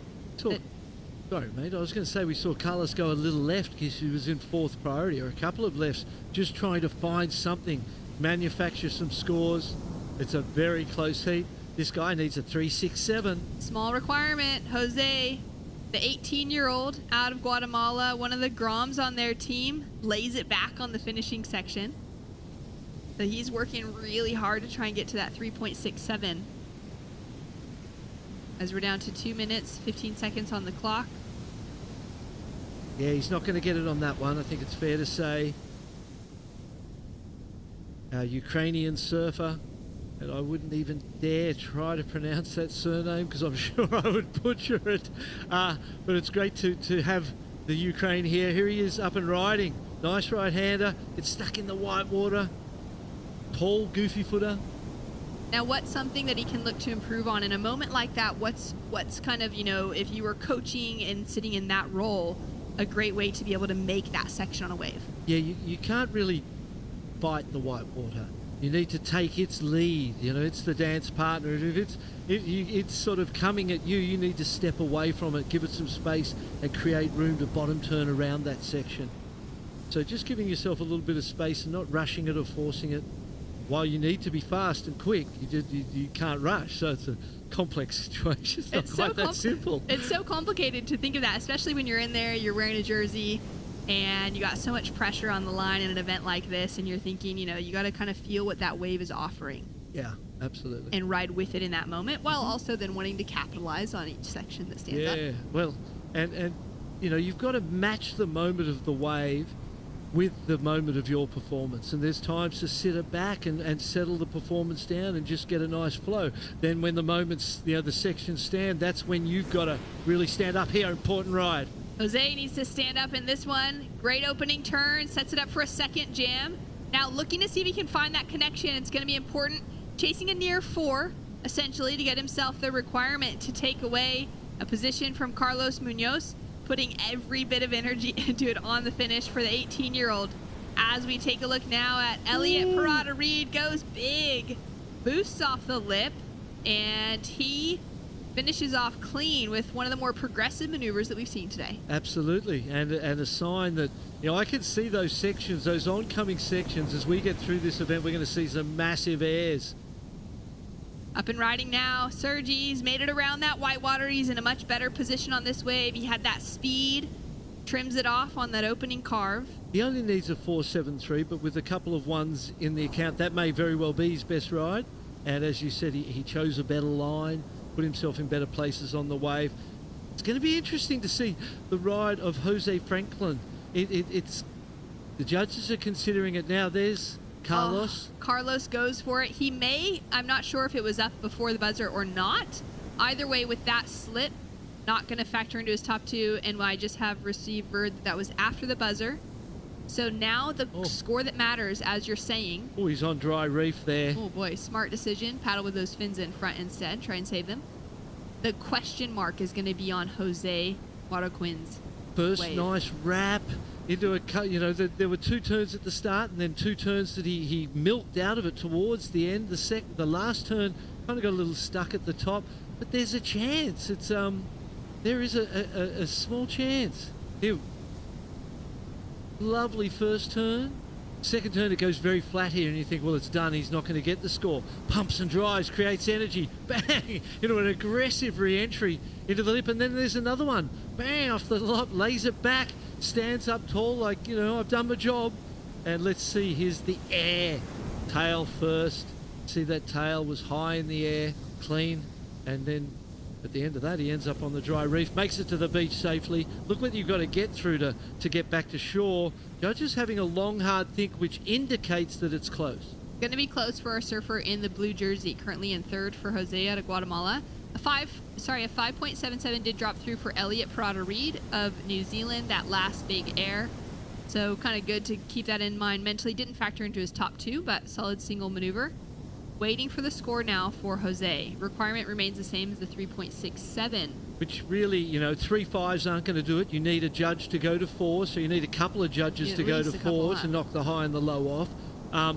There's a possibility. Oh, there it is. It's come in. And it's just shy of the requirement. Would have had more judges in that 3.5 range, sitting just below. So it's a 3.23. Unfortunate for Jose Marroquin out of Guatemala, but what a well-fought battle. Kept himself in that conversation right to the end, and Carlos just going to feel very grateful coming into the water after that one. Yeah, he knows he can do much better than that, counting a 2.67 and 3.63, but it was enough to keep the Costa Rican alive. Well, a great heat in that previous one. Here we can see the surfer in red, Johnny Corzo, from our next heat. Out the gates really early. And our Polish surfer, Maximilian, also on his opening ride.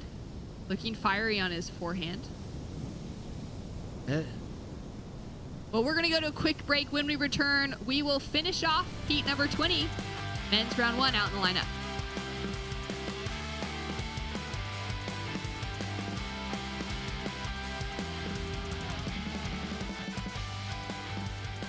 In Puerto Rico, we call ourselves Boricua, a unique name honoring our island heritage and the vibrant spirit of our people. When you bask in the warmth of our beaches, when you taste the love in our food, when you embrace the call of our adventures, you'll find that spirit in yourself. Dare to live every moment. Live Boricua.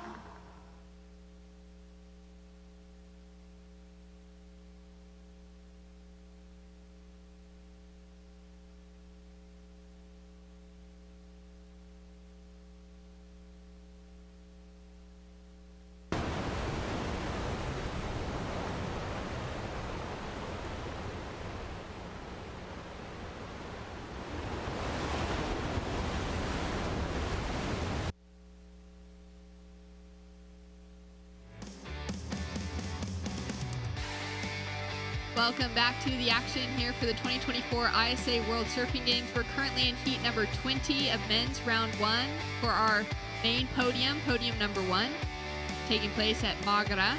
Little hints of Margaret River from Western Australia out in the lineup today, and it's been fun to see each of the surfers have their own approach.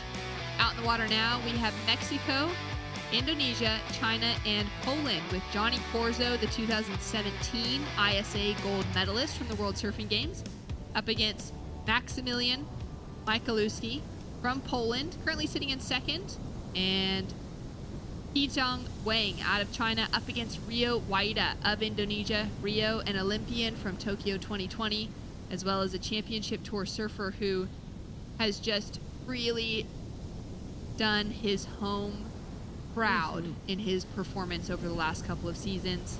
Very excited to see him up and riding now. On his opening wave for this year's World Surfing Games, he could be a surfer that we could see rise all the way to the occasion of a gold medal at an event like this. Without question, coming, especially when they come off a Hawaiian season and you're used to riding bigger boards in big waves, a wild, powerful ocean. You come down to your smaller boards, the ocean you're in isn't quite as wild as that Hawaiian sea is, and it really creates advantages to be powerful and strong and feel aggressive, and we saw that on the last turn of Rio's first wave. Johnny Corzo before the break was dynamic. He just came flying out along that wave really fast, so some extremely fast surfers in this heat. Really looking forward to watching Wang from China and seeing how they develop, as a nation and as individuals year by year. Going to be super interesting to watch China's growth and rise in surfing.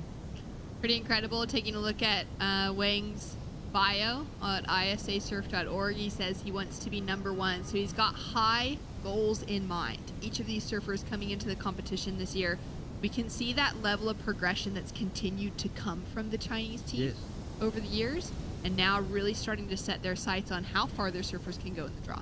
Yeah, it's really an interesting thing, China and surfing, because surfing itself is, I suppose its roots are quite rebellious. It's been a rebellious type of culture, and it's definitely, where you look at China, it's something that's going to be really interesting for them to embrace and adapt to. Well, taking a look at the road to qualification for Paris 2024, the tier number 1 was the 2023. Just ignore that 2014, just a little typo there on the screen. For the WSL rankings, it was the top 10 surfers out of the 2023 WSL Tour from last year that got themselves qualification into Paris 2020. We've got a Team Japan that already has an extra Olympic spot earned for their nation, not by individuals, so we don't know who Japan has chosen for that spot yet, but based off of their results for their men's team at the 2022 World Surfing Games. Luca Messinas took out the win at the Pan American Games and found himself qualified once again for Team Peru, so he'll be a 2-time Olympian come July. And then we saw Kali Bast, Reo Inaba, Billy Stearman, and Alan Cleland get qualification via the ISA World Surfing Games last year, based off of the continental qualifications. We got six spots open this year for this World Surfing Games that has begun this morning. Those slots are going to be filled in through the week. It's going to be so exciting to start to see names pop into position. We're also going to have team qualifications that matter, same as 2022. We're going to have the men's and women's top ranked teams qualify a spot for their country, and then the potential for a universality place to go to an eligible male and female competitor to be looking at the Olympics for those developing nations around the world that in the previous Olympic Games, being Tokyo 2020, had less than 8 or less Olympic athletes over all sports. Yeah. So it's that encouragement, that opportunity that if there is an athlete who's an excellent athlete in whatever that field is, they have the opportunity to represent their country and get their name into the draw. So someone like this, Rio Waida, he is surfing with a lot of excitement out in the water right now, just searing through those turns, putting that board on rail, looking for that finishing section as well. He is a huge hopeful for qualification right now this week at the World Surfing Games, and he's hoping to put himself back in the conversation once again for Team Indonesia. As we can see, some great surfing here from Tijang out of China, and really nice rail work. Johnny Corzo also with the action, so little pulse of swell, and we've got some opportunity for everyone to kind of shake up the placings on the board at the moment with 12 minutes 42 seconds remaining. Bart. Yeah, Maximilian representing Poland. Here he is up and riding in the lead at this point, courtesy of 2 rides. Nice, big, powerful turn there. Had 2.57 and a 2.5. Has him in the lead. Rio Waida on the one wave, just incrementally behind him on 4.67. 0.40 behind. He's obviously getting that on his last wave. We'll see the Indonesian go into the lead, you'd imagine. 2.37 for the Chinese surfer. That was a good wave as well, most probably better than that score. So this one's alive and ready to go, and the Mexican just got a good one as well. So be interesting to see where the heat sits when these scores drop in. Well, scores to drop across the board. We've got 12 minutes remaining on the clock, and as we wait for those, let's go down to the beach here from Elliot Parada-Reed after a solid performance. Here with Elliot Parada-Reed, great surfer from New Zealand with a huge, big heat win. Billy Stearman advanced, you're moving through, and I still have Kehu Butler in the opening round. Talk to me about not only your positioning out there, but how difficult it is to be able to compete, given that the onshore wind has definitely picked up since this morning. Yeah, I kind of like the onshore. Kind of gives it a little bit of coping. So it's like, you know, clean's good, onshore is still pretty good. So it's just stoked it's like 4 foot and not 1 foot. So a lot of people that haven't heard your name before, Oceania region, you've always been a standout there since your junior days, now into the Olympic qualification stage. What are your expectations going into this Olympic cycle, and especially with many more to come after this? I want to qualify for the Olympics, bro. I want to go to Chopes, and I want to chuck a gaff helmet on, stick a keyhole sticker on my side of my helmet, and just fucking send it. You just got a high five right there by Sergei, the Ukrainian surfer that was in the same heat. You know, how international this event is. It's not only awesome, but getting to share, you know, these experiences with a lot of people that don't really have surfing events within their country. How cool is that? Yeah, no, I was saying it's kind of like a CT mixed with like a Challenger, a 1-star, like a board riders. There's all sorts of people here, which is kind of cool. You know, it's like some people, I don't know, you get to surf against the best dudes, like world champions and stuff. So I kind of quite like that about it. And I met a few people yesterday, just 2 of them, and they're just mates. And I think they're from like a landlocked country. So they just were like, yeah, we surf, and we thought we'd just come and rep it. So it's sick. We might be calling you world champion at the end of the week. Congratulations. That would, yeah, who knows. You'll see me at the bar if that happens, mate. Congrats, Elliot. Thank you. Thanks so much, Elliot. Frothing with a solid performance out there, and goals. Gold in his mind. Quite easy. Clear, concise goals to be putting on that wall, on that mirror back at home, little post-it note, wherever it goes. Join his teammate Billy Stearman on the plane, and Kehu Butler's an amazing surfer for New Zealand as well. And that score dropped in as a 6.60. for Rio Waida, consolidating his lead. Johnny Corzo into the second with the 4.60. So a bit of work to be done now. 2.37 was the ride for Wang, China. Felt like it might have been a little bit higher than that. But I think there's, when you watch how clean and powerfully the rail moves through the water of, say, Rio Waida, and then, we saw with Keishan Wang, it was a little bit there was some sort of movement in the rail. It doesn't cleanly sear through the water, so that would be something that he could focus on, is just that nice, clean, fluid sear in the rail, because when you're up against surfers of the World Championship Tour level, that really is a point of difference, is how cleanly and powerfully the rail of those top-ranked professionals goes through the water, and what that brings to the performance compared to, a QS or a Challenger Series type surfer. Yeah, there is just those subtle differences. Those are the things that judges are so good at taking note of. Yeah. Wave after wave is all of those little moments, that speed, that fluidity, that actual grace within their surfing. Yeah, they're making the radical look easy, but and it's still got power and flair, but there's a control and smoothness to it. That's what. Oh, look at this positioning in first priority. Not a bad idea. That didn't have a lot of wall. You could see how short that was. That one was in front of him. Positioning now, spinning, paddling. China up and riding. Speed down the line, makes it around the section, but it unfortunately just closes out on him. That is going to hand Poland first priority. Thoughts, Barton? It felt like there was a little bit of disappointment towards the end of the ride there. The body language kind of spoke to me and said, oh, I'm not happy about that. Got to stay positive, stay upbeat, and even if you don't like it, good to sell it positively and get into the habit of not showing the downside of your feelings, mask them. Even if you've got to act, you need to just be selling everything positively. Maximilian, powerful surfing for his opening turn, setting himself up here down the line, and gets those fins blown out from Poland. Still lives in Poland, but his family took him on a surfing trip to Portugal when he was young, and he just said he got the bug at an early age, and it's just changed the entire trajectory of his life. The joy of just chasing waves whenever he has the opportunity to. That's what happens to us. Everything else goes out the window. What a great wave it was. Rio now up and riding, goes for a huge maneuver off the opening turn. Makes the rotation, finishes it off with a nice little end. Yeah, that shows the potential he has. That wasn't such a good wave, and he turned it into something of consequence.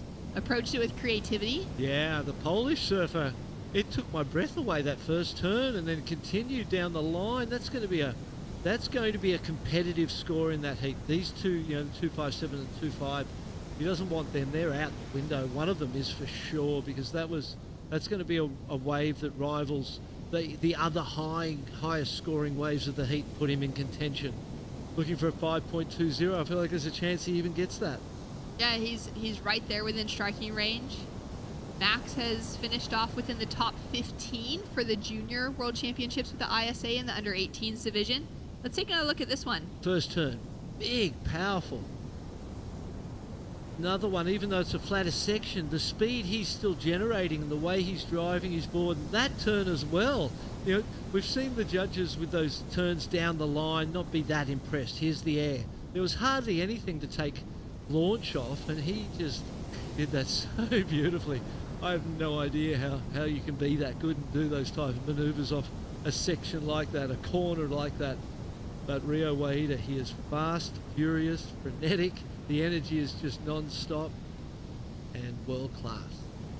World-class. He's one of those names that there's a lot of names in the draw that we're going to keep, that close eye with expectation for those top 6 positions, and Rio's at the very top of that list for surfers who have done well in the ISAs before, are surfing at the top of the World Tour in that, top 10 to 15 surfer conversation, as well as having had that Olympic experience before, hopeful to get it a second time around. He's one of those surfers that kind of has the whole picture.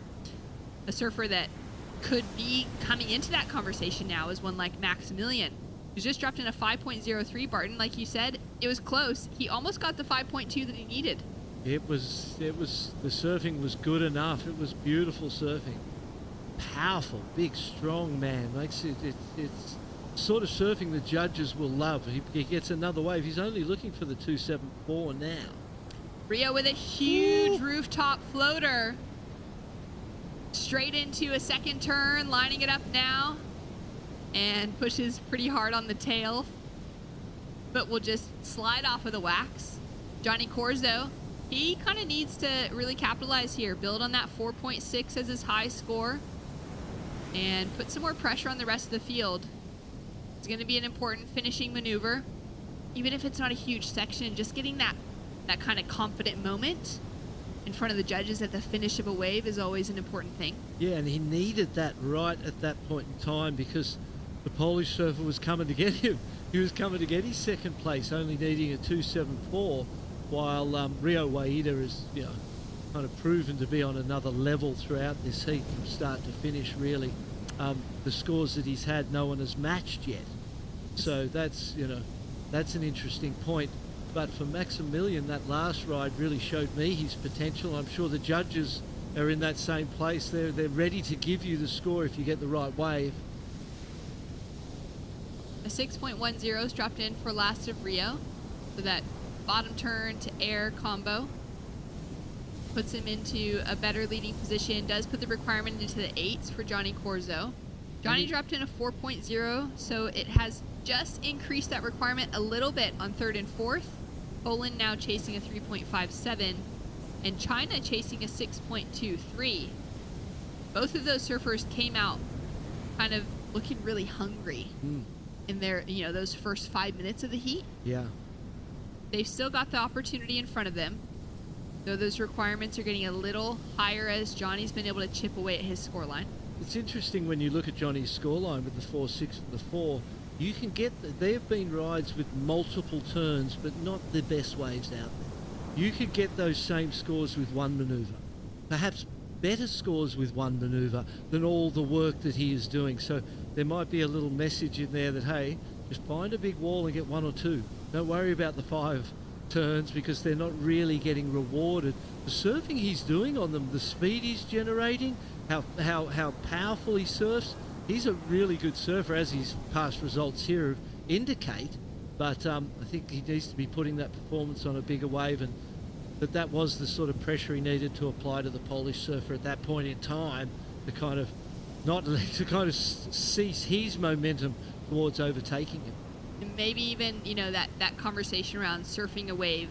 You can surf maybe a wave that doesn't have a great score in it. You can kind of surf it up a bit. Yes. Depending on your performance on that wave. Yep. Or a wave that has huge scoring potential, you can actually surf it down by not having the best performance on it. That's right. So kind of eyeing off something that he at least knew he could surf himself enough to increase that requirement. Yeah. And even if that's enough for, the beach announcers announcing that requirement has grown to put that extra pressure on the rest of the field. Max now up and riding down the line. Great opening carve, sets himself up here with a double pump into that finishing re-entry. He gives a fist bump. He's chasing a 3.57, Barton. I give him a fist bump too. I'm going, you get the score. That's the type of wave I was talking about for Johnny Corzo. A different style of wave, shorter, but with bigger moves, bigger face, punchier action, and the judges like that more than someone having to maneuver and work their way to a score. Wow! God, that got me excited. See the speed, the acceleration that young Indonesian has out of that lip? That was amazing. That was so fast. I mean, you can tell the way that the board just, ejected from his feet. Super important ride. All right, Johnny up and riding. First, beautiful opening rail work. Second, kind of sharper, more vertical turn. Now just holding on in the foam. He's looking for something else, and now he's going to need a requirement as the buzzer is going to sound. This is going to be the last score that counts. He'll now be chasing his biggest score as a 5.30 because Maximilian Michalowski from Poland has dropped a 4.87 to improve on the situation and he's taken away second place. You felt it happening, and perhaps the previous 4, while it upped the ante by a point, instead of needing a 2.57, he needed a 3.57. So that was, it seemed like the right move at that point in time, but he didn't up the request or the requirement enough. And Polish surfer, he went to town, Maximilian, on that 2-turn combination. Judges appreciated it, and he got the score he needed. Great heat, great comeback. Really, he surfed the back end of that heat so beautifully. Now we've got a score to drop through for Johnny Corzo, and it's officially in now. A 3.5 is not enough for last of red for Team Mexico to get into the top 2 position. You would have needed a 5.30. So it will be Rio Waida of Indonesia and Maximilian Michalowski of Poland through in second. They'll be staying in the top half of the draw. Johnny Corzo of Mexico and Qixing Wang out of China will be heading to the repechage rounds. Qixing Wang, he started the heat well and then kind of lost his way, lost his momentum. We really didn't see enough of him surfing next time around in that repechage round, because no one loses here today. He needs to show us more surfing and get himself on more waves, because he's got the performance. Was very exciting to see him at the beginning of that heat. We'll be seeing more of him this week. We're going to stay with the live action now into heat number 21, because we've got sets approaching. And we've got Luca Macinas already up and riding for Team Peru. Low and composed as he drives off the bottom into that tail slide. Great oncoming section. And he'll finish off well. Feel the energy within his surfing. For the start of this heat, Peru, Morocco, Netherlands, and Fiji all in the lineup. Dealing with some very different conditions to what we had this morning when we arrived, and those nice offshore winds were blowing. That tide was a little bit higher as well. People were getting tubed. People were getting tubed, we left, were right, watching center. tube rides, but now we're seeing some airs and some amazing on-the-face maneuvers. Ubka from Morocco. He's a great young goofy footer. I remember being super impressed by him in El Salvador. It's the first time I'd seen him surf, and I was like, wow, this kid's got he's got great style, great technique.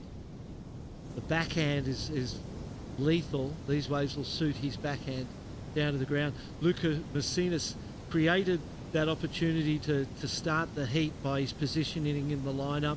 Before anyone's ridden a wave, surfer on the inside, closest to the breaking part of the wave, has the right of way, and Luca Macinas positioned himself perfectly where he had control of the others, got that opening ride. It's always good to get the opening ride. Obviously, it needs to be something that you could count in the long term. It's no use getting the opening ride and it being something that you're not going to keep and throw away. But as long as you can turn it into a score of consequence, something that's going to give you momentum, get the first ride and own the start, is maybe one of the most important things. And maybe the only thing you can really concentrate on is owning the start. Beyond that, no one knows what's going to happen. Who's got priority, where you sit, all that stuff happens after the start. So Luca Macinas just owned the start right there and took control of his opponents, and it'd be interesting to see where the score comes in. Yeah, that's a great way to think about it. You know, in that first, that positioning even before the buzzer sounds. Oh, the kind of authority that you can be holding in the water in those moments. Where you paddle out, when you paddle out, where that positions you in relation to the others when the heat starts. And, you know, that's one of those things, because there's so many things you can concentrate on and consider in a heat, but really the start is all you need to really, put attention to. First re-entry, as we watch the drone angle of this one, snap, but it looked like his foot might have slipped a little bit in that snap, regained the second one, regained control and hit that last one aggressively. 4.17. The first turn wasn't quite as high as it could have been. The second turn looked like there was a little slip in the foot, and he paid the price for that in the score, but he did manage and own the start. Sitting with a 4.17 as his opening score. He's a surfer that has a lot of consistency within his performances, specifically for his career highlights. It was the 2 times that he's won the Pan American Games, the gold medal for those, and each of the times that he's won in 2019 and in 2023, they counted as Olympic qualifiers. That 2019 win got him into Tokyo, and the 2023 win just from last year has gotten him a ticket to Paris coming up in just a few months. So he's already been on that journey before. He's hoping to have more Peruvians join him. It's been one of the big growth areas of surfing generally is the Spanish-speaking world. That part, you know, Latin America, South America, has really just gone through the roof in the last couple of decades, and ISA's had a focus in that area, and you can see the results of it widely spread throughout those nations, and they've all become, nearly all of them become, you know, competitive nations on the world stage. So it's been a really you know, great focus and help to diversify surfing through so many nations around the world. I think there might be a little afternoon storm brewing behind us there. Hot day out there. Little thunderheads maybe out on the horizon. Little rain in the background. Be nice, I'm sure, for a bit of cloud coverage. Brings cooler temperatures this afternoon. Casper Hemminga now up and riding for the Netherlands. He's got a 0.5 that he opened up with.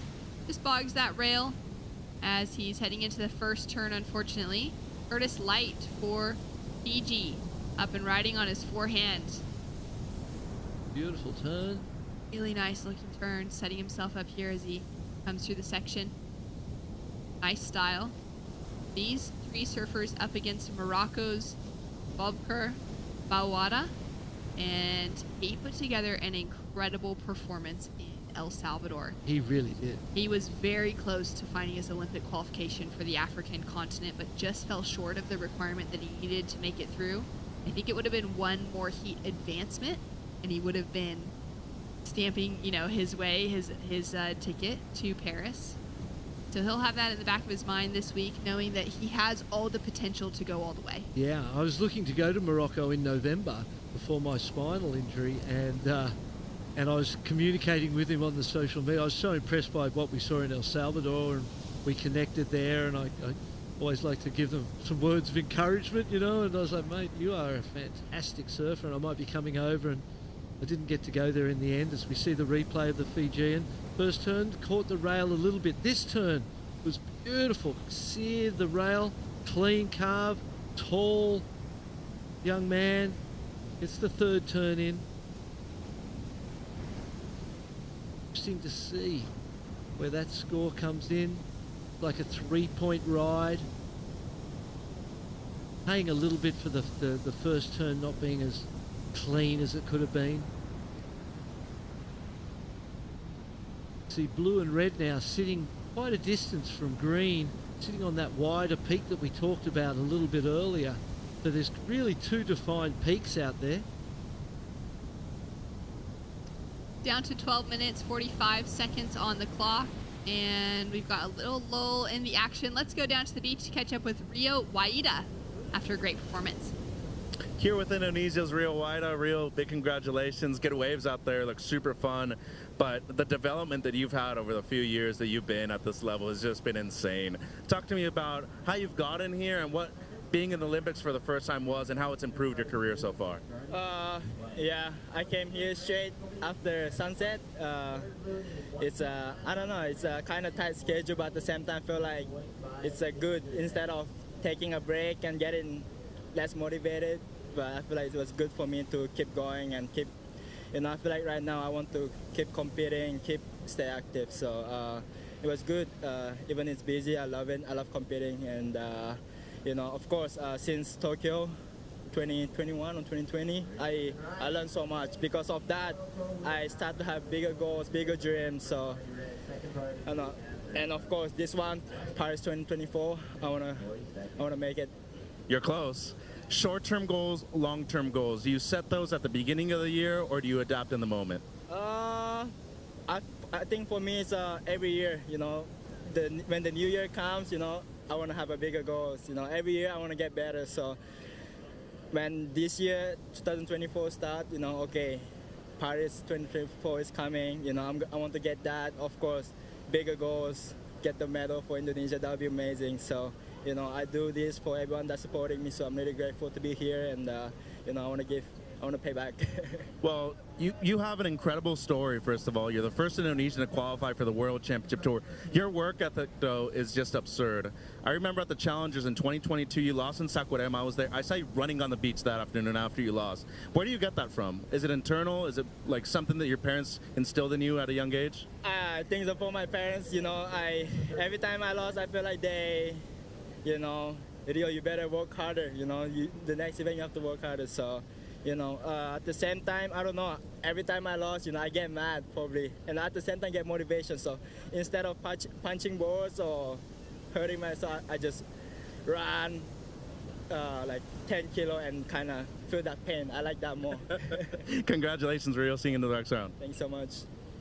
Thanks so much, Mitch. That was a great interview. I love, knowing what's going through someone's mind like that, because anyone that loses out, they're going to have a lot of frustration, and the way that plays out shows a lot about your character, but also, you could be using that to your advantage. For Rio to go out and run a 10K after losing a heat that day, got to get it so out. So much mate. strength the next time around. Yeah, and you've got to get it out. Yeah. You've got to process it. The time alone running. I used to go surfing, and I had some of the best surfs of my life after losses where I was like, wow, why didn't I surf like that in the heat? But you felt what you could do with a little bit of grunt inside, and I've worked with people who, they may lose. As we watch this one, we'll come back to that. Casper just weaving his way down the line, setting up the rail for that opening carve. This is the moment he's been waiting for. We can really start to see that power within his surfing. Connects for the finish. He had a few attempts before this. Nothing that looked nearly as strong, as solid, as composed. Now chasing down that 3.07. That was a great way for him to get going in the back half of this heat. Yeah, that's it. And he needed to get going. 9 minutes left. That's going to be his best score. Will it be, besides the two scores of Luca Macinas's, the 4.17 and 6.33, I feel like there's potential for that to be the next best wave of the heat, which would put him in a strong position. He's in fourth place at the moment. Needs a 3.07. There's every chance he may get that. And how good was Rio Ueda? Back to that interview. I've worked with people who, when they lose, they're sad and they'll cry and they're upset, emotionally upset. Then I've worked with people who, when they lose, they get angry, they get mad, they get determined. Here's our Moroccan. Taking a look at the Combo. replay here. Like, that's not the wave he would have waited all that time for. But the way he surfed it showed the desperation that was in that moment. Oh, there's the old 6.33 number came in for that one. Taking a look now at Casper and this last wave. So we've got some scores coming through across the board. A 4.33's dropped in, and it's put him into second position. Yeah, it was, and I think that's where it should sit. It was the best wave outside of Luca Macinas's two good scores, and better than his 4.17. So the second best wave of the heat so far gives him the opportunity up into second place, and just got to work on, replacing that 1.10. 3.73 for the two backhand re-entries of the Moroccan. That's because of the quality of the wave, not the quality of the turn. That was not such a good wave, and maybe the pressure of time, the pressure of priority, sitting there waiting so long. At some point you go, I've just got to surf. I've got to stop sitting and surf, and I feel like that's what he did there. Whether it was the right move or not, time will tell. A 6.33 drops in for Luca. Two beautiful turns on that left. That was crazy, wasn't it? Great to see him kind of change tactic as well. Find that left that's standing up better now than it was any other time today.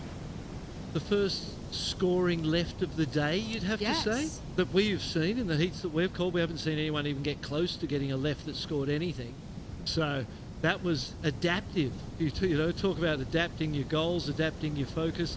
He adapted in that moment, went a left, and made it pay. Sitting in that leading position behind him, Team Netherlands, Casper. He grew up in a small village in the Netherlands, and surfing wasn't necessarily the most logical thing for him, living in Westland, mostly because surf there is just so hit or miss. You're waiting on these storms to develop, to blow enough wind to generate wind swell for them to actually have waves. So he said he would go weeks and weeks in between the opportunities to surf because it would just be flat and there would be no swell. But as a 13-year-old, got into surfing and just absolutely took a loving to it. And I think having those kind of, coming from a region like that, Barton, you have to imagine that the desire would be even that much stronger than someone that's growing up with a great beach right in front, where it's warm, it's tropical, and you have perfect waves every day. I had that exact experience as a kid. I grew up at Whale Beach. We lived near the beach. It wasn't on the beach, but I could walk. Here we go. Casper now up and riding again. 4th priority, so may as well try and improve on that 110 when you're down that priority roster. So nothing ventured, nothing gained there, so worth a try. And then when my father passed away, we moved to Mossman, which was 7 kilometres from the beach. I didn't even know where we were. I'm 11 years old. I feel like my mum's stolen my dream and taken me inland. And then I realised that I could get to the beach, and I used to hitchhike every day to the beach. And when I got there after what I'd gone through to get there, I was surfing regardless. The conditions were not important, but the local kids would all be lazy and fussy and, it's not good, it's crap. And I'd be out there regardless because I was desperate and I wanted it. And that really paved the way for me to achieve some of my dreams because I was desperate. And you could see in the local kids, they just didn't have that same fire because it wasn't as difficult to get to that point. So, the hardships, they define the person, and in the end they can be good things even though they don't feel like it while you're going through them. I think we're seeing that from a lot of those surfers coming from not necessarily landlocked countries, but countries with, not major oceans that are creating, long swell periods and all the things that come together to be really great surf spots. As we take a look now at Curtis Light from Fiji, drives through that first turn and he'll fall. He's had a bit of a slow heat in front of him, unfortunately, just a 3. This will be just his second wave on the board now, chasing a 2.44. So he's right there in that conversation to still take away the advancing position, But we can really see, the performances from Team Poland, the performance like this out of the Netherlands, surfers that don't have the best waves at home that really have that drive within them. They've been putting in that time, that energy, traveling around the world, looking for more opportunities to get to surf in different places. Absolutely. And once the bug's bit, you just want to travel the wave, find perfect waves. And especially when we see, what about Florida as an example of average, great example. Average the waves. The number of world titles that have come out of that place. More than anywhere else, even just Kelly's alone. But then you throw in Frida Zamba, Lisa Anderson's, the Hobgoods, and Caroline Marks now. There's this endless line of of champion surfers that have come from that area back to Matt Keckley and the whole long line of incredible surfers back from that place where the waves are quite average. You want to travel, you want to see the world, you want to get some perfect waves, and it builds a desire in you that can take you all the way, like it did with Kelly Slater and Frida Zamba and Lisa Anderson and Caroline Marks, as you said, CJ Hobgood, and we go on. So many more. Here we go with an opportunity. Luca laying into that first big turn. Little off time for the second, but redeems himself here as he drives through with a lot of power. Now, Babakur on the outside section. We can see him go for a big lip on the left, eyeing it off on his forehand, pumping down the line, setting himself up here again. We'll see if this wave gives him any more scoring potential. A little corner right here in front of him. Gonna tag that section. Nice and aggressive on the inside with that energy. Chasing just a 2.68 to take that second place position. Netherlands, Casper dropped it to 2.07 for his last wave.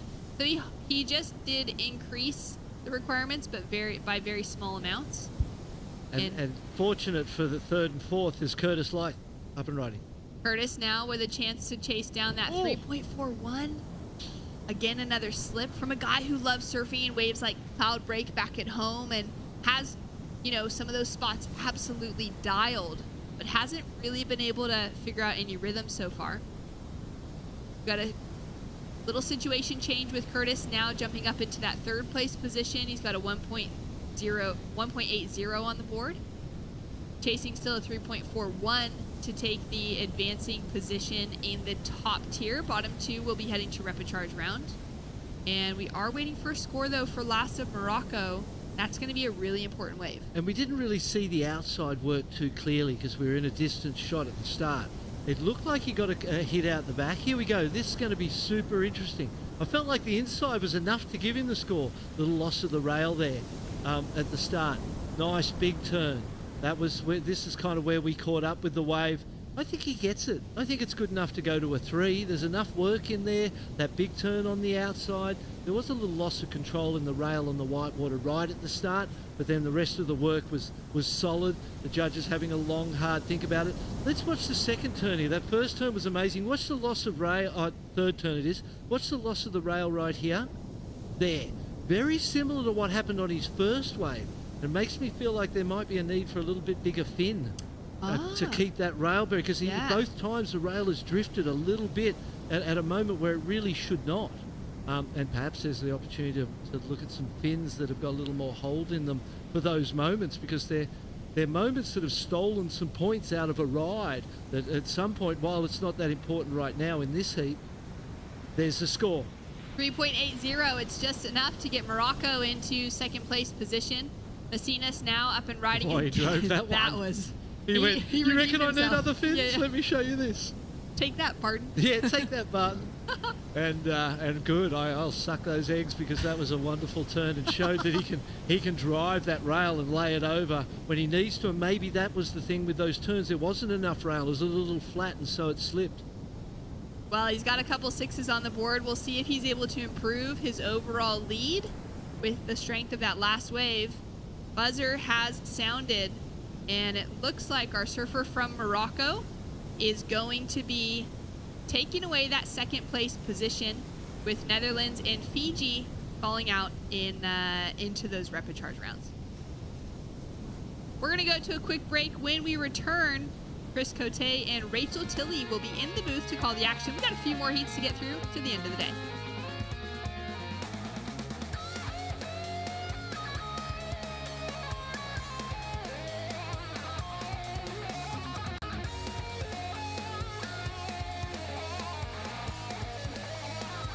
La primera vez que te probé, ese sabor nunca lo olvidé.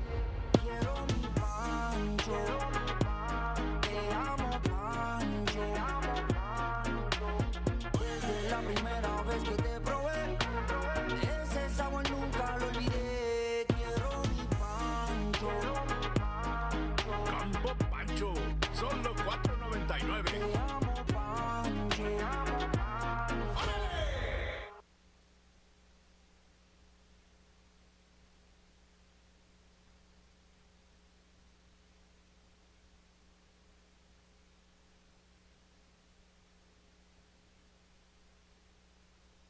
In Puerto Rico, we call ourselves Boricua. We are proud, passionate, and full of life. On our island, secrets are more precious when shared. Passion flourishes. We enjoy until our hearts are full. And we know that gifts can come from anywhere. Live Boricua.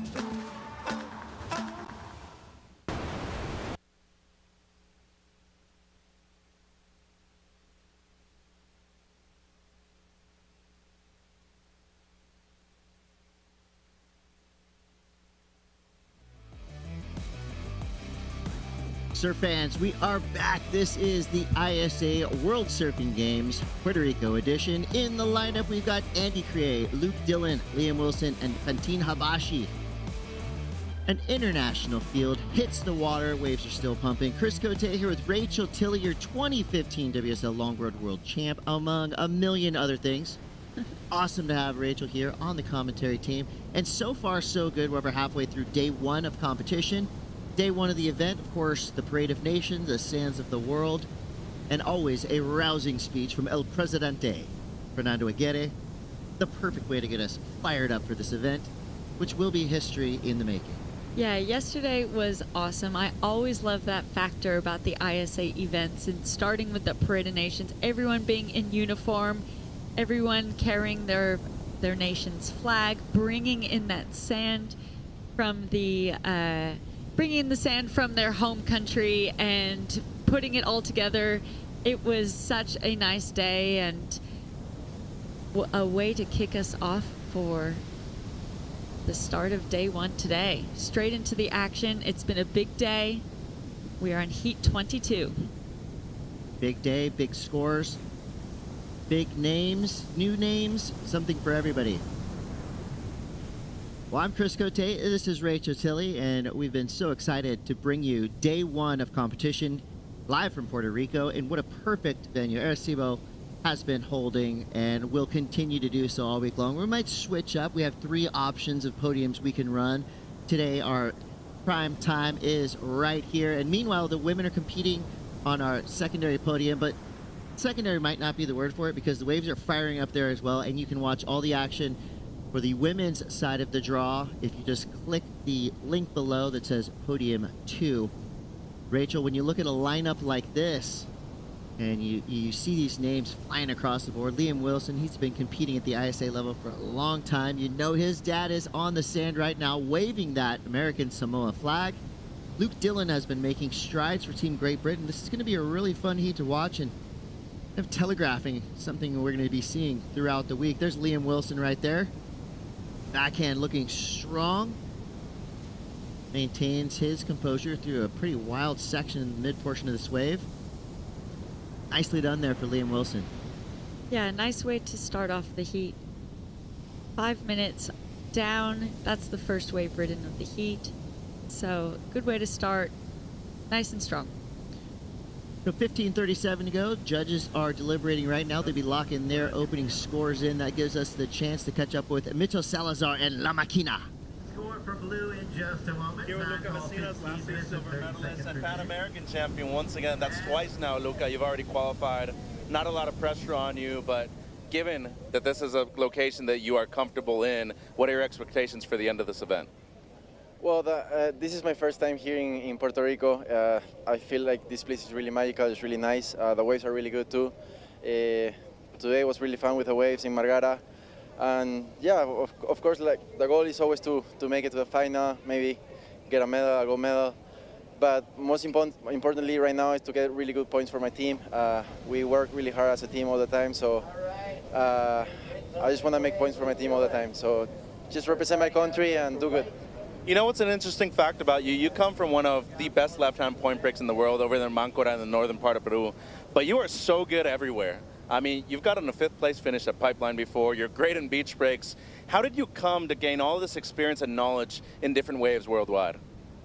Well, I think it's just being a lot of training. I've been training so much. I was born surfing like lefts, and my backhand was really good. And then after that, I told myself like, hey, you have to be good in everything, you know. And so I started getting better. I started working on beach breaks. I went to California a lot, you know that, right? Because you're from there.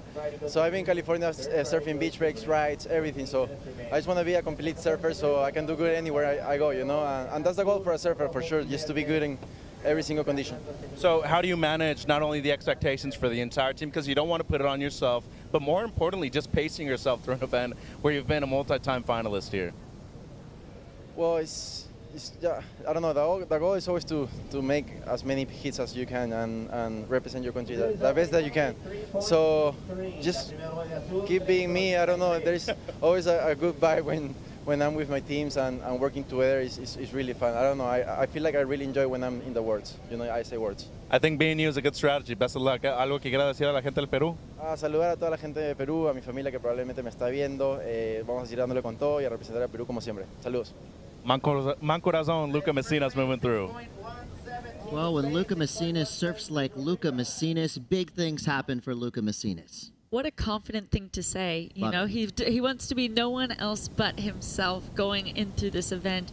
I loved that. That was, but he doesn't say it from a point of, he says it from a point of, you know, humility. He's just so excited and stoked to be here, and he's just enjoying the experience, enjoying bettering himself, having the task at hand to try and continue to make it through as many heats as possible, and absolutely ripping in that last heat. Yeah, amazing surfer, a great person.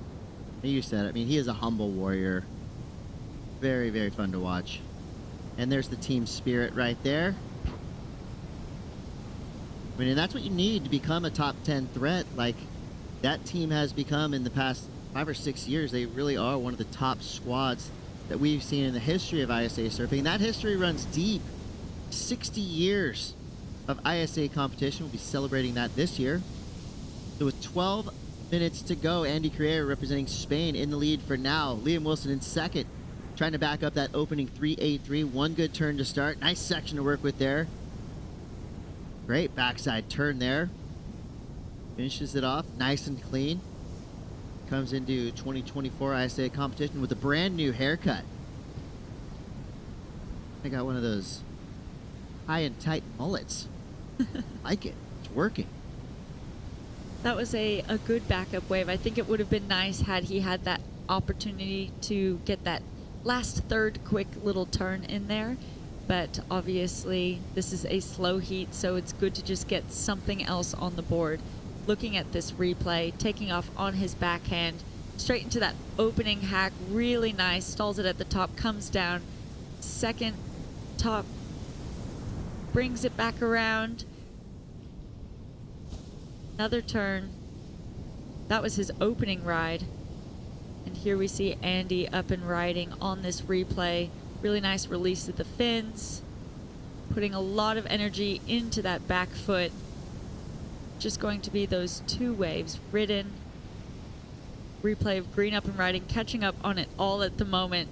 One and done, and then back to blue. Here we see him get a nice clean turn, leaning into that rail. That's where it would have been nice had he had time to come back up for 1/3. I think that would have made a really impactful statement towards his score. That score did come in through as a 3.77. So had we seen him have that foresight to do a quick another release off the bottom, I think we would have seen it go up towards those 5s as we see green up and riding, not a keeper. Luke Dillon, when he stands up on his board, watch out. He was so close to being able to get on the open face that way, but just caught behind this section, and that drops him down into 4th priority, so tough one right there for Luke Dillon. Does have one decent score, that 3.33. He'll be looking to get right back out there and capitalize and use his heels to dig into a big frontside gouge, which we know he's got. This guy is an absolute powerhouse for representing Team Great Britain. Right now, Liam Wilson is in the lead. If you want to sound like a local, say American Samoa. Samoa. Long pause there right in the middle. They might think we know what we're talking about, but it's true. Liam Wilson lives in Hawaii, trains, surfs, competes all over the world, has been representing American Samoa for quite some time now here in ISA competition, and he's surfing with the Jarrett family. Yes, he is. The whole family, pretty much. We have the 2 sisters as well. It's been really fun to see them represent American Samoa over the past multiple events, both in shortboard and longboard disciplines. Well, check it out. Here's your calendar of events. Big parade yesterday. There was DJ music. How do they do this to us? They put up a great band tonight. Luckily, it's 6 to 9, so we get home early. Las Cafres, International Dub Ambassadors, and more on the main stage. I mean, if you're on the East Coast, I can't imagine flights are too expensive to get down here to Puerto Rico and enjoy this celebratory week of surfing. And I've taken a few walks, a few laps up and down the boardwalk. It is absolutely raging. Yeah, I've been enjoying using our breaks when we're not on mic to go out and see that energy outside. The beach, the boardwalk is absolutely packed in order to, from the women's podium down to the men's podium, everyone's watching. The cheers are electric when things are happening out in the water. It's a really fun energy all along this beach here. But there it is. You can almost feel it from that visual. Been walking up and down saying Boricua to everyone that I can see, and yeah, that's a 6-layer shirt right there. But yeah, the entirety of the area is out in full force, and you can just feel, I mean, the vibrance, the joy, the energy. Puerto Rican vibe is alive and well here. There's music. Really fun. There's some bars on the beach as well. People enjoying some drinks, enjoying the surf. Boricua all day long in Arcibe, Puerto Rico. excellent host, Nation. Nice And little there's your skate park right there. That's where we're going to see you later, isn't it? I mean, we got a concert. There's so much to do. And there's a perfect wave right there. The choices are limitless here. It was 6:50 to go here. Liam Wilson. He's not worried about the party happening on the boardwalk. He's having his own party in the lineup. He's giving the party a show. Slashing every which way but loose. A great three-turn combination down the line on a nice little right-hander for Liam Wilson. He did drop into second place, however, with Andy Carrere getting a 6.17 and a 3.57. Team Spain has to be excited with what Andy's done. Luke Dillon giving us a little bit of cause for concern for Team Great Britain. He is an incredible surfer, super powerful, usually very consistent, but right now just cannot find the rhythm. Good news for Luke is he does have 6 minutes, 10 seconds to go. And Fantine Habashi, representing Switzerland, the sole representative for Team Switzerland this year, does have a decent start, but needs to get going. Here's Fantine. Looking at this replay, wraps it all the way around, making full use of that canvas of the wave, finding that third maneuver there. Then we see Red right up, backing it up on his backhand, shoving that back foot, just that one maneuver, and then Blue, nice opening turn, staying in that critical section of the wave, waiting for it to stand up, and finds that final maneuver. That was a nice, powerful, punctual. We're still waiting for that score to drop in. That was great surfing. Really like where he placed that last turn. Did it with power and speed as well. So speaking of Luke Dillon before, this he has said is his last ISA games that he will be attending. He has competed in 7 overall ISA events, whether it be junior or opens, but he has actually accepted the position as the performance coach for Great Britain of Surfing, and so he's getting excited about moving on to that next chapter. Probably still will be attending ISA games, just from that other standpoint in the coaches and support crew position. But what a great feat to be competing in 7 ISA events over your career. Well, that's why. Yeah. He is a great surfer. Got a section to work with here. Slams it. I was about to throw a little bit of a fit. If you were telling me Luke Dillon was bowing out of ISA competition, you know, that is bittersweet, but I like that he's going to now turn towards being a coach, because obviously he's got a lot of knowledge, long competitive history, a lot of success. Say one of the winningest surfers coming out of Great Britain. And he will be extremely valuable as a coach, no doubt. Absolutely. We're inside of 4 minutes now.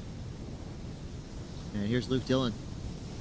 Trying to find as much speed as he can, getting that opening turn, now working his way around. This will stand back up as he looks for that closing maneuver, jams it into that left coming at him.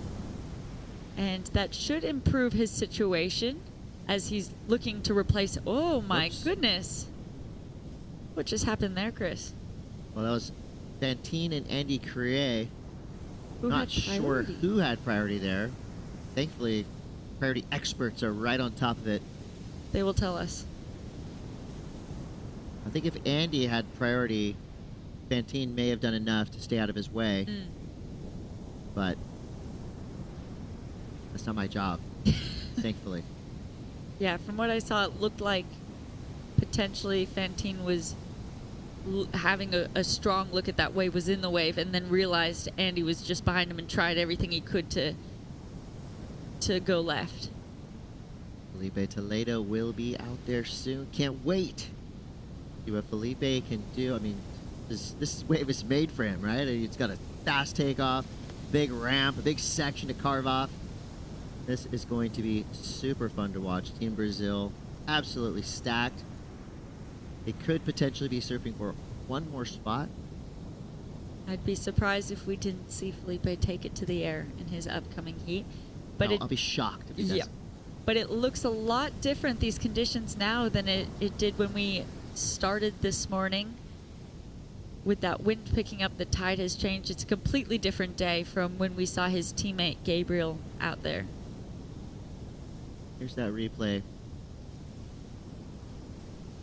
So depending on who had priority during this, it looks like white kind of knew that he had to give way to red. Yeah, he tried everything he could to stay out of that way. However, if white had priority, that would be an interference on red, obviously. I don't see any little red triangles or anything weird popping up on our scoreboard, so hopefully they did enough to keep it clean.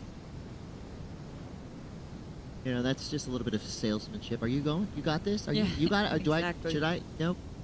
It's part of the strategy of competition. Obviously, being an excellent surfer is a huge portion of everything it takes to be a winner. But competition surfing is more than just being a great surfer. It's having strategy.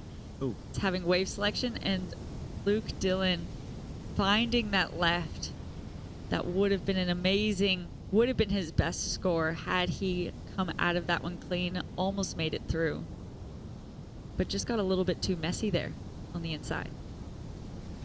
Yeah, there was a lot going on and he came down from that turn. Would have been a good still photo, but didn't quite ride out, so will not be rewarded with any number of substance. So we're inside of 35 seconds now. Andy Cray from Team Spain. He had to go for it, right? With 30 seconds to go, it's that Hail Mary of he needs a 4.94, which is not a big score. I think with that type of turn, that would have gotten him into that 4.94, maybe 5's range. I agree. So he was right to go for it, unfortunately getting stuck. Unstuck. Bottom of the ninth, swing for the fences, go for it. Doesn't always go your way, but you gotta try. 7 seconds left. You guys need to be careful. You do not want to make a priority mistake in the last seconds of your heat. Liam Wilson had that top priority spot. He had the right of way. He was able to fend off both white and red and able to maintain his second place position. That's going to be it. It's going to be Spain and American Samoa moving through. Unfortunately, Team Great Britain heading off to the repechage along with Team Switzerland, Fantine Habashi. Wow, we've got some huge heats coming up. Al Cleveland Jr., Felipe Toledo, and more. Do not go anywhere. You're watching the ISA World Surfing Games. We're live from Puerto Rico. Stay tuned. We will be right back.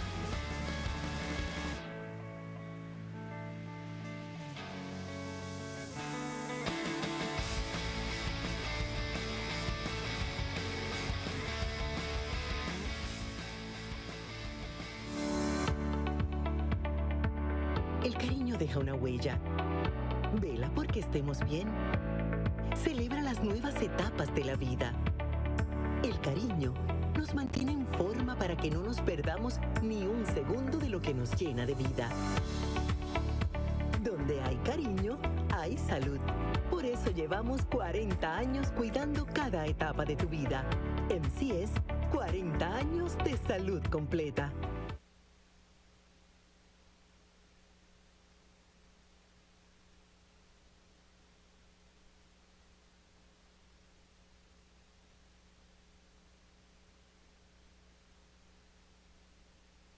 In Puerto Rico, we call ourselves Boricua, a unique name honoring our island heritage and the vibrant spirit of our people. When you bask in the warmth of our beaches, when you taste the love in our food, when you embrace the call of our adventures, you'll find that spirit in yourself. Dare to live every moment. Live Boricua.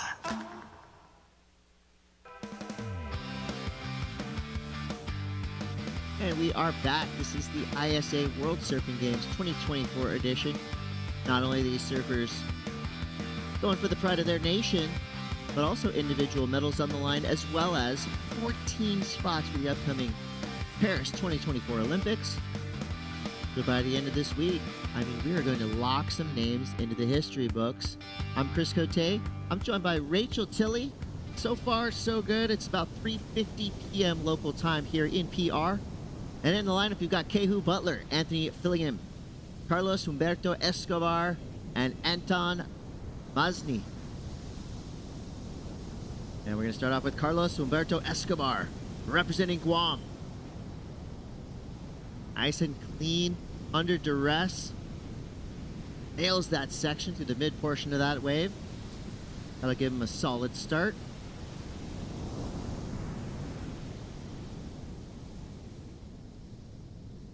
.283, Guatemala, excuse me.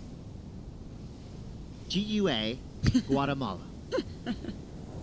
I mean, with over 50 nations represented, sometimes it's hard to keep track, but glad that Rachel Tilley is here to set us straight. So Carlos Humberto Escobar, representing Team Guatemala, they've been a rising force in the surfing world. And they started off in ISA competition over the past 10 or so years with just a handful of surfers, but they're fielding full teams. Their men and women have been vastly improving from year in to year out. So it's really nice to see Carlos Humberto Escobar from Guatemala making efforts to get an early start in this heat. I think that's something that has been becoming more evident as we're now into Heat 23. You know, we're not even going to finish all of round 1 today. We're doing surfing 30 heats today.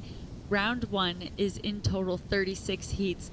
These surfers, the surfers who end up winning gold, winning medals, that just puts it into perspective how much work they have to do and what a large feat, how many countries are represented, and how many surfers are working their butt off to get through these heats and make it to that finals day.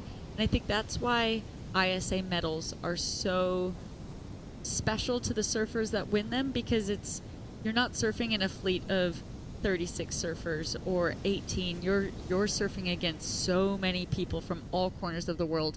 Lots of heats as we see Kehu Butler up and riding. Yeah, this guy is one of the best to do it from New Zealand. A spirited squad. They come through, they do a haka. The opening ceremonies meant to intimidate their competition, and it absolutely does. It's so special to see and watch all the men and the women of the New Zealand team get up on stage and do that yesterday in the opening ceremony. I love when they bring their culture here with them. And I think it's a twofold type of thing, right? It is intimidation, but it's also kind of a welcome to their culture. So it's really fun to watch. Kehu Butler, I mean, he has been close to qualifying for the championship tour. He's always a standout in ISA competition, a very well-rounded surfer. Super powerful, consistent. He is definitely a force to be reckoned with in any lineup, especially a wave like this that just gives that section that bends right at you. We'll see what the judges give him on his opening wave with 14:45 to go. Carlos Humberto Escobar, Team Guatemala, competing alongside Darlin Ramirez, Alejandro Zayed, Lester Hernandez, Tiziana, Billy Prem, and Jose Franklin Maraquin, as we see a replay of Kehu. Yeah, that opening turn was really strong. That second one, he just got hung up a little bit, rounded it out with that third one, but you could see how he cut out. He knew exactly that green was on the wave behind, and he looked over his shoulder really quick to see what was happening, the action behind him. And green, Anthony, took advantage of that wave. That one stood up a little bit more than Kehu's wave did and offered two strong sections that he could really lay into, so it'll be interesting to see how the judges score those two differently. Yeah, Anthony's been doing it at a high level for quite some time. 30 years old, from Santa Teresa, the Pura Vida nation of Costa Rica. When he's not surfing, he's fishing. He loves to explore the world, and he's been around this world and back. I mean, Anthony Fillingham, that's a name we've seen a lot in ISA competition, qualifying series, challengers as well. I mean, been on the surfing radar for a long time and still surfing at the highest level. Kehu Butler representing Team New Zealand now. Second wave ridden. Comes around this big section. Nice deep bottom turn. Hard carving snap there, just pushing a little too much. Slips out, goes down, but I like the intent. Yeah. Again, you could almost hear that. The judges asked for critical, and he was trying to give it to them with that. That's for sure. Now, Anthony's wave did come in as a 5, so although he only got those 2 turns as opposed to Kehu's 3, the wave stood up a little bit more. They were a little bit more critical and punchy, and therefore getting rewarded with that 5. Here's what we're looking at the moment. Arecibo, Puerto Rico. Incredible spot. We're almost at dead low tide. Negative 0.4. Water 80. Air temp 75 to 80. Perfect. Idyllic. Paradise. It is shallow. It is gnarly. Not really a beginner spot, I would say. More for above average to expert level surfers.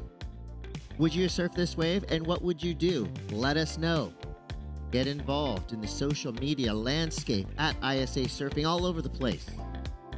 And definitely follow us on Instagram if you're not already doing that, because the ISA social team absolutely crushes it hourly, by the minute, and their daily wraps are stellar. So get involved. Which nation are you cheering for? Who do you think is going to win gold at the end of this week? Let us know. Maybe Rachel Tilley will give you a shout out. Maybe she'll refollow you. Who knows? Anything can happen. Social media. 11:30 to go. Anthony Fillingham in the lead for now. Some scores to come through while we wait for the judges to lock in those numbers. Let's throw it down to Mitchell Salazar. From Spain, first of all, congratulations moving through into round 2. 18 years surfing already. You've won 3 WQS events and you've been European champion before. But the ISA, this is a big event. You're competing against countries from different parts of the world. What's the experience like, not only representing Europe, but also Spain? It gives you extra power, that's for sure, representing your country, and everyone watches this event. And it's a beautiful one, you know. Like yesterday, for example, the opening ceremony was something from another planet, something that you will remember forever, no matter what. And actually, I have very good memories from the ISA back in 2013, I think it was, in Nicaragua, when I did 3rd in the juniors. So it's been a long road, and hopefully I can keep doing heats and doing scores and enjoying the wave. In 2009, I think it was, that the Euroforce was a huge thing on the Championship Tour. Since then, there's been ups and downs for Europe. In your eyes, what do you think it needs to take in order for you guys to make it both back onto the Championship Tour and have more success for Olympic qualification too? Oh, for sure, it would be beautiful. I think the better surfers we have in general, the more motivation and the more references you get. So we're very lucky in Europe. We've got amazing surfers, like, as you say, like Aeroforce. You always see them in the water, and it's still inspiring. So hopefully they can still show us the way, and we can punch through. And a great goofy footer like yourself, Chopes 2024, is that in your mind right now? Oh, I've been there 2 years ago, 2 years ago, and it was one of the best trips of my life. So of course, I'd love to be back. ¿Algo que quieras decir a la gente de España? Sí, claro. Muchas gracias por seguirnos, a todo el equipo. Estamos muy motivados. Esperamos poder seguir haciendo mangas y disfrutando de las olas. Gracias, Andy. Felicidades. Muchas gracias. Andy Correa there doing big things in his opening round heat. He will be moving through on the main event podium. 9:20 to go. Carlos Humberto Escobar representing Guatemala in the lead for now with a 3.23 to 2.83. But during that interview, we saw Anthony Fillingham carving hard off his heels. Beautiful arcing slash that you know the judges will eat right up. Yeah, taking a look at this replay, look at that speed he's coming around that section with. Love how he torques his upper body to bring that around with speed and control, utilizing that rail. And here trying to maintain that speed through that frothier section, and hits it off with a bang. Great surfing there from Fillingham. Having a look at this replay, much bigger wave. Nice little layback, showing that variety. Wraps it back around. Will it do something else? And it just doesn't offer that final section. It's interesting to see sometimes those bigger waves, although they have that meteor opening section, they don't follow that same trajectory through the inside and that reef to stand back up through that end section.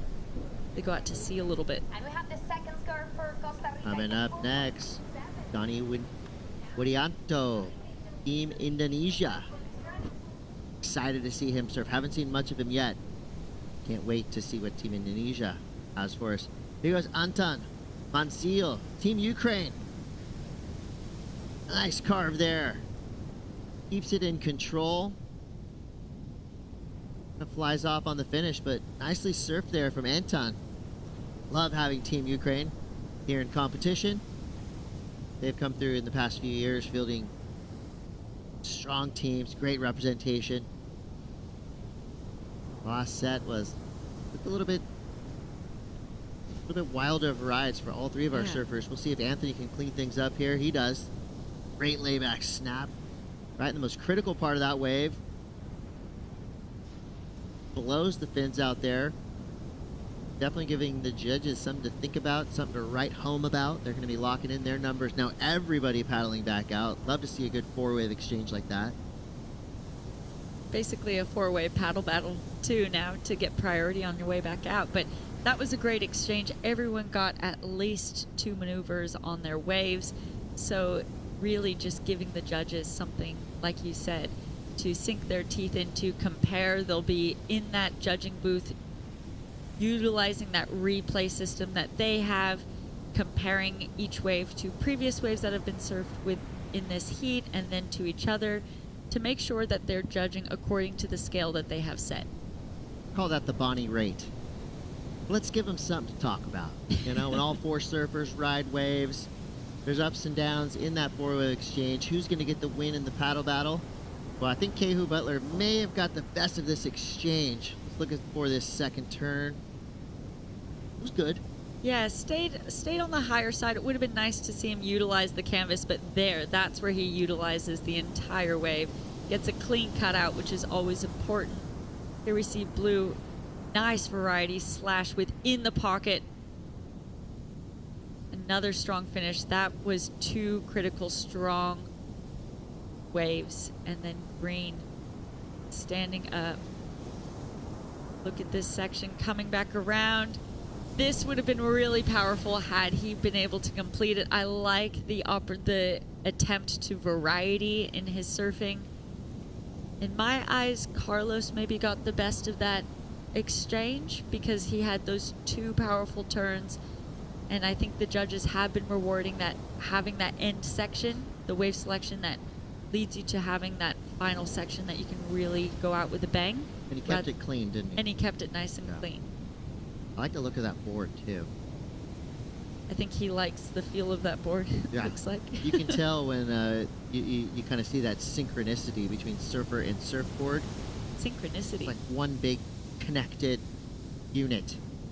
So with 5 minutes to go, Pura Vida, Costa Rica on top for now. Anthony Fillingham in the lead. Carlos Humberto Escobar representing Guatemala in second. Kehu Butler weirdly in third place. I mean, this guy is a title contender. Needs to get things moving. And Antoine, representing Ukraine, currently in fourth. Well, just as I say that, Kehu Butler jumps into second. I think there's more scores to come through as well. Yeah, it was Carlos did get the best of that exchange, getting that 4.83, just slightly over Kehu's, but it just wasn't enough as everyone improved their situation. So now all Carlos needs is 3.34. This is a tight situation in these final 4 minutes. Now this is where things could get chippy. We're fine with that as long as sportsmanship is rule number 1. 4 minutes left. Kehu Butler is out the back with priority. See him, the apex predator in the lineup. Meanwhile, Anthony Fillingham activates on this punchy little right. Has a ramp to work with. It's a flyaway. But again, I like what he's trying here. Kind of just throwing it at the wall and seeing what sticks. Every wave has been different. It really has. Now, it's really vital Kehu uses this first priority strategically in these last 3.5 minutes. Carlos only needs a 3.34. So this is where you get a little bit nervous as a competitor out there. Or not nervous, but you just have to make sure that you are on your game, and little decisions can have really big impacts. No, you're right. I mean, Run DMC said it best. It's tricky to rock around the clock. With 3 minutes to go and priority, your decisions can be costly, that's for sure.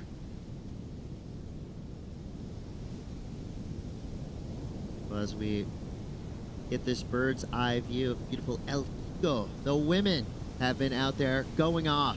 Arecibo, Puerto Rico, holding so many great waves. Podium 2. You want to click the little link below the the web viewer that you're watching, you'll be in for a treat. Some of the best female surfers on the planet are enjoying pumping conditions. In the lineup right now, Vahine Fierro doing Vahine things. Check this out, Rachel. Lefts and rights, high performance surfing, cutting edge surfing at its finest right there. Yeah, Vahine is someone who is already qualified for the Olympics, coming from Tahiti. That was really special that we just got to see her lay it down on that wave there. You're right, the women have been ripping all day today. They've been surfing at El Pico. As we see Blue taking off up and riding. And the women have a bigger audience than the men.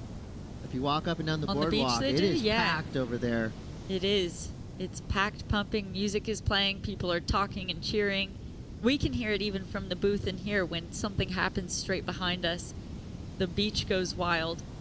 And I always feel a little left out of like, oh, what's happening? You want to be in two places at once. A little bit. Or three. You want to be out there surfing. You want to be watching, commentating. We have the best seat in the house, though, because we can see all the action. And you at home watching all the results, all the bios. You can learn all about what's happening here at ISA at isasurf.org. And there's the viewing gallery, absolutely packed. And why wouldn't it be? You got some of the best female surfers in the world ripping this really nice right left-hander. And, you know, I think kind of thankfully here in the afternoon, a little bit of cloud cover kept the temperature down. Yeah, it kind of looks like a storm. Maybe we'll get an evening storm coming in. But I think everyone's welcoming that. The sun was very strong earlier today. Look at everyone hanging out there. So we have a Corona bar there. We have people enjoying drinks. There's music playing. Best seat in the house. Oh, it's popping. Boricua, no doubt. And we're back to podium one, Margara. This is a wave that needs a good amount of swell to activate as it should. And throughout the morning, I mean, we saw what this wave is capable of. And right now, still holding strong. Nice and punchy out there. I mean, the exact type of wave you want for a competition of this level. Gives these surfers a lot of opportunity to lay into their turns. Airs might be a little trickier to come by than they appear to be from right here in this chair. But if anybody's going to do it, it's one of these surfers right here. Will it be Kehu Butler? Deep bottom turn into the air. Like on command. But he was just trying to make sure Carlos did not get that opportunity on that wave, utilizing that in the final seconds, very strategically, locking in his place. Smart surfing there from Kehu Butler. Squeezes through in second place along with this surfer in green. Baravida, Anthony Fillingham gets through with the win. Third and fourth place surfer will go to the repechage round where their path is not going to be easy, but saying there's a chance of making their way back to the final.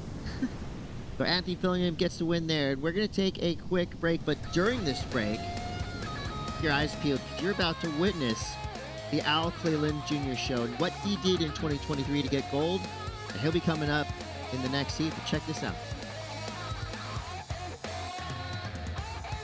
And now it's come to this, the grand final for the men here at the Surf City El Salvador ISA World Surfing Games. As we see Kanoa Igarashi, I mean, he is right in his office right here. Calculated surfing. Surfer in white, Miguel Tudela.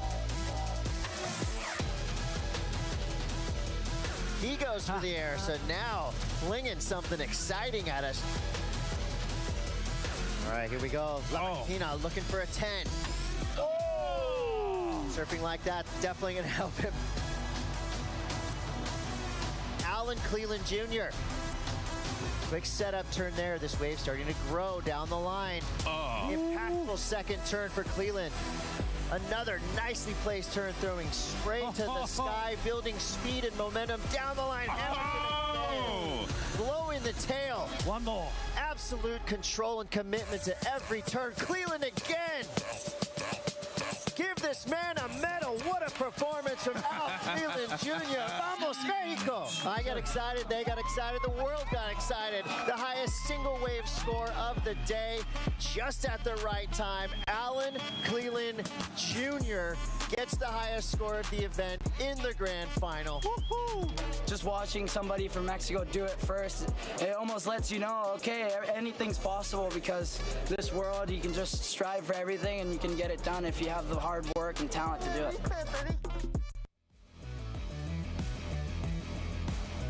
That's right. Gold medalist Al Cleland Jr. takes to the lineup here in Arecibo, Puerto Rico. Day one of competition, and wow, what a freight train we've unleashed on the Atlantic Ocean. Chris Cote here with Rachel Tilley. Check this out. Al Cleland Jr., Danny Widianto, Jefferson Lopez, and Cody Merritt. British Virgin Islands, Nicaragua, Indonesia, Mexico, all represented well in this men. Round one, heat 24. Only 78 heats left to go in this opening round, or roughly that. There's a lot of heats coming. There is. There has been 30 heats in total today. It is. It's been great to see so many surfers representing so many countries around the world. And it really then puts the pressure on those surfers that make it towards those final rounds and that final day to perform and to, you know, be proud of winning that gold medal, not just for their country, but for what they did as a competitor, making it through all of these rounds, all of these heats. It's a long week of surfing, but it's a great entertainment for us watching. And I think we all get to learn something too, because there are a lot of names still in the draw that, you know, many of us surf fans don't know much about. I mean, I put Danny, Jefferson, and Cody kind of on that list of, okay, show us what you got. We've seen these names in ISA competition before, but we want to see more. Here we go. Jefferson Lopez. Nice, deep bottom turn. Gets around that section. Nice little stylish carve there for Lopez, representing Nicaragua. Yeah, I think that's cool what you were saying before, is a lot of times the ISA, whether it's this event or a previous ISA event, is the surfer's first time competing on an international level. As we see Alan Cleland Jr. getting a powerful opening ride. I mean, I just can't say it enough. Al Cleland Jr., Olympic qualifier. All day. Love to hear it. I mean, he is a pure surfer.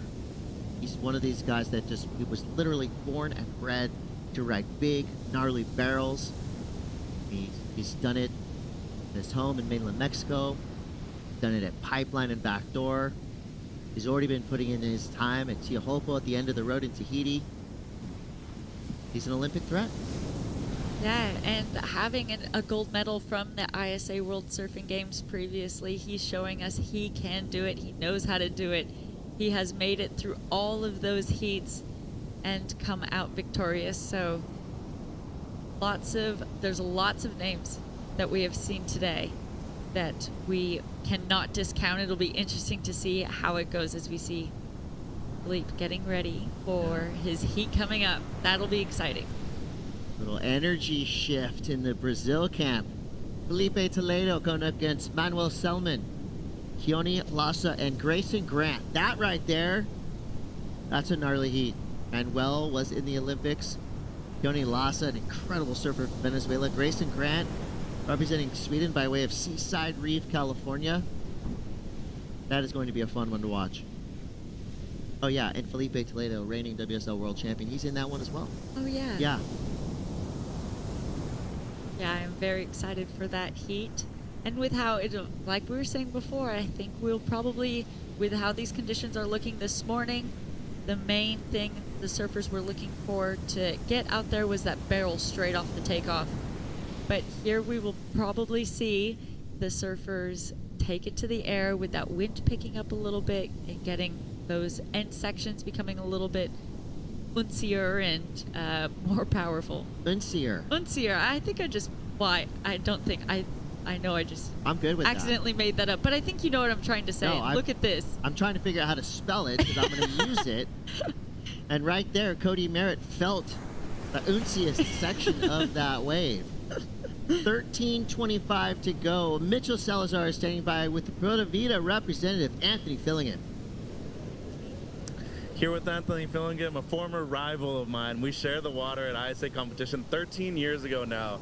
The funny thing is, you're still super relevant, man. Congratulations. You were just telling me off of air, Puerto Rico. You fell in love with it after an event here. You even bought some land over by Isabela. No, actually, yeah, when I came to the Corona back in October, it was actually during my birthday, I stayed with my amigo Santiago Ramon Santiago Peluca, and he showed me around the place, and literally I was just mesmerized about the land and the people and just in general, you know, like travel a lot of places around the world, and it's nice to feel like home at a place, and I think this country brings that to me, right? So feeling stoked, and like you said, it's been a while, 13 years already competing in the ISAs, and yeah, happy to be here, and yeah, just super stoked. And I would say not only your leadership is noticeable on the team, but having somebody like Sam Reed, who's the youngest member out of the men's side, is something pretty cool. That's kind of what we saw with you back in those days, and now having him included on the team and having Cali on the team, how incredible is it to see Costa Rica flourish at the ISA level? No, yeah, Sam has been relevant over the last year, especially. Actually, he grew like a foot taller than everybody else and started throwing buckets, and I mean, no doubt he's an upcoming talent from Costa. He's been doing great in the WQS. We've actually been traveling a little bit together here and there, but until now we actually get some time to spend together at an event, and it's nice to have a younger generation, you know. He's 21, I'm 30 years old. Last year I turned 30, so it's nice to have someone young and all that young energy, and like you said, it's like 11 years ago I was the young kid in the team, and now I'm more like a veteran with Carlos. But yeah, we're here, solid. The team made it through. I think Brisa also was competing at the same time as I was, and yeah, a great day for Costa Rica, and happy to be here sharing with everybody. Anything you want to say to the people of Costa Rica? Bueno, no, un saludo a todos los boys ahí en Santa Teresa, Malpaís, en la península de Nicoya. Gracias por estar apoyándome, gracias a mis patrocinadores, Lost Surfboards, Smoke Valley, Santa Teresa y la Federación de Surf. Y pura vida, gracias a Lisa por poner este evento acá en Puerto Rico. Está increíble, viva Puerto Rico. Pura vida, felicidades. Can I get a pura vida? Amen. Thank you. Great interview right there from Anthony Fillingham. Settling in as one of the veterans on that Costa Rican team. 31, still young. Still a lot to give and a lot to show us here in Puerto Rico. Meanwhile, round 1, heat 24. Things are amplifying. Cody Merritt with a 3.33 and a 3.33. A number of the beasts, 6.66 for his heat total for now. Al Cleland Jr. with a 5.33, the highest single wave score. You know, Bad Bunny said it best. Fashion is one thing, but style is another. And Al Cleland Jr. has one of the best styles in the business. Yeah, absolutely. And that was evident in that 5.33. So just needs to get that back up, and then he should be sitting pretty comfortably on top with the others battling for second. But he needs to utilize, he has that first priority, 10 minutes to go. We should expect him to see that back up, but there's still work to be done. Plenty of time left in this heat for everyone to improve upon their scores and make impacts and score shifts within their overall score line. There's that ISV flag flying the British Virgin Islands. It's a beautiful place in the world, and one of our neighbors here in Puerto Rico. I don't have a map open right now, but Caribbean. Yeah. Close. Somewhere close. Yeah, we're seeing the British Virgin Islands and the U.S. Virgin Islands represented here. All representing, well, not representing, but all in the Caribbean, like you were saying, which is really cool to see. I think they'd probably feel pretty comfortable here in this warm water, here, you know, not dealing with any jet lag or time change, as we see Philippe getting ready there, getting his mind into the zone. He's not surfing on the WSL-CT this year, so this will be his first heat of 2024 surfed. Yeah, this is going to be special. Any time you get to watch Felipe Toledo surf is a good time. We're not going to see a lot of him in a jersey this year, so enjoy these moments we have with Felipe Toledo. Of course, I mean, he's still young. He's going to be doing it at a high level for the next decade. It's just him kind of putting his foot down. Look, I do what I want. I'm Felipe Toledo. I've earned the right to make my own decisions. So he's decided to take a break, WSL Championship Tour, but fully engaged in competition here at the ISA World Surfing Games and has every intent of competing in the upcoming 2024 Olympics. 8 minutes and 14 seconds to go. All eyes are back to the lineup. Surfer in white, Cody Merritt in the lead for now. Al Cleland Jr. In red, in second, Jefferson Lopez in blue. Needs a 3.67. Dani Widianto in fourth. Needs a 4.34. Here goes Al Cleland. Takes the high road there. And then gets high-roaded himself. Over the handlebars and underwater.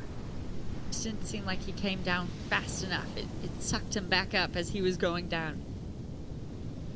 Now that probably will be the 1.33, but not the backup that he was looking for. Oh.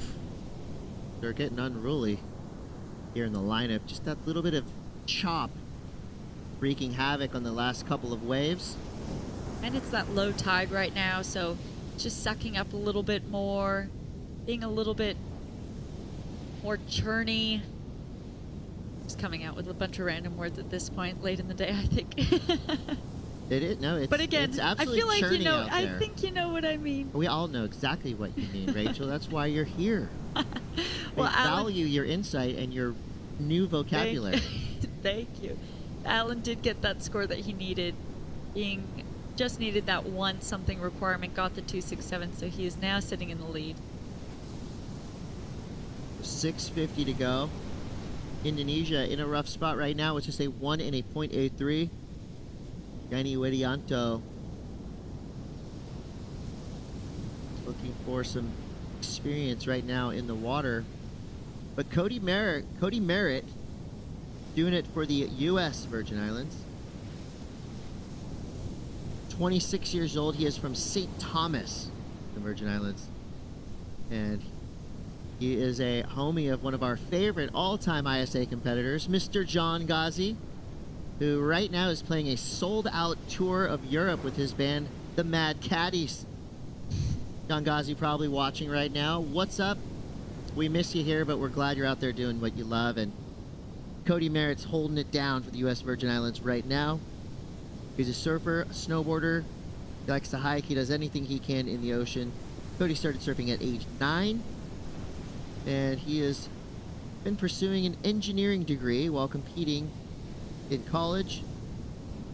Just an all-around awesome human being and a really nice person. Yeah, I love seeing that from surfers who obviously are here to represent their country, but they also have so many other things going on, getting, whether it's degrees or this isn't what they do as a full-time job. Obviously, we have our top world surfers who do this as their full-time job, but then we have other surfers that are making waves within these heats, within the draw, that they don't do this full-time. They go back home to other jobs, as we see Alan up and riding, improving upon that 2.67. There it is. Right now, Alan Cleland's first full-time job is taking scalps. He's probably had his best couple of years competitively for sure. Put together an amazing video with Quicksilver, and it's surfing like that. It makes him one of the best. You kidding me? That was Andy Iron style hammer finish right there. Jamming those fins both times. Look at that spray releasing off of the back. Nice and powerful, loose. Just looked really relaxed while he was doing that. Now we saw that subtle, low-key claim. Ow. Can't get that one past us. Look at that. Perfectly placed. Blows the tail. In the critical section, in the pocket. Wham! Beyond, upside down, and here's the claim. We see you. It kind of is. It's those settles just relaxed. Yeah, I did that. Fine. Relax the arms. No biggie. Nothing wrong with a little confidence right there. And Al Cleland Jr., I love it. He's a really funny human being. And also just very cool. Insightful, great competitor, great sport. You know, he's doing it the right way. Love to see it. 3:53 to go. So Al Cleland jumps into a big lead. Now with a 7.17 and a 5.33. Cody Merritt from the U.S. Virgin Islands in second. Still sitting on that 6.66. Yanni Widianto, representing Indonesia, needs a 4.39. Jefferson Lopez needs a 4.99. Still a chance here with 3 minutes and 30 seconds to go. Yeah, prior to that wave of Danny's just then, which came in as that 2.27, he needed a 5-something in order to get into advancing position. So although that 2.27 wasn't the requirement, it did go into his scoreline and therefore reduced his requirement to a 4.39. So now as he paddles back out, he can look for those last 3 minutes, something that is that 4.39. Just knocking a whole point off of that requirement can make such a big difference, not just to your psyche, but also to your wave selection, everything. Well, here goes Jefferson. Nice combo there. Good, clean style. So, from Nicaragua, born and bred at Playa Popoyo. Kind of similar to this, you know, it's a punchy, an outer reef break with a lot of little reef passes and wedges around it, around the main break. He is your Central American Junior sub-champ. Hobbies include skateboarding. His statement to the world is simple: I love surfing, and it shows. It absolutely does. Looking at that replay, that went into his score line, dropping in at a 3.2 on his backhand, taking advantage. Chipping away. Right now he only needs a 3.46. Made his job a little bit easier. It does. It does. It absolutely makes a difference. Obviously the goal, it's always great to get the requirement of the score, especially with such little time left in the heat. But paddling back out, those are both scores for Jefferson and Danny that you can get under priority. They're not looking for a 6 or a 7, a score that you really need to try and use priority to get on one of those prime waves of the heat. They can try and go scavenging. We'll see what happens in this final minute and a half. The heat's not over yet. Yeah, I think the priority positions really equalize skill levels. You know, with the cadence we have of these waves, there's been plenty of sets coming through, nice and consistent all day long. And if you're in that priority spot, in the right place, at the right time, you can get the best wave of heat. Of course, it's up to you how you surf that wave. But just being put right in the front of the line, regardless of where you're from, is pretty awesome. So with a minute to go, don't be fooled by the medals that he's got. Alan Cleland is still from the block, representing Mexico in a big way. Right now, in the lead, a commanding position at 7.17 and a 5.33. But here we go, Cody Merritt, currently in second place from the U.S. Virgin Island. Nice carving snap there for Cody. When he's not ripping waves, he's an engineer. Smart guy right there. 2 rare back-to-back lefts in a row. Good to see Jefferson Lopez. A little indecisive at the opening of this wave, but goes up into a nice layback turn, getting creative there. Wave got pretty weird, but still gave him some opportunity. Goes down on the inside section. 15 seconds left. I think that had the potential to offer that 3.46. However, he didn't get that opening section utilized. He was kind of in two minds of how he wanted to play it out and ended up missing kind of that first section of capitalizing on something. Did get that nice turn. So it'll be interesting to see where they take that and if Cody improved his position as well with that left. The victory lap, nice little flared out ollie for Al Cleland. I was trying to do a Jennifer Lopez kind of collab because she's one of the most famous Puerto Ricans ever. We'll see if I can work that out a little bit better. Yeah, no, I liked it. I heard from the block.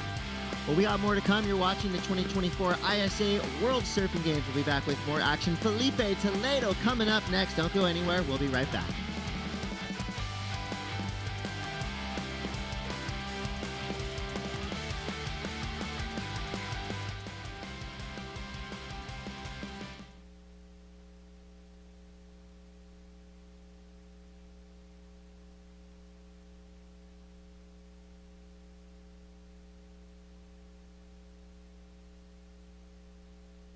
In Puerto Rico, we call ourselves Boricua. We are proud, passionate, and full of life. On our island, secrets are more precious when shared.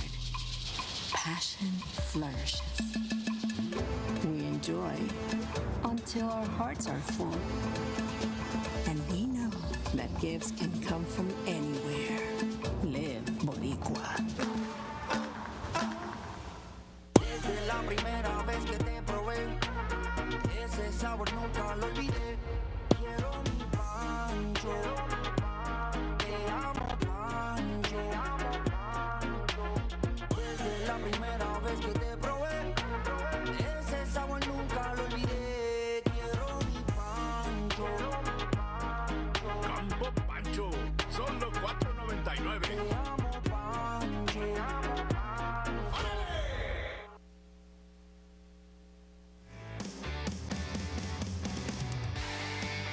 Welcome back to the action.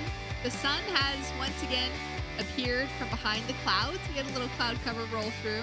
Maybe it's still behind us over the mountains. But the ocean is looking great. Some solid sized waves still pulsing through the day. We weren't really sure how the swell was going to look coming into the day, and so far it's proving to be really, really fun. Manuel Selman out of Chile, he is so experienced when it comes to competition in the jersey, as well as wearing that coach's hat, that manager's hat. He's kind of done it all, and it's awesome to see his career continuing. Now in the water up against the two-time world champion, Felipe Toledo slides off of his board. Looked a little bit dangerous. It looked dangerous, and it looked great while he was in the tube. I'm sure his view looked even better. That's the first tube we've seen as we see the Brazilians perhaps have a little giggle at his expense. That was an awkward fall, but the tube ride was clean and sweet. I wonder how the judges will deal with that. We haven't seen a tube ride for ages, since early this morning, since the offshore. And the two-time world champ just found himself in the perfect spot, doubled up, second wave of the set. Manuel Selman went the first one and couldn't get around it, the Chilean, and by the time he did, he was too late to the re-entry, so it was a throwaway, a one-point ride. Felipe's is definitely better than that. But interesting to see whether the judges, cruel him for the fall after, or whether he gets rewarded for the tube.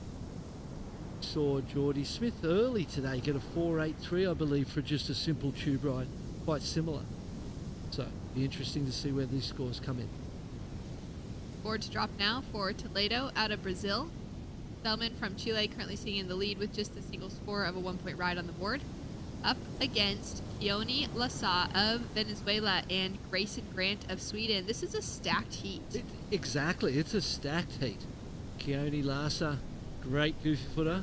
Love the way he surfs too. He was super impressive at last year's El Salvadorian World Surfing Games. 5.83 came in for Felipe, so well rewarded. Love to see that one on the replay and have a look at that tube ride again.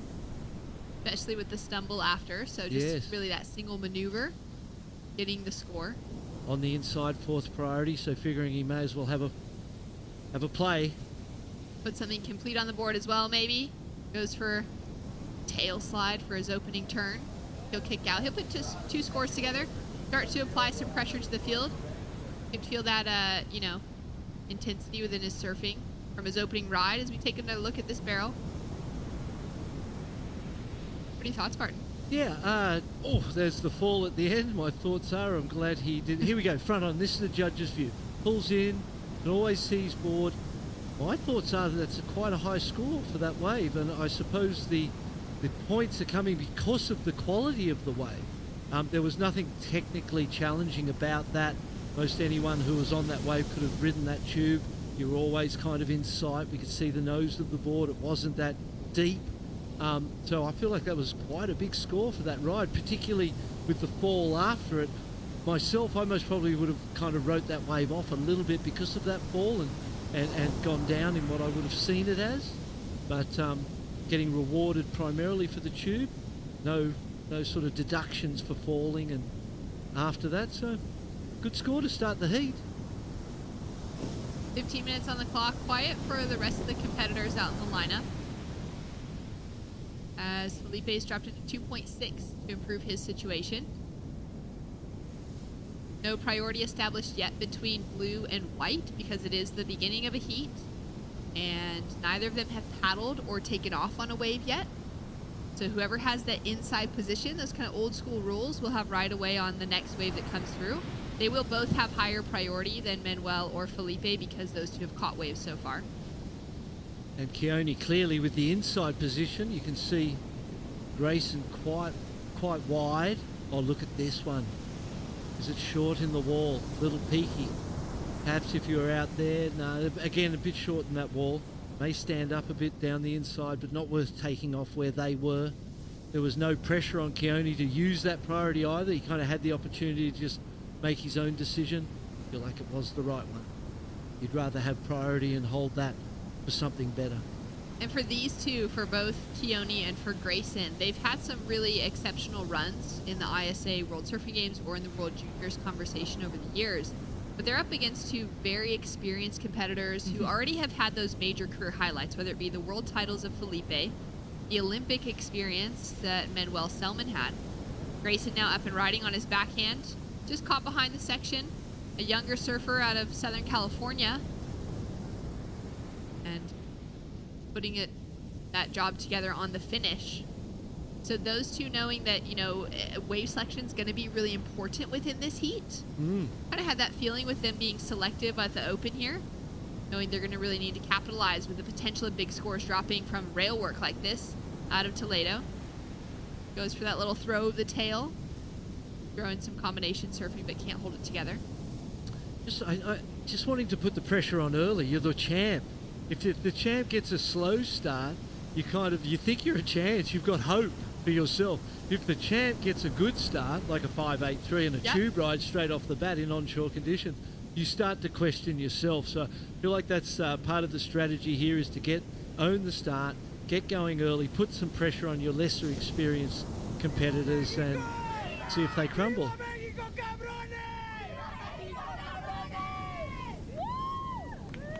Well, they're familiar with that chant, aren't they? We've seen him in the middle of that chant many times. Incredible surfer. He's going to have a chat with Mitchell Salazar. Looking forward to hearing from both of them. That's going to be a great interview to stay tuned for coming up shortly. Alan took out the win at the World Surfing Games last year with an exceptional performance. It was really solid in El Salvador last year. Yeah. Waves were big. It was challenging. Got 8 to 10 old school size. You know, yeah, it was solid. Those and big it's right-handers. Heavy wave. There's a lot of paddling involved. That power of the ocean that we talked about earlier, it's surprising when you're there. You go, wow, this has really got that. You know, because we talked about how people would refer to it as Hawaiian power, and in your mind you think that's not really possible, but it was. Well, Alan Cleland Jr. made the most of that. Now he's here to make the most of the World Surfing Games once again on the beach with Mitchell Salazar. Here with defending ISA gold medalist Alan Cleland Jr.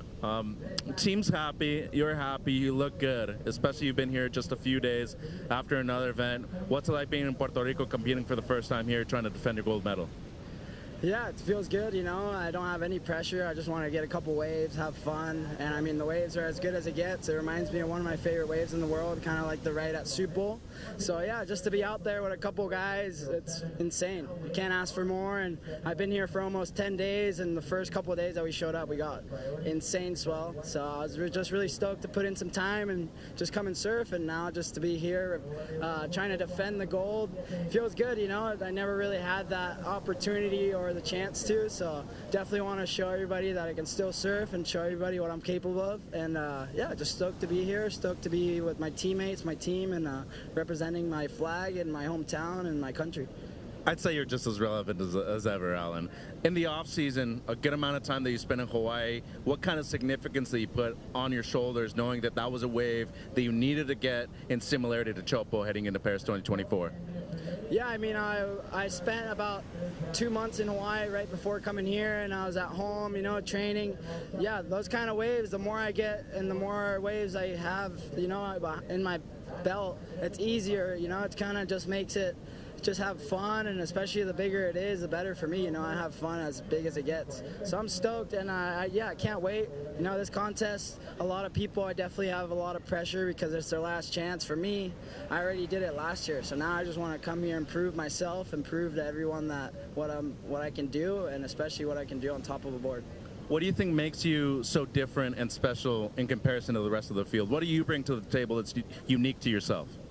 Well, I mean, I love rail game. I love big waves. I love barrels. I love small waves. I love any kind of waves. If it's 1 foot to 20 foot, I'll try to go out and I'll try to surf it the same as the normal wave, you know. Especially like if it's big and barreling, count me in. I'm psyched. So yeah, I don't know. I feel like I bring a little bit of like the 90s, early 2000s surfing back to it, which a lot of guys kind of forgot about. And that's a big goal of mine since I started surfing, just kind of bring that back. And definitely, I don't know if it's showing, but I'm trying. It is. Core Lord Alan Cleveland Jr. doing well. Anything you want to say back home in Mexico? Sí, un saludo a todo México, un saludo a Boca de Pascuales, un saludo a mi familia. Y aquí vamos, viva México, cabrones. Ánimo. Gracias, Alan. Thanks so much, Mitch. That was great to hear. So good, eh? I'll tell you what he's got. He's got character, he's got personality, got a little old school mongrel in there, he's ready to go, and there's a lot to like about that guy. Up and riding now, Keone. This has been a very quiet heat. He sat for 12 minutes before getting this opening ride. Now starting to look alive. Oh. As he hits just goes down on his backhand on that final maneuver. But held some rhythm heading into it. Still worth the wait, I would say. I mean, I'm looking at the 4.07, which was one turn and a fall. So it's got to be better than that. And then the 5.83 was the tube ride, so it's hard to compare to because it stands on its own. The 4.27 of Manuel Selman, I feel like that's Keone's wave then was most probably the second best wave of the heat. Without the fall, it could have gone to the best, but tube rides are rare, so you can see where the value in that comes from. So chasing a 5.27, waited a long time for it. We'll see where it goes. Grayson now with priority. Sit on this wave. Big wrap, really finds that extension out of the back leg as he comes in to tag the finish. He'll be improving on that 2.00. Smooth and clean, wasn't it? Very smooth. Yeah, just beautiful style, really low, compressed, driving, but still smooth and clean and very, very, there was good rail work. Yeah, impressive surfing. 18 years old from Encinitas, California. Surfed in the juniors with his brother alongside as well. They put together a great performance on their way towards finals day. Still waiting for that score to come through for Keone. That 5.27 requirement. Been a big day of surfing so far. We're now into heat number 25. The goal is 30 heats for the day. We'll see if the sunlight holds up for us to be able to get all 30 heats done, but that is still the goal. We did have a little technical difficulty just getting the live heats and scores up and running on this podium this morning, so that's why we're just a little bit behind, where the women's event will be finishing off shortly. They head into their 30th heat. 32 heats to start out in the women's opening round, 36 on the men's side. And we've got about 45% of the competitors this week are women. A huge field of 119 that we're going to get to witness through the week on broadcast and get to see more of that action. And we've heard all day outside our booth the hooting and hollering because all day. We're down in front of El Pico, the other break, and so there's been excitement out there. We know that for sure. Felipe Toledo now with the lead and the priority. Keone flares it on his opening turn, just the one. Now a 3.60 came through as his first score, Barton. He's still sitting in fourth, and he's now chasing a 2.04 to get himself into that advance. It'd be great to see a replay of that now that we know what it scored. I did feel like it was going to go a little bit higher, and this turn itself, what it makes me think of is the 4.07 of Felipe's, and whether that itself was better than Felipe's one carve. I feel like it was, even though it was a closeout wave. You knew it was going to close out, but it was a beautiful tail wafting hit on the forehand there. It's going to be interesting. Again, it's interesting to watch these scores come in, see where the judges put it. There you go, 4.43. It was better. It was assessed better, and I feel like that's the correct place for that. One turn, but it's got him up into second. coupled with the 3.6. Was the 3.6 though perhaps better or not? I need to see a replay to actually be able to break that down, but he definitely paid for the fall at the end. Absolutely paid for the fall. Great comparison between that 4.07 of Felipe and now the 4.43, just slightly higher for Keone. Was nice to see Keone just have that little bit of extra loft to his. Both of them just getting that tail release, but his just felt like he could hold it, had maybe that longer kind of moment. Yeah, and when you're out of you're in control, but you're out of control, and you're just drifting, and the fins are drifting, and the white water's under your board, and there's so much water in that white water. It's hard to look that smooth and controlled in those situations. Surfer in red has first priority, wearing that red jersey, being the highest seed. And those seedings within the ISA World Surfing Games, they're not given out on an individual basis, so you won't always see who you would maybe recognize to be the best in the world because they've got world titles or gold medals to their name sitting in that red jersey, but it's actually by country allocation and how their countries did in the previous year at World Surfing Games. As we take a look at Manuel, finding a left that looks so nice, giving him plenty of space to work with on those opening couple turns. Now he's going to just kind of trim through that white water to finish. Looks like it does get pretty shallow on the inside there. You can see those little ripples in the water. Yeah, the boils and the movement. It looks like it gets very shallow there. And that was, the Goofies are finding some lefts out there that are giving scores of consequence. So, they've adapted on the fly. They've got the two-time world champ. Hard to do back-to-back world titles, and he managed to do it. Here we go. Take another look here.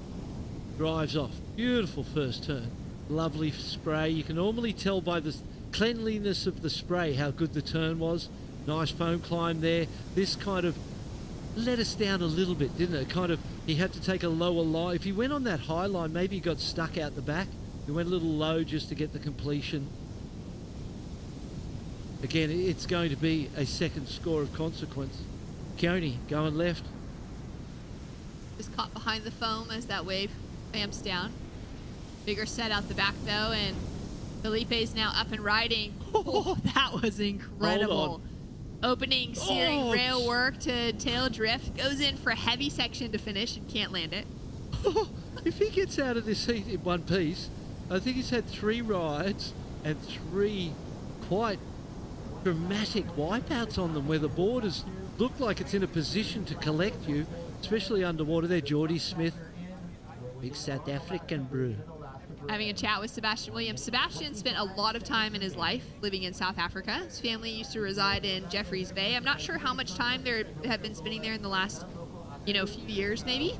But in the years that I was living in J-Bay, Sebastian was around a lot as just a young Grom and competing in the junior series on that side of things, then would travel back home to Mexico and kind of do time between the two places. So those two have had a long-time relationship just from that time spent together in J-Bay. Catching up here at the World Surfing Games, 60th anniversary. Does Felipe, where does he go with that first turn? That first turn was amazing. That was and if exciting. we got a 4.07 on the one before, that's got to be 2 points better. That one turn. Maybe 3.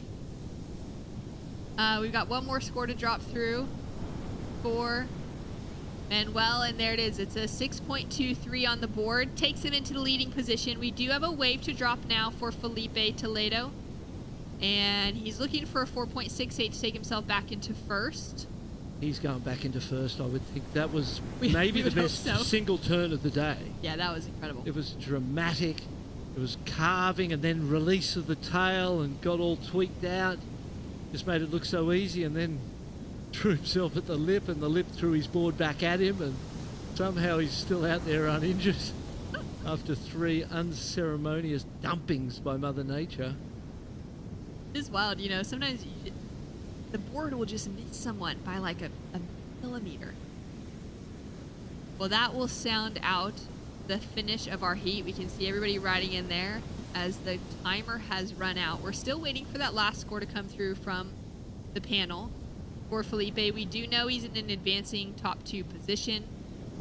I feel like he has that chance for sure to take away that leading position, and there it is, the 6.10 off the strength of a single maneuver, fell in the second, and For him, it's a single maneuver day when it comes to getting those big scores. Hey, got great scores for the single manoeuvres. The tube ride set the win up, and Manuel Selman really put on a great show, fought his way back into that.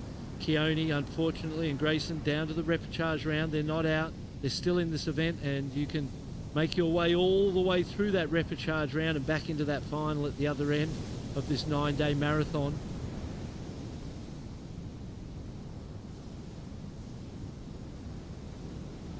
What a great way to finish out that heat. We've got more action to come with Frederico Moraes of Portugal heading out next against Argentina, Dominican Republic, and South Korea.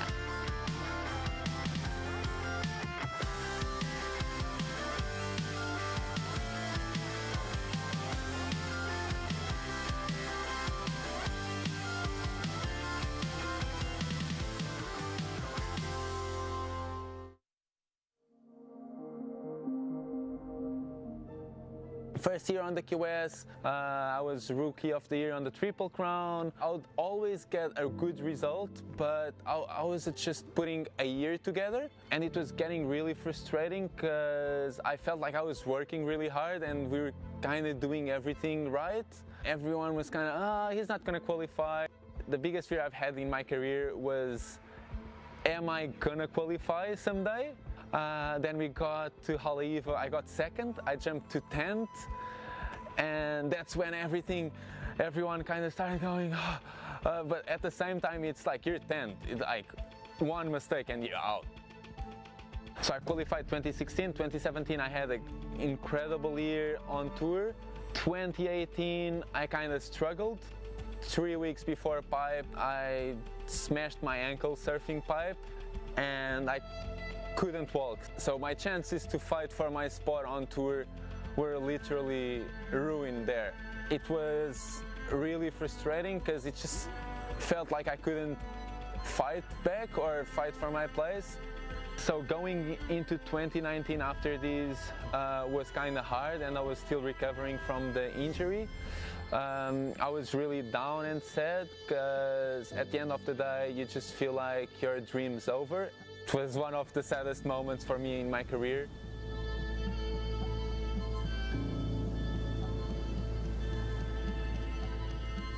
Started again 2019 with completely different mindset, looking at things with a new perspective, and I was super pumped to start the year.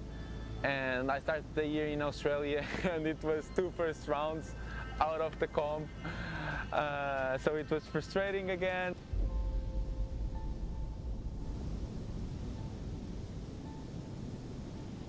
In the middle of the year we had the ISA that had a qualification for the Olympics. To secure a spot for Portugal, you had to be the best European out of the ISAs, and there's a lot of good surfers. I really wanted, because obviously the Olympics is probably the biggest thing to any sportsman, and especially surfing being in it for the first time. Obviously I wanted to take Portugal to the Olympics. That was my main goal. I was in a good mind space, and I guess it just went from there. I just started making hits, not really thinking about, oh, I need to beat this guy, I need to be in front of this guy. I was just thinking hit by hit. And we got to the last day of the comp. I was the best European. I was so stoked because, as well, my father and my uncle always said one of their dreams was to be in an Olympic event. And, well, they weren't, but at least I'll be in one, and there's going to be Moraes, my last name, which is my father and my uncle's name. It's going to be there, so at least we all feel proud of it.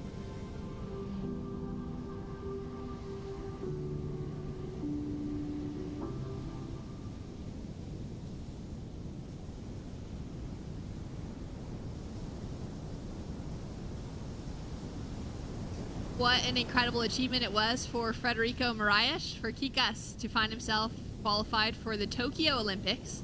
As we take a look now at live action, he's already got a 6 on the board. He's just laying that rail in as deep as it possibly can be buried, and looking to set himself up on another run towards Paris. Yeah, there's incredible power in those turns. He's looking so strong, big, tall guy. 6-point ride, first wave during the interview, so off to a great start. 15 minutes remaining on the clock. We've got scores to drop, but as we wait for those, let's go down to check in with Felipe Toledo. Here with 2011 gold medalist at the ISA level, Felipe Toledo. Congratulations, you moved through into round 2. You know, the heat's one thing, but this crowd is here for you. It was already crowded, but let's hear it for Felipe, everybody. What's up? Everybody showed up an hour before knowing that they were going to go see you surf. The level of impact that you have here in Latin America, what kind of significance do you take from it? Oh, thank you so much. Yeah, I just can't thank them enough, you know, for supporting us, and just they have no idea how big it is for not just for myself and Team Brazil, but for the sport, you know. And this is our community, this is our lifestyle, and you know, getting the more people we can down here to support is just amazing. You know, an event that's preparing us for the Olympics this year, so the more support the better. So yeah, thank you so much, Puerto Rico. Hey, and you mentioned the importance and the significance of having the crowd, but you have 2 of the most important surfers ever on your team, including yourself and Gabe. What you've done, the trajectory that you both have had has been significant for the sport, but not only for that, the progress of it too. Can you explain how much not only this event has meant to you, but going into the Olympics as well? Oh, for sure. You know, it's pretty funny because when you come to this event, you're just like, oh, okay, you know, there's all the Olympics and the qualification and, you know, like all the countries. There's just so much going on in this event, so prestigious, and there's, I don't know, this ISA just feels different. There's a lot of support, a lot of people on the beach, and something that I've never seen on an ISA event, and this is pretty amazing. So, and yeah, having the team Brazil here, Gabriel, Iago, Tati, Luana, and Tainá, it's just been amazing. You know, we have the best surfers in Brazil, best surfers in the world, and we're all on the same team. And getting to support each other, it's pretty fun too, you know, because normally during the year it's super selfish, you know, like we're all doing our own thing, and here we're kind of doing our own thing too, but we're supporting the team. So yeah, it's pretty sick, and yeah, just hope Team Brazil keeps going and we can just, you know, get more spots on the Olympics, and yeah, just put on a good show for everyone. Hey, appreciate your time. Anything you want to say back home in Brazil? Yeah, bom, queria agradecer a todo mundo pela torcida, toda a torcida aqui em Porto Rico também, tem sido incrível. Bateria um pouco difícil, me senti um pouco cansado ali, eu tô voltando tô recuperando de uma gripe, né, de um vírus que tá rolando nos Estados Unidos. Senti um pouco ofegante, um pouco cansado assim, mas deu tudo certo. Procurei pegar 2 ondas logo no começo e tentar dar uma administrada. Mas é isso, estamos focados aí pro próximo round e vamos que vamos. Valeu. Obrigado, Felipe. Thanks so much, Mitch. Felipe sharing a little bit of his heart, feeling, you know, like that entire team is so stacked. I can just, it makes so much sense that they're here fighting so hard for that 3rd position, both on their women's and their men's side. To have Gabriel, to have Iago backing Felipe to try and earn that extra spot beside Felipe and Joao Chianca for the men's team. And on the women's side, to see if Luana can maybe come in for that qualification spot, or Tainá Hickel as well alongside of Tatiana Weston-Webb, but push for a 3rd. They have every possibility of doing that. Yeah, they do, especially, you know, I think it's fair to say that the male team is a stronger team compared to the field. If you look at Carissa Moore, Caroline Marks, you know, and some of the other teams, nations teams on the female side of the draw, the Brazilian team is a bit of an underdog there compared to some of those teams, but on the men's side, it's actually the complete opposite. They're the front runners, you know, multiple world champions, and even the guy that doesn't, Iago, have a world title. That is, Iago is amazing. So, yeah, it's going to be exciting to watch the week unfold. It was an impressive, well, almost less than impressive. He won the heat still, but he wasn't in his best form. He fell on all his scoring rides. He fell. So even though it was a near a 12-point heat, so average of 6s, there's definitely opportunity for him to improve a lot on that performance, which is a good place to be. Live action now with Freddie. A 6.43 has improved on the 6 to open. Goes in for a huge opening carve. Blasts the tail out into the air on the 2nd maneuver, and he'll go down. showing some great power in everything he's done in this heat. Just so strong, so aggressive. That's been one of the sort of hallmarks of the tour surfers, you would say, today, is the power and the speed. They've really stood out. This was his first 6-point ride. Wow.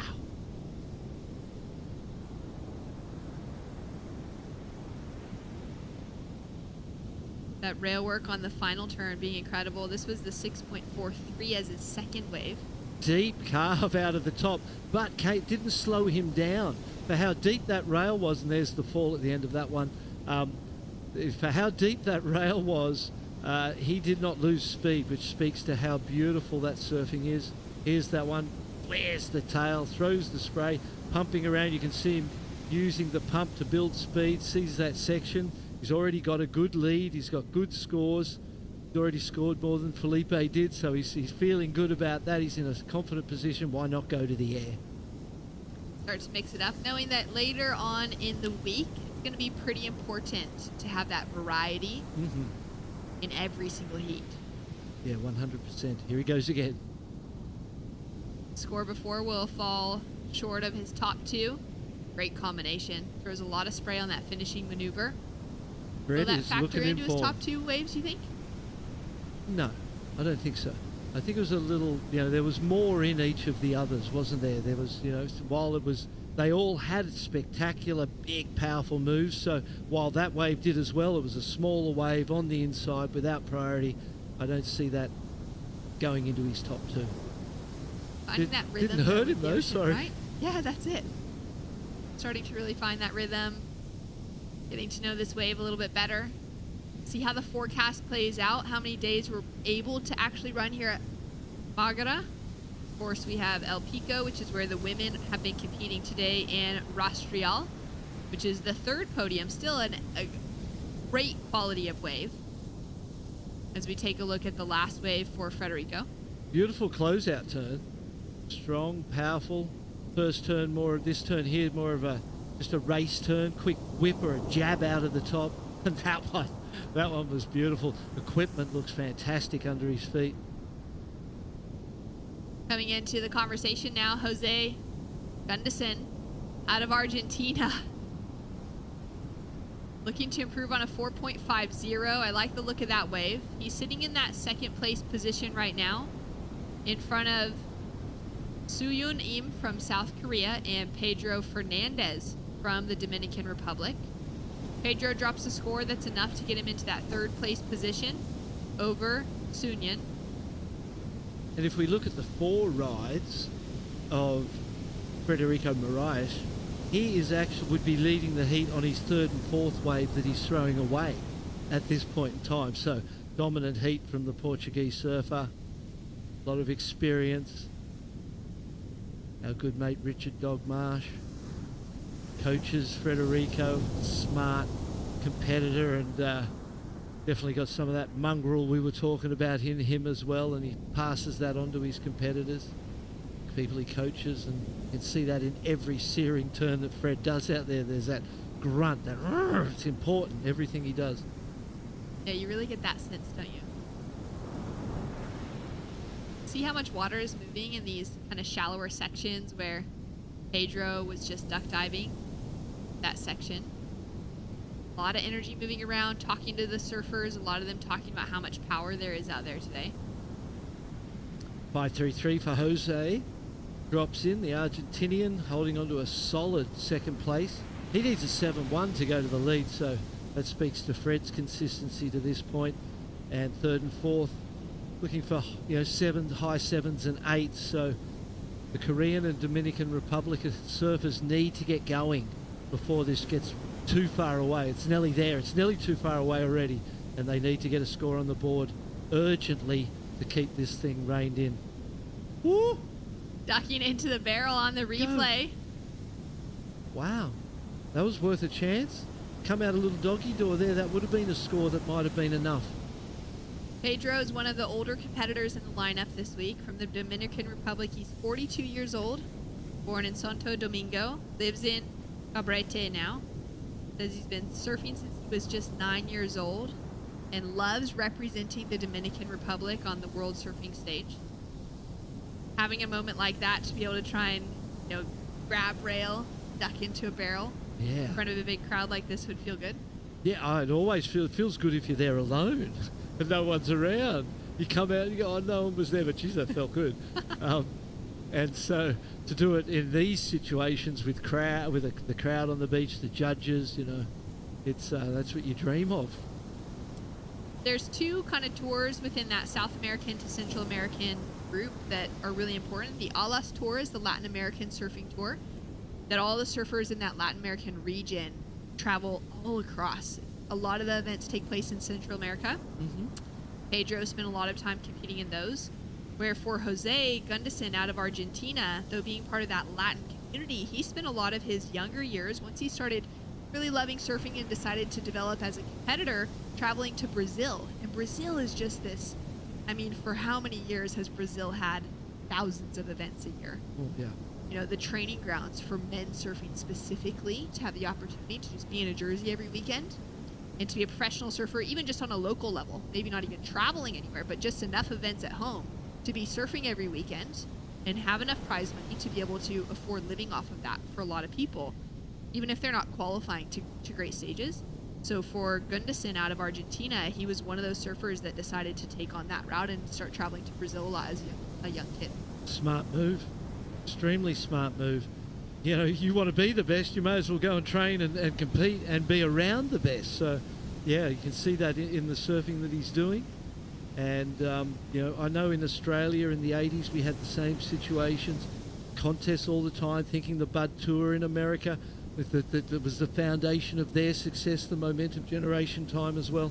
So there's historic evidence that a strong domestic tour will be the ground of foundations for, international success and the opportunity to compete weekend in, weekend out, win, lose, go through all of that experience it's invaluable. You can't buy it. You have to earn it, and that's what those domestic tours do. They give you the opportunity to compete all the time, and it's super important. Especially starting out when there are those divisions available for the Groms, whether it's little co-ed divisions when boys and girls are really small and there's not enough to fill out, boys and girls separate divisions. So they're all competing together as, 6 to 10-year-olds. Then past that, starting to jump into their own divisions and age categories. And having that track all the way through to the open divisions where there's still enough surfers that are interested in competing on the domestic tour in the opens, that it's not just a junior development tour, but they're still, getting into a jersey a little bit older into their 20s. It's really had, incredible results for so many of those nations that over the last 20 years have just absolutely ruled the field. Yeah, you could be in your 30s and not have succeeded yet, but it is still a possibility. It wasn't something that you would consider a possibility when I was a kid. Yeah. Mark Richards retired at 26 after 4 world titles. Yeah. And also won 4 world titles by 26 years old. That's very good. Incredible. Imagine what he could have done. Yeah. With the comprehension of what's possible today. Yeah. I retired at 33 and I was an old bloke, mate. I was, you know what I mean? Though, like, what is he hanging around for? And you felt old. It was, your 30s was, no one was on tour in their 30s. And I remember winning in 95. I became the oldest guy to win a CT when I won Rio in 95. No one had won an event in your 30s like that. So it was great to be a part of that linear, that growth in what people thought was possible. And now we look at it, and I honestly believe you could be 30 and not have even succeeded in competition and still have a career in front of you. Yeah. Which is incredible. It's down to 1 minute 15 seconds on the clock, and Barton, I feel like that's just, that's such good encouragement to Groms all around the world to just know what to work for, Yeah. You can't. I think when you're younger, you're emotionally attached to every moment, and you're going up and down, and you're riding that roller coaster, and it's not an easy way to live, and it makes the whole experience hard. It ages you. All of a sudden, you're older than you think because you've just been dealing with so much stress that you put on yourself. And then you learn that you don't have to treat it like that, and you can do as well without putting that much pressure on yourself. So I think that's an important part, Frederico. Ready, up and riding. Solid turn. Start off with, like you said, he makes every single maneuver matter. Yeah. You can see that intensity in the look on his face as well. Pedro now chasing down a 7.66. Unfortunate. As Gunderson in that second place position has done a great job. Just kind of seal the door closed with a 4.5, improved with a 5.33 for his last wave. Unfortunately for Pedro and for Sunyan out of Dominican Republic and South Korea, they just really able to find that rhythm early on to give them a fighting chance in those, maybe 4 to 5 to 6 point requirements, but chasing the high 7s and the 8-point rides, that's tough coming down to the last final minutes. Just puts pressure on you, doesn't it? And you've got to find a certain type of wave that's going to give you that opportunity against a surfer of that caliber as Federico and Jose proved himself to be as well. So great heat from those two. Federico Moraes looking strong, trying to find himself with qualification to yet another Olympic Games this week. He's got to fall into the top 8 eligible men, and he's looking well on his way to that conversation. We've got more to come. Stay tuned right after this.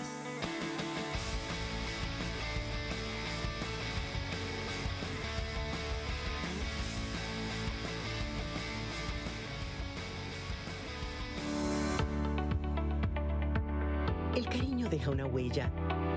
Vela porque estemos bien. Celebra las nuevas etapas de la vida. El cariño nos mantiene en forma para que no nos perdamos ni un segundo de lo que nos llena de vida. Donde hay cariño, hay salud. Por eso llevamos 40 años cuidando cada etapa de tu vida. MCS, 40 años de salud completa.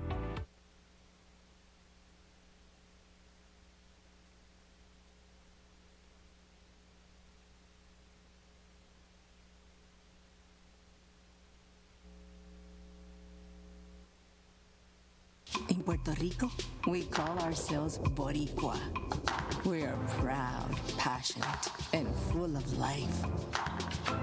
On our island, secrets are more precious when shared. Passion flourishes. We enjoy until our hearts are full. And we know that gifts can come from anywhere. Live Boricua.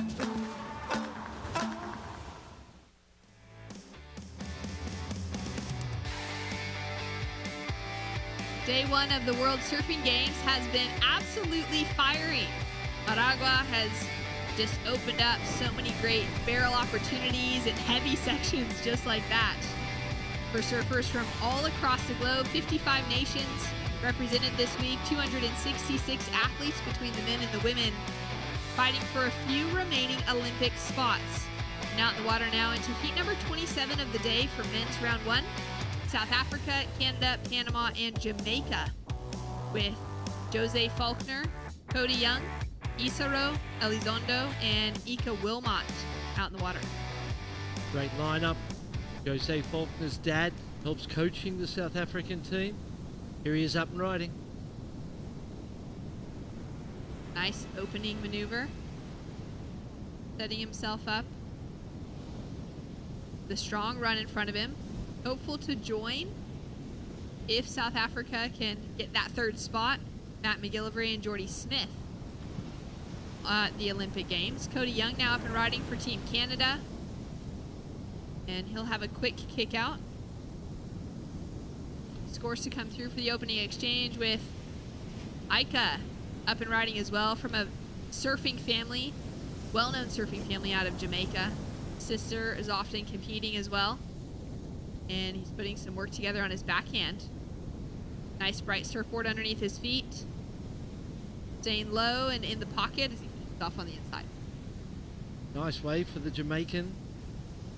What I feel like I'm seeing here is a willingness from surfers as the days evolve to go closeouts. Just to get a wave and to do some hits. Cody Young, nice wrap there.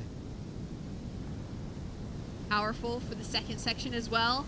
And just has that little extra punch on the inside section.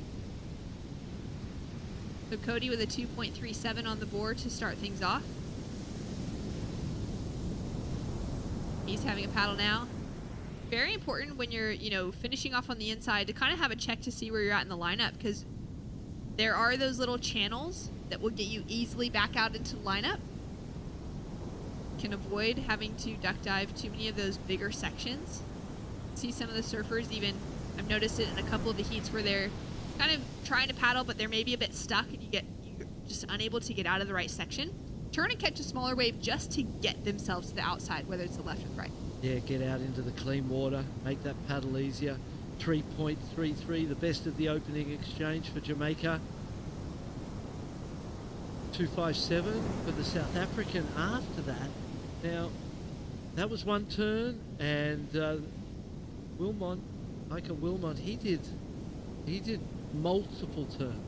So there's different ways to go about it, to get a score. And I suppose the wave itself determines how you approach that. But I think we're watching the type of surfing now and later in the day where people have realised, hey, I don't need the perfect one. I can get a good score with one big turn on a closeout. And if you're down the priority, as we see Cody Young wrap his second turn, comes to the inside, hits the white water, gets the completion, feels like the best wave of the heat so far. There it is, 517.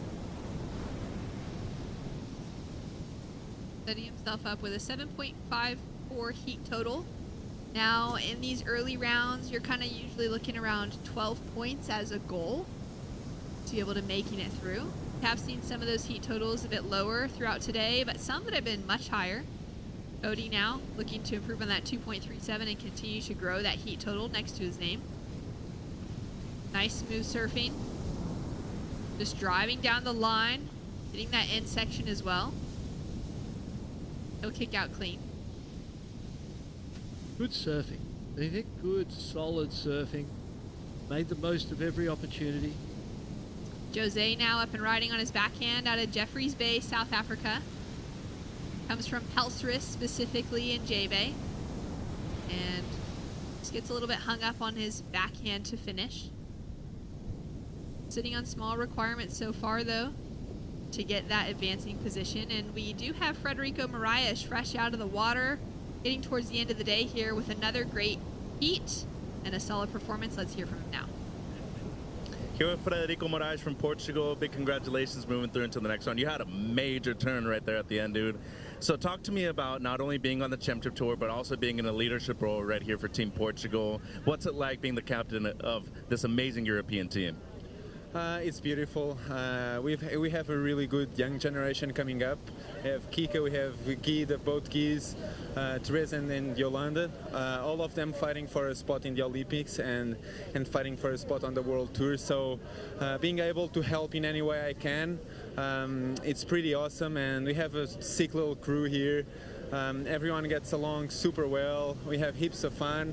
And for a 10-day comp, that's what you need, a solid team, and we have that.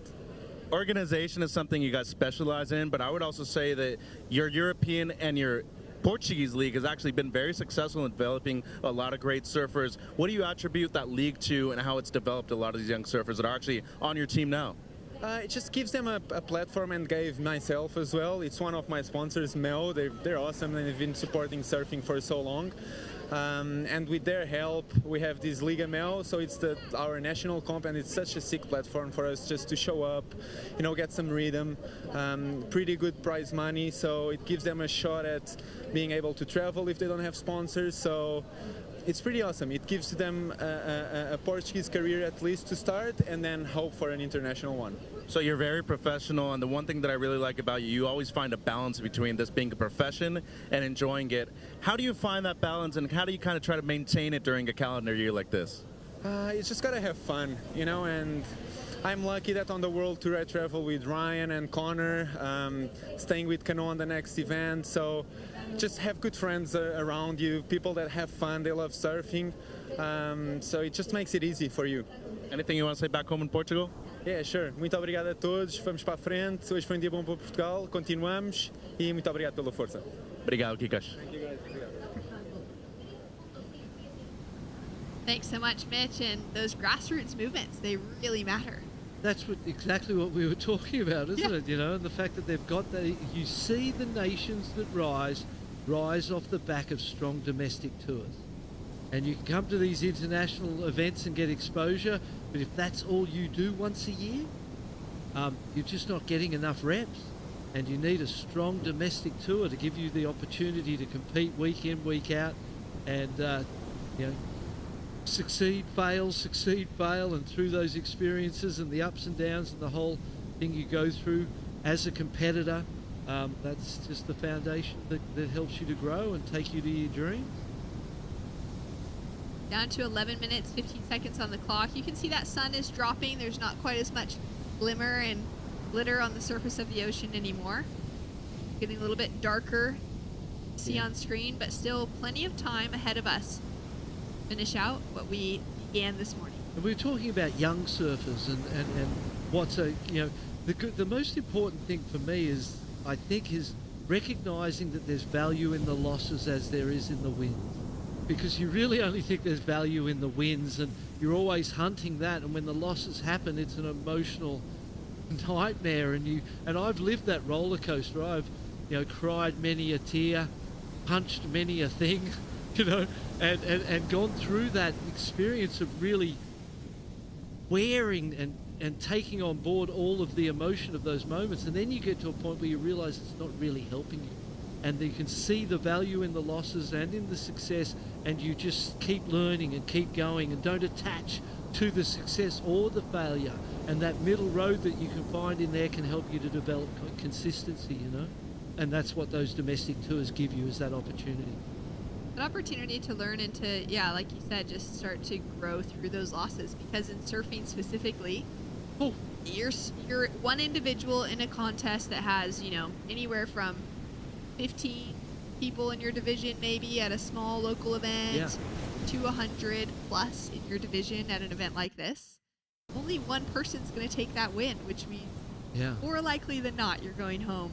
Yeah, and we grow up thinking we need to, as we see Connor O'Leary there representing Japan, having a chat with the Grommies and sharing the good vibes. Groms with a little soccer ball down on the sand. And let's take a look at some live action here. Isaro, we've been waiting for him to get his campaign underway. The 20-year-old out of Panama. Great re-entry. He's got 9 minutes remaining on the clock. A 3.67 is the requirement at the moment. He gets that. Worth the wait, I would say. And he showed great surfing, great speed. If I'm the judge, I sat there and went, whoa, that was great. So he's in a good place still, even though he's in 4th place at the moment, only sitting on that 217. That's going to definitely help, and every chance he gets that 367, and there he goes, 377, and straight up into 2nd place. Takes him just ahead of Jose. South Africa down into 3rd, and Jamaica down into 4th.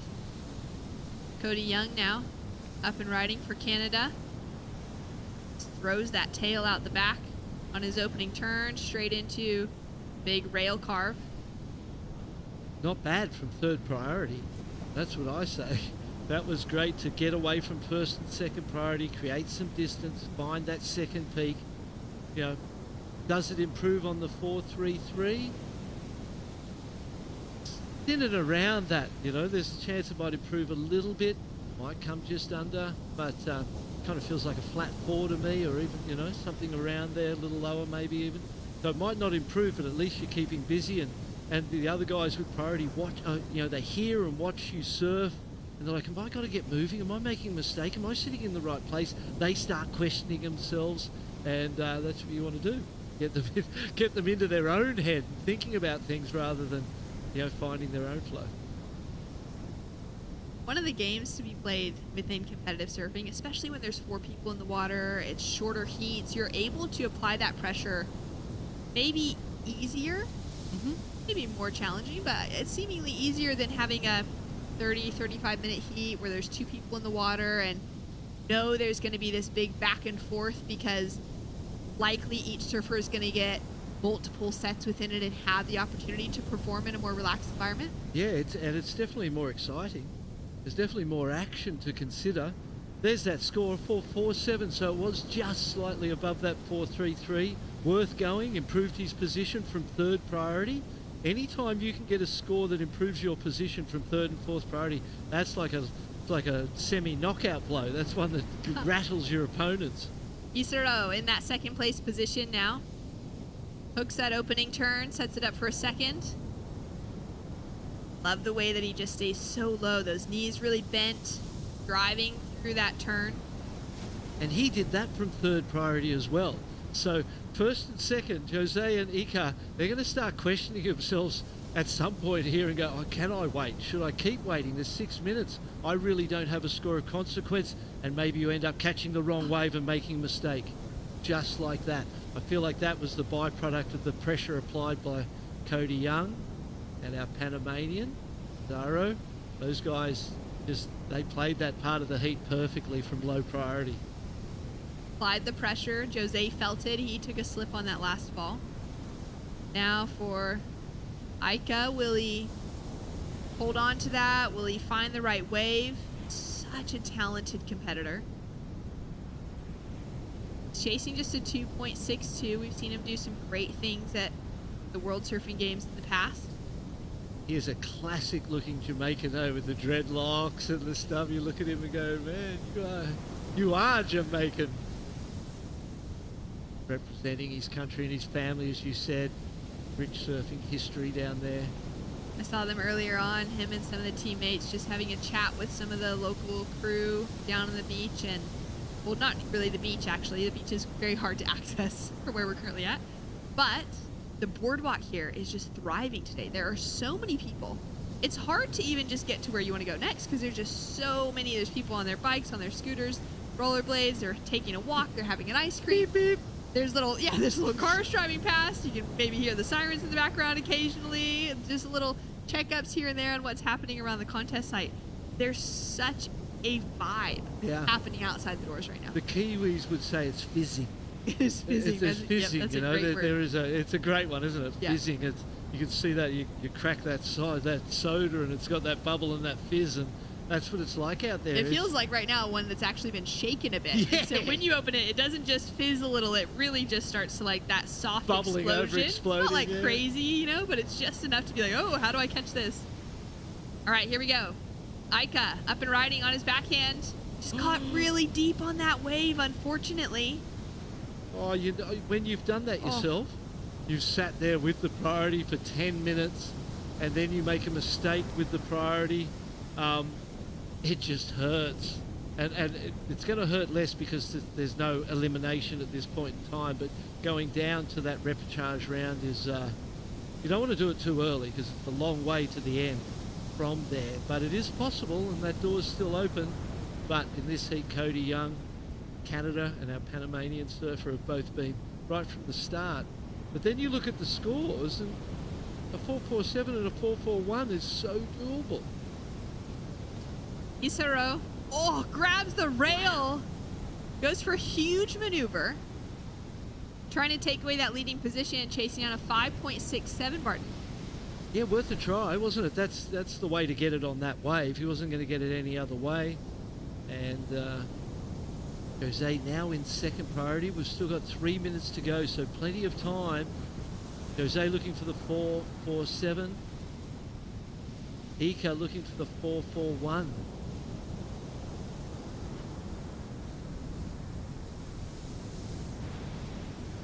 Three minutes on the clock in the hands of the judges now. And Jose up and riding, looking for that 4.47 to get himself back in. Oh, good start. Strong turns, nice carve. But that's just grown up surfing most perfect right hand point breaks in the world. Nice little beach breaks and a reef break actually called Kitchen Windows. That is such a fun wave. Right in front of where Jose grew up. So Pelstris specifically, it's the wave the closest to where his actual house would have been, you know, a few minutes walk from his front door growing up. Has such a fun little A-frame peak of lefts and rights off this reef on a big day. It doesn't, you know, it's not entirely similar to this, but you can see where you have to figure out positioning. Got to kind of watch where the crowd's sitting. There's a few similarities to this in the opening sections that can be really solid, and then it can taper off on maybe the worst selection. It can hold a really nice wall all the way to the beach, to the shoreline on the right ones. That's what Jose grew up surfing. Sounds like a great breeding ground for One young of my favorite surfers. waves in the world, actually. Is it really, yeah. huh? Those little underground wave pitch windows. I've J heard Bay. of the old kitchen windows. So good. Get around that corner and I start to fear starts to get me of the those big men in the grey suits that swim around over No, there. you're still okay at Kitchens. You go a little farther around the corner towards the wave that shall not be named of Clapton's, and that's where it starts to get You serious. just named it. Well, I just but named that one, that one, that one is what I was thinking too, because it goes the right way for me. Here we go. This You is got a lot of important. open water there. Aika up and riding on his forehand. Carving back into the section. Taking it up down the line. Pumping, driving. Hitting it. Chasing a 4.72. And Isaro. His best result for our surfer out of Panama. A quarterfinal finish at the 2021 World Surfing Games. So he's been right there in that kind of group context. Into finals day. Right now he's got some work in front of him. Well, they're glad he didn't improve on that. He kept the ask in the fours, because for the heat that they've had to still be in it with a need of a 4 and 20 seconds about to tick on the clock, they're still in it. Judges considering all of those scores. Jose's got something to come in. There was quite a lot of work done on that. He's already in second place, so he may build on that 3.27, put a little more pressure on and up the ante for third and fourth. Well, the buzzer will now be sounding. No more waves will be ridden, but we are still waiting on 3 scores, and it's for our second, third, and fourth place surfers. Last score in for our fourth place surfer in Ika Wilmot of Jamaica. It's a 3.60. He improves his overall heat total, but it's not enough to get him out of fourth place position. Isaro drops in just the 0.43. He was unable to improve, and Jose, on the strength of his his previous 2 waves, the 3.27 and the 4.77, remains in that advancing second place position. Yeah. Pulled it behind out Cody Young. at the last minute. Congratulations to South Africa. Well, a huge day. We've got more action to come before we call it quits. Rachel Tilley and Chris Cote will be jumping in the booth right after this.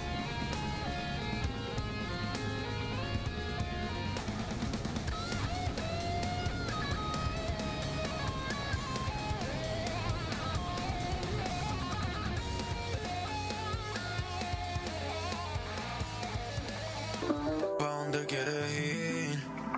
Que mami yo te llevo. Restaurante Michelin. Estamos en otro level. Porque ahora ando en yate y aviones.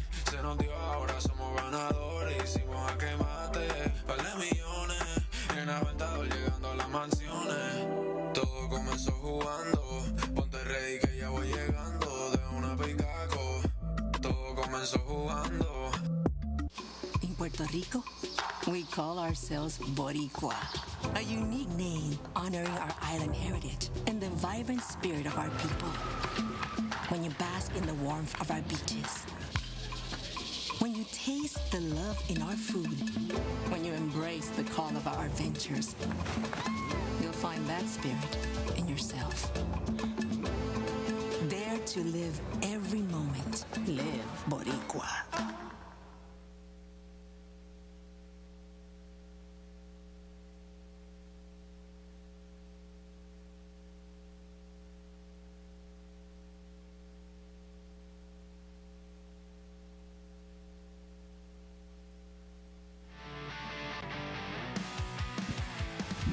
Welcome back, surf fans. You're watching the ISA World Surfing Games live from Puerto Rico. Chris Cote here with Rachel Tilley, and we're right into it. Round 1, Heat 28. Connor O'Leary starting off with a bang. 2 big backside power whips for Team Japan. Right behind him, Iraj McDade representing Team Ireland. Hammers that end section. That's how you want to start a heat. Rachel, wow. What an exciting start. Absolutely. I feel like we've seen so many different styles of conditions throughout today. We saw surfers looking for that barrel. We saw it get a little bit, as it was dead low tide, a little bit tougher, slower heats. But man, it's looking like it's cleaning up again for that afternoon sunset light. And those were two beautiful opening waves. Yeah, this is a big matchup right here. Connor O'Leary, Japan, Jonathan Zambrano, Team Ecuador, Giraj McDade, Team Ireland, and from Slovakia, Tomas Zajaček. I tried. That was good. Twice. But the good part about these early rounds is we will see all these competitors again, giving us ample opportunity to learn more about each and every surfer competing. What a field we've had throughout this opening round for men and women. We have 2 podiums firing on all cylinders. If you want to see what's happening with the women, just below the screen, you can click that podium 2 button. Right now, Jonathan Zambrano has his hands full because we're waiting for 2 potential big numbers from Connor O'Leary and Giraj McDade. Yeah, that had the potential to be nice, but he just got hung up a little bit too long. And I think, therefore, sometimes when you know you didn't nail that opening ride, you then just opt to get out of it and get back out there. But let's look at these replays. This opening ride of Connor O'Leary, beautiful opening turn right in the pocket, goes straight back from that bottom turn back to the top of the wave, cuts out cleanly, and right behind him you can see Blue. Slightly bigger of a wave. Look at that spray as he puts it on rail. Nice variety with that second wraparound and finishes it strong. So Blue got 3 turns on that wave, 3 maneuvers. Nice and powerful, and this was Green's wave. Gets just a little hung up there. I liked the release of the fins, but he didn't get to drive back down the wave and then ended up just opting to cut out. As we see Green back up and riding in live action, hitting the lip. Can he make his way around? Lost a bit of speed, makes it around. Nice little cut back in the pocket. And cuts out. Blue back up and riding. This is a busy heat to start off. Nice opening hit. Coming back around, I really like his variety of maneuvers that he does from maneuver to maneuver. Connor O'Leary with a quick backup ride here. High heat IQ, coming off some solid results on the North Shore of Oahu. Starting off his championship tour campaign for the WSL, right back in the jersey. Fighting for a spot. Team Japan. Wow, so that was an amazing start. Everyone having red, green, and blue, now all having 2 waves under their belt. Still waiting for White to open up his campaign. But sometimes that's a bit nerve-wracking too when you've seen everyone around you just get into this quick rhythm. And you're kind of waiting for your opportunity. Everyone making their way back out now. 14:20 to go. First numbers come through. Connor O'Leary with a 5.67. Excited to see what the judges throw out there for Giraj McDade, an incredibly talented young surfer from Ireland. Well adapted in big barreling left-handers. Also a wicked backhand, as we just saw. That final turn was really cool looking. I think we're going to see him take the lead of the heat to start out with those 2 opening rides. Connor's were really strong as well, but he probably had, Gerard probably had the better of the 2 wave selections and power. And there's that first score being dropped, a 7.83, so the highest single wave score so far, but still another score to drop for him, which will see him being pushed into the lead. And the second score comes through for O'Leary, 3.83, and look at that, 7.83, Giraj McDade. Dropping hammers, getting big numbers.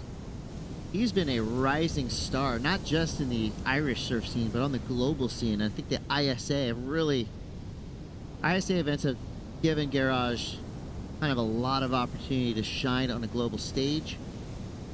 And all the waves that the ISA goes to really speak to his strengths. And meanwhile, Connor O'Leary, one of the best goofy footers currently competing in the surfing world, just keeps throwing axes at the wall, seeing what sticks. 5.67, his high mark for now. And there's that score that drops for Giraj, the 4 3-3, putting him straight to the lead, putting that pressure on early for Connor and the rest of the field. Connor needing a 6.5, as well as Jonathan.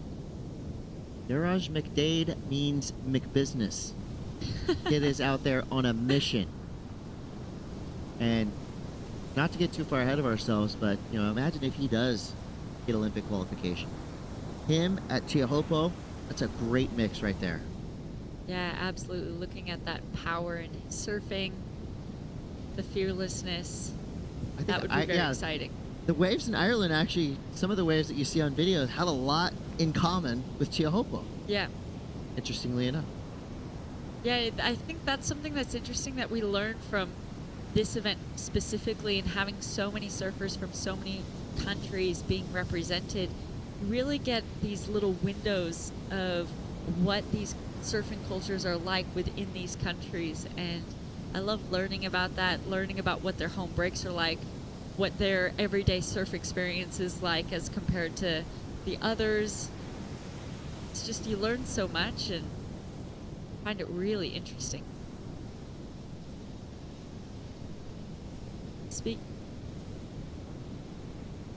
Got 11:15 to go. Quick look here for Jonathan Zambrano. He wants nothing to do with that wave. Good call there. Closes out down the line. Connor O'Leary could be in position here. Giving this one a good look. He's going to not go. So with that, surfers reset themselves in the lineup. Let's go down to Mitchell Salazar. Here with Canada's Cody Young. Cody, congratulations. It's been a long day, okay? We're almost at the end. It ain't no Honolulu Bay, but you got it done out there. Decent heat total, but talk to me about the strategy going into it with your coach, Shannon Brown. Yeah, the waves are actually really fun. Like, you can't ask for much more, competing in an event here. And yeah, I'm just happy to get a couple waves and make it through the heat. And stoked for all my teammates who all won our heats today. And then got 2 more in the first round tomorrow, so hopefully they get the win as well. When I saw you this morning, physically, I think you're in the best shape you've ever been in your life. It's just truly incredible. It seems like the off-season has been super good for you. Talk to me about the training and also the amount of waves that you had at home on Maui, too. Oh, yeah, thank you. I got to give a shout-out to Scott Sanchez and Team MPG. We're in the gym like 4 or 5 days a week. And, yeah, he really pushes me. Obviously, getting in shape physically and also mentally too, so I owe a lot to him. What about not only the boards that you're riding too, but a lot of the quiver that you guys had to train to bring here too, because it changes quite a bit. The forecast for the rest of the week looks a little tricky, but then it picks up towards the end. What are you riding right now, and what do you have in your quiver? Yeah, so I'm riding KT surfboards. This is a Crusher 5'11.5" shortboard. Keith has been super influential to me and has just taught me so much about surfboard design, especially this last year. Like a year ago, I didn't really understand how surfboards worked, and he actually took the time to kind of like teach me everything, and I think that makes such a big difference. And yeah, it came about 4 weeks ago, tried some boards, and then I went home, and then he pumped me a couple new ones out in like 5 days. So, went to go do some R&D here, and yeah, I think I got the best boards possible for this event. Are you mainly talking squashes or a lot of roundtails too? Yeah, I've been dabbling in both, but I like the squash for most of the waves here. I think you could definitely, here at Margara, you could use a roundtail, but I think maybe this morning would have been nice. It seems like it's come down a little bit, and it's nice to have a release with the squash. Appreciate your time, Cody. Thanks. Thank you. Cody Young, onward and upward. Meanwhile, Connor O'Leary still hammering away at his workbench. One big turn out the back, looking for a solid finish. Doesn't get it. So he's going to have to rely on those 2 opening snaps. Been really busy, just kind of hunting around in the middle part of this wave. Meanwhile, Garage McDade out the back with priority. 2 big numbers, a 7.83 and a 4.33 with 8 minutes to go. Zambrano needs a 6.5. Tomas needs a 9.5. Here goes Zambrano. Guy is a powerful, threatening surfer from Team Ecuador. That's 3 hammers. Right in front of Connor, too. That always feels good when you get something powerful in front of your competitor. Look at that, he's fired up. Yeah, 3 turns will do that to a person. Get you motivated. Yeah, Connor's been staying extremely busy as he's had third priority, and if there haven't been sets, the other 2 who have had first and second have just been sitting out their patient, so Connor's been taking advantage of that. But I feel like with 7 minutes on the clock and Connor looking to replace a 3.83, we still have a score to drop. We'll see if it affects his score line, but it would be probably best that he holds on to a priority now and starts working his way up the ladder, and so he can cement and start pushing his way up into in that first position. And you know, there's staying busy can be really good towards the beginning of the heat, but sometimes towards the back half you then start taking off on waves that you don't really need to be wasting your time. Maybe it's time now to start getting a little bit more selective. Yeah, he needs to just put him. I mean, can't sit here and tell Connor O'Leary what to do. Exactly. He's one of the best, but in the context of this heat, he needs to put himself on a wave as good as Garage's 7.83. It was a little bit bigger, a little longer, and gave him a really nice end section to work with. That's the equation. Yeah, that's really what it is at this point, is that wave selection, isn't it?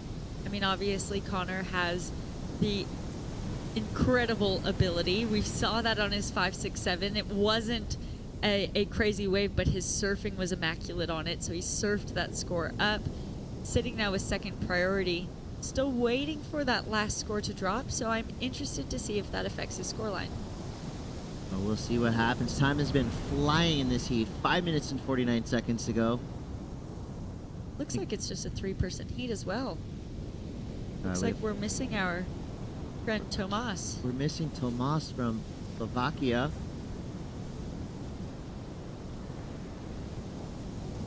Waves are still pumping through.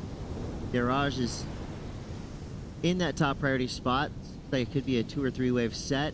Had a look, didn't like it. Here goes Zombrano. Comes around that big section, pushing off his tail, throwing tons of spray. Great shot from the drone right there. You can really see the speed that Zombrano's carrying through his turns. He liked it. Will the judges like it as much as Zombrano did? You're gonna have to wait and see. He starts off with a 5.53. That's his high mark.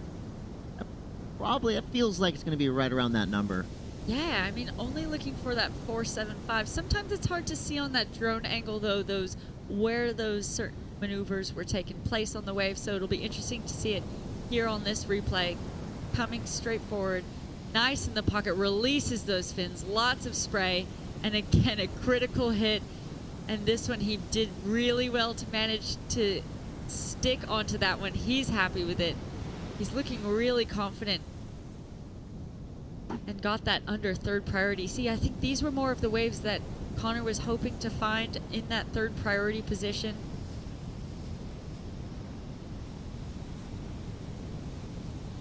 That looked really good. Now let's compare that to Garrett's 7.83. See, he really drew that one out. This one had nice variety, and I think the difference that we haven't seen on the others, a little bit of upside down there, but the 3 maneuvers, that opportunity on that wave to have 3 maneuvers of variety. That and made a lot him of go flow, into that. right? Yes. A lot of flow in his surfing. Here we go again. Garage McDade, Team Ireland. 2 nice turns. Wow. Gets the third. Kind of forces in the fourth, but still rides out clean. Will that be better than the 4.33?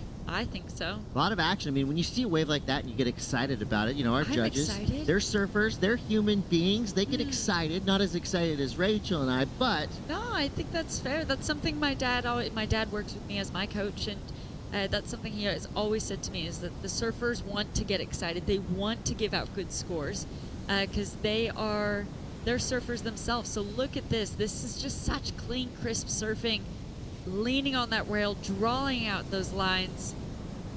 Nice and confident, strong, compact, finishes it out. You know, there's a little bit of the flow element that was taken away with that kind of messy finish. I think he's going to get a solid number, but here's live action Connor O'Leary. He's really taken off on a lot of similar looking waves. I mean, he's ripping them to bits. even that turn right there, I mean, that was kind of just a placement turn, and it was incredible. He's pushing around a lot of water, but he's in a tough spot right now, sitting in third place with 2.5 to go. This would be a major upset. Absolutely. And we're projecting here because there is still 2.5 minutes to go. Can Connor O'Leary fight back and get himself in one of those top 2 advancing spots? Well, this needs to be a score for him now in that 5 range. And he's offering that nice variety. It would have been great to see that section right there offer one more opportunity. He did get a 4.6 on that previous wave that we saw, so it did go into a score line, but obviously Jonathan got that 5.63 that we saw in that third priority and whacked it to bits. So it will be interesting to see a 5.49. I don't know if it will be that high, but it's in the judges' hands. Really on the edge, I feel. I liked the variety. It's less about his surfing, more about what the wave provided in opportunity. A minute 26 to go. Team Japan on edge right now, wondering if Connor O'Leary can pull this one out. He's now sitting in third priority as Garage McDade in the blue jersey representing Team Ireland out the back with that top priority spot. Jonathan Zambrano has been charging hard in this heat, 5.63 at 5.53. He's in second priority, but he is going to use that priority right now. Smaller wave, but does a big turn to start. There's a fight his way around that section. Not much for the second turn, so he hands over priority to Connor O'Leary as we now watch Garage McDade activating his backhand on this right. Oh my goodness. So Connor couldn't have asked for anything better than to have Jonathan Zambrano and Garage McDade both get waves, leaving him out the back. Problem is there's only 30 seconds left, and it does not look like there's much on the horizon. And that last score for Connor only coming in at a 5.1. So in that 5 range, we were saying it might be on the cusp, so it was not quite enough. Didn't change the what he needs, being that 5.49. He does have priority, but well, that just shows us anything is possible, and expect the unexpected here in ISA competition. Big ups to Garage McDade and Jonathan Zambrano. That was an exciting heat. Well, they just unleashed a tiger into the repechage rounds. Watch out, Connor O'Leary. Oh, this is what he was looking for. In third place, finds himself in the position now to have to fight his way through those stacked repo heats to try to get back onto the main podium. And if anyone can do it, it's Connor O'Leary. But like you said, it's not an elimination. There is still a chance. He just has the unfortunate part about the repechage, or the harder part, the harder challenge, is that you do end up surfing more heats total. So by the time you get to that end, that final, you've surfed a lot more heats than the surfers who have been able to stay in that main event series. Well, I will say the repechage rounds are the desperation rounds. That's where people are hungry. Yeah. They know that's their last chance. Well, Garage McDade went off, posting huge numbers for Team Ireland. We're going to take a quick break. We'll be back with one more heat on the day. Don't go anywhere. It's the ISA World Surfing Games 2024.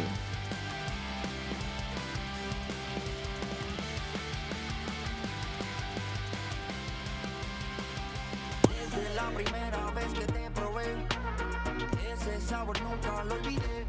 Quiero mi pancho, te amo pancho. Desde la primera vez que te probé, ese sabor nunca lo olvidé. Quiero mi pancho. Campo Pancho, solo $4.99. Te amo pancho.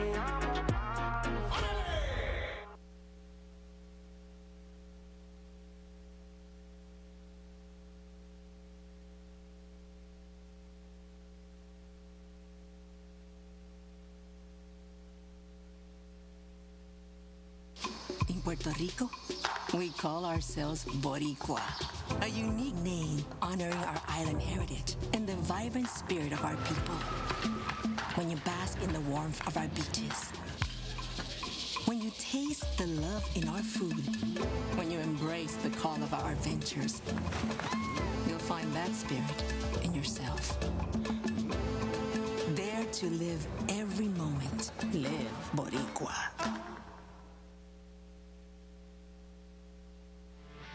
Quick turnaround, and we are right back. Just in time to watch Miguel Tudela blasting it off the lip, out the back. 20 minutes on the clock. Big heat in the water, potentially last of the day. We'll see.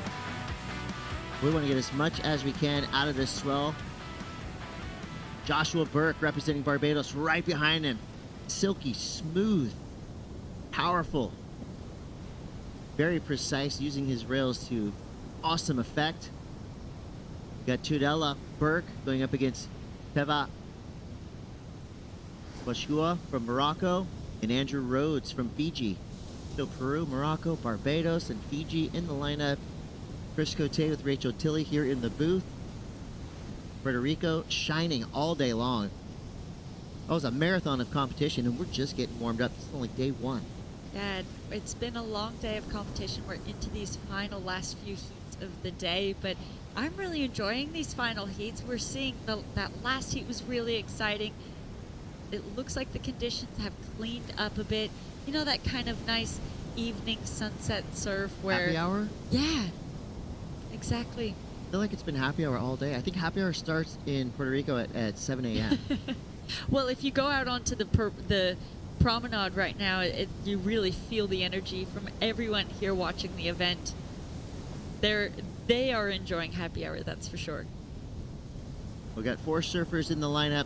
2 of these surfers will stay here in the main round, advancing through in first and second place. Third and fourth will go to the repechage round, where we just saw a massive upset. Team Japan has a surfer who is very talented and scary in the repechage or the main. That's Connor O'Leary, who got third place in that last heat. So if that's any indication of how stacked this field is, I mean, the proof is right there. And here we go. Tudela now backing up his 4-point ride to start that right there. Crispy, precise turn. Oh! Going for the third, forcing the issue.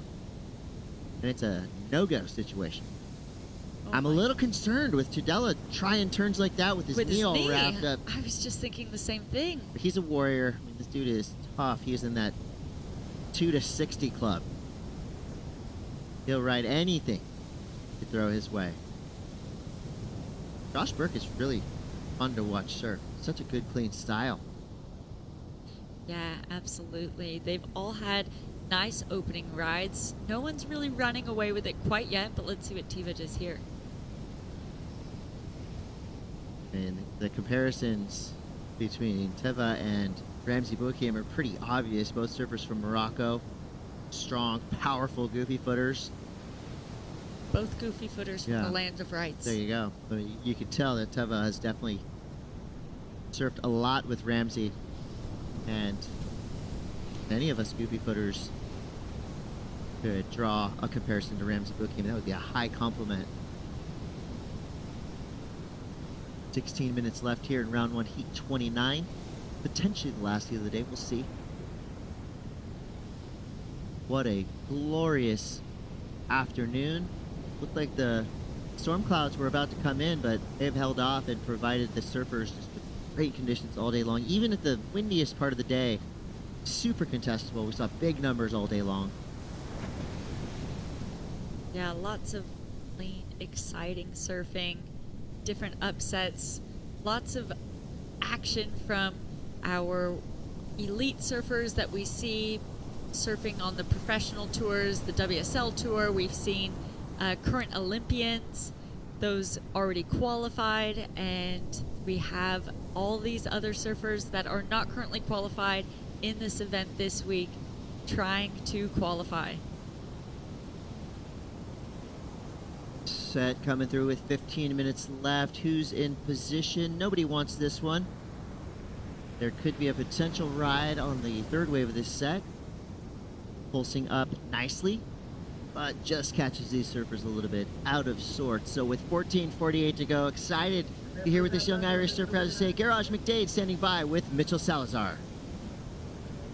Here with the pride of Ireland, Garage McDade. First of all, congratulations. You put on a master class out there.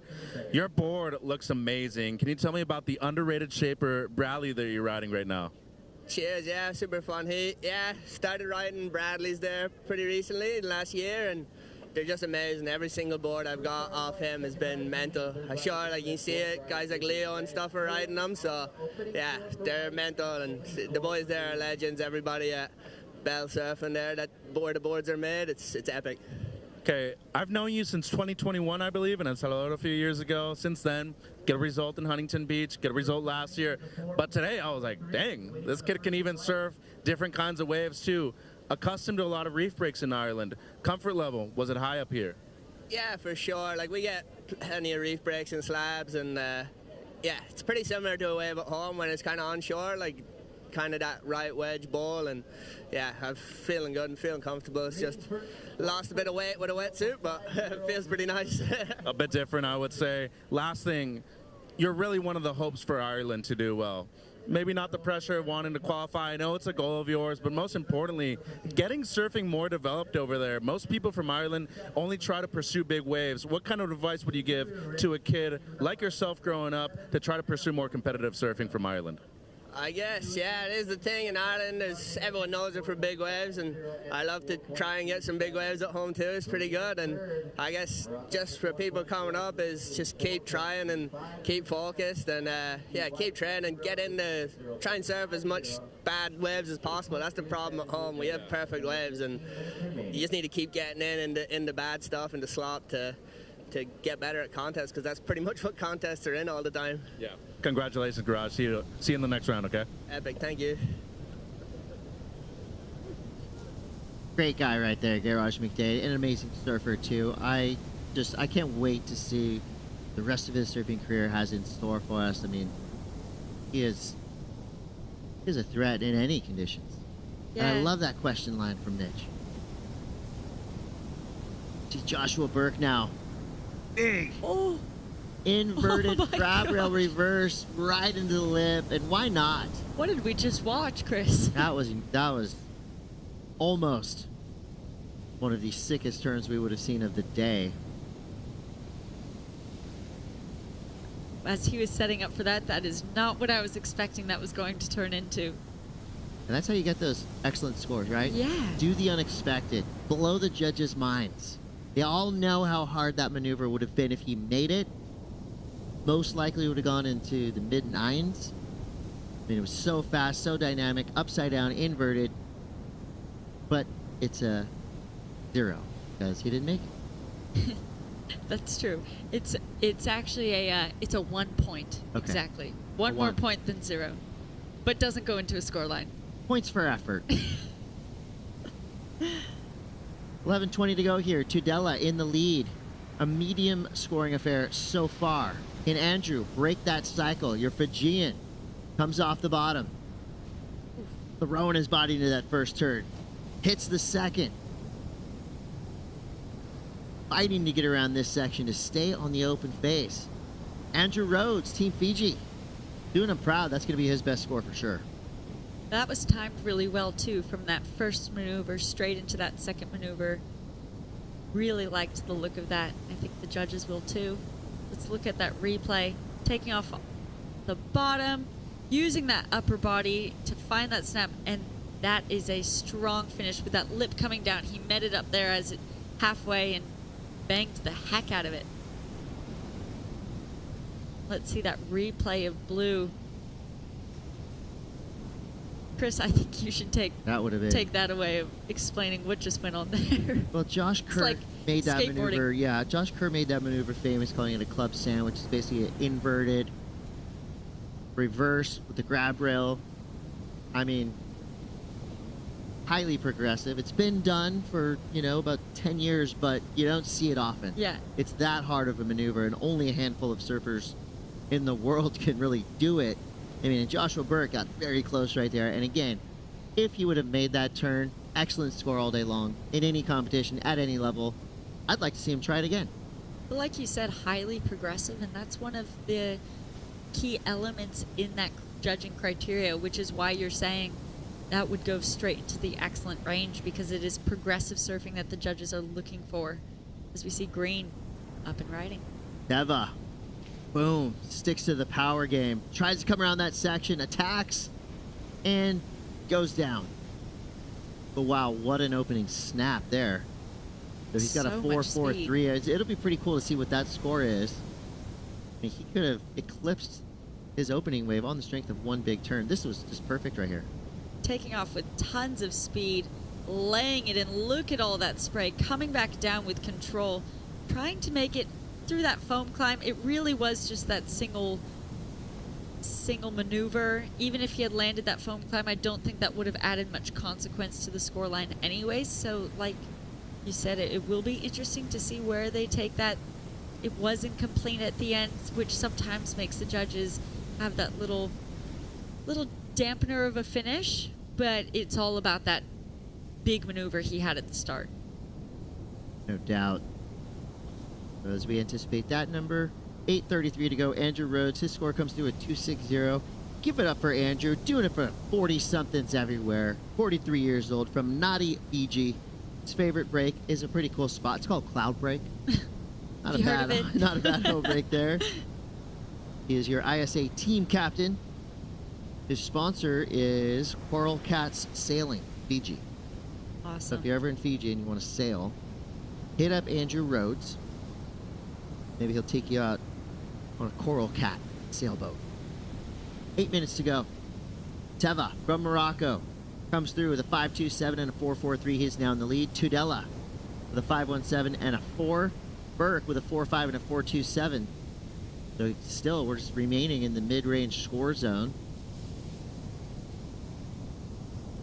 So for that single maneuver, they did award that 5.27.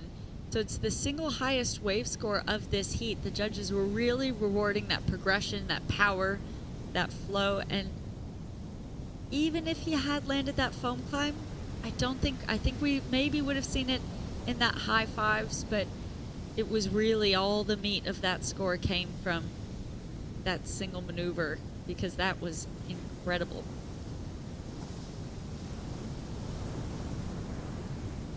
The evening draws nearer. Still plenty of action here at the ISA World Surfing Games as Miguel Tudela, one of a very few select Olympic surfers. He wants back. Paris 2024 right around the corner. We'll be fielding 14 Olympians from this event. History will be made by the end of the week. I really feel like even as early as Thursday, Friday, those Olympic dreams will be coming true. Fernando Aguirre is going to be very busy. Apparently he's got some golden tickets to give out. Again, not mad at Josh Burke for trying awesome I was just going to say the same thing. I'm enjoying watching the progression, but I'm sure his family at home is saying, okay, he only needs a 4.68 at the moment, so get one on just in the bag and then start going for the progression. With 6 minutes to go, that might be his game plan. Maybe he'll commit to the continuing to go big or go home. But with a 4.68, so grabbable. And Joshua would have liked that. Teva with priority. Bit of a mistake, a little bit too late to the lip there. He goes down. 5 minutes and 44 seconds to go. Here's where time is going to fly. So Josh Burke getting back into the lineup. Andrew Rhodes representing Fiji out the back in that top priority spot. We do have a three-way paddle battle.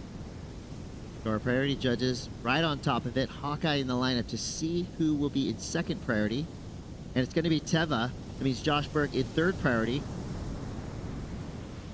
I'm going to look here. Andrew's going to go. So Andrew Rhodes, big pinch free slide, lands like a pancake in the flats and almost gets back up.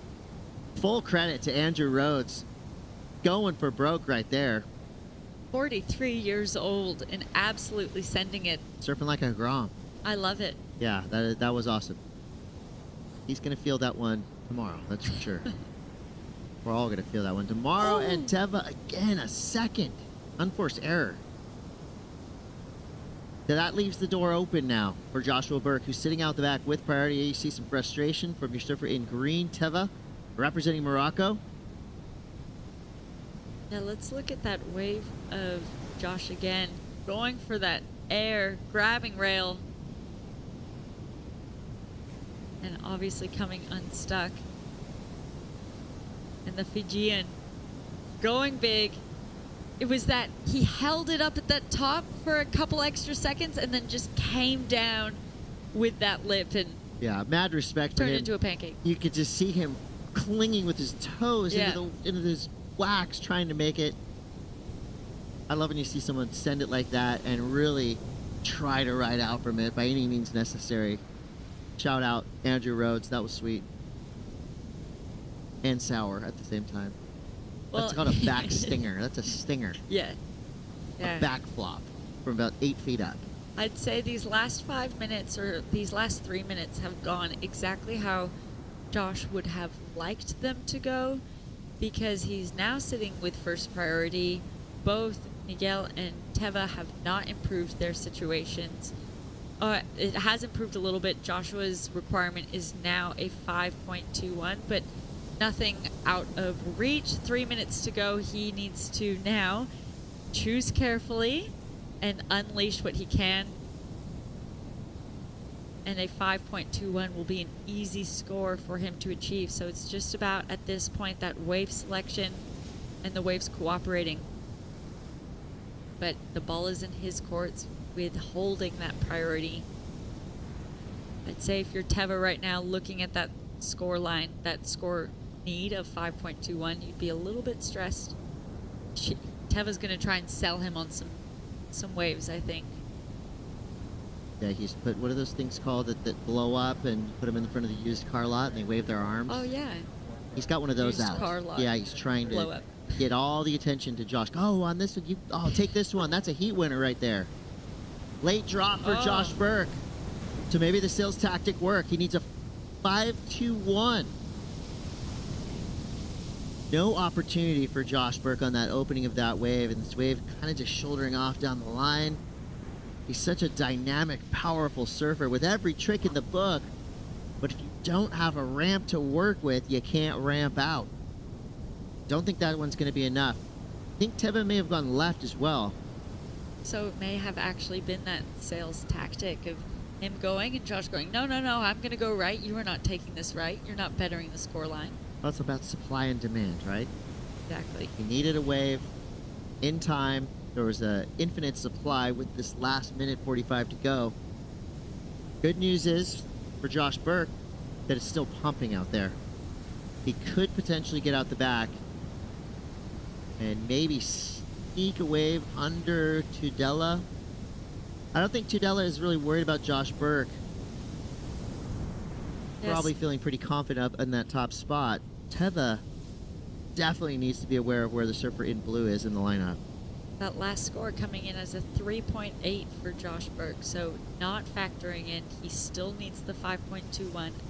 Just about a minute remaining. Can he make it back out to the lineup and turn around in time to catch wave?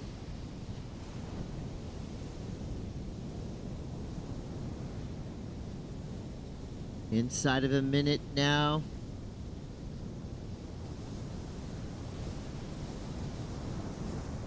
Like Miguel Tudela's right in the mix with priority. There's Josh. Just about to duck dive. Ooh. About to have a flying kick. Time is winding down. Can he turn around on this? Had to try. Absolutely. Especially since Teva didn't go on that one, he had to turn around and just give it a go. Well, it's a battle of 5s and 4s. At the end of it, Tudela did his job. 5.17 and a 4.9. Here we go, Teva. The sales tactics worked. Rubbing it a bit in there too with that cutback, spraying Joshua. He's going to make his way in. And that's going to be it for round 1, heat 29.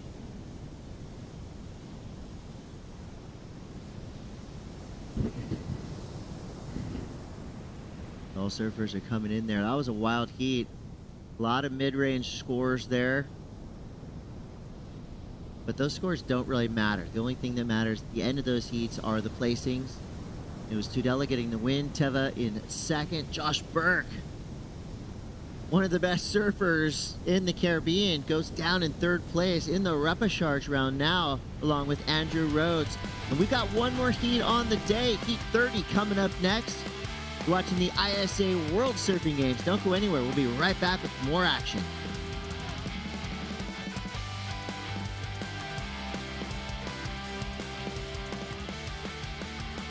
Desde la primera vez que te probé, ese sabor nunca lo olvidé. Quiero mi pancho, te amo pancho. Desde la primera vez que te probé, ese sabor nunca lo olvidé. Quiero mi pancho. Campo Pancho, solo $4.99. Te amo pancho.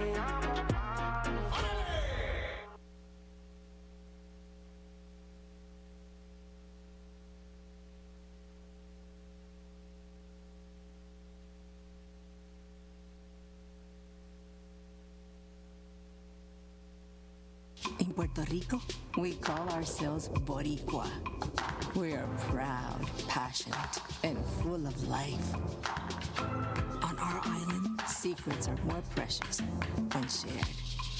Passion flourishes. We enjoy until our hearts are full.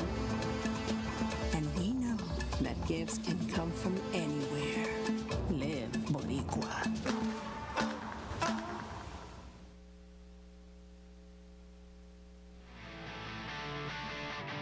We are living that Boricua lifestyle down here in Puerto Rico at the ISA World Surfing Games 2024. Chris Cote here with Rachel Tilley. This is your last heat of the day from Arecibo.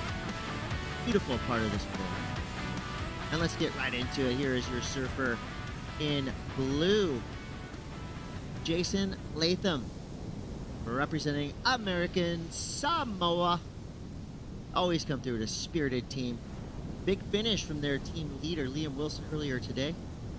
Up to Jason Latham to continue that run. Iago Dominguez, Aaron Strong, Lucas McMahon, Finland, American Samoa, Great Britain, Spain represented in the final heat of day 1. And it's good because the more heats we get through here in these early rounds, then we give ourselves a bit of luxury towards the end of the window to potentially pick the best and brightest spots of the day. I'm Chris Cote. I've been with Rachel Tilley all day, and I've been having a blast. Rachel, so far so good on day 1. It's been awesome. Yes, it has. It's been really exciting, and you could see that sun just over the hill making its way down. We're utilizing every last bit of sun as we see Iago up and riding. So Dominguez from Spain making full use of this wave. See the golden light? Yeah, just it's golden perfectly hour. illuminating these surfers. Full credit to our judges. They have been on fire all day long. I haven't heard one peep of a complaint. Nobody's been talking about the judging, and that's a good thing.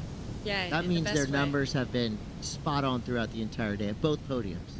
Yeah, well, you say both podiums. We're here in heat 30 of the men's. We're also running heat 30 of the women's at podium 2. So 60 heats completed in total after these finish. Great Britain represented here by Aaron Strong. The name fits the surfing. He looks very powerful. I like when that happens. Here's Lucas McMahon. I believe the sole representative of Team Finland here.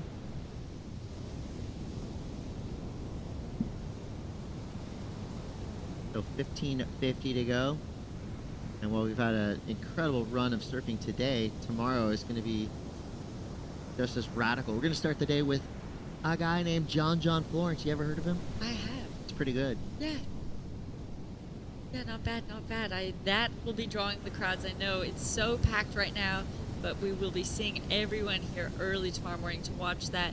As we see Dominguez just get unstuck, trying to release the fins there. Slides out a little bit. Yeah, an exciting last few heats. So first round is 36 heats. So we have to run heats 31 to 36 tomorrow morning to complete this round 1 of the men's. Still a lot of big names sitting in those last final heats of the rounds yet to be served. 14:50 to go. First scores are coming through. 5.63 for Yago Dominguez. He did a lot of work on that wave. Team Spain's got to be stoked with the way he started off. Waiting for the numbers to come through for Aaron Strong as well as Lucas McMahon. Lucas McMahon in white representing Finland by way of Seaside Reef. He is a certified lot troll. Surfs down there at Seaside. Good friend Ellie Timperi, who also represents Finland, who's not here this year, but also comes from a long line of lot trolls, including Jake Marshall, Rob Machado, Dave Sherman. So a lot of great surfers coming from that area. And 2.93. Now Lucas starts his heat. So 14 minutes to go here. Surfers waiting for the next set to come through. Gives us the opportunity to learn a little bit more about Miguel Tudela, who is with Mitchell Salazar. Here with Miguel Tudela. Miguel, first of all, big congratulations. You still have a bionic knee on you, by the way. But most importantly, you've kept a great core group together from Team Peru. It's been lasting close to a decade now. You're at the forefront of that. The opportunity that you have to not only lead this team to another potential gold medal as a team, but also qualify for the Olympics. What kind of opportunities do you see in the future for yourself? Yeah, it's been good. This same team has been charging the ISA for a long time, and we've been trying to do our best. Alonso, Luke, and me have been on the team for the last, I think, 4 or 5 ISAs, and on the girls, the new coming girls, Sol and Arena, adapted really good the last couple of years, and I feel, and Danielle, of course, but I don't know. It's a great team. We have a good a couple coaches. We have Gabriel, Carlos Mario. Now we have Richard, Aaron, and all the crew. Cristobal is here. I barely made it for the event, and it was just a close call, but I needed to give it a chance, and I'm just really happy my knee is holding, and it will hold all the way to Paris. I met you in 2011 in Punta Hermosa. You made the final there, and you were actually world champion as a team at that event too. Since then, what do you think has been the major change in your surfing career so far? Actually, before Peru that year, I didn't even make past the 4th round of repechage on the ISA, and on that one I went all the way to the final. So I think the confidence changed on that event, and I started doing good on the QS, started doing good on a couple results, and I tried to do my best every day I train, and that's it. Just keep the good mojo and good vibes, and try to train and just do everything I can 100%, and at the end jump in the water and just try to surf my best. You also have the distinction of being 5 for 5 in terms of the QS in South America. Not even a single Brazilian has that kind of record. What kind of performances do you think we can expect from yourself, Luca, the rest of the team, especially a lot of the ladies who have a lot to prove too? I think we're warriors. We always do our best out there, and we live our heart in the ocean. So we're just gonna charge it all the way, and till the horn sounds, we're just gonna try to push the scores and do our best and never give up. And I think that's what you're gonna expect. You're gonna see from us for the next couple of years. And I know there's a couple Peruvians that are gonna be on the tour for the next couple of years and qualify. So I just have good faith on that, and just keep training. That's the only way. Defending gold medalists as a team, anything you want to say back home to El Peru? Agradecerle a todo el mundo, a mi esposa, que ha sido mi soporte estas últimas semanas, han sido bien difíciles, a mi familia, a mis sponsors y a toda la gente de Perú. Gracias por apoyarnos. El equipo ha tenido un gran día, todos hemos pasado primeros y nada, arrancamos el ISA y vamos a defender ese título. Gracias, Miguel. Solid surfing there from Miguel Tudela. As always, he is super consistent. And he's been doing it at a high level for quite some time and will continue to do it at a high level for a long time coming. Extremely fit young man right there. Expect big things here in Puerto Rico from Miguel Tudela. We're now inside of 11 minutes. Iago Dominguez has the lead with a 5.67 and a 4.83. Aaron Strong from Great Britain in second. Jason Latham hanging on in third. And Lucas McMahon just with a 2.93. Room to grow for your lone representative from Team Finland. Chris Cote with Rachel Tilley for the final 10 minutes and 15 seconds of a long, awesome day of surfing. What a great spot for a surf contest. Yeah, it's been a true pleasure to be watching all day. A beautiful wave we've had here today, beautiful conditions, but not just at this wave, at the podium 2 where the women have been surfing, and then just if you're out on the beach, or sometimes we see from the drone view, you see just waves all along the coast. So to be here in Puerto Rico is so special. I know everyone is very excited to be here for the ISA 2024 World Surfing Games. Here we go, Aaron Strong, Team Great Britain. Oh. Going for the power slide. Goes down. Well, that's the commitment and the critical surfing the judges are looking for. Obviously, he would have been intending to complete that, but that's great intention. 9 minutes to go, there's plenty of time remaining. He's sitting in second position, but he would be actually looking to replace both of those scores in order to make himself sitting a little bit more comfortable and make that requirement for Jason higher than that 4.64.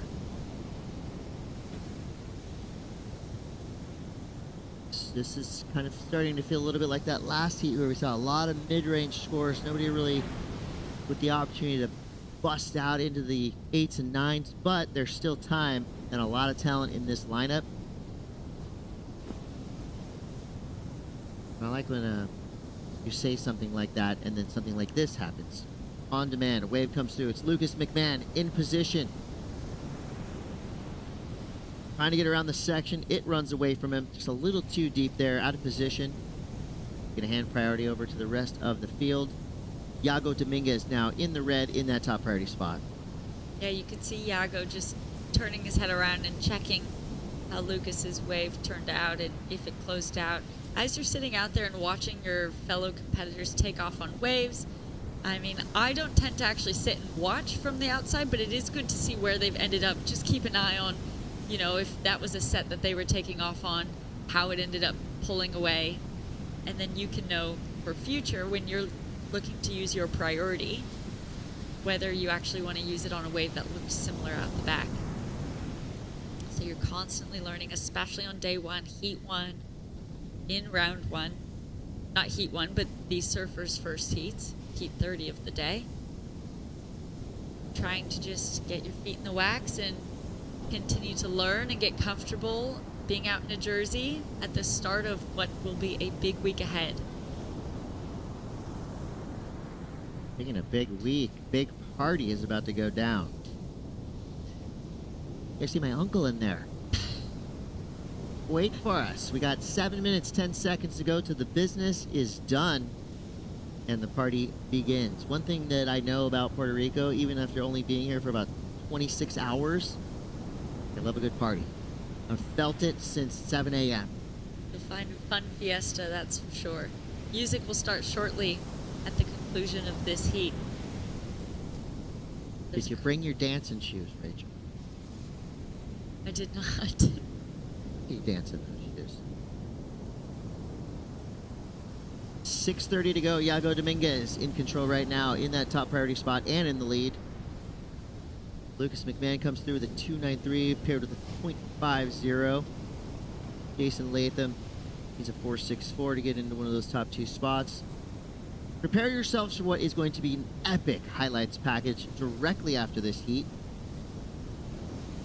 And also, we're going to give you a little bit of a preview as to what's going to happen tomorrow morning. Some big names hit the water. Got Brian Toth, local hero, John Florence. So much yet to come here at the ISA World Surfing Games. Iago using his priority there, and that's that conversation we were having before. Lucas used his first priority and had that same shutdown situation happen on that set, and Iago is kind of looking behind and ideally learning from other competitors' mistakes, but unfortunately took off on one, closed out in front of him, and he'll be making his way back out. But it's Jason now with first priority and Aaron with second priority. Getting down to the wire here, nearing that 5-minute mark. And it's going to be Jason Latham from American Samoa fading left. Trying to fit a snap in there. Wave just lets him down a little bit. The lefts have been the less popular options for today. However, we have seen some really impactful scores come from lefts throughout the day. Far and few between, but impactful nonetheless. Yeah, I feel like the tide's been pushing up for the past few hours, making things a little bit more shouldery on a lot of these waves. Some of the bigger scores we've seen have come really on the strength of that end closeout section. Yeah. Almost like contradictory to what you would want in a free surf. You want the wave to close out so you can do at least one big impactful turn at the finish. The judges are looking for 4:26 to go. None of our surfers really running away with it. I mean, the highest single wave score being that 5.67. Like you said, we saw that in the last heat too, just kind of a battle of the 3, 4s, and 5s. But with that being said, it really leaves it up to anyone's game right up to the end.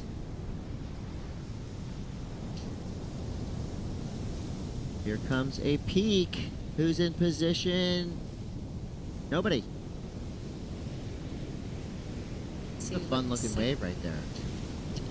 Maybe not a big scoring wave, but fun looking.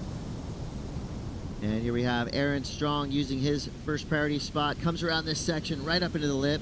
Nicely placed there. Like the Go-Go set. Goes head over heels into oblivion right there. You can tell he was really fighting for every point he could get. Sometimes when you push too hard, that's what happens. First turn was pretty nice. Might improve on that 2.67. We'll see. But now we're down to 3 minutes. Yeah, with no short of sun. Look, it's starting to get a little bit dark to see. We're maximizing this day in total. That wave coming in as a 2.73 for Aaron, so improves the scoreline just by a hair. His previous wave that he replaced was that 2.67, so didn't affect the requirement by that much for Lucas, looking for a 3.48 as he takes off on his backhand. Here we go. Lot Trolls represent Lucas McMahon.